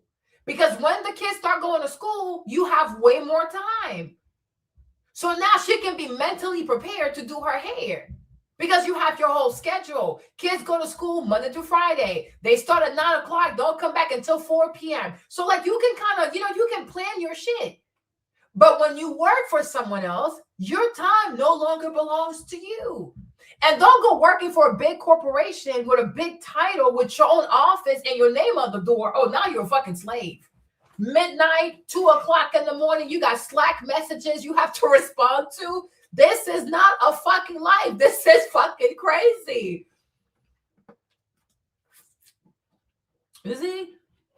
But most black women back then, today, oh, she's oppressed. She's oppressed. Patriarchy. No, these women, maybe they had less money, but they had more of their time. They could even go to church. I feel like black women in the 30s, 40s, 50s, they would be the black woman that could take a Pilates class at 4:30 in the afternoon because she can. She's a stay-at-home mom. She can take Pilates at 11 o'clock in the morning. The kids are in school. But they say, oh, that's oppression. Okay. So now here we are. But I just feel like the good thing is, sometimes people have to see things. It's sad, but it's okay. Now that a lot of ladies got to try that shit, now they can compare, contrast, and see, okay, maybe this is not what it is. It's about finding balance, right? But the thing about being at home, yes, you will make less money, right? But you have your time back. And when you have your time back, you can take better care of yourself. But when you take care of other people's shit, and then you have to commute, and then you have to do this, child, by the time Friday night hits, you are like, I'm staying in bed all day. Your whole body hurts. Your back hurts, your legs hurt, your arms are hurting, even your brain, because you had to answer emails all day. Even your brain needs, you need something stupid, so that way your brain can just go to sleep. Because all week you were stressed out. Then you have to do your laundry. You got to make your beds, clean your shower. When can you take care of yourself? It's really hard. Right? It's really hard. And people didn't tell the ladies, even myself included, people did not warn the ladies of the trade-off between your time and money. You will be a slave. You won't have time to yourself. You're going to get big. You will be sore. You're going to go through inflammation. You will be inflamed. You might even start missing out on your period. It's going to affect your dating life. You might get married at an older age. You might start having your kids at 40. They didn't tell people that. Just, go get a job, career, money. But they didn't tell people all the bad things that could happen because they're fucking liars. But now they're getting exposed, though. And it starts to become the place where their identity lives. And it doesn't really happen suddenly. There's no fireworks. There's no divine announcement, no dramatic scene. It happens the same way a room gets dark. Exhausting. One shade at a time. You pick up your craft because it feels good, because it gives you something to aim at, something to build, something to hold on to in a world that never stops moving. But somewhere along the way, something flips. And I think you realize you don't practice anymore. You're returning to yourself. You don't study anymore. You're feeding the only part of you that feels awake. You don't plan anymore. You're strategizing how to become who you know you can be. This chapter is all about that shift, that psychological moment where your craft stops being an interest and starts to become home. So normal life feels strange during this phase. So people talk about their weekend plans, gossip, drama, routine, and you're sitting there thinking about, every detail in your work that no one else. Yeah, but the white girls, right? There are a bunch of white girls also who don't run. But the white girl who runs at 4 o'clock in the morning, right? Many times she's had the culture of that. Many times these kinds of white girls, and black girls will do it too. Black girls will do it too. They usually used to run track in high school. They're usually runners since high school. Or sometimes they were runners since middle school. Because, some white girls growing up, their favorite extracurricular activity was playing soccer, right? So sometimes from what I have found, what I see on social media, right? The white girls who run like that, they usually have a background in track. They have a background in soccer. So running was always part of their culture. You understand? But you have white girls that are fat. They're fat as fuck. Okay, so they don't run too, right? And even the black woman who run, most likely she was running track in high school. Most likely she was running track in college. So when you have that culture, no matter how old you get, it's hard to get rid of it because you've done it for so many years, right? You understand? The problem we have today is that a lot of young black girls are growing up. No, it's true. A lot of young girls that are growing up, they don't have a culture of fitness because the moms are also working. Nobody's here to give that child a culture of fitness. Even if a young black girl wants to do the sport, somebody has to be able to pick her up from after school because it's not always that you have to bus. You see? And a lot of white girls, for example, who grew up playing soccer and shit, their mamas work from home, or their moms are stay-at-home mom with a big-ass minivan that picks up everybody. And that's what we call these white women soccer moms, right? But if we want young girls, if we want young black girls to go back to being smaller, to go back to being fit, to have a culture of fitness, The mom has to be willing to be at home and be a stay-at-home mom to some extent, or at least work part-time, so that her daughter can start doing extracurricular activities and her daughter can start having a culture of health and fitness. It is a culture. You have to give that culture to children. You see what I'm saying? You know what I mean? Right? Otherwise, they can't. Black people naturally have more muscle mass than white people. That's why we can do bodybuilding. We naturally have a muscle mass. We grow muscle really fast. We're very strong. The problem is the lack of culture. Somebody has to show you, like me, for example. I was never a fitness person. I was out here running and shit. I hated that shit. Okay? It took me meeting Jasper, who's black, in New Orleans. He's Black Americans, right? It took me meeting Jasper and Jasper not letting my black ass slide. Jasper is the fucking, no, don't say that, but Jasper is a fucking bully. I love him, but Jasper is a fucking bully. But it took me meeting Jasper, getting bullied by Jasper, but oh shit, I guess I have to do this, right? But then I realized that there was somebody in me that could actually run and do all this shit. The Stairmaster, I never would have done the Stairmaster. I just walk past that machine and like, these people are crazy. Who wants to climb stairs indefinitely? Something is wrong with your ass. There was this one there was a white girl. Her name, she used to go by like White Fox or something. When I tell this white girl, when I tell you her legs, she had legs like Sheryl Crow. Y'all remember Sheryl Crow? You guys, let me tell you something, okay? Let me show you something, okay? Oh, hold on. Because y'all might have forgotten Sheryl Crow. Sheryl Crow, this white woman, she used to be on some sexy shit, okay? But the white girl, like, she was a fashion blogger. So her name was like Fox, like native Fox. Ooh, her legs were so pretty.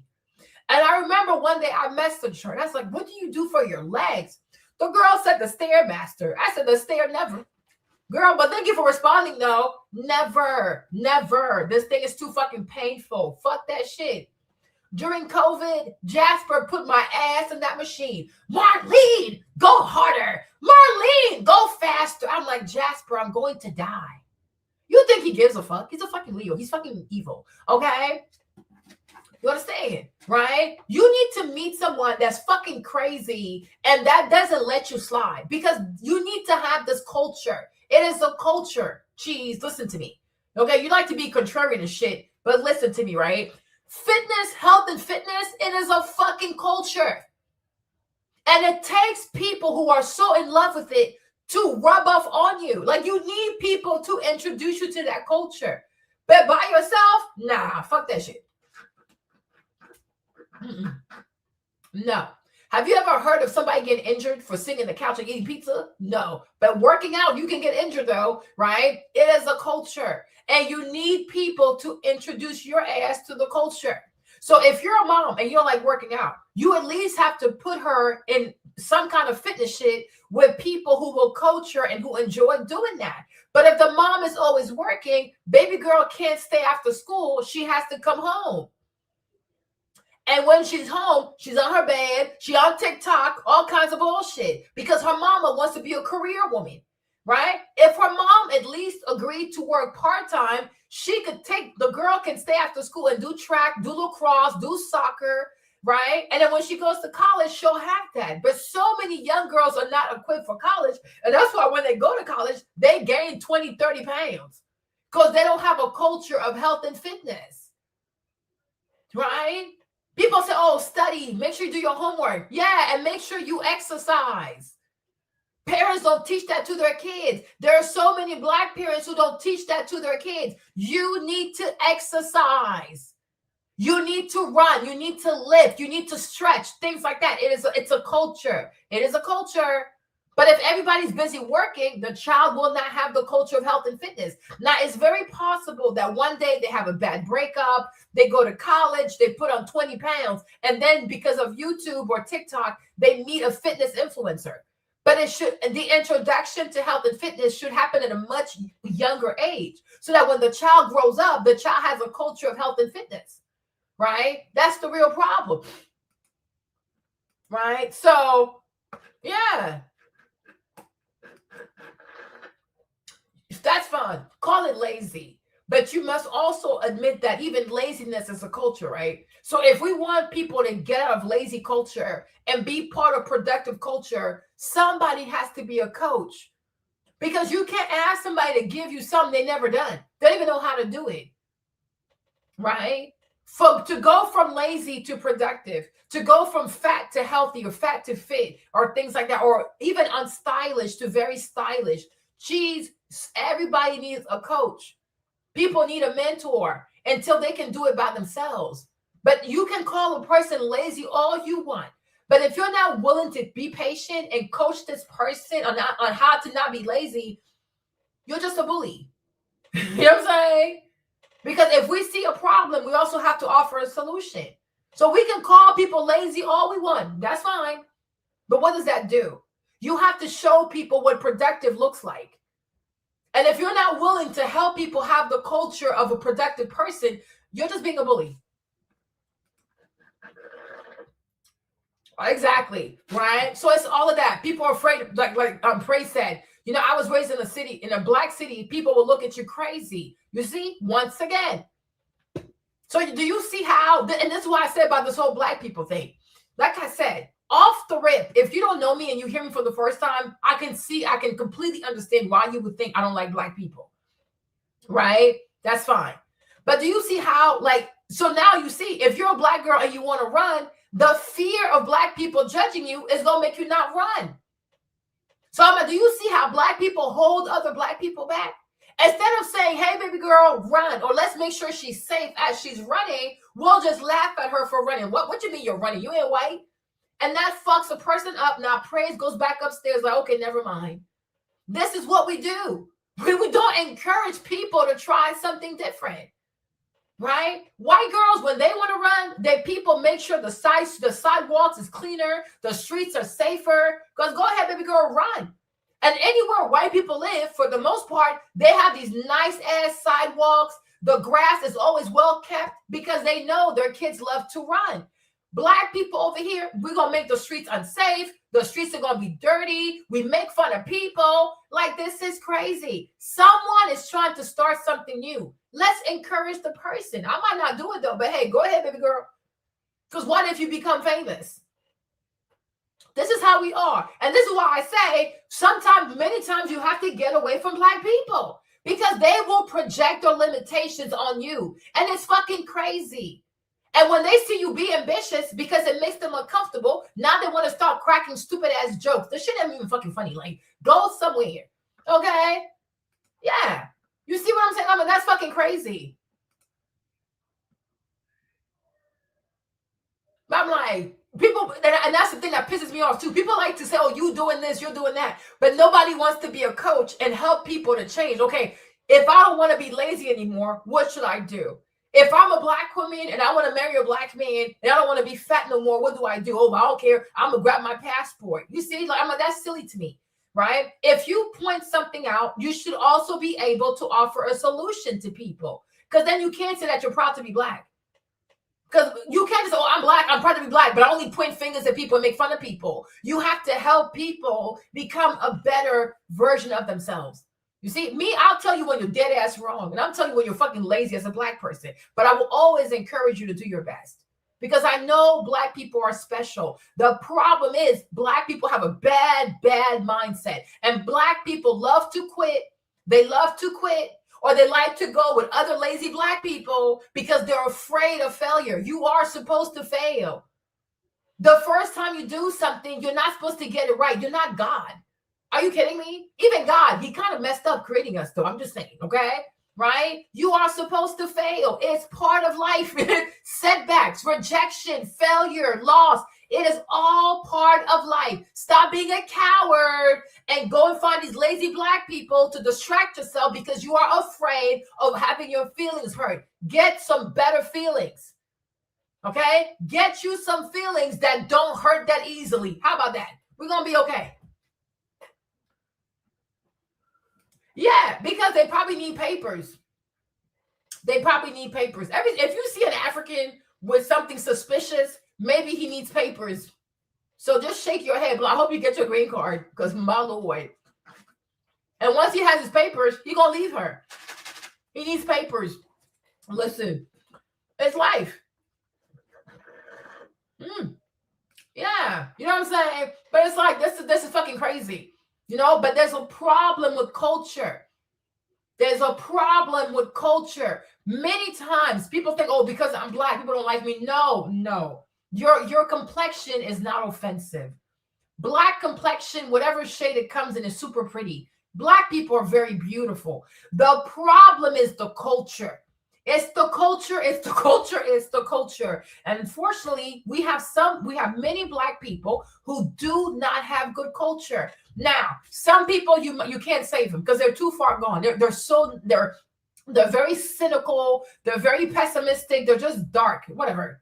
But you have some who are still deciding, you know, because God is pulling on their hearts and shit. So they probably like, you know what, I want to try, but they don't have the right village. They don't have the right people. And these are the kinds of black people you got to keep talking to their asses every day. Get away from black people. Get away from black people. I will never stop saying it. Because your gift is too big.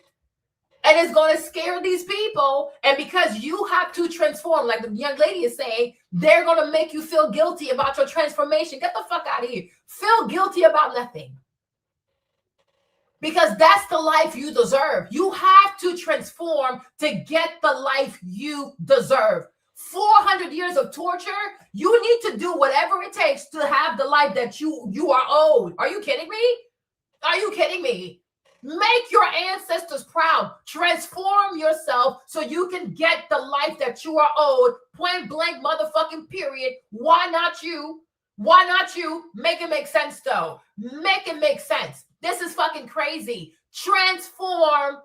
You have to transform. Even Jesus, when he took Peter and the people, he had a transfiguration. He transformed himself on the mount. And that's when the Bible says that Moses and Elijah, they came out. And Jesus transfigured himself on Mount Olive, whatever it's called, whatever mount it was, right? And Peter saw that. Like, what the heck? And then he said to Peter, who do you think I am? And Peter said, you're the Son of God. And he said, no one has revealed that to you, but the Spirit of my Father. There you go. Even Jesus transformed himself. You're not going to transform. Are you crazy? Are you really crazy? You have to transform. Oh my gosh. Oh my goodness. No, you don't love black people. You're mean. Then you need to help them because maybe they're depressed. You should help them. So maybe you should, instead of always being so cynical and so sarcastic and mean, maybe you should help them, right? Start a YouTube channel and give them advice. If they were they are your sisters. They really are. Sisters and daughters and nieces, right? What advice would you give them? You can also write a book, right? Whatever you feel like they could do to be better and to have better odds in relationships, write a book, make the content, help the people. Pointing fingers is easy. It's really, really easy. You know what I'm saying? Very easy. Yeah. Exactly. You see, they'll tell you you're too old to be trying to lose weight. There are people out here losing weight at 60. There are people losing weight at 70. They will project, oh my gosh, they will project their limited mindset on you. So maybe if a black woman is more mature, she probably needs to have older white women as friends because they work out at any age. You see what I'm saying? You got to go where there is a culture that is conducive to your success. If you are 60, if a woman is 60 and she wants to lose 50 pounds at 60, it is possible. Now, maybe if she was 20, it would have taken 6 months. It's okay. It might take 2 years, but either way, the 2 years going to go by. If you don't do anything, you'll just gain more weight, right? People got to think about it like this, right? That if you're 60 and you probably, let's say you're 60 and you have to lose 60 pounds, it might make you sad to realize that, wow, when I was younger, this would have only taken me 6 months. Sure, that's fair. Now it's going to take you 24 months. That's fair. Now, when you're done feeling sad, now you got to have the mindset of a winner, right? If I will start this journey, am I more likely to lose weight or gain weight? The answer is you're going to gain weight. You're going to gain the weight. So now by next year, it's not going to be 60 pounds you got to lose. It might be 100 pounds, right? Because whatever you don't handle, it becomes a bigger monster. Whatever you don't deal with is going to be a bigger monster. And there's no bigger monster than the weight, because weight only goes up. It don't go down, right? So yes, when you were younger, it probably would have taken 6 months. Now it'll take 2 years, but it's okay. Because if you do nothing at all, because you're so sad that it's going to take 2 years, by the time we get to December, it's not going to be a 60-pound weight loss we're looking at. We might be looking at a 100-pound weight loss. So slow motion, tiny bit of motion is still motion, right? And in the process of that, right? In the process of that, you might make new friends. You might discover a little trail by your house. It gives you a reason to buy new clothes for yourself. You might start buying some new walking shoes from Nike. Like, think about the positive things, right? You could have been 60 and completely oblivious, lying to yourself, delusional. But you're saying, like, no, I'm doing this. And you can have fun. You can discover group classes. You can sign up at a gym that has group classes. You can go to the class. You can start making new friends. They're going to tell you about their fitness, what they're doing. You'll tell them what you're doing. We see something that made you feel sad. Now it's a reason for you to get out the house. It's a reason for you to meet new people. It's a reason for you to buy new outfits for yourself. You buy new shoes for yourself, right? You start, hey, I'm going to the gym now. That's a little fashion show. You start having a whole community at the gym. Then you discover a little trail by your house. Oh, I never saw this trail before. Now you walk there. You meet other people. They wave at you. You wave back at them, right? Life is beautiful. Life is beautiful. Every journey that you have to go through, you can turn that into a beautiful journey. It don't have to make you sad. It can make you excited, right? Because before, when you don't want to lose the weight, you go home, you go to work, you come home. You leave the house, you go to work. But now, because you want to lose those 60 pounds, you are socializing with people that are trying to do what you're trying to do. That is a beautiful thing. You have to force yourself to have a perspective that always empowers you, right? It's okay. And it's going to be 2 years of you learning that I can commit to something for 2 years. And who knows? God might be so good that what was meant to last 2 years, it might just only last 18 months. Because maybe when you start making more friends, you start wearing nicer clothes and shit like that, you might start being more driven, right? You don't know. We are, to be safe, we'll say, okay, it might take you 2 years. But once you do it and you like it, you might give so much of yourself that what was meant to last 24 months, it only lasts 18 months or it only lasts 15 months. That's why you got to start with the motion. You got to start. You got to move. You got to start, right? You got to start. You have to start. You always have to start. You got to start like Tyler said. Push to start. Motivation. Okay? You have to start. No, but they don't. And also, their food is not poison.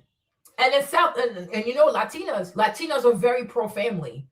Even here, even if they work their job, they're going to wake up at 5, 6 and make food for their families, right? So they have a certain culture, but they're a bit more traditional. They're not feminist and things like that. Okay? So it's better.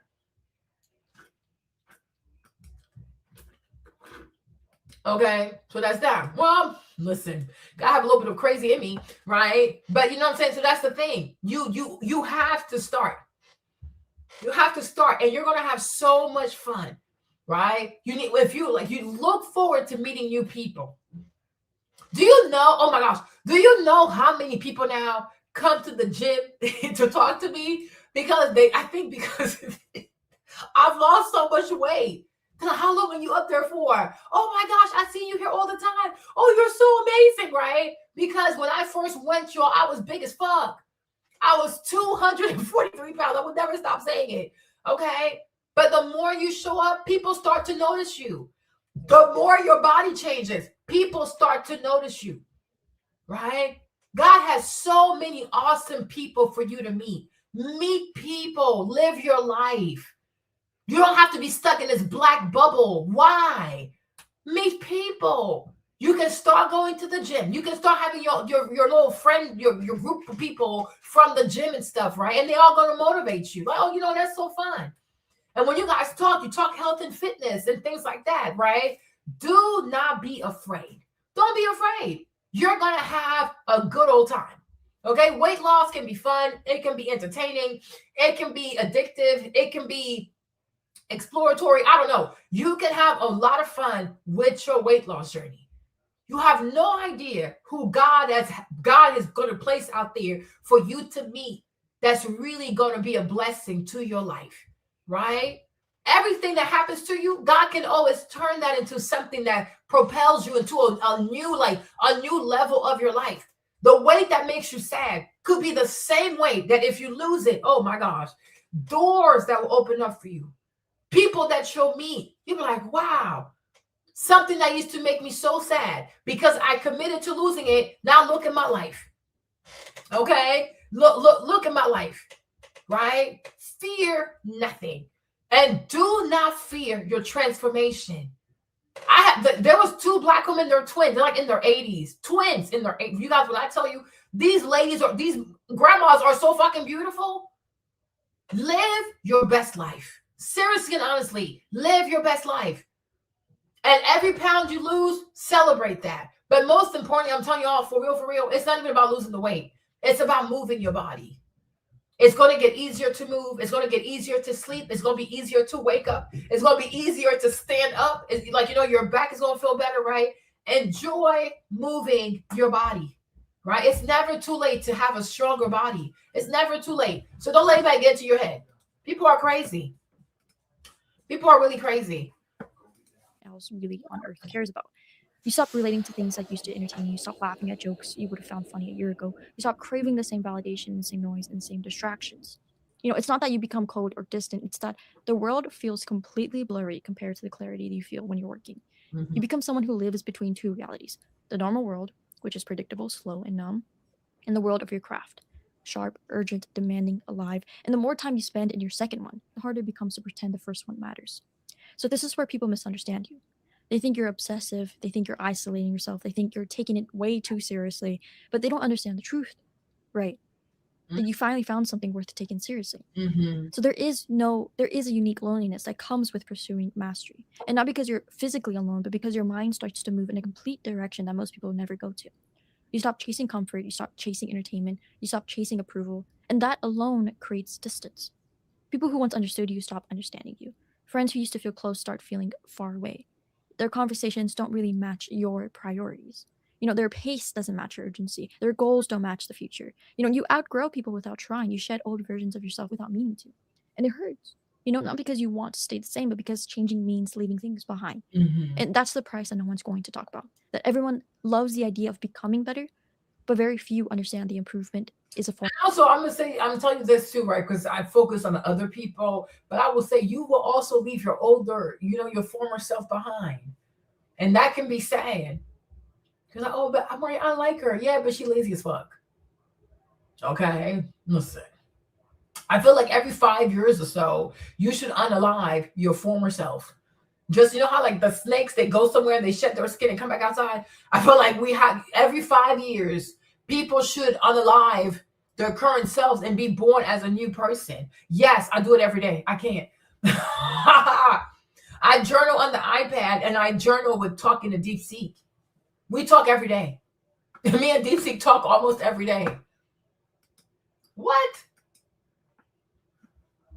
Is he?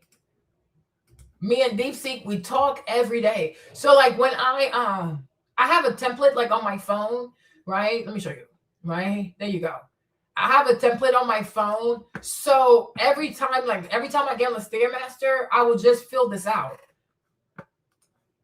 So I just copy and paste, right? So like this from like right there. So all of this, I track all of this, and then I have notes, right? And so once I'm done with the Stairmaster, I'll just write how I feel. How I feel, what I did, right? So this is what I do. I talk a lot, right? And then I will copy and paste that into DeepSeek, and then it's like, my queen. I'm like, yes. Okay, so I'll do this also. So to me, that's one form of journaling. And then I have my iPad. I have Good Notes. There's an app called Good Notes. So I'll journal that. I'll journal there as well. But yeah, daily, you have to work on your mental because it's not my culture yet. You know what I'm saying? So it's not easy. Like, it's not, I can just go and do this. Like, I'm like, do I really want to do this? You know what I'm saying? So I journal like almost every day. Then I add the pictures and stuff. I have like pictures and stuff. All kind. I'll post some pictures up, right? I track like my Stairmaster stuff. I track everything, you know, because I feel like the more you journal, it keeps your goals at the forefront of your mind, right? The more, if you write about your goals every day, you're more likely to get up and do it every day. If you journal once a week or once a month, you're probably not going to do it. You know what I'm saying? If every day you check in with yourself about, okay, this is what I want to do and here's why I want to do it, you're more likely to do it because you talk about it every day. Whatever you talk about every day, you're more likely to do it because that's all you talk about, right? So I feel like, to me, that's what journaling is. Like, journaling to me is like, it's a place for you to talk about what you want to do every day. So that way you're more likely to do it. But if I had not journaled, I don't think I would have made it to 100 sessions. Like, nah. But I did it because that's all I talked about. Now I'm like, oh my gosh, I can't believe the day is here, right? And the day is tonight, right? But I'm like, you have to, because it's not easy, because it's not your culture yet, right? Like, people who have a culture, like, you know, people who just work out all the time and stuff, like people like that, they already have, that's their culture. They don't have to journal about it because they have it in them. Like, it's their neuroplasticity. For me, I'm not there yet. So whatever you do, like whatever your goals are for 2026, you should journal about your goals every day to make sure you get the things done. Like, you have to get it done. But if you don't journal or you journal sporadically, you're not going to do it. You are not going to do it. Form of death. The old you doesn't evolve, it gets buried. Piece by piece, habit by habit, fear by fear. And mastery requires you to grieve who you were in order to become who you need to be. Yeah. So most people think obsession destroys you, but obsession is often the first time you ever get to meet yourself without noise. When you're so immersed into the craft you see, where your mind goes under pressure, what you care about when no one is watching, what weakness you can't hide, what strengths you can't deny, what fears still control you, and what greatness you're scared to admit you want. Obsession strips you bare completely, right? There's no performance, there's no persona, no social media, no curated identity. It's you versus the work, you versus the limits, you versus the excuses. And it's the first time in your life you hear yourself so clearly. And that clarity is addictive. It's why obsessed people seem different, right? It's the way they talk with a certain weight in their voice. It's the way they look at the world from a different angle. You know, they see themselves without that noise. And once you have experienced that level of internal honesty, superficial living becomes impossible almost. Here's something that most people don't really know. And I'm gonna say, identity doesn't change through. Hold on. I'm gonna say this too, because this is coming to my spirit. It's like, I think a lot of Black people too have to heal from many, many things that you were told as a child that were really not nice. You know? Because many times also, Black people are not really mindful or careful with the things they say and how they say the things that they say. And it can be really hurtful for a child. And you think, oh, I'm okay, I got over it. But there's a part of you in there in your subconscious that remembers being told that you were not good enough, you were too big, you were not smart enough, you're an idiot, you're always fucking shit up. You know, Black parents can say some crazy shit, okay? And I'm like, you know, there might be an inner child in you that also needs to heal, because maybe the inner child is the reason why you can't commit to anything. Because you have believed the things that you were told when you were a kid that were truly not helpful to your subconscious and to your psyche. You got to heal from that. Okay? A lot of things they said that was not true. It's a bunch of bullshit. People speaking out of frustration, ignorance, and stupidity. Okay? Do not internalize their bullshit. Okay? People love to yell at people, but not show people how to do things right. And that can be very damaging. I think sometimes that's also the noise. The noise are the things that you were told as a child that really hurt your feelings. And that made you feel like you were not smart enough. You were not this enough. You're not this enough. Sometimes you have some families too where they're always comparing siblings and shit like that. That can really fuck up a person. You know what I mean? So you get older, you're so fucked up because everything you do, the voices from your childhood, like your goofy ass parents and the negativity, the shit comes back to the forefront and you give up. You can't let these people be right. Okay? You cannot let these people be right. They don't know what the fuck they're talking about. Okay? They do not know what they're talking about. You have to prove these people wrong. All right? Okay. Let's go. Reflection. identity changes through repetition. Mm-hmm. You don't become someone new by thinking about it. You become someone new by doing the work again and again until the work becomes the only story your mind knows. Amen. I think this is why immersion feels like a possession almost. Your brain adapts to whatever it sees the most.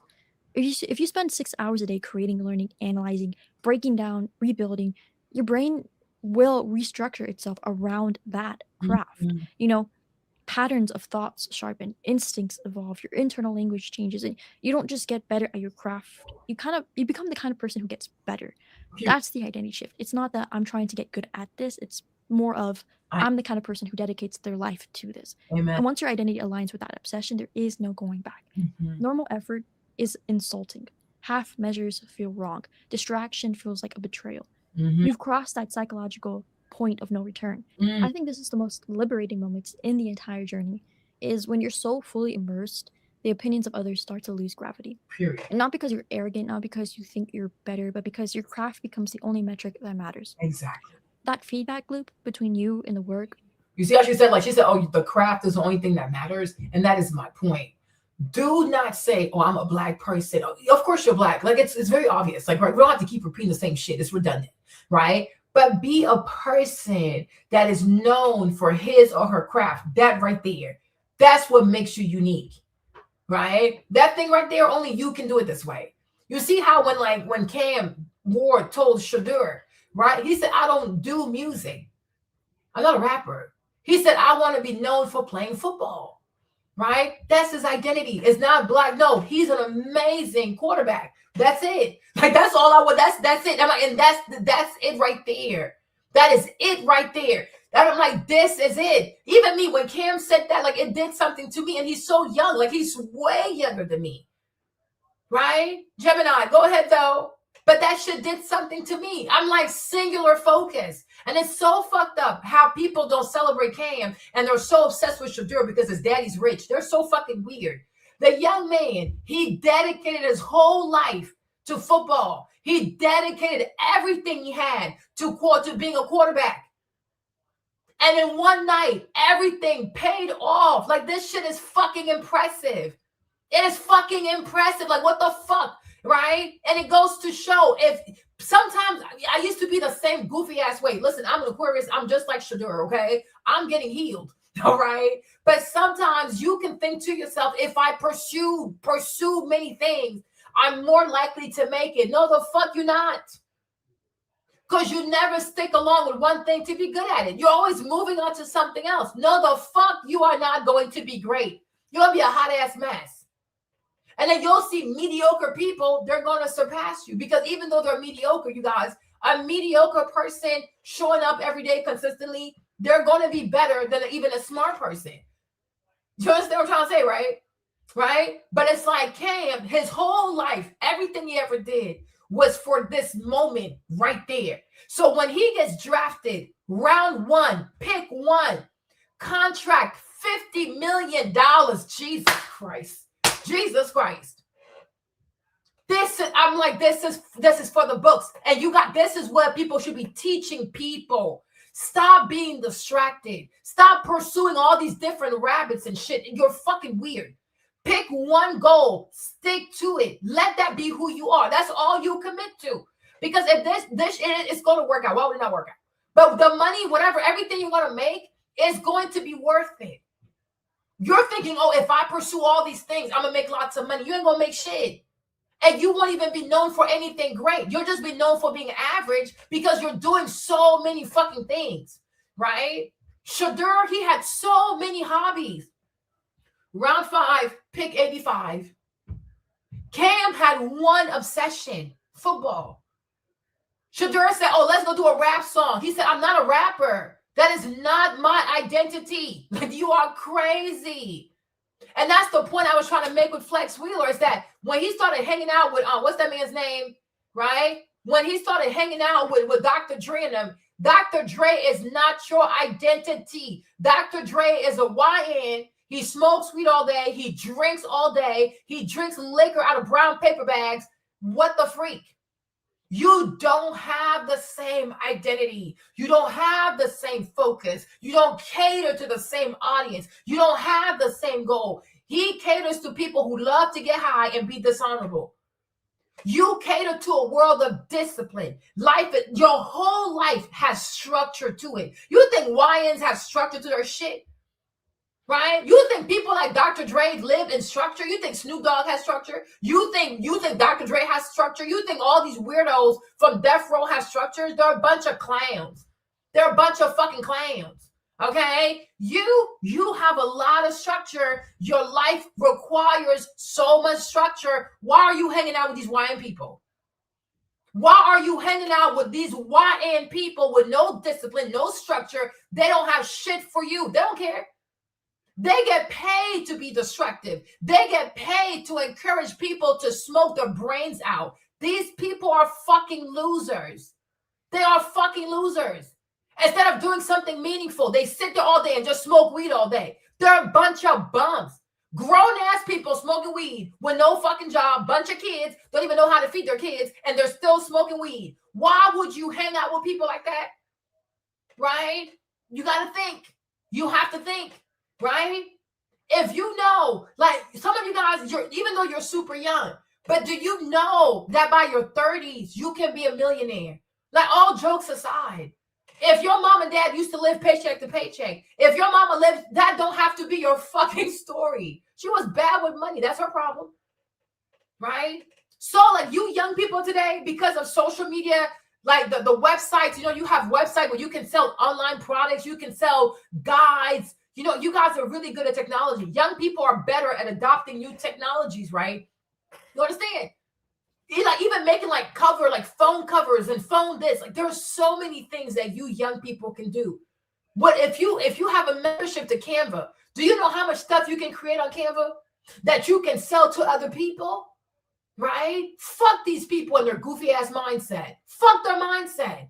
Right? As a young person, you at 22, you can be a millionaire. Like, the world is so fucking different. The world has changed. The world has changed. The world has fucking changed. You can sit in front of your computer every day for 8 hours, become a streamer, and be a multimillionaire. What the fuck? Right? Just because your parents did not make it, don't mean you don't have to make it. You're not your parents. You don't have to make the same mistakes they made. And I think sometimes, right? I think sometimes too, like, let's say you're a black baby and your mama was broke, you were raised on welfare, or you had a 2-parent household, but your people was bad with money. Instead of being sad about it, be proud, because you got to see firsthand what it looks like to be bad with money. So now you can be better with money, right? I tell you all this all the time. Everything comes down to a matter of perspective. You can look at your life and say, oh my God, my mama was poor. Sure. Or you can say, I got to go to a school of broke people. Because you were raised by your mom for 18 years. Nobody understands better than you how people mishandle money. Even an MBA at Harvard can't get you that kind of education. Right? So now think about everything your mom did wrong. Do the complete opposite. Right? So don't be sad about it. Be glad that you got a first-hand education on how to not handle money. Your mom did you a favor. Did you a favor. If your mom being broke or like struggling with the bills, that should make you say, in my life, I will never struggle with paying my bills. She did you a favor. Everything your mom didn't do right, she did you a favor, because now you know what not to do. You don't have to guess. You already know what not to do. Just look at your mom. Look at your dad. Right? It's amazing. It's a first-hand education in personal finance. What not to do for dummies. There you go. Right? Do not see yourself as a victim. See yourself as somebody who was always blessed to be experiencing whatever you got to experience. Right? It's all a matter of perspective. Where some people sit here and start crying. Why would you cry? My mom showed me how to not be financially illiterate because the girl was dumb as hell, right? Don't be mad at her. Thank her for her making her mistakes, and now you can learn from her mistakes. And when you get your money right, you get your paper right, help your mama out. Show her how to do things better and put some money in her pocket. Don't be mad. Rich people don't get mad, and you don't have to wait to be rich to learn to not get mad. Don't get mad. I've always told y'all, when you have money, you don't have enemies. right? Don't fight over money. Don't argue over money. None of that shit. Money does not like noise. Okay? Rich people, they buy bottles for people. Okay? Rich people, they take care of people. Because you're a big boss. Anybody connected to you will never suffer. Whether they like you or not. Listen, I'm generous. I'm a generous queen, you know, right? That needs to be your mindset. That has to be your mindset. Be mad at no one. Hold no grudges. Don't be mad at nobody. Because everything they did, it had to happen the way it did for you to become a better person, right? It had to happen the way it had to happen for you to get closer to God. They did the Lord's work. And one day you'll get it. One day you're going to get it. Okay? One day you'll get it. It's okay. Nothing happens to you. It happens for you. Perspective. It's everything. 2026, you need to have the perspective of a winner. Okay? That's it. Your mindset has to be like that. Now let's go back to this girl. Just become stronger than any external voice. You no longer create to impress. You create to grow, to create to understand. You create because creation is now your language. The world becomes background noise. The craft becomes the conversations. And this alone makes you appear different. People who need validation won't understand you. People who need applause won't relate to you. People who need comfort won't follow you. And that's fine because mastery requires choosing the path of being misunderstood. Yep. Every great creative, athlete, thinker, and builder was misunderstood at the exact moment they become dangerous. People love to say, don't take it too far. But what they don't want to admit is that everything great comes from someone who took it too far. Yep. There is always a moment right before the breakthrough where obsession looks like insanity, where your focus becomes too sharp, where your standards become way too high, where your vision becomes too specific, where your tolerance for mediocrity disappears. Yep. When you start demanding more of yourself than anyone thinks is normal. And this is a line that most people avoid. And not because it's dangerous, but because it's very clarifying. And clarity scares people. Yep. Because once you know what you want, you can't go back to pretending you don't. Once you know what you're capable of, you can't hide behind excuses anymore. Exactly. Once you Exactly. And I'm gonna also say this, because this goes for people who want to be married. Stop saying you don't want to do it because you're afraid of being called a pick-me. Say that shit. Say what you want and mean what you want. That's it. Because the same people who are calling you pick-me, they are burning. Oh my gosh. They wanted more than you. They wanted more than you, but they're calling you a pick-me because they don't want it to happen for you before it happens to them. Don't fall for the scam. Do not fall for the scam. Say what you want and mean what you want. Like, say it. Say it. And live like that. Oh my gosh, y'all don't understand. Like Michael Phelps, do you know how many hours a day Michael Phelps was training? Man, this shit is fucking crazy, man. Right? You need to say what you want and mean what you want. And you got to live like what you want. Don't be afraid. Oh, you're a pick-me. Yeah, right. Girl, you're just scared that the kind of conviction I have is going to happen for me before it happens for you. Shut up. Get thee behind me, Satan. Okay? That's it. That's it. It's the truth, honey. It's the truth, though. It is the truth. Michael Jordan, if he didn't have singular focus, he wouldn't have been the greatest. He wouldn't have been the greatest. Michael Jackson. If Michael Jackson was not obsessed, that Virgo, Michael Jackson is obsessed. He was obsessed. He was fucking obsessed. Hold on. Okay? He was fucking obsessed. This dude was fucking obsessed with his cute little face, but he's fucking obsessed. That's why he's one of the greatest to ever do it. The man is fucking obsessed to the point that it made him a fucking weirdo. Beyonce too. Beyonce, compared to most black girls in entertainment, oh no. And that's why Beyonce does not hang out with these people. She does not hang out with these girls. They're fucking weird. They don't know what they want. They're always chasing behind a boy. Go sit down somewhere. Okay? But she's another Virgo. She's another Virgo. Exactly, Lonnie. With Michael Jackson, every video was a fucking movie. They were doing things in his videos that they hadn't even done in main movies in Hollywood just yet. There's one video, The Way You Make Me Feel. I mean, this thing is crazy. What? Like, the song was fire. The music video. I remember when he did Scream. Y'all remember Scream? When he did Scream with Janet Jackson? Hold on. Oh, I will never forget that because they used to have a show. Right? Remember Scream, right? Huh? They used to have a show on MTV because MTV had a show to tell you like how much people spent on a music video. Do you know Michael spent $100 million on Scream?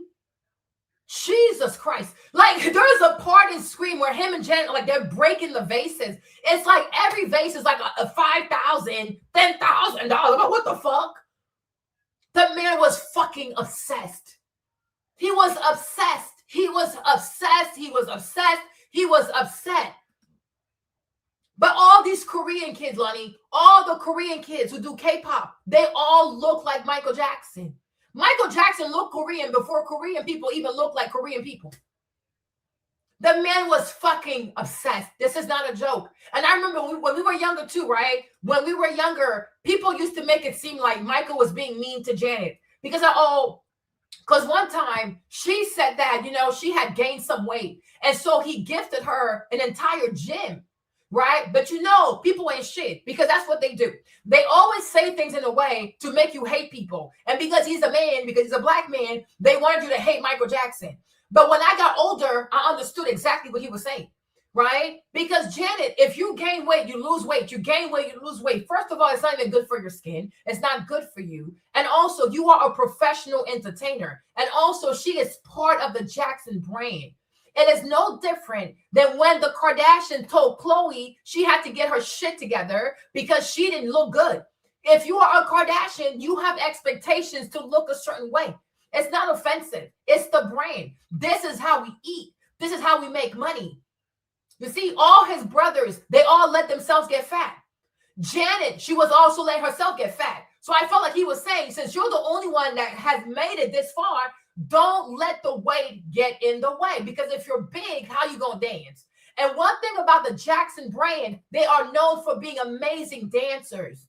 But if you're big, you're out of breath, you're messing up the family's name. Everything is not me. You see? But when you live in a goofy ass culture, when somebody tells you truth, oh, they're being mean. Oh, he's body shaming. He ain't body shaming shit. As if the people themselves are not going to be laughing if Janet is big on the stage and she can't breathe. Shut up. If your own family can't tell you you're fat, who else going to tell you you're fat?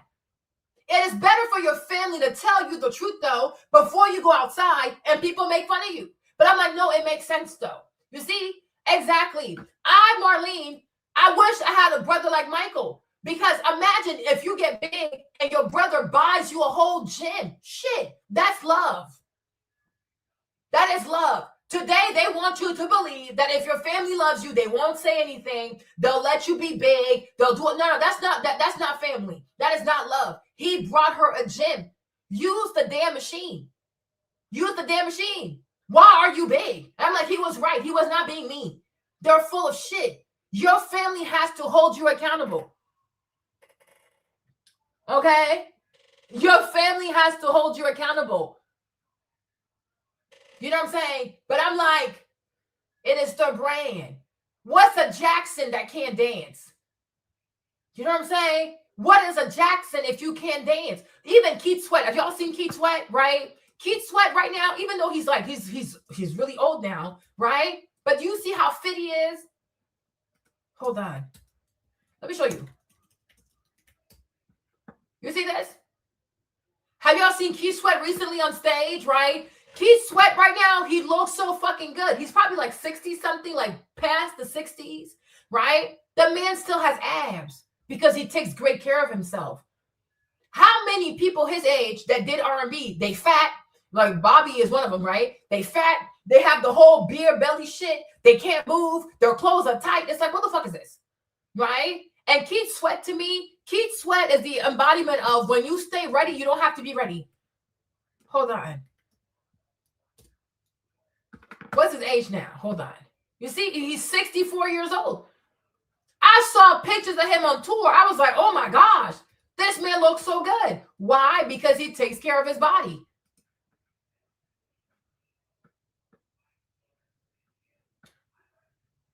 Here he is. He takes good care of his body, right? Because he knows. He does R&B. He's a lover boy. So listen, dark chocolate, he got to look good, But Keith Sweat is not fat, y'all. Keith Sweat is not fat. He is not fat. He has abs. He is 64 years old. The man is completely chiseled. I'm like, but damn. You see? So if anybody calls him, if he has to perform, he's always ready. The body is ready. The music is ready. The voice is ready. The vocal cords are ready because that's his culture. He takes great care of the body that allows him to have the lifestyle that he has. That is fucking amazing. Yeah, Ray J is fat. They're all fucking fat. Because all they do is drink, they smoke, they eat, they in the strip club, do all kinds of weird things, right? But I'm like, no. So I'm like, nope, you have to be obsessed. He can be a passport bro, that's fine. That's not the topic for right now. The topic is, at 64 years old, does he look good or not? Did he let the money get to his head? Oh, I'm rich. I can start drinking alcohol. Oh, I'm rich. I can eat whatever I want. Oh, I'm rich. I can indulge in the drugs. No. You know what I'm saying? He's a good steward of his body. At 64 years old, like when he was on tour, the stuff I was seeing, I couldn't believe it. I'm like, but damn, he looks so fucking good. 64 years old. And he has all the money he needs to be fat, to be a drug addict, to be in the strip clubs, he can just destroy his body. But I think it's really impressive to have so much money you can afford all the vices you want and to still say, nope, I'll take care of my body because this is the body that has enabled me to have the life that I want. That's fine. He can go to Colombia. And I'm sure when he gets to Colombia, he probably looks better than most young men in Colombia. You know what I'm saying? That's fine. And also, he can afford to go to Colombia. He's Keith Sweat. Y'all, passport bros, y'all broke as hell. You have yet to make your car note payment, and you're using Klarna to get a ticket to go to Colombia with your broke ass. He is rich. He's a rich man. Rich man can do shit like that. Y'all some brokies who need Klarna. You use Klarna to get your whole ticket with Southwest doing the very most. Sit your goofy ass down somewhere. Make your car note payment. Okay. Yeah, they don't care. They do not care. They don't take care of themselves. But I'm like, Michael, he was obsessed. I think Keith Sweat also, he's obsessed. And that's why I see why y'all go there with your low budget asses. Okay? They need to raise the prices in Colombia. You know you're meant to go further. Staying small feels suffocating. Yeah. Geniuses, madness live close together because both require complete surrender. Yeah. Both demand the death of the ego. Both demand isolation. Both demand risk. The difference is really simple, though. Madness makes you lose yourself. I'm also saying this before we go back to the video. I will also say this. Another man who was obsessed, if I'm not mistaken, he's a Taurus. Another man who was obsessed, James Brown. Obsessed. This man is obsessed. And it showed. James Brown is nothing to play with. Oh my God, this man is something else. He is something else. This man is a performer. He's a performer. This man, though, James Brown is, oh my gosh. Is he not a Taurus? Let me see. I think so. Yeah, he's a Taurus. Yep, he's a Taurus. There you go. And the earth sign. So he's a Taurus. Michael's a Virgo. All we need is a Capricorn. I guess Stevie Wonder. Okay, right? James Brown, obsessed. The man was obsessed. He was obsessed. I mean, no, the man's a fucking icon. He was fucking obsessed. Exactly. So I'm saying, and the funny thing is, when they talk about black people, they never talk about, study these kinds of black people, huh? They want you to study mediocre black people who always have excuses. They never say, go study James Brown and become obsessed. Go study Michael Jackson and become obsessed. Go study MJ, become obsessed. No, they want you to find them low-hanging fruit people. Oh yeah, because they black. I need to, no. Okay? No. If you're going to study black people, you need to study exceptional black people. And you will see they were all fucking obsessed. They are fucking obsessed. James Brown, if he wants to go sing, perform for white people, who gonna stop him? Have you ever heard James Brown say, oh shit, I'm too fucking rich. I'm surrounded by a bunch of white people. Like, nah, give me more money. Okay, you fucking crazy. Are you crazy? Obsessed. Oh yeah, no, he's an icon. He used to have a radio show here in DC. Okay, Obsessed. He is fucking obsessed. James Brown is a fucking icon. Baby, baby, baby. The man does the whole split thing. He come back up. Like, what the fuck is going on? No, he had so much energy. Okay, no. He's not a modern day FBA. You FBA 2025, we don't care for y'all. Me personally, I don't care for y'all. Y'all like to cling on to the great FBAs of old. Make your own legacy. How about that? You modern day FBAs, I need y'all to make your own legacy. We tired of y'all. Okay? These people are not your generation. Because your generation, they something else. Okay? So yeah, FBAs of old, iconic. FBAs of old, and like it's amazing. Like it's fucking amazing. Right? Because these people had something to prove. And it showed. They took their shit so fucking seriously. These are the kinds of people we need to be looking up to. But you modern day FBA people, I don't take y'all seriously. Exactly. I don't take y'all. But Beyonce's a Virgo. Right? Oh, please, model. You go sit down somewhere. Okay? Beyonce's a Virgo. These are earth signs. So they're going to take life seriously. I said all we need is a Capricorn, but Stevie Wonder's our Capricorn. So he's also a fucking genius, that man. Obsessed. He's also with his blind eyes. He blind, but he can see. He can see the money.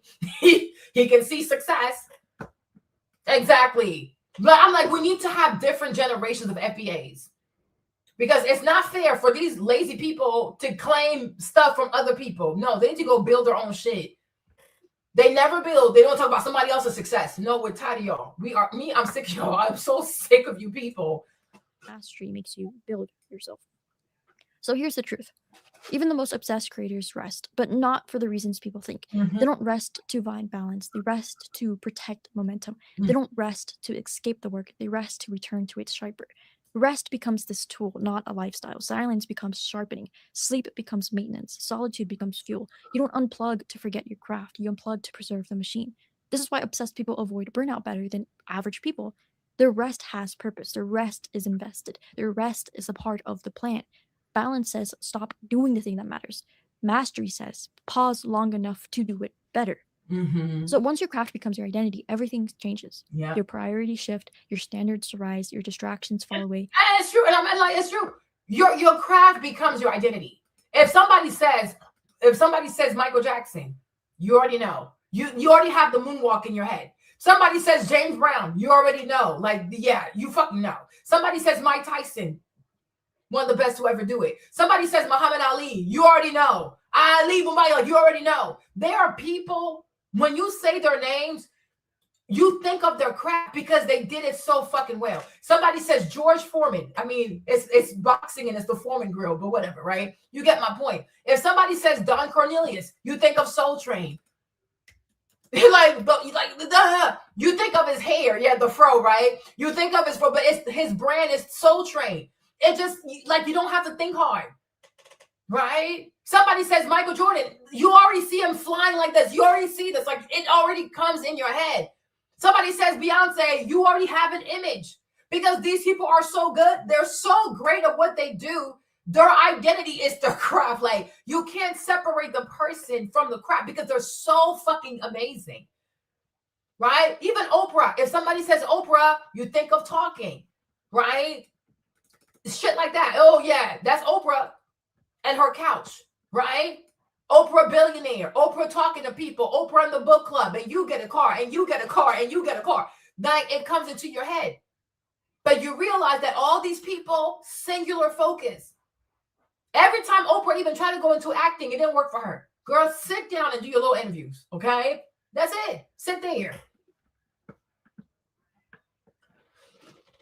No, because he was in pain. Michael's problem was pain because he put his body through hell and he was not eating enough. And when you don't eat enough, you'll have osteoporosis. Like, you're going to have diseases of the bones. You see what I'm saying? But I even think Angela Bassett is way more serious than Halle Berry. Yeah. But you say a person, like, even Brandy, you say Brandy is like the vocal Bible, or you think of like Moesha and shit, right? But you say the person's name and it's like it comes to your head. And I'm like, sometimes you got to do that for yourself too. Like, when people say my name, what comes to mind? Asshole? You know, that don't work on my brain. But it's like you want to think about that, like, right? When people say my name, what do they see me doing? And if people say your name and all they see you do is quitting, you got to rebrand.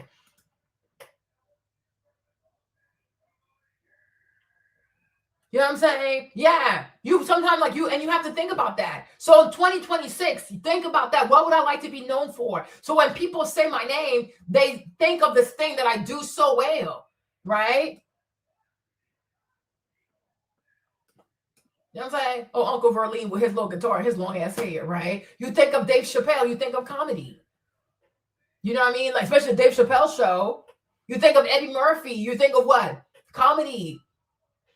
One of the best to ever do it, right? But that's it. That's you think of Will Smith, also comedy, music, right? Very, very successful, right?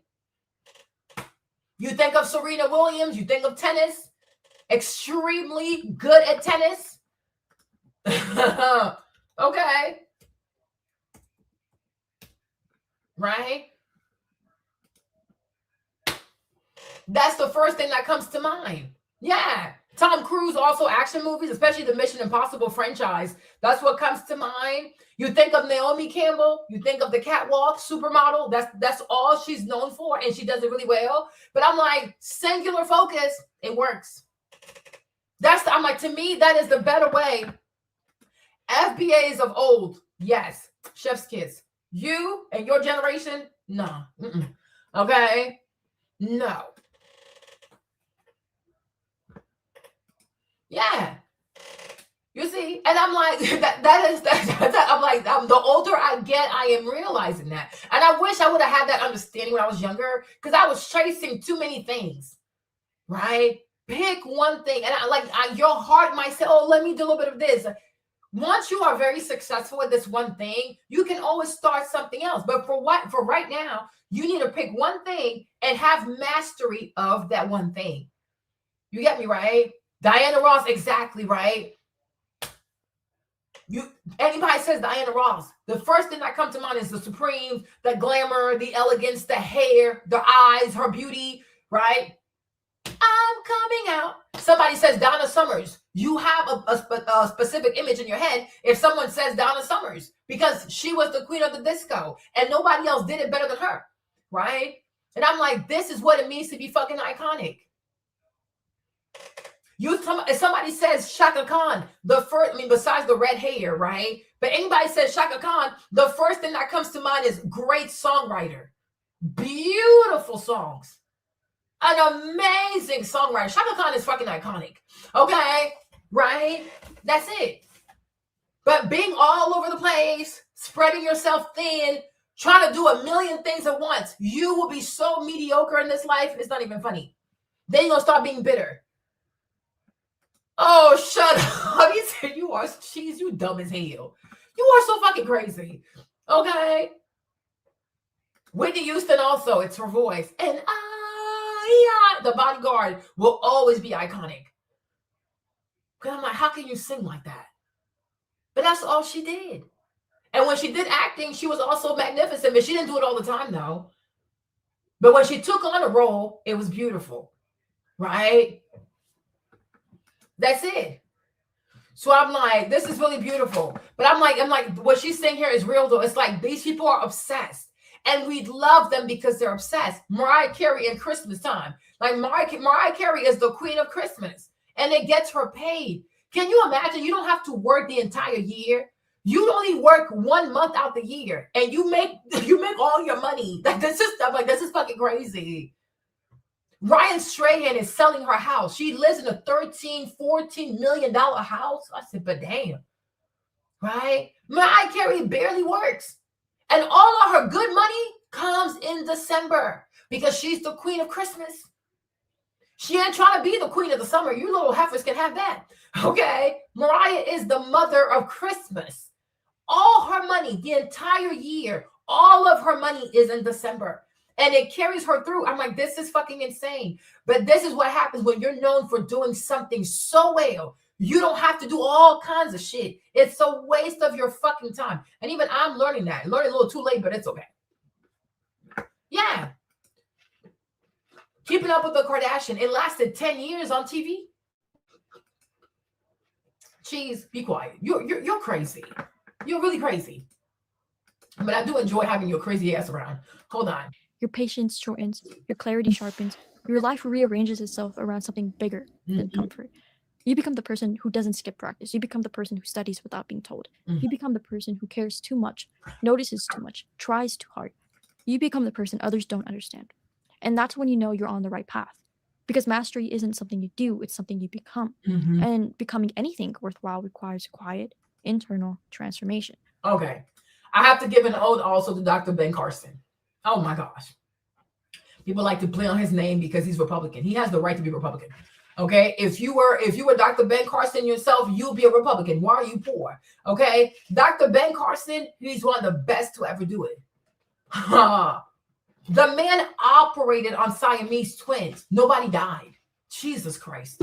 I'm like, the 24 hours of operation. I said, but Lord, me, Marlene, my nerves, like my hands, I would have been too scared because they're babies. Oh my gosh, what if somebody dies? I can't do this. Okay. Dr. Ben Carson, no, this man is a fucking legend. He is a fucking legend. An entire department of Johns Hopkins around this man. The fuck? This man can do stuff to the human brain. Oh my Lord. This is fucking crazy. Like, I knew he was about that life, but then I watched the whole movie. I said, but damn.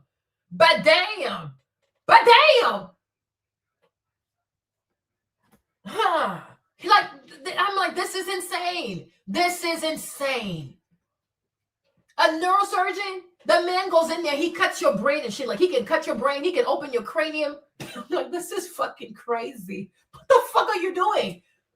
And he's so calm. I'm like, oh gosh, I can't. My hands would have started shaking. Like, oh no, I can't do this. This is just too serious. I'll pray for you though. I have enough faith, but I'm not doing this. Okay. But Dr. Ben Carson, though, to get to this level of being like, I don't know, one of the world's best neurosurgeon in the world, you can operate on Siamese twins all the way from Germany. Johann and Stefan. I'm like, oh, Stefan and Johann. He split the babies apart. 24 hours. Nah. Listen, can you imagine working on a person for 24 hours? I'm like, 24 hours of surgery? What? Your back didn't hurt? How the fuck do you do this shit? 2 babies. The man separated the babies apart. Their head, their cranium. And then they had to go in there and rebuild every vessel, every blood vessel. They had to rebuild nah. I'm like, this is insane. This is insane. This is really insane, right? And being raised by a single mom who couldn't even read. That's why people are full of shit. Why are you poor? Why are you poor? Like, answer me that. Why are you poor? His mom could read. And her son will go on to be one of the biggest neurosurgeons in the world. Do you know what his wait list looks like? Johns Hopkins, their neurosurgical department, because of this man, one of the greatest in the world because of one person. These are the kinds of Black people you need to be looking up to. Huh? Okay. Whatever. Who cares? She makes female rap music anyways. It's spooky shit. No, Dr. Ben Carson is not like Dr. Ben Carson. Nah. I'm like, this man, people need to, I don't know if he's ever going to teach, but I'm like, people need to go study under him, because if he dies, is he going to take all this with him? That is crazy.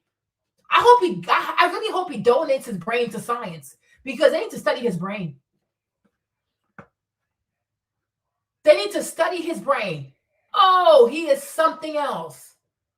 And they try to play on his name because he's a Republican. Oh, shut up. Shut the hell up. He has the right to be a Republican. He's an American. If all you see is a skin color when you see him, that's your problem. He can be whatever he wants to be. I don't care. But if your family needed him to be the doctor, you would run. You would beg him to operate on your family. So shut up. Shut up. I don't even know. But it was like, because the babies, they came from Germany. And he was the only one who could do it. And it took him a long time because he didn't know how to do it. Because they had to turn off their hearts. Nah, this shit is fucking crazy. They killed the baby pretty much. They killed them for an hour.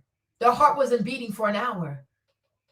So he had an hour to separate them and bring them and rebuild all their blood vessels, and then bring the heart back. So they had to just stop the heart. They had to cool the blood or something like that, right? They had to cool the blood. The kids were dead for an hour. So he had to practice, like, because one doctor worked, like one neurosurgeon worked on one baby, and then he worked another baby. So they had to practice many, many times to make sure that he could do it. No, listen, I'm not a hater. He had to practice many, many times to make sure they could do it in an hour, because they only had an hour to kill the babies and then bring them back. And then when you bring them back, they have to come back. Jesus Christ. I don't know. Oh my God. I cannot do this. This is a lot. Exactly. They're a bunch of haters. They despise. They talk about black excellence. They want drug dealers to be the symbol of black excellence. They want the Curtis Jacksons of the world, the Jay-Z's of the world to represent black excellence. Anybody can sell drugs. It's not that hard. How many people can become a top world neurosurgeon? That's not that many people. Anybody can sell drugs. You know what I'm saying? But the issue with people like Dr. Ben Carson, he goes against the narrative. Oh, I'm black. Oh, my life was hard. Oh, I didn't have a daddy, right? So they can't stand that, because once you put someone like Dr. Ben Carson on a pedestal, it kills everybody's excuses. It shows that people are just a bunch of mediocre crybabies, right? So they don't want people like Dr. Ben Carson to be celebrated, because it goes against the narrative, right? Because it's a narrative. It's not facts.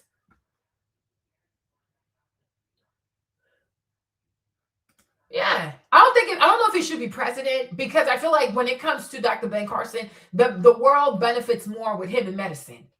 President is diabolical. You kill people, it's just demonic. I think with that kind of gift, he is better as a doctor. The world gains so much more for him as an active doctor, as a teacher and things like that, right? He is more helpful to humanity doing what he does, because now he's showing us what is possible, and what is possible with the human brain, with seizures, with people being like, Siamese twins be attached at the cranium. It's like he's fucking phenomenal.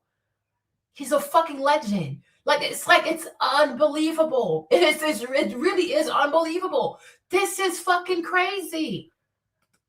It's not about worshiping FBAs. I've always liked hardworking, iconic Black Americans. Always. You know what I'm saying? But what I'm saying is, cheese, is that your generation does not represent those people.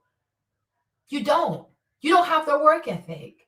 Right? Even Dr. Ben Carson, his wife is Black. You're the type to say, oh, go to Morocco, go to Thailand, go to the Philippines, go to Colombia. Right? So I don't celebrate you. That's why I come outside and put my foot on your neck, because I don't really care for you like that. Right? You get on my nerves. Okay? But people of old, they are fucking spectacular. And that is the problem. And that's why I say we have to make a distinction between FBAs and YNs, right? And we also have to distinguish between different iterations of FBAs. You guys are modern day FBAs. You are tragic. You're so ratchet, and you're so dishonorable. No, they're so obsessed. Modern day FBAs are obsessed with YN culture. You don't want to be married. You don't want to have children. When you don't have money, instead of going to the military, you want to sell drugs. What the fuck is this bullshit? Right? It's not the same. Dr. Ben Carson, he grew up super poor, and he never said, "Oh, I need to go sell drugs. I don't have a choice." He didn't do that shit, because he had a choice, and he made the right choice. And because of that, today he has saved so many people. Right? That there's a generation of FBA people who really cared about community, because when you sell drugs to your own people, how can you say you care about your community? Instead of being a healer, you are a dope dealer. You ain't shit, right? There was a certain generation, they will never sell drugs to their own people. The stuff is fucking toxic. And there's no coming out of drug addiction. What the fuck are you doing? But modern day FBAs, y'all care more about money. You care more about yourself. You care more about your sexual pleasure than you actually care about the community. That's why I don't respect y'all. You're clowns to me. Yeah, it's too evil. And you see, there you go. But you can never do what he does because you're a hater. And that's my thing. Right? You can disagree with how somebody votes, but you should never take away what they've achieved. Right? But you will never call Jay-Z a raccoon, though, right? There you go. Black people who sell drugs, who rap about killing other Black people, who steal from other Black people, you will never call them coons. Because in your mind, there's only one type of coon, right? As if you can't find coons everywhere here, right? But Dr. Carson is way more honorable than you will ever be, right? The day even now you're alive, nobody knows you exist. The day you die, no one's going to give a fuck. You don't even have a family. You have no children. All you do is travel to go have sex abroad. That's how you live. You see how you live? You live like a coon. You're the one who lives like a feral animal, right? Dr. Ben Carson, he is known. When he dies, you will see presidents, world leaders, all kinds of people in the community of medicine who are going to cry for this man. They will have statues for him. They will name departments after him. You, when you die, no one's going to give a fuck. You won't even have children at your funeral. Okay, you might even die in a goofy ass hospice somewhere. No one's going to miss you. Okay, so who's the cool now? Right? Make it make sense, though. That's not what's going to happen to him. Millions of people will cry for him the day the Lord calls them back. And in his life, he would have helped so many people. All these families that he has helped, their children that he has separated, their children whose brain he has operated on. And now these kids are able to have great lives. Do you know how many people pray for him every day and the stuff he does? You, who prays for you? No one. Like, make it make sense. Like, what? You're crazy. A shift so deep that the world feels different when you look at it. That's the identity shift. That's the moment everything changes. That's the moment you stop being someone who does the craft and become someone who is the craft. Mm-hmm. Yeah, you see, you make good income. Do you know how much Dr. Ben Carson has?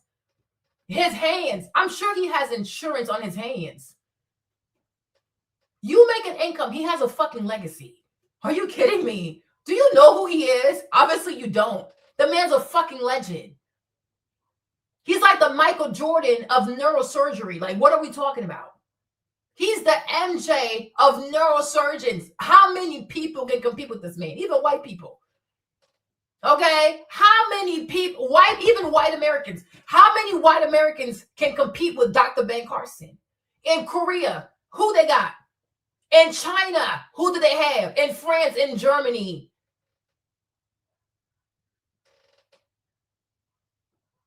If they had to do a Mount Rushmore of neurosurgeons, who would be there? He would be there. Who else?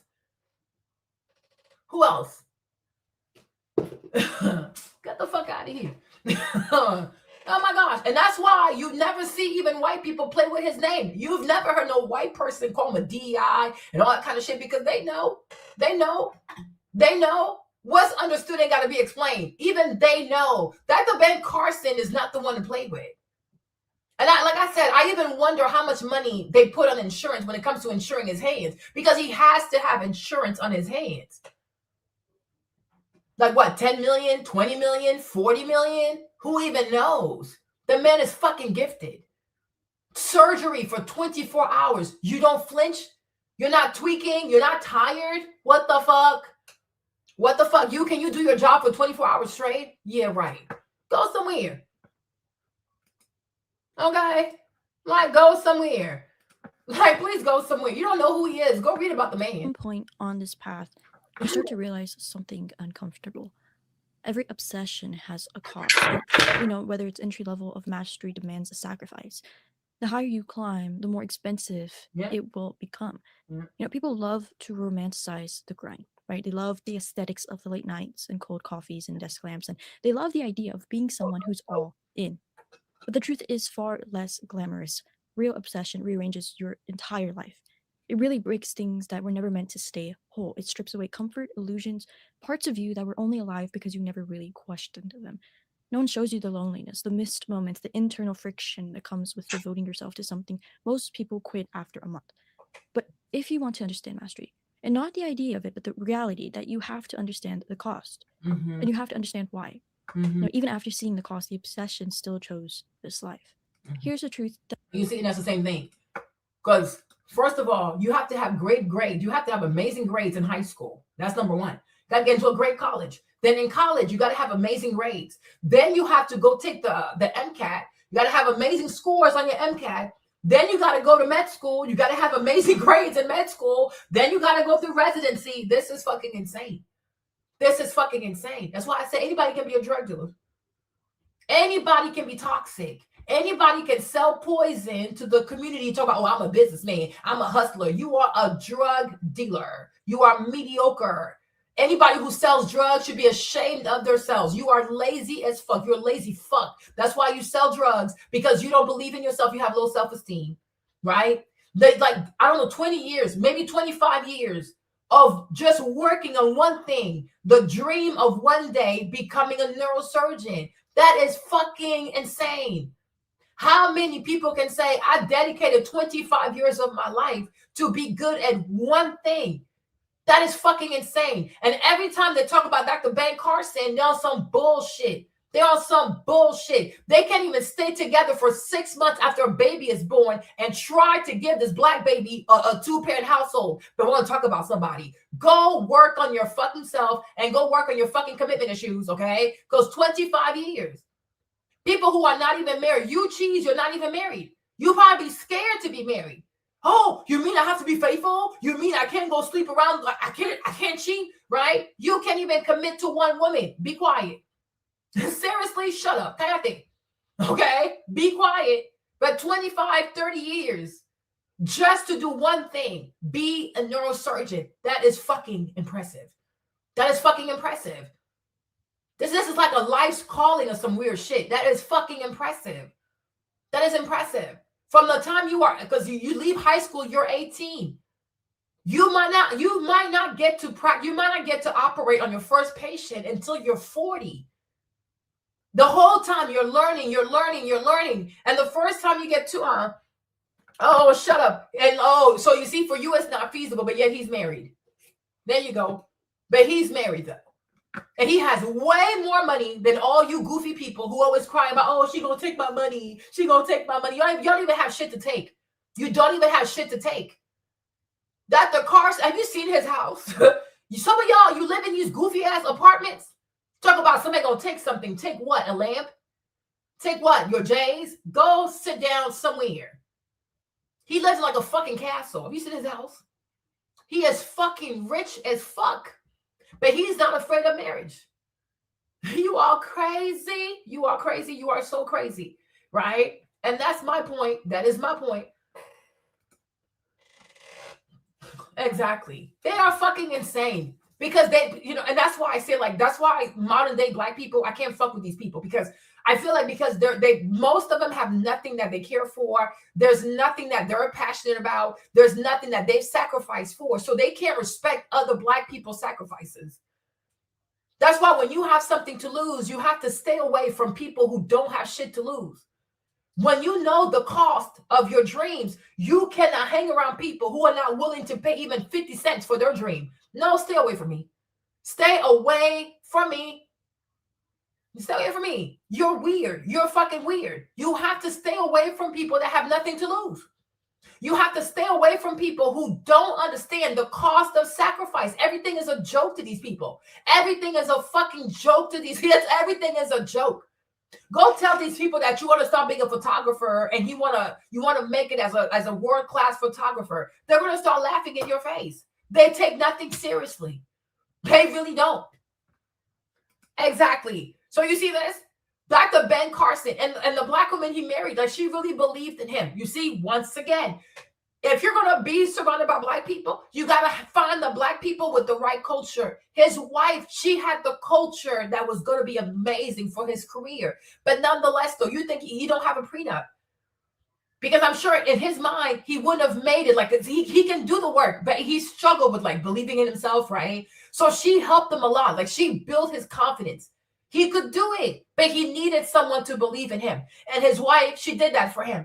Dr. Ben Carson is rich as shit. I'm sure if he wants to write a book every year, that every book he drops, he can even hire a ghostwriter, because the kind of surgeries he has done, the cases he has dealt with, if he wants to write a book every year, you guys, every single book is going to be a New York Times bestseller.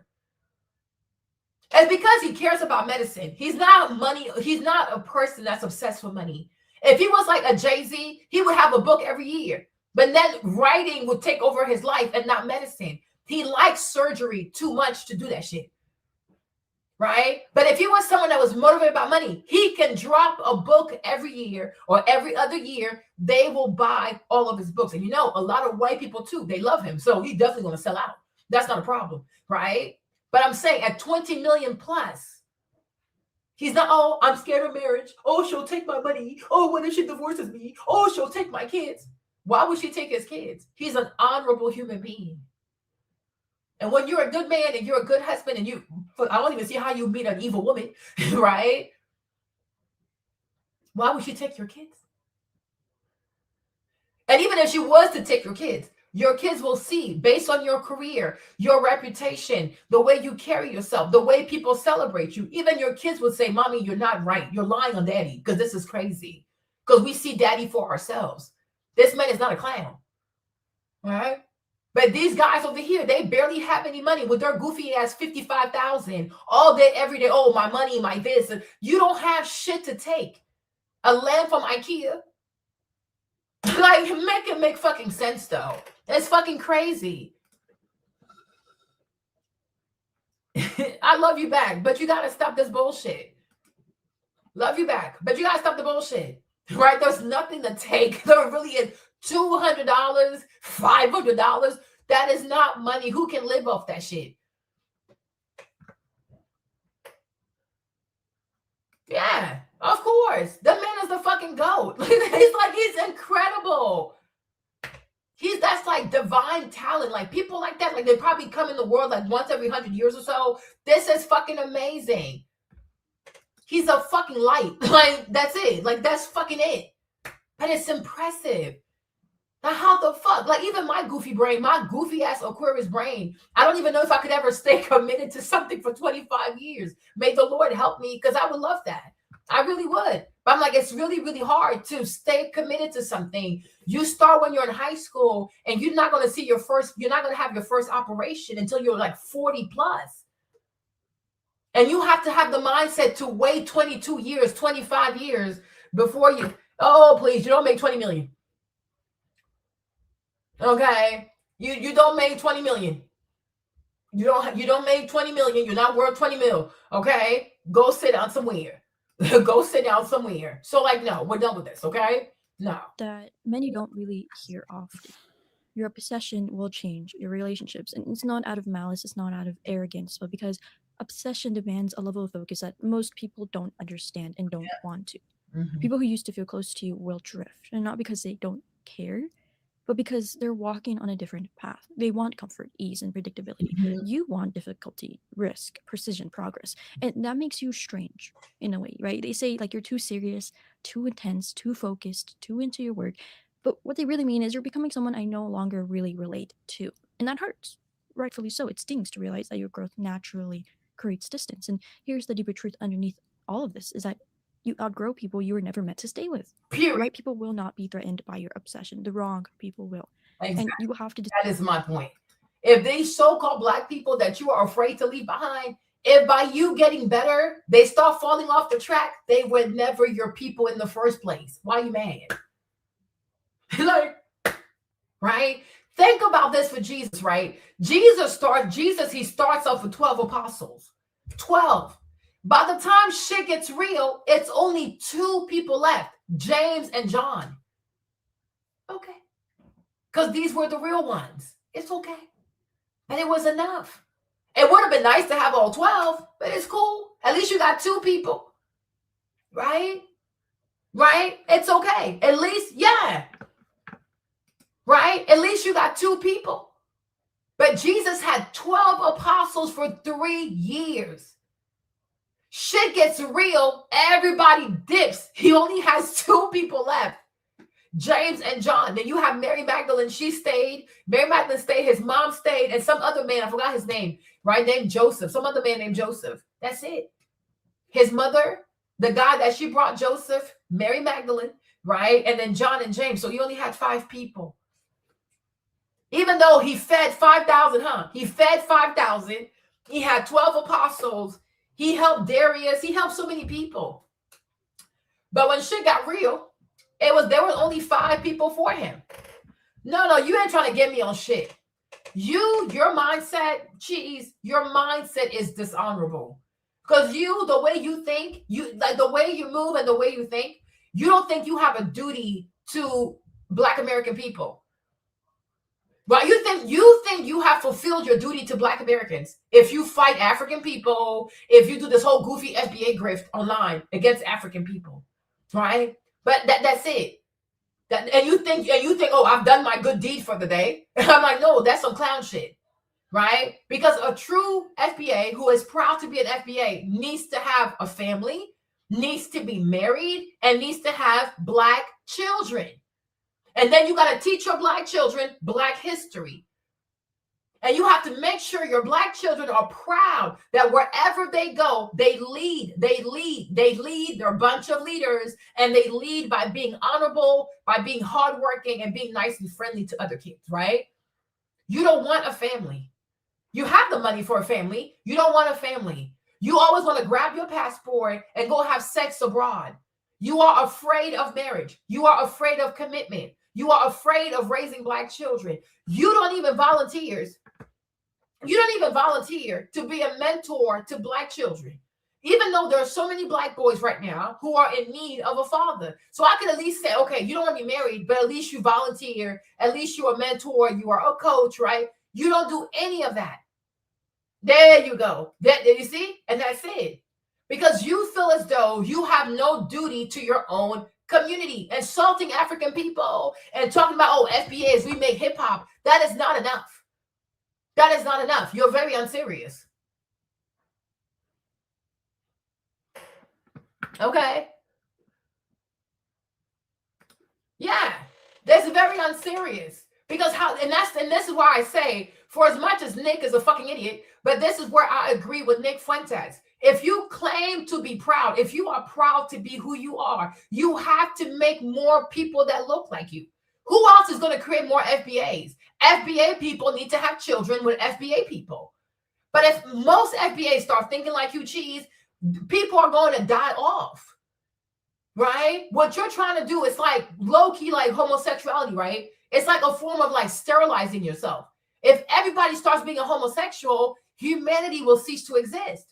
If everybody wants to be a passport bro, have babies with like all kinds of weird people that worship all kinds of weird gods, right? These kids are not going to identify as FBAs. And that is not okay. That is not okay, right? But yet you have a house, you make more than $55,000, you are an adult male, you're sexually active, you have a retirement, you have many things that enable you to have a family, and you intentionally choose not to have a family. You intentionally choose to pretty much castrate yourself. You sterilize yourself. You have no children. And the mere fact that you're not even thinking about the day you die, like your funeral, what's that going to look like? Who's going to cry for you, right? You said last time that the day you die, your house, your money, it's all going to go to your family because you don't want to have children. And the fact that you think that's okay, like this is crazy to me. You see what I'm saying? This is really crazy. Exactly. You know what I'm saying? Like to me, like that's crazy. You don't even volunteer. Even if you don't want to have kids, you can be a foster parent. You can be a foster parent to teenage Black boys so they can stay in your house. You're in the house by yourself. Right? You can mentor. You can be a foster parent. You can be a coach. Like over the summer, you can have summer programs for young Black children. You do none of the above. But you want to tell me every day you're so proud to be an FBA. I don't take you seriously. But you know that by now. I don't take you seriously. I don't take you FBA 5.0, 6.0, whatever version we're on right now. I don't take y'all seriously. I do not take you guys seriously because you're very unserious, you know. Yeah. Like you don't like this is crazy. You see? And that's the thing with you, like you pick and choose. You see? There you go. You pick and choose. But if in your mindset, you truly are an FBA, you will always be committed. You can't turn that shit on and off. Right? You cannot turn that shit on and off. You're either one or you're not. That's it. Then that's when we talk about singular focus. You are either an FBA or you are not. If you are truly an FBA, we need to start seeing some FBA shit come out of you. Marriage, having a wife, having children, being responsible, volunteering, being a coach, being a mentor, right? We need to see that shit out of you. But if you're not going to commit, stop. Stop it because you don't respect the brand. And I think people like you, Cheese, y'all need to be sued. Like if the whole FBA thing was actually a brand, I think people like you should be served a cease and desist. Because you mention the name and you pretend to be ambassador of the brand, but you don't take that stuff seriously. People should give you a cease and desist. The problem is it's not a trademark. You know what I'm saying? It's not a trademark. Because if there was a trademark and there was a board that was responsible for the FBA thing and who can actually identify as an FBA, someone like you should receive a cease and desist in the mail. Stop it. You don't represent us. You do not represent any of us. Okay? That's what you should get. You should get a cease and desist in the mail because you're very unserious. And how can you be an FBA but you're anti-FBA family? Like, how does that even make sense, though? How does that make any sense? No. Cease and desist. That's it. Please stop. Decide which loss you're willing to accept. Losing your potential or losing people who were never meant to walk with you into your future. Exactly. And you can't keep both. Mastery is not peaceful, okay? It's not calm. It's not aesthetic. It's this daily confrontation with your own limits. And this unspoken cost of obsession is the constant tension between who you are and who you're trying to become. Amen. You're going to feel restless even when you're improving. You're going to feel behind even when you're ahead. Mhm. You'll feel the pressure even when no one is watching, and because the expectations are coming from you. Mhm. So you start noticing every flaw, every weakness, every gap in your ability, every detail that needs fixing. Your craft becomes this mirror, the kind that shows you the truth without the permission, and facing that truth hurts. Mm. You know, most people avoid this. They really dilute their dreams. They lower their standards. They pretend they don't want more, and you're not going to get that luxury because once You see? So you're just a consumer. You are an American consumer. That's it. This is who you really are. This is your real identity. This is it. It's not FBA. So stop saying shit you don't mean. I love making money. There you go. Driving sports cars made by Europeans, right? Wearing fine clothes, dating beautiful women, and traveling all over the world. So that's not what being an FBA is about. That's not what being an FBA is about. What, like anything, the shit you just wrote right here, how does that benefit Black American people? You see, it's about self, right? You are hyper individualistic. Like that's what you are. You are hyper focused on yourself. You're very selfish. Everything is about you, your flesh, the cars for your flesh, the money for your flesh, the clothes for your flesh, the beautiful woman for your ego. Right? And when you travel the world, it's not to help people understand the FBA people. It's just for sex. Right? So I'm like, what's honorable about this? And also, how does it serve Black Americans at large? It doesn't. It only serves you. You're like, that's all you care about is yourself. And this is who you truly are. That is your real identity. So stop telling people that you're an FBA. You're this. Okay? Very gay. There you go. There you go. So they want to focus on themselves and not the community. But guess what? We already know. We know. We trust me. We know. obsession takes root, you can't lie to yourself anymore. Mm-hmm. Time truly becomes different when you are obsessed. Mhm. It stops flowing for the way it does for others. You start measuring your days for growth instead of comfort. You start valuing hours the way investors value money. You start cutting out anything that doesn't amplify your focus, and you don't lose time, and you spend it with intention. I can say this because this is exactly what I have done. I cut out what I need to cut out. Mhm. I see my days as measures of growth. I am completely obsessed with how I spend my time. So Exactly. it's like you don't lose. You see what you said?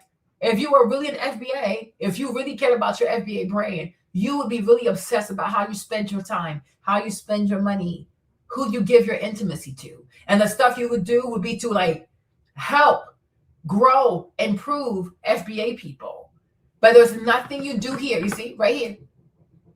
And what you wrote, because that is really what you mean, because I know it's real. You're so proud of behaving like this, right? And the mere fact that you don't see that this is so selfish and it does not benefit FBA people at large. It only benefits you, right? That's the sad part, because you don't have it in your mind that you are responsible the same way your ancestors came before you and they left America in a better way than the America they found when they were born, right? You have no care in the world to say to yourself, I got to leave America in a better way than I found it for the next Black babies that are coming after me. You don't care, right? Because you're more concerned about making money, going abroad, flexing abroad, than creating a better America for young Black babies who are coming behind you, even great grandchildren, whatever, to be like, oh, wow, Mr. Cheese lived a life and he made things a lot easier for me.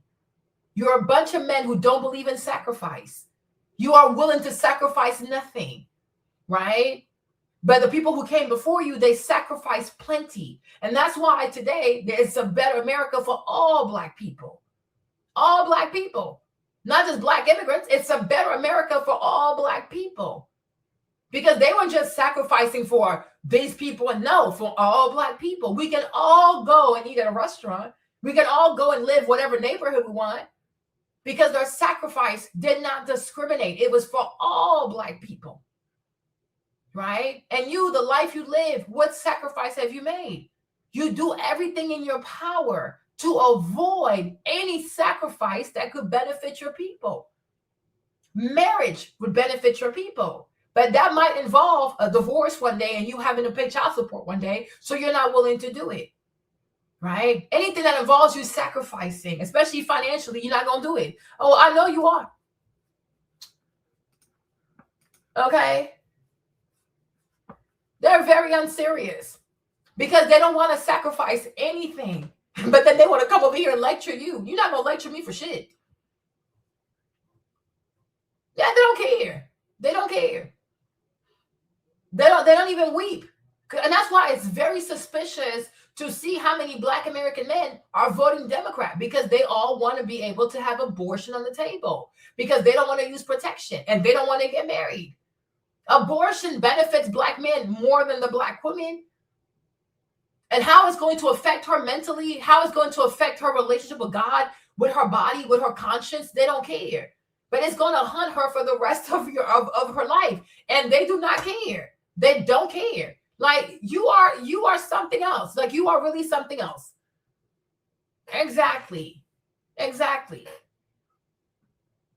I'm like, that's a beautiful thing, Cheese, because you are revealing to us your real identity. You are a YN. You're not an FBA. You are a YN. Okay, that's what you are. And that's why you want to be an example for YN. You're not trying to be an example for Black men, right? You want to be an example for young ninjas, right? And I believe you. And I'm glad. And hopefully the more you write, the more you can see who you are. Because like the Bible says, out of the abundance of the heart, the mouth speaks. Right? There you go. So they don't sacrifice for no one. They don't sacrifice for no one. Hey, babe, they don't sacrifice for no one. How can you be like this generation's male leaders and you don't sacrifice? I'm like, that to me is fucking crazy. Like, I don't know, it's fucking crazy. They don't want to sacrifice for anybody. Like, what the fuck? So no. Time you're just spending it with intention, and that intention really requires sacrifice, and you have to be okay with that. You have to sacrifice. You don't have the same free time as other people, and you won't say yes to everything. Yep. You won't follow the crowd, and you won't chase trends, and you won't fill your schedule with noise just to feel busy. Mm-hmm.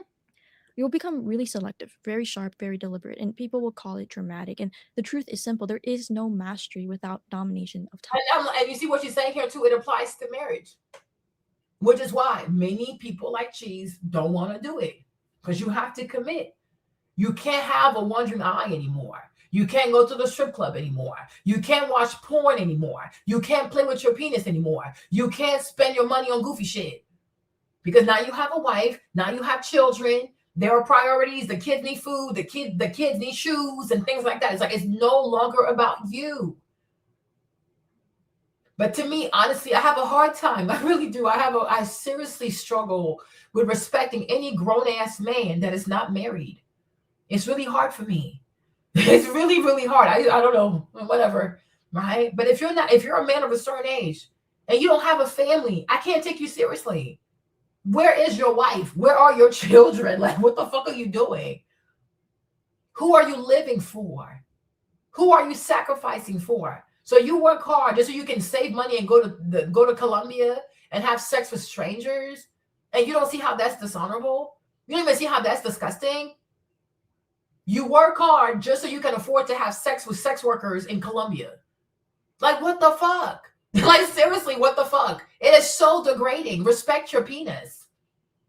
Respect your penis. Respect your body. Stop abusing your penis. It's disgusting.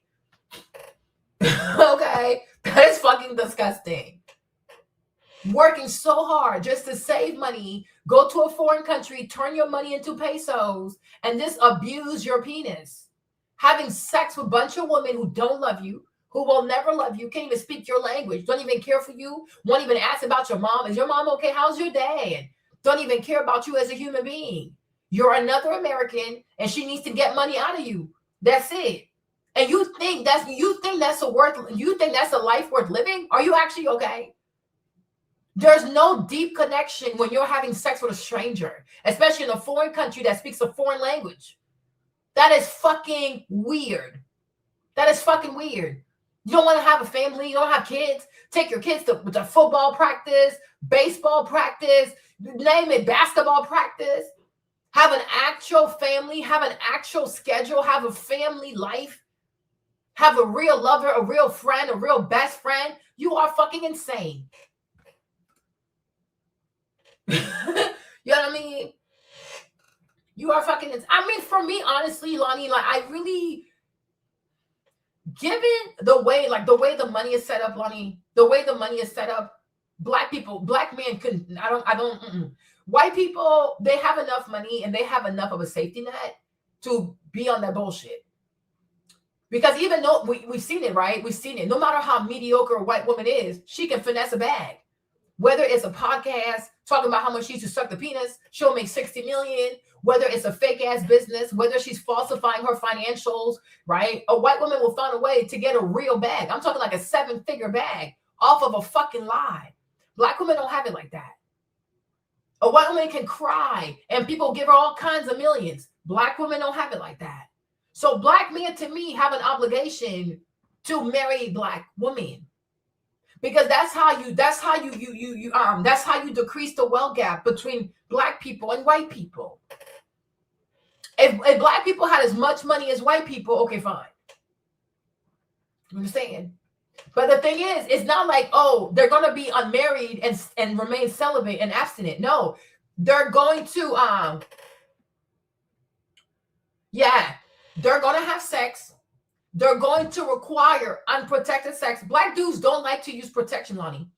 They want to engage with these women as if they have husbands, like they have husband benefits.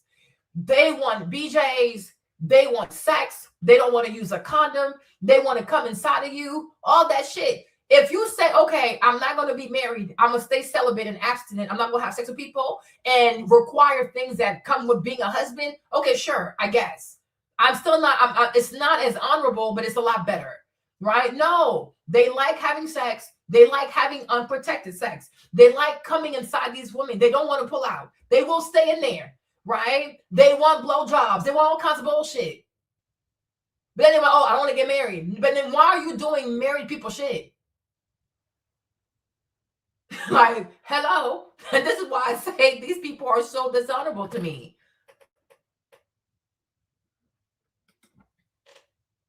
Because when anybody thinks about the wealth gap between white Americans and black people have to get married. Because this is how you decrease the wealth gap. And you also pay less in taxes when you're married. Right?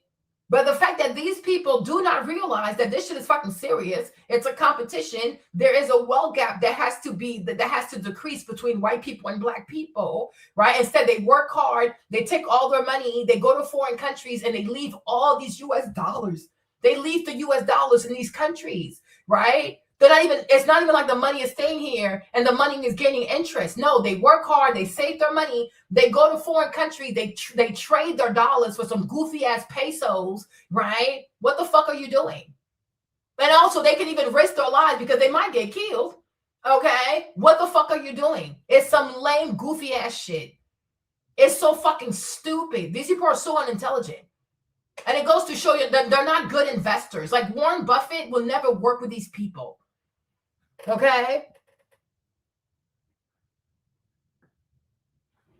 Okay. So I'm like, exactly. Because they are not being raised to be husbands. And that is the problem. Nobody is training these young black boys. One day you're going to be a husband. So you cannot peak financially at 40. What the fuck? Right? They're not being trained to be husbands. They're trained to be promiscuous. They're just promiscuous. They just have sex with a bunch of people. They don't have the culture. These little people today, they're not being raised to be husbands. Nobody is saying to a young black boy, you're going to be a husband.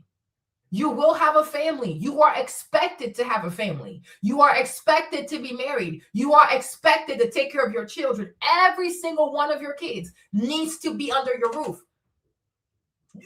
Especially if they're boys, go get your sons, raise your sons. Right? They are incredibly immature. Everybody, for the most part, like when I see the content, for the most part, people are telling the black women, oh, you need to be a better wife. You got to be a better this. And that's fine. That's fine. But you have to teach both genders at the same time. If you tell the black girl to be a better wife, you got to tell him to be a good husband. You can't just tell the girl to be a better wife and you don't say shit to this boy. He's going to traumatize her because he will know what he's expected to do for her because she needs something as well. She needs something as well. Right? We have to train both of them. Like when I train my son, my Trey's the oldest, right? But I always tell Trey, you're going to be a husband one day. That's why you got to study hard. Because if your wife wants to stay at home, you can't be like, oh, how are we going to make it? How are we going to pay the bills? What kind of goofy shit is that? And my sons, I have 3, right? They will never flinch if the wife says she wants to stay at home. Like, okay. Because I would have trained my sons to take pressure and they're going to have great careers. That like it's like this is fucking crazy. If a woman has a baby with a man, she should not have to worry about being a stay-at-home mom. Who's going to raise the baby? You don't go to daycare and be abused. Go to daycare, not going to change his diapers for hours. That is fucking disgusting. Okay? No man should fear his wife staying at home. Like, yes, wife, please stay at home. Right? Normal circumstances, a man should even want the wife to stay at home because just thinking about the baby being at daycare, he should feel sad. Like, oh my gosh, what if my son is abused? What if my son is like neglected? Like, right? You should want your babies to be in the house with mom. It's only 5 years. Why are you afraid of paying all the bills for 5 years? That is fucking crazy because nobody prepared you for that role. That's why you're scared as fuck. That's why you are scared as fuck. You are scared shitless because you don't have a culture of being a husband. Nobody prepared you to be a husband one day. You know how to fuck, of course. You know how to impregnate people, of course. But you don't know how to be a husband because nobody fucking trained you to be a husband. And that's a fucking problem. right? There are not enough men saying, young black boy, one day you're going to be a husband, not just a father. Anybody can get somebody pregnant. It's not that fucking hard. But how many people are ready to be husbands, right? How many black men are ready to be husbands? They know what comes with being a husband, the pressure, the this and that. Nobody is giving these people a culture. So the same way you can say that black women lack a culture of fitness, the black man lacks a culture of being a husband, right? That's it. And that needs to be fucking addressed because we're fucking tired, okay? You should look forward to being a husband. You should find your manhood. You should be like, yes, I'm finally a man. I can take care of a family. I can take care of my wife. Nobody that I take care of is struggling. Anybody connected to me is well taken care of. You should find pride in that. Instead, your pride is in the fact that you work hard, you take a bunch of loans, you go to Latin American countries, you give up your US dollars for some goofy ass pesos to have sex with a fucking weirdo in a foreign language that don't even like you. And after she has sex with you, she'll steal your shoes. Are you not embarrassed to zapatos? Okay? You are fucking insane. You are fucking insane. Imagine coming from a first world country to get laid or to get to get a blowjob in Medellin. It's fucking embarrassing. It is fucking embarrassing. You should be embarrassed. Fuck around and get some AIDS. Okay? Yeah. They're not trained to be husbands. And that's why they're so scared of it. Because they don't have the skill set. They don't have the culture. They don't know what to expect. They don't have the mentors. They don't have the coaches. All they have is bullshit. Because they don't have the culture. You see like these Jewish boys, you see like the Jewish boys out here, you know, they know that's part of being Jewish. You have to be a husband. You have to have a wife. The kids have to go to private school. One thing, blah, blah, blah, blah, blah. So that's why Jewish people, they're active. They get extremely active because they know you have to be a man. You're not a man without a family. First of all, you got to get circumcised, right? So that's the circumcision. But what else makes you a man, right? Having a family, providing for your family, your grandkids, legacy, business, right? Jewish people, they raise their boys to be a man, to be man. It's their culture, right? You're not a man if you don't have a family. For a lot of Arab people, for a lot of Muslim people, especially Arabs, you are not a man unless you have a family. Where is your wife? Where are your kids? It's weird. Because when you get to a certain age and you don't have a family, it's fucking weird. Are you gay? So where is your wife? And that's why even at a certain age, like a lot of Muslim people, a lot of Arab people, when a young man gets to a certain age, if he don't bring a wife, his peoples will go find a wife for him. This is weird. Where is your wife? And if he's not good, the family will go find him a wife. They will pay the bride price. That's it. He's married. Are you crazy? Right? Because you're not honorable if you don't have a wife. Why don't you have a wife? Where is your wife? Whereas for these people, it is perfectly fine to walk around, be at a certain age, you don't have a family, you stay at the strip club, you have sex abroad, all kinds of weird shit. These people are incredibly dishonorable. Okay? Exactly. They are dishonorable. It is extremely dishonorable. Right? But I'm like, there's a lack of culture. There's a lack of culture that tells people you have to be mentally, academically, and financially and spiritually prepared to be a husband, right? That is part of your journey as a man. And that's how we know that you are now a man. It's not your chest. It's not your penis size. It's not your car. It's who you are responsible for. It's not a flex to live a life where all you do is worry about yourself. That is not a flex. Like, it's weird. Forever bachelor, an old bachelor. It is fucking embarrassing.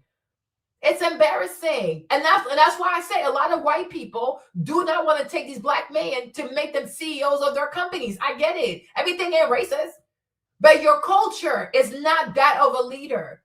Because a real leader, especially in the world of business, he has a family. Where the fuck is your family? Where is your family? Even writing checks for non-for-profits, whether it's the NAACP, whether it's the Black Urban League, they never donate their money. But they will quickly go to Colombia and do all kinds of bullshit for some goofy ass Colombians. But they will never donate their money to any charitable whatever that works for Black people. These people give you a fucking headache. Black men must have experience. Yeah, and so do Black women. It goes both ways. It goes both ways. Always want to point the finger. This is what I said about American culture. It goes both ways. You don't think that there are Black American women also who've had a bad experience and now it fucked their brains up? Right? And that's what happens when you betray people. And that's why a lot of Black men also should tell other Black men, if you don't really love her, don't say you do. If you're not going to marry her, do not come inside of her. Don't traumatize her, because then she'll hate all of us. Right? But you don't apply pressure on other Black men to be honorable. And everything is to blame the Black woman. She didn't get into this mess by herself, right? But if you lie to a woman, you do all kinds of bullshit, you say things you don't mean and all that kind of weird shit, yes. Because women don't know how to compartmentalize their pain. When a woman is hurt, she blames everybody. And that's why men have to be careful. Don't say shit you don't mean. Don't make promises you're not going to fulfill.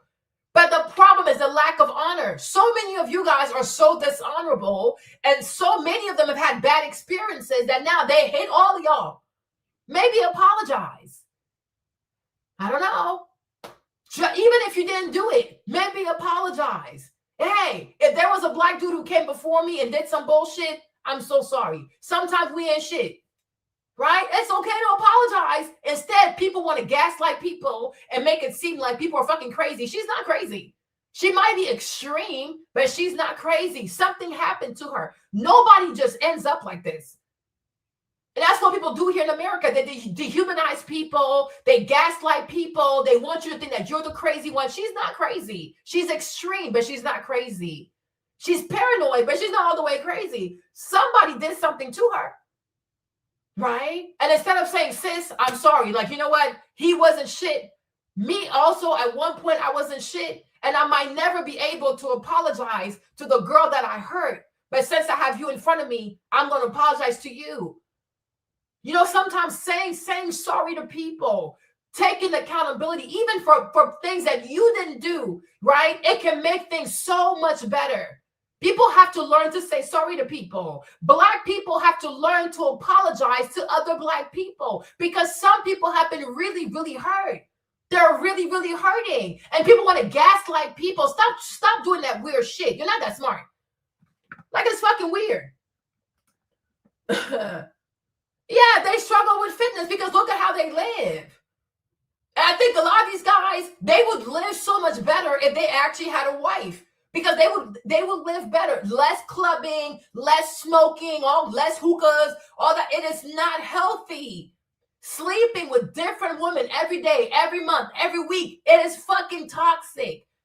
How can you have a routine with that kind of shit? How can you have a healthy life if you live like that? You live like a fucking animal. You got to have some order in your life. Your life has to be ordered. You need order in your life.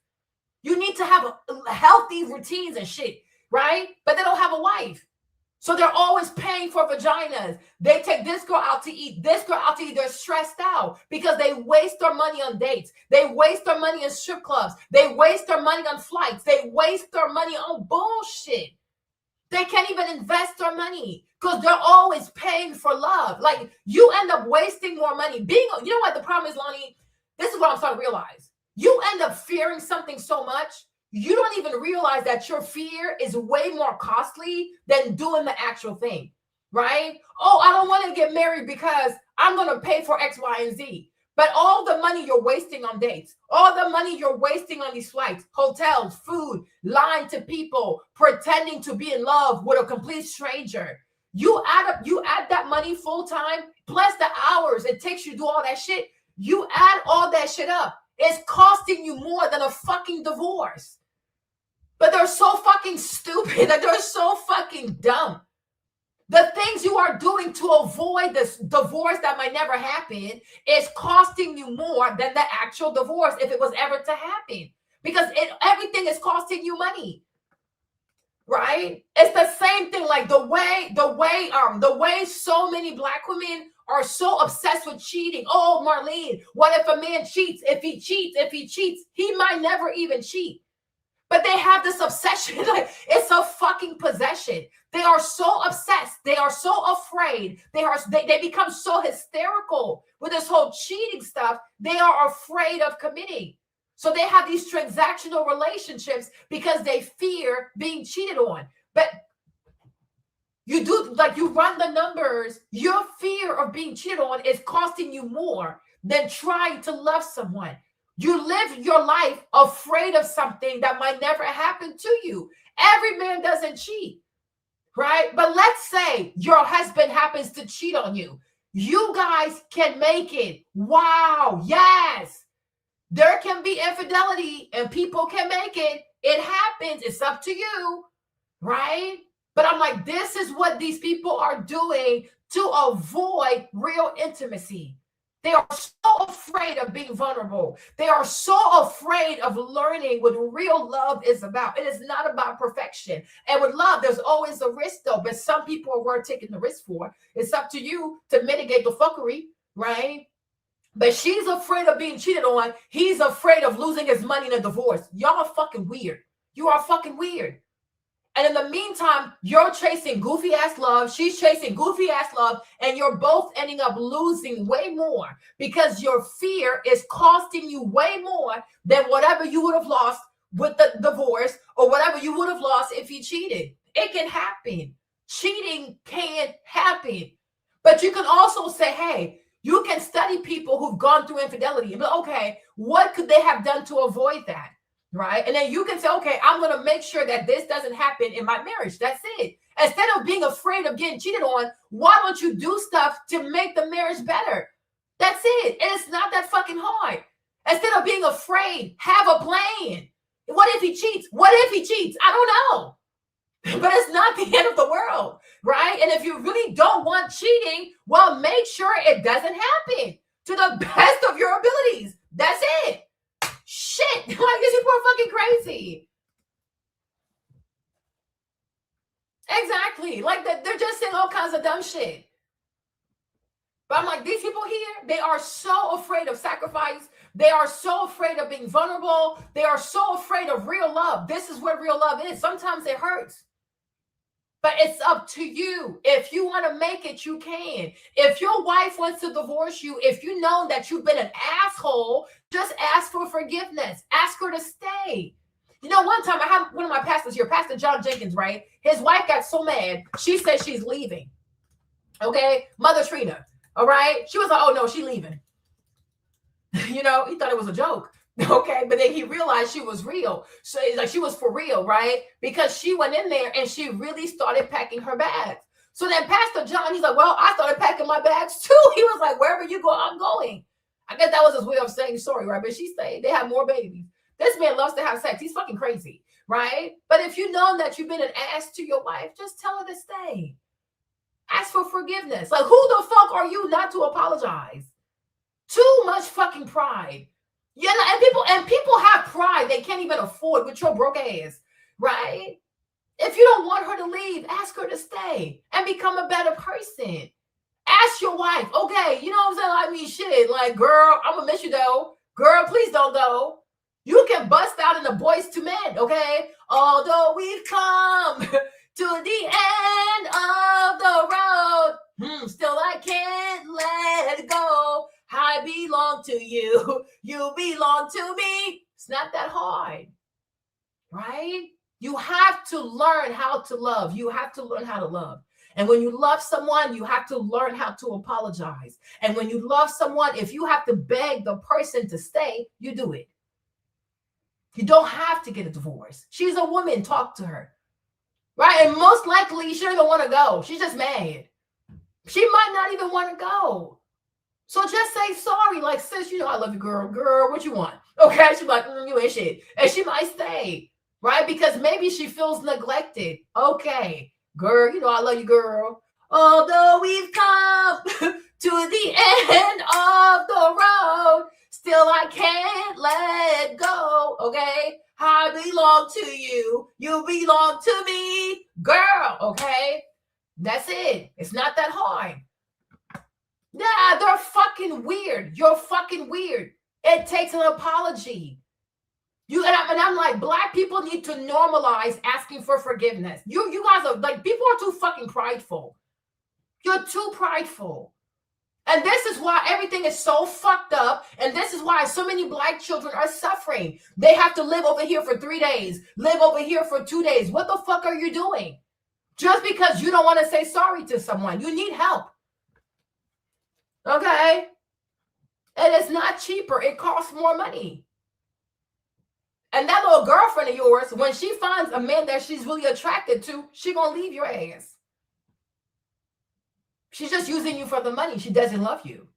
Any woman that makes you pay doesn't love you, right? So it's like, this is fucking crazy. No, the dating stuff is just to impress the girls so they can make it seem like they have money. They ain't got shit. Okay? Yes, we are. And God did that intentionally. It's okay. We don't have to be the same. But people can be respectful. People can be nice. People can be loving. And when you hurt someone, you can say sorry to the person. If you see someone is hurting, you can say sorry. If you see a woman is talking about the same shit over and over and over again, she just wants an apology. Because she ain't gonna stop. Right? The best way to shut a woman up, be like, baby girl, I'm sorry, girl, with your pretty self. Boom, it's over. It's not that deep, right? We don't have to talk about the same shit over and over. But if a woman is harping on something, she feels like you're not paying attention to her. Pay attention, be like, oh my gosh, I'm so sorry, I didn't know, I'll do better. Boom, it's over. It's not that fucking hard. It's not that hard to learn people. You know what I'm saying? It is not that hard.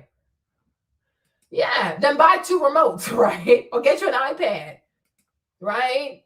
But we have to normalize saying sorry to people. If you don't want to go through a divorce, go to counseling, right? Tell her you're sorry, go to counseling. Maybe figure out your schedule, whatever, right? Take her on a vacation, it's over. Apologizing to her, taking her on vacation, buy her a bag. It's way cheaper than a divorce attorney. Right? She's your wife. She loves you. Maybe she's just mad. Fix that shit. Go ahead and fix it. You don't have to get divorced.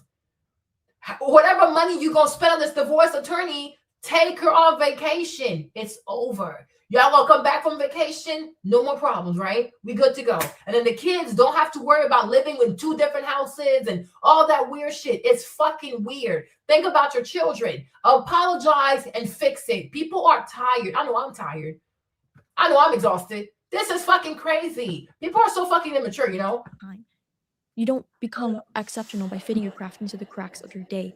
You become exceptional by cutting out the things that dilute you. And this is the part that no one really understands until they live it. Obsession is uncomfortable, but ignoring your calling is unbearable. When you're obsessed with something, be obsessed with your marriage. Be obsessed with your vows. That's why I say woman and what's it called? Wife and husband, give people great customer service. If you're a wife, give your husband great customer service. Give your kids great customer service. If you're a husband, give your wife great customer service. Give your kids great customer service. That's it. It's not that hard. Be obsessed with your vows. Be obsessed with the experience you give your wife. Be obsessed with the experience you give your husband. We're not going to have any problem. We're not going to have any problem. How can you make your husband a priority and have a problem? How can you make your wife a priority and end up at the divorce at the lawyer's office? It don't work like that, right? If we end up at the lawyer's office, there's been neglect somewhere. There you go. So say sorry. If you want to start a divorce attorney, maybe because you've been feeling neglected for a long time, right? And I'm sorry I didn't see it. I'm sorry I didn't acknowledge it. I'm sorry. Can you put that shit on pause? If things don't change in 6 months to a year, even I'm going to call the divorce attorney for you and pay everything. It's not a problem. That's it. It's not a problem. Whatever you fear, fix it. You fear cheating, fix that shit. You don't have to get cheated on. You fear getting a divorce, make sure it doesn't happen. It's not that hard. It's not that hard. Make your wife a priority and your kids a priority. You're going to be straight. Make your husband a priority, your kids a priority. Y'all not going to have a problem. May also keep God in the marriage. We don't have to worry about shit. Right? That's it. You see people like Louis Vuitton, Chanel, Hermes, and all that bullshit. Do they lose their clients? They raise their prices every year. And they keep making more money because every year, the more they raise the prices, the more they become obsessed with customer service. So even though the price is crazy, people are still showing up to buy that shit. That's it. If you obsess, even Jeff Bezos said the same thing. If you obsess over your customers, you're not going to lose your customers. So if you're a husband, your wife is your customer. If you're a wife, yeah, right. If you're a wife, your husband is your customer. Obsess over your customers is customer service. You're not going to have a problem. Why do we have a problem? Because somebody is taking advantage. Somebody is taking someone for granted. So here we are, right? So if you fucked up, say sorry. That's it. Apologize. You see? That's easy. And your assets also, you can lose your assets with the U.S. government. So anything you fear, oh, you think the woman might take it, the U.S. government might take it. Right? You might go to a forfeiture. What the fuck do we know? You don't know what life has in store for you. Right? So here you are, you're demonizing this black woman because you think, oh, she might take your asset. The whole time, the U.S. government might take your assets. It's the same thing. You don't know what life has in store for you. Right? That's it. You might lose your assets because of the shit that you do yourself. It might even be her. You might be the reason why you lose your shit. But people become so obsessed with other people, they forget that, hey, I need to make sure I don't do shit that fucks up my shit, right? That's it. If you take good care of your stuff, if you take good care of your assets, right, and your behavior, you're not going to have a problem. But God forbid you go to Colombia to have sex with them goofy-ass sex workers and you get kidnapped, right? Or something happens. Well, we might have to sell your assets to bail your ass out. So you can't be like Uncle Shannon where you pretend to care about your assets, but you engage in very reckless behavior. Your behavior is reckless. Sex tourism is extremely reckless, right? So you can't say that, oh, I care about my money and my assets, but you are engaging in reckless behavior. Because if something happens to you in Medellin, people might have to sell your shit to get you back home, right? There you go. So when you care about your assets, you go with a more prudent lifestyle. You can't say, well, I care about my asset, but I live like a fucking idiot. Then you don't really care about your assets, right? Do you see Warren Buffett out here engaging in sex tourism? No, he has too much money to lose. So the more money you have, the more quieter your life should be, right? But if you go and you do sex tourism, you let me know you don't care about your life. So therefore, you don't care about your assets. And that's fine. Put in a trust. That's not a problem, right? But like I said, if you live a sexually reckless life, right, even the trust might have to get depleted to save your ass. So if in your mindset, oh, I put my money in a trust so I can engage in sex tourism, you're fucking crazy, right?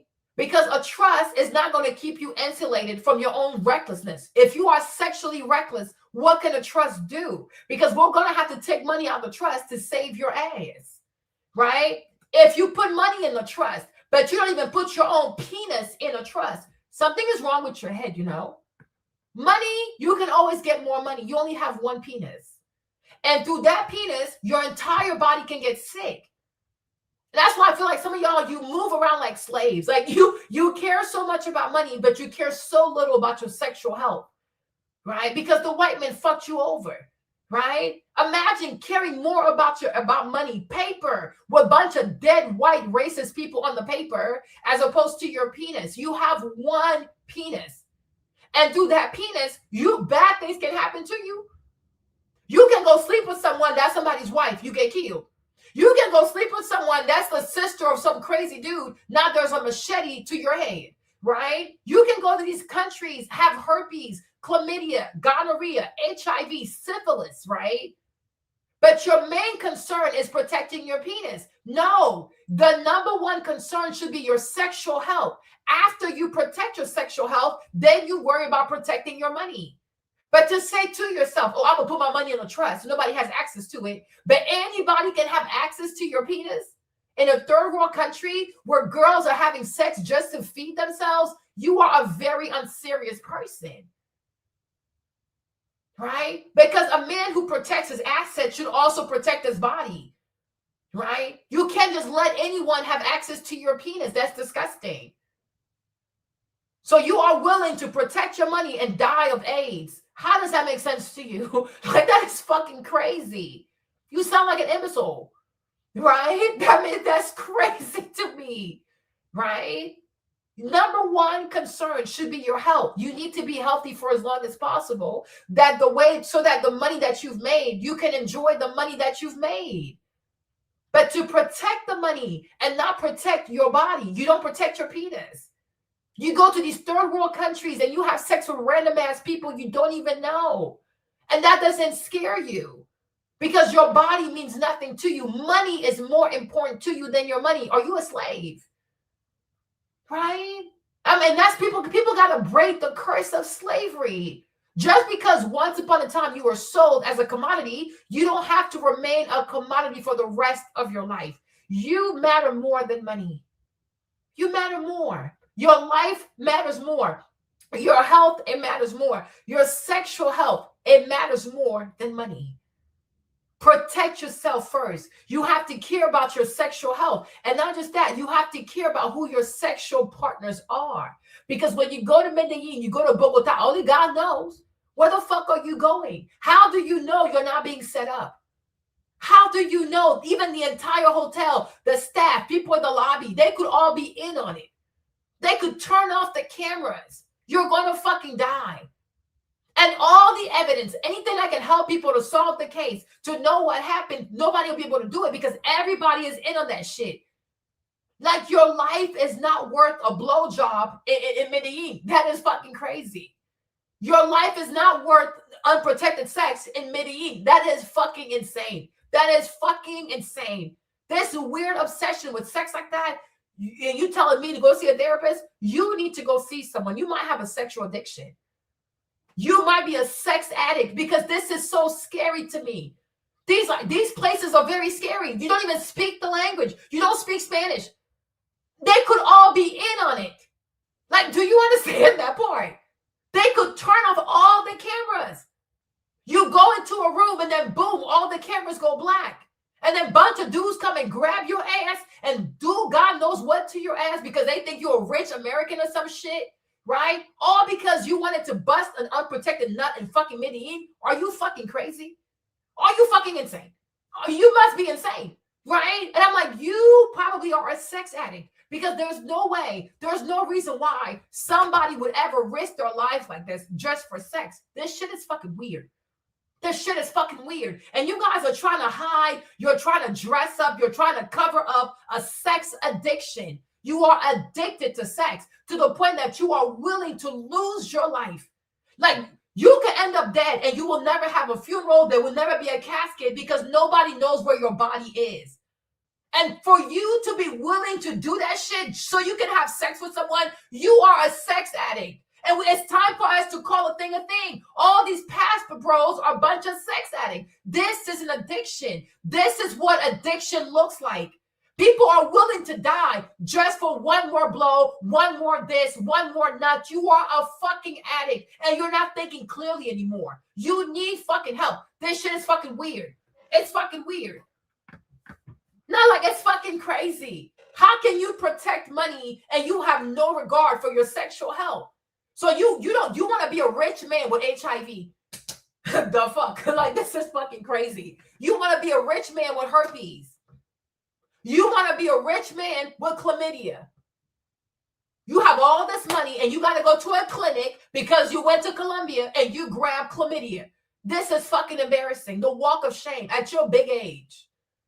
Shit that you do when you're 18. You're going to be 40 years old going to the clinic talking about you got chlamydia. Now they got to alert the entire CDC because you've been infected with the chlamydia. This is fucking embarrassing.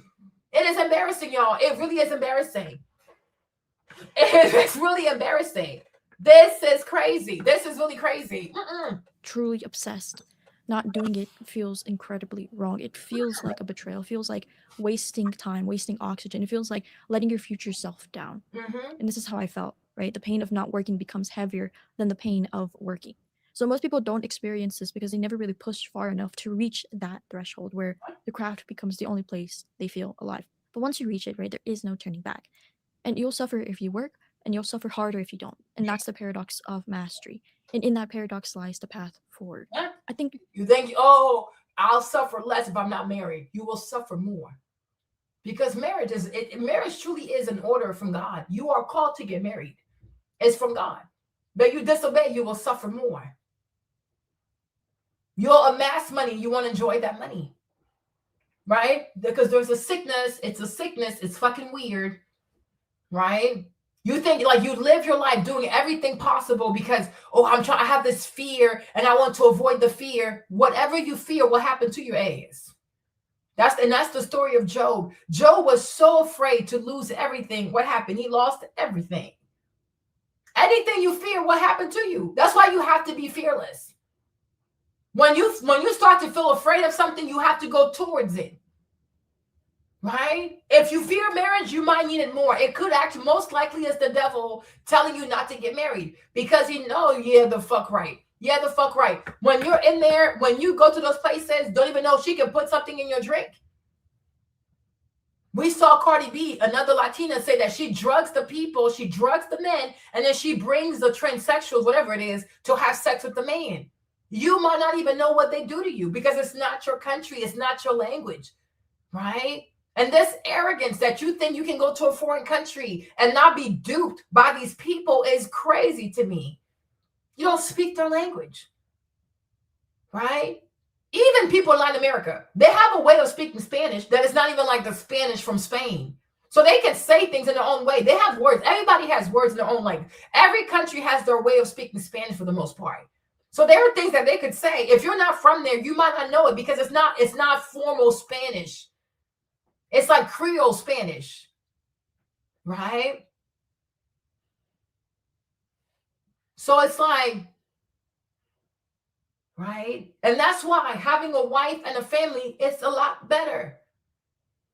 But to sit here and to demonize matrimony, to demonize marriage, but to glamorize sex tourism, you have a sex addiction. Because if you are of a healthy mind, even you would say, like, yes, Mo, you're right. It is better to invest. Like if you're Black and you marry somebody here, everybody's from here. Everybody speaks the same language. Everybody has the same culture. Even if there's beef, we understand how to solve it. It's not that deep, right? But everybody's from here. We know how far people can go because we know each other. When you go to Latin America, you don't know these people. You don't know their culture. They don't owe you shit. You're not their people. You're not their people. They'll go fuck about you because they know you came there just for sex. So to them, you're worse than a fucking dog. You ain't shit to them. You think they don't know why you're there, and you don't think that's offensive? You don't think that is offensive for them to know that you came there to sleep with their sisters? Do you know how many dudes out there hate you because they know why you're there? To turn their sisters into sex and into sex workers, into whores? Don't even know that you have a whole target on your back because the guys there are incredibly insulted by what you're trying to do to their sisters? Just because you don't care about your sister, don't mean he don't care about his sister. I don't have to travel to South America. I'm comfortable where I am.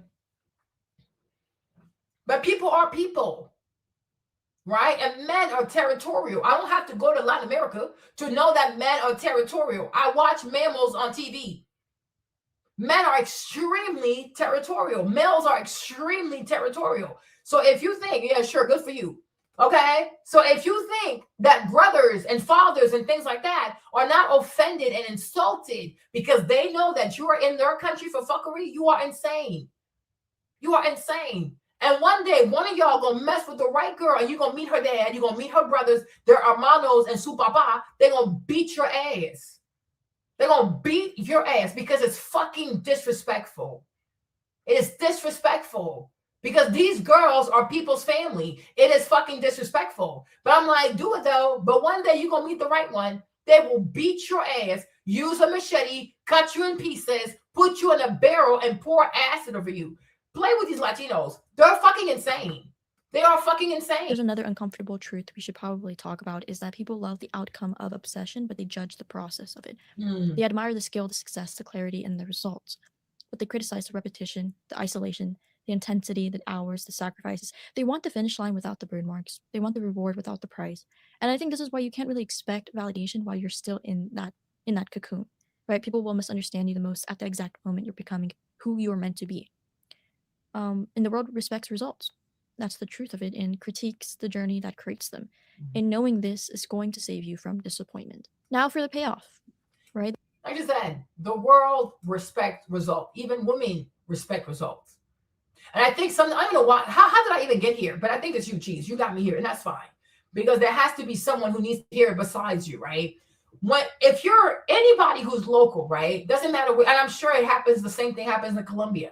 Anywhere where people are local, right? When people are local, when people are part of one ethnic group, right? The ladies will always have a higher expectation for their men, right? When you're a foreigner, because they don't really know you, they don't have the same levels of expectation. So one could say, a black man could say, oh, Marlene, these black women are asking for too much. Yes, because you are her better half, right? If we go according to that, that's the thing. People love to talk about traditional shit. The woman needs to submit and shit like that, which I don't have an issue with, right? But per the Bible, the man is meant to be the better half of the woman. The man is responsible for her safety, her this, and that. And that's why the Bible says she has to submit, because God gave this man mandate to keep her safe. So when you're part of an ethnic group and you are a woman, you're always going to have higher expectation for your men, because the man is meant to be the better half, right? Yes, the man is meant to be more mature, more responsible, better with money, better with his emotions and shit like that, which you can say it's not fair. That's fine. But that's the way he chose it to be. Is it fair for the middle finger to be the tallest finger? No, but that's the way God chose it to be, right? And that's it. You're like the middle finger. Is it fair? I don't know. Right? But you have to be the middle finger no matter what. You got to do it. You understand? But you are called to be her better half. And I think what we're seeing here today is a lot of black men, because they don't have the tools, they don't have the culture to be husbands, right? The pressure of what she's asking you to do is making you feel weak. And instead of having an honest moment of reckoning to say, I would love to give you X, Y, and Z. I just don't know how. And the more you ask of me, it makes me feel less of a man because I don't know how. You see, humility, talk like that. Because once you talk like that, it's true. Some girls might make fun of you because they're immature. But people who are mature be like, you know what? I appreciate your honesty, right? How can I help you to be the man that I want you to be? We can work together, right? And then that's the problem. She's asking a lot of you, like the 6 figures and shit. You don't know how to make the 6 figures, so it scares you. And the more she keeps asking for that stuff, you feel weaker and weaker. And instead of having the mental resolve to figure out how to get the 6 figures, you have dejected yourself to say, well, I'll just go to a third world country where a goofy ass girl that can barely speak English is going to be happy with the breadcrumbs. And that is sad, right? Because you should have an obsession, I wouldn't say be obsessed with a woman, but you should have an obsession with being the best provider you can be. You should have an obsession with breaking goals. Like, this is my goal for 2026. You crush that shit. Then in 2027, you have another goal. You crush that shit. In 2028, you have another goal. You crush that shit. Every year, you should have a set goal for yourself, right? And you keep crushing that shit. But the problem is, too many of you black men, you don't hang around men. You hang around quitters, losers, deadbeat, bunch of YNs, right? You hang around they're not even men. You hang around other males who are completely castrated. They are castrated. They're so fucking weak.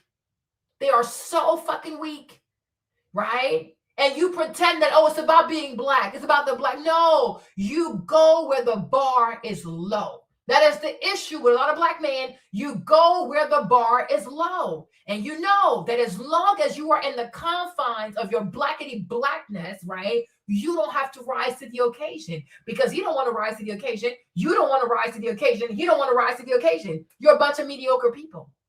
You are mediocre. And that's why you insulate yourself from the bigger brotherhood, like all the men that are out there, white man, Indian man, Korean man, you name it, right? There's a large, it's like, how much it is, like in terms of humanity, right? There is a bigger brotherhood, right? There is a larger brotherhood that involves all kinds of men, right? But you make sure not to encounter those men because you don't want them to call you out on your bullshit, or you don't even want your own conscience to call you out on your bullshit. Imagine if a lot of black dudes out here were hanging around someone like Nick Baer, they would feel like shit. Because if you hanged around Nick Baer, who's 35 years old and make 50 million and is always fucking working out, and his wife don't have to do shit, right? It would make you feel like shit because you would realize, oh, I'm full of shit. All I do is give myself reasons, permission, excuses to not give this woman the life she deserves. Right? So you hang around a bunch of wicked, because yes, you are wicked. Any man who does not provide for his family, any man who does not want to get married, any man who doesn't want to make more money, you are a wicked man. You are wicked. You can make more money if you wanted to. You could learn to commit to one woman if you wanted to. I could even argue that, yeah, it might not be natural for a black man to be monogamous, but if you really wanted to, you could. Right? But it's like there is no desire to sacrifice because all that's a sacrifice. Monogamy is a sacrifice. And I get it because a lot of girls are pretty. A lot of girls are attractive. They have a bunch of big booties. They have nice lips, I get it. They're very pretty, right? But monogamy is a sacrifice. You don't want to do it. So you cheat. It causes all kinds of fuckery. People get violent. Girls put their hands on people. People start stabbing people. All that bullshit. Because you don't want to sacrifice. You don't want to do it, right? Kids don't have their mom because mom got to go work this job and work that job. Everybody in the household is now fat because you don't want to sacrifice, right? And as long as you stay within the enclaves of your goofy ass black brotherhood, you know that you can get a pass for being mediocre as fuck. Because when you're around other black men, it's always the black woman's fault. Bunch of grown-ass dudes with big-ass chests and big-ass private parts always pointing finger at a woman. That's how you know Adam was a black man. Always blaming the woman. But yet, you're the man. Yet, you are the one that's meant to be a leader. Here goes a person who wants submission, but they never hold themselves accountable for anything. They don't want leadership. They don't want to sacrifice. They don't want to be the bigger person. They don't want to provide, but they want people to submit. Who submits to a fucking loser? You are a fucking loser. She's not going to submit to you. You are fucking weak, right? You're fucking weak. The day you have enough self-respect for yourself, where you hold yourself to a certain standard, and you don't fear going out there and be competitive, you will see that her attitude towards you is going to change. And she's going to start being more respectful. But nobody can respect someone that's only good in bed and you're good nowhere else. You're useless everywhere else. That is fucking embarrassing. And you should be embarrassed yourself. If all you know how to do is use your penis well, what the fuck? Are you a sex worker? Are you a porn star? This is fucking weird. She wants a man. She wants a husband. She does not want a bed performer. This is not freaky ass Cirque du Soleil fucking porn edition. It is fucking weird. Stop being a fucking weirdo. Stop being a weirdo. It's not that hard. It truly is not that hard. You have to have goals for yourself. Nobody should have to tell you what the fuck to do. Even you should say to yourself, well, I could probably make more money, huh? I could probably do better. I could probably work out more. I could get rid of this gut. I can stop drinking so much. I can stop smoking so much. I can fix the way that I eat. It's not that hard, but you're lazy. And so you go around other men who are just as lazy as you. That's it. People are full of shit. People are really full of shit. The part people downplay, but the part that makes every sacrifice worth it. Obsession separates you. And most people never get good at anything because they never push past average effort. They never let themselves drown. They never let the craft. And that's the thing. When you sleep with so many women, you never get good at a relationship. When you sleep with so many women, you will never be good at anything. You will never be good at relationship. You will never be good at commitment. You will never be good at conflict resolution, right? Because all you know is how to be promiscuous. It's a fucking curse. It's not a flex. It is a fucking curse. A man that puts his penis everywhere and in anything, anywhere in the globe, something is wrong. You are a sex addict. You need help. Like, you need a lot of help. Hold on. Take over. They never let the identity shift happen, but you did. And once you cross that line, everything's going to change for you. You see opportunities others miss. You make connections others can't.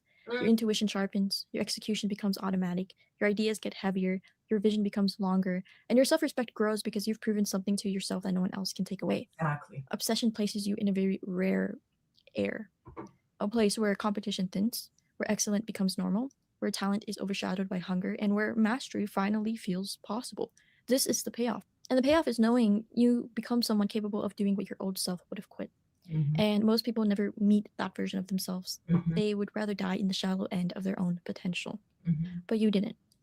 So by the time you reach this point, there is one last question you have to face. It's the same question every master had to answer at some point. Are you willing to pay the price? Not the romanticized price, not the aesthetic price, not the Instagram price, the real one. The time, the loneliness, the obsession, the details, the doubt, the sacrifice, the internal friction, the identity shift, the death of who you were, the birth of who you were meant to be. Are you willing to let the work consume you? Are you willing to drown in it? Are you willing to pursue something so fully that the world starts to feel like a distraction? And most people won't. And most people can't. And most people never will. But if you're still here, if you're still listening, then you already know the truth. That you were never built for the shallow end. And deep down, you know exactly where you're meant to become. Not balanced, not casual, not comfortable, but exceptional. Because you chose the one thing most people... I think, and the sad thing is, I think, like, the vision that I have, I think a lot of some of you guys, like, because you're really quiet now, huh? Cheese is really quiet. Every time I talk about marriage, it gets really quiet, right? But I think a lot of people, the day you die, yes, because you're going to die. You will die. The day you die, and you have a reckoning with your angels and stuff like that, they will show you the family you could have had. You're going to cry. Because you're being misled. The same way so many millions of Black women have been misled by goofy ideas from white people, such as feminism, right? Okay, be quiet. Okay, the same way so many Black women have been misled by feminism. A lot of y'all also, this red pill bullshit, don't get married bullshit, she'll take your family. When you die, you will see the family you could have had. And it's going to break your heart. Because there are a lot of goofy ass charlatans out here who are just helping you to be afraid. I don't even know, like, for real. Yes, I am. Absolutely, I am. He's right there, right? I am. Okay, you're gonna cry because you and even the fact that you go around the world like this, you waste your sperm like this, you waste your sperm inside of a condom. You waste your sperm inside of a woman you don't care about, then you pay for her to have an abortion. You have no idea the kind of children you were meant to have. Don't even know if you were meant to have a son one day that would be like Dr. Ben Carson, be a neurosurgeon. Don't even know if you were meant to have a son that was going to be like 7'2" and be one of the greatest, like, I don't know, point guards in the NBA. Don't even know if you were going to have a son that was going to be, I don't know, like a great lawyer that would fight for Black people and their civil rights. You have no idea what the fuck you're doing because you look at sex as something casual. Instead of looking at sex as like sex allows you to bring, powerful, I don't know, spirits or whatever into this world. Every child is an answered prayer. Don't even know if the ancestors are trying to go through your balls to bring a baby that's going to change the life of Black people. And you play with your sperm. You play with Black life. You play with life. You people are not like, you're not normal. You are true. I'm like, people need fucking help. And people need to connect with God. You have no idea. But one day you will die. And I pray to God that when you're dead, God plays this moment in time for you. Like, oh, remember this goofy ass African named Marlene? And she told you you were meant to have a beautiful family. And you kept making fun of her in her chat box. I hope they play this moment for you. Because you're going to cry. Because you will be like, wow, Oh my gosh, I was meant to have this wife. I was meant to have these kids. I was meant to have this life. You sure were. But instead, you were chasing bullshit in Bogota. You were chasing bullshit in Medellin. You were chasing bullshit in Manila. When you should have enough faith to trust God in your own country, in your own turf, and do what you were supposed to do. Be a husband, be a father, be a great provider, and be a man of God. But you will die one day. And like a big old, it's like a big old billboard. The biggest flat screen you ain't ever seen. God's going to use the entire sky to show you the family you could have had.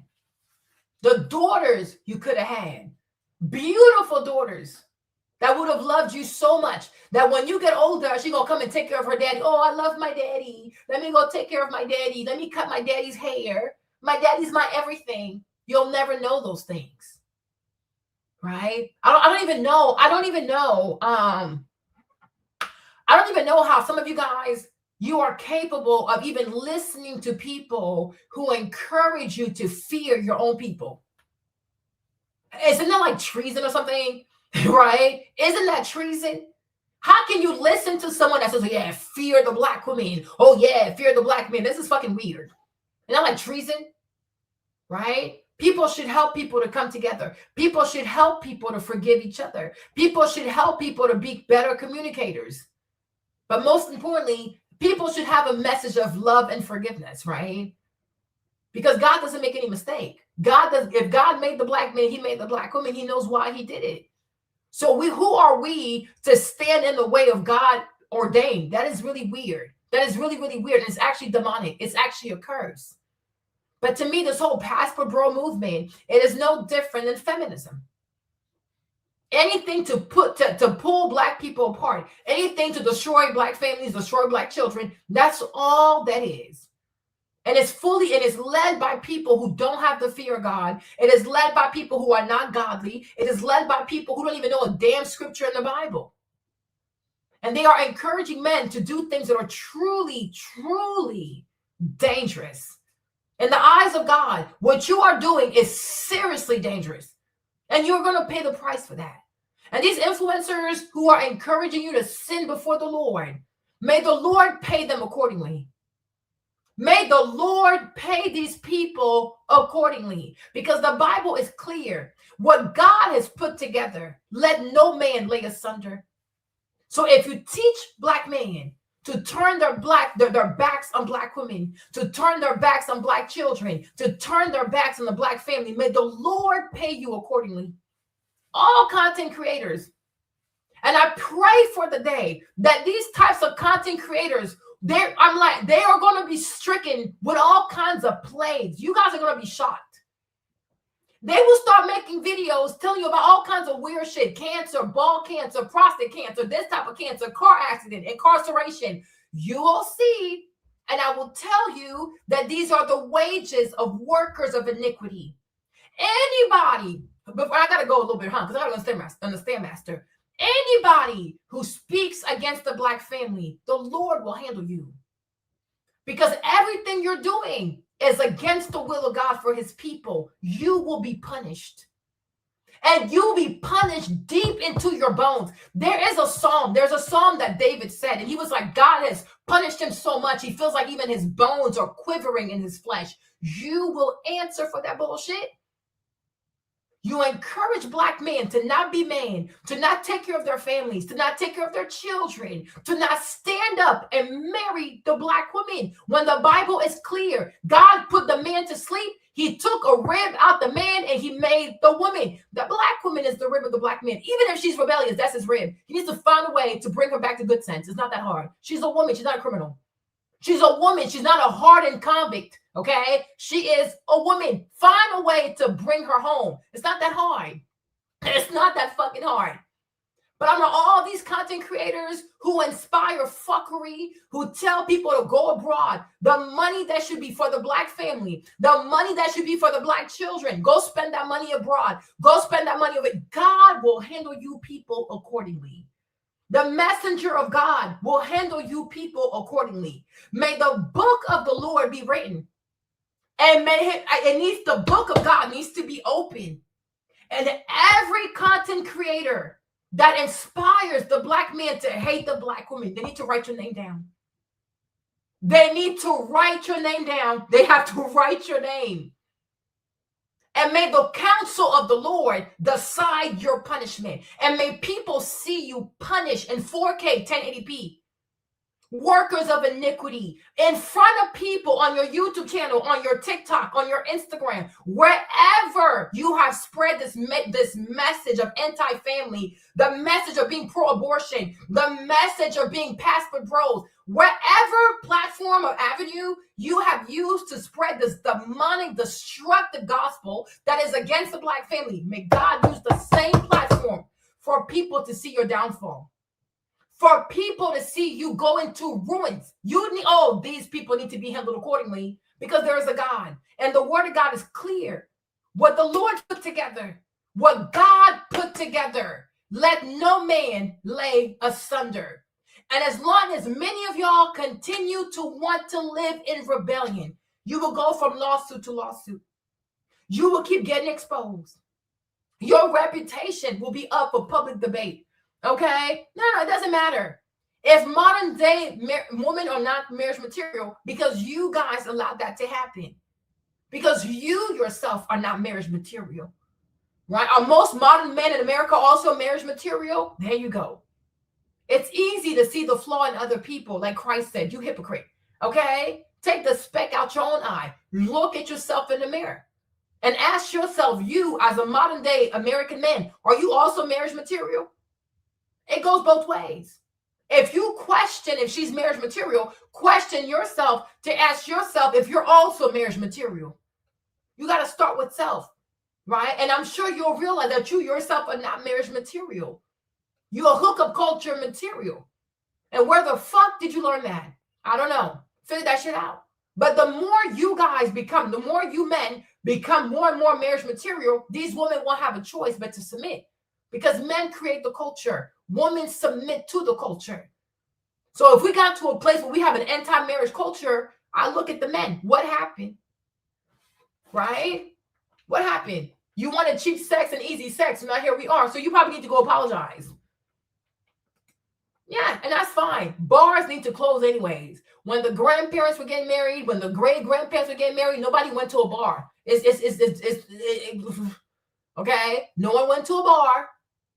People had dinners at the house. So yeah, close that shit. It's the place of the devil anyways. Bars and bullshit. People in there naked, half naked, drinking alcohol. It's enough. People need to have dinners. Okay? We're done with these dates. They lead nowhere. We need to go back to traditional values. So yeah, close the bars. Close all that bullshit. Okay?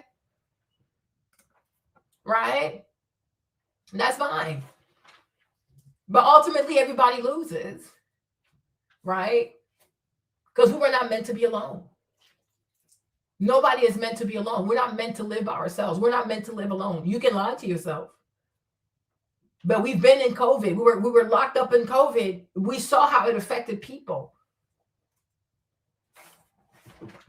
Okay? We saw how it affected people. So we were never meant to be by ourselves. We were not meant to be alone. Nobody's meant to be alone.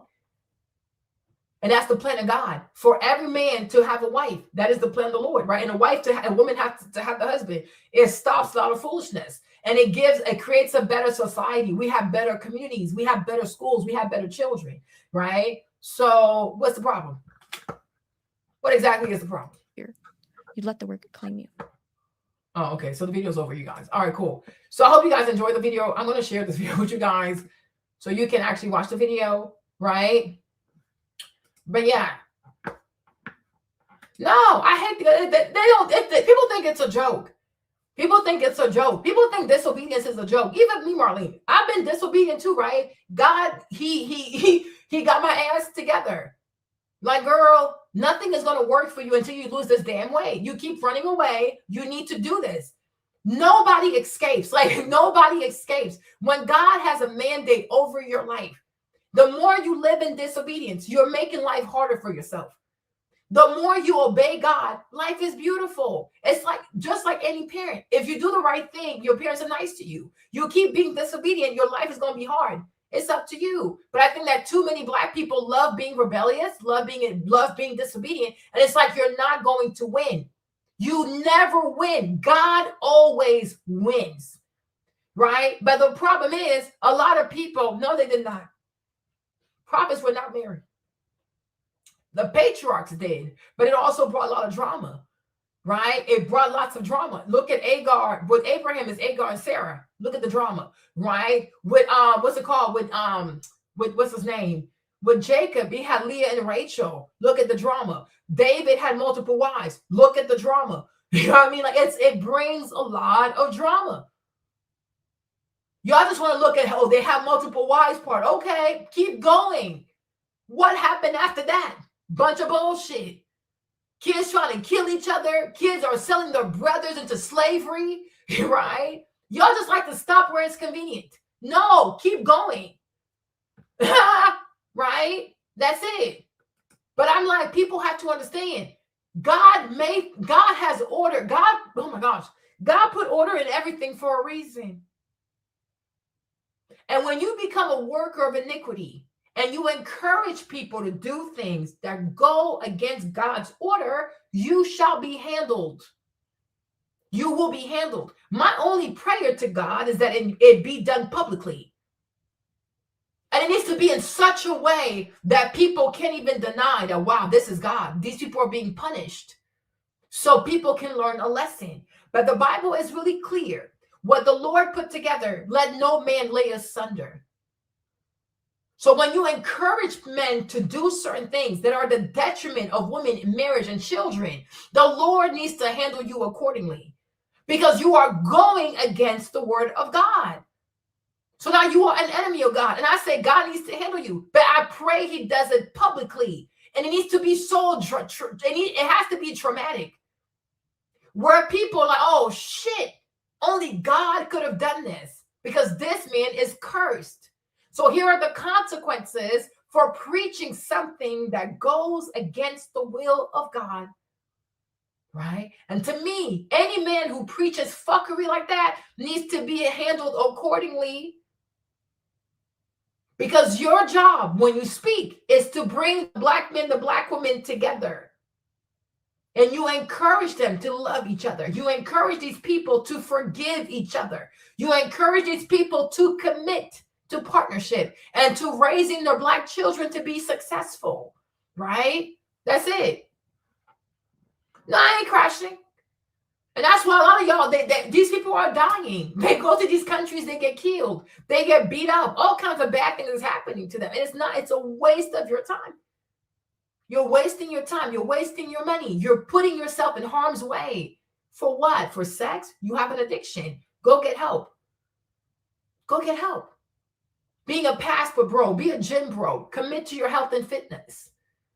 Go to counseling, right? Learn from married men. Find yourself a bunch of married men and let them people coach you and help you. And you're not going to be that afraid. You know, oh, this is actually beautiful. But imagine dying and the angels are showing you the family you could have had, the beautiful children you could have had, and you missed out because you were so afraid, right? And I don't even know, like bad things always happen to these people, right? And to me, like that's fucking crazy. No, the United States has a weak men culture. And because men are weak, it's possible then to have a feminist culture, right? Why are some countries not? Why was feminism not able to go everywhere? Right? Not every country adopts feminism. There are a lot of countries where the women themselves reject feminism because they have strong men. So when you have weaker men, it's a lot easier for feminism to take over. Right? Once again, to whom much is given, much is required. So if you don't like the current state of womanhood in America, you have to call the man out on their weakness. They're weak men. And where the men are weak, you will have more feminism because the men are weak. Feminism can never find an anchor when men are strong. It won't happen. Because what woman will agree to the feminist bullshit?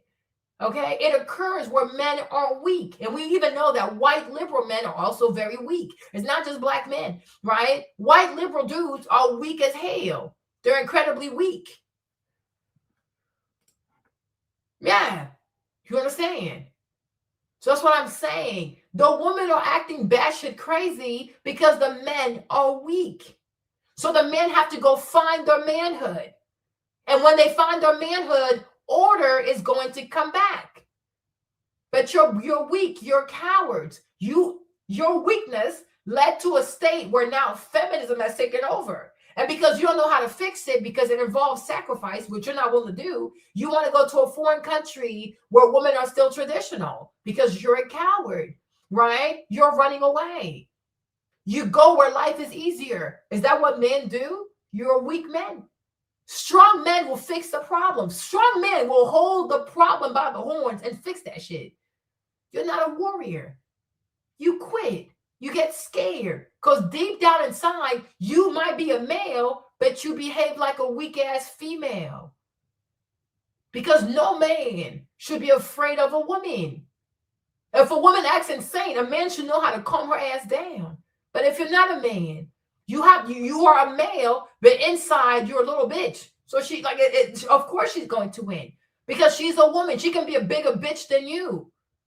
Right? A man will never win being feminine, right? You have feminine tendencies because it's very cowardly. Like, let me tell you how I feel about the passport bro, because I got to bounce now, right? If somebody wants to come into your house and rob you, you gonna let him do it?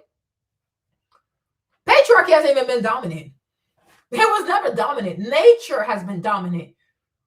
Nature has been dominant. And because nature is violent, men have to stand the fuck up. It's nature. Everything we do is because of nature. And because now, because of technology and shit like that, we have managed to live pretty well with violent nature. Men have gotten weaker. If we were still out in the bushes, men would be stronger. But technology has created so many conveniences that men have forgot to be men. Convenience. It's a good thing, but it's also a bitch. You know what I'm saying? But nature has oppressed all of us. Men did not step up because they wanted to. They didn't have a choice because nature is fucking violent. Nature is violent. Nature will kill you, kill a baby. Nature will drop a tree over your head. Nature will, lightning can fucking electrocute your ass and kill you. Nature is fucking violent. So men had to stand up because somebody had to do it. The woman is pregnant. And when she's pregnant, she's fat with big feet. She can't move. So it's not because he wanted to. He didn't have a choice. And now convenience shows us that. Because if men wanted to lead by default, even with all the convenience, they would still find a way to find purpose. But the more convenient life gets, the weaker they become. Which then we understand, you being a man or like whatever the fuck you were doing, it's not because you really wanted to do it. You didn't have a choice. Right? You understand? Because now it's so convenient to use Klarna to split your price, the price of your plane ticket to freaking Medellin into 4 payments, right? They do it. Before, it was not that easy. It was not that affordable to go to Colombia. So they didn't have a choice but to make it work because they were stuck, right? Convenience has created weaker men. Because it gets tough, they find an outlet. Strip clubs have made it easier for men to be weak because they're weak. You get me, right? So that's the thing. No, you haven't woken up. You've given up. You're quitters. You quit. That's why I said, if somebody tried to rob your house, a passport bro will say, well, just let him have it because it's not worth your life. Just find another house, right? If someone was trying to steal your car, a passport bro will say, well, you have insurance, so let him have it. You wouldn't fight. You get me, right? You wouldn't fight because you're weak. Would you ever let a thief, you're never going to try to fight, right? And feminism is that thief, right? Is that it came into your community, did all kinds of fuckery. Okay, fine, you can just have it. Just have her. Why? Because you don't care about your kids. You don't even have to care about her. But the mere fact that she's the mother and she's going to parent your daughter, she's going to parent your son. Oh, shit. I can't let the demon of feminism have a hold of her mind, because what is she going to do to my kids? But you're a quitter. Exactly. You are a quitter. So you go to Medellin because the bar is lower. You can be praised for just having pesos, not for being a man. Because when you're doing your sex tourism, you haven't been in Medellin for long enough for this hermana to know that you're really a man. She barely knows you. So you bring your money. But anybody has money. But manhood is different. But you're not going to stay in Colombia long enough for her to know you weak. So you stay there for a week, then you go to Brazil for a week, then you go here for a week, you go there, you run, because all you have is the money. So before the money runs out and before you get exposed for being a weak man, you got to go find somewhere else to go. You have to go somewhere else because you're about to be exposed. You're like a fucking scammer. You have a fake identity. So before you get exposed, you got to go from country to country to country. And this is why passport bros don't ever stay for long in one country. You're about to be exposed. Because no matter where you go, every woman wants to be with a man. Right? For the first week, with your few pesos, you can play Prince Charming. But eventually, she's going to realize that you are a coward. You're not a real man, so you have to leave. And that's why they're always leaving. They can never stay in one place because you'll be exposed. Right?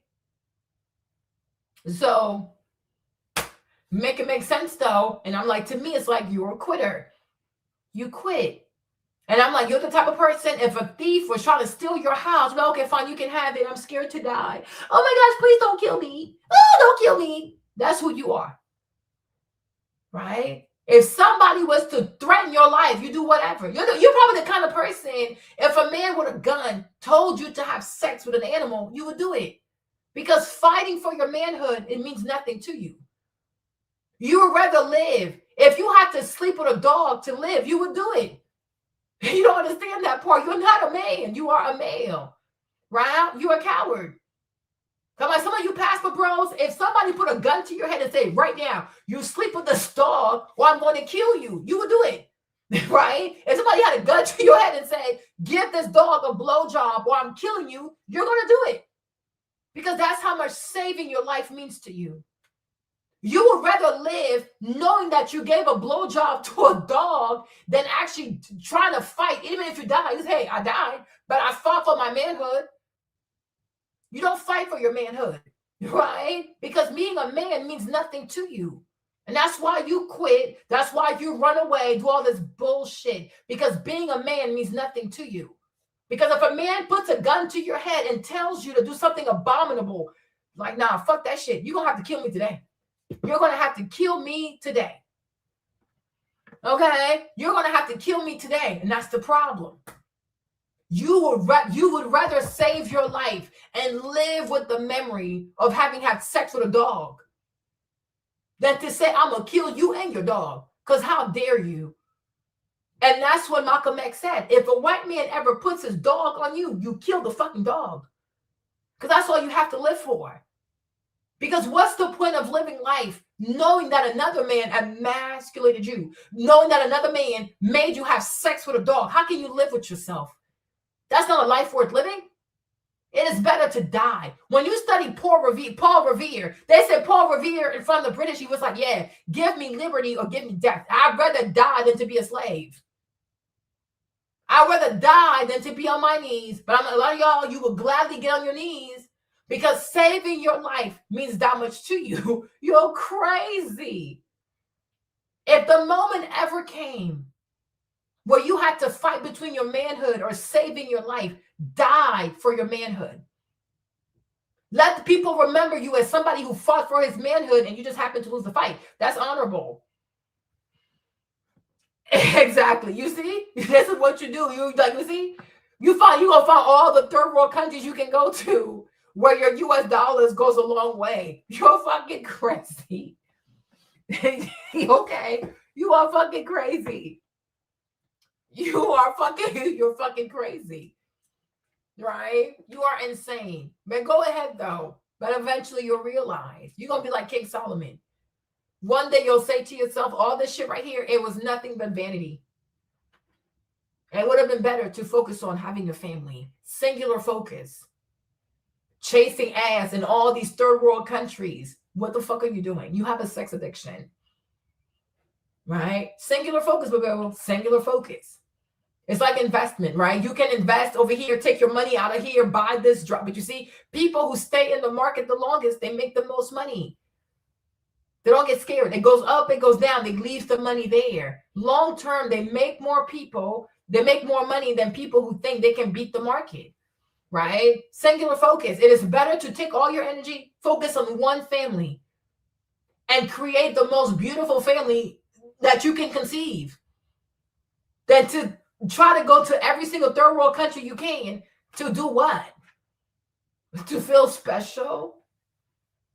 Because they don't know who you really are? And you can play a rich black prince for a few days. Then you have to leave because your money's running out and you only have so many days of PTO. Who the fuck are you fooling? Right? You people are crazy. I'm like, you are fucking crazy. And you have a sex addiction and you need to go see someone. This is not normal. Okay. So with that being said, you guys, I have to go now. The Stairmaster is calling my name. Okay. But hopefully this video was helpful and hopefully you learned something with this video. Okay. So hope you enjoyed yourself, but I have to go work out now. Oh, Lord. I was only supposed to sit here for 1 hour. I've been here for 10 hours. Something is wrong with me, but it's cool. I haven't seen you guys in a while, okay? So if you're part of the replay crew, I hope you enjoyed the video. Hope you learned something. Passport Bros, 2026, do better. Become husbands, become family men, become godly men, okay? It's going to work so much better for you that way. Stop going to these weird countries, these third world countries, seeking God knows what. It's extremely unsafe.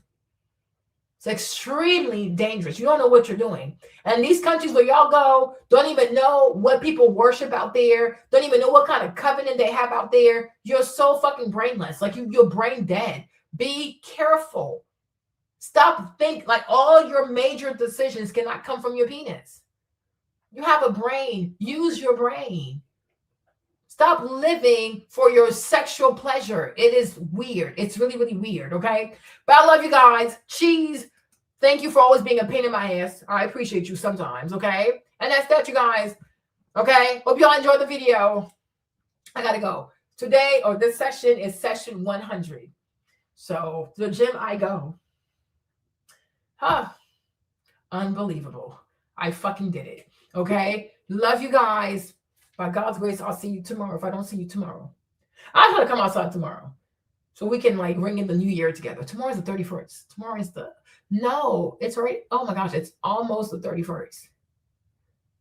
So after that is the 1st. Wow, that is crazy. 2025 is over. That is insane. Oh my gosh. Oh, you guys, I'm so emotional. But I think we had a good year though. I think we did. Okay. Love y'all. Okay. Love you guys. See you in my next video. And some of y'all, I'll be praying for y'all. Cheese. You're one of them. I'll be praying for you. Praying for you that you really find your way back to God because this is not a way to live. Okay. Bye, my peoples. Love you guys. Love you very much. Okay. Bisous, bisous. And I'll share the videos so that you can have access to the videos if you want to watch the videos by yourself. Okay. Bisous, tout le monde. Bisous. À demain. I'll see you tomorrow. Bye-bye. She has to go now.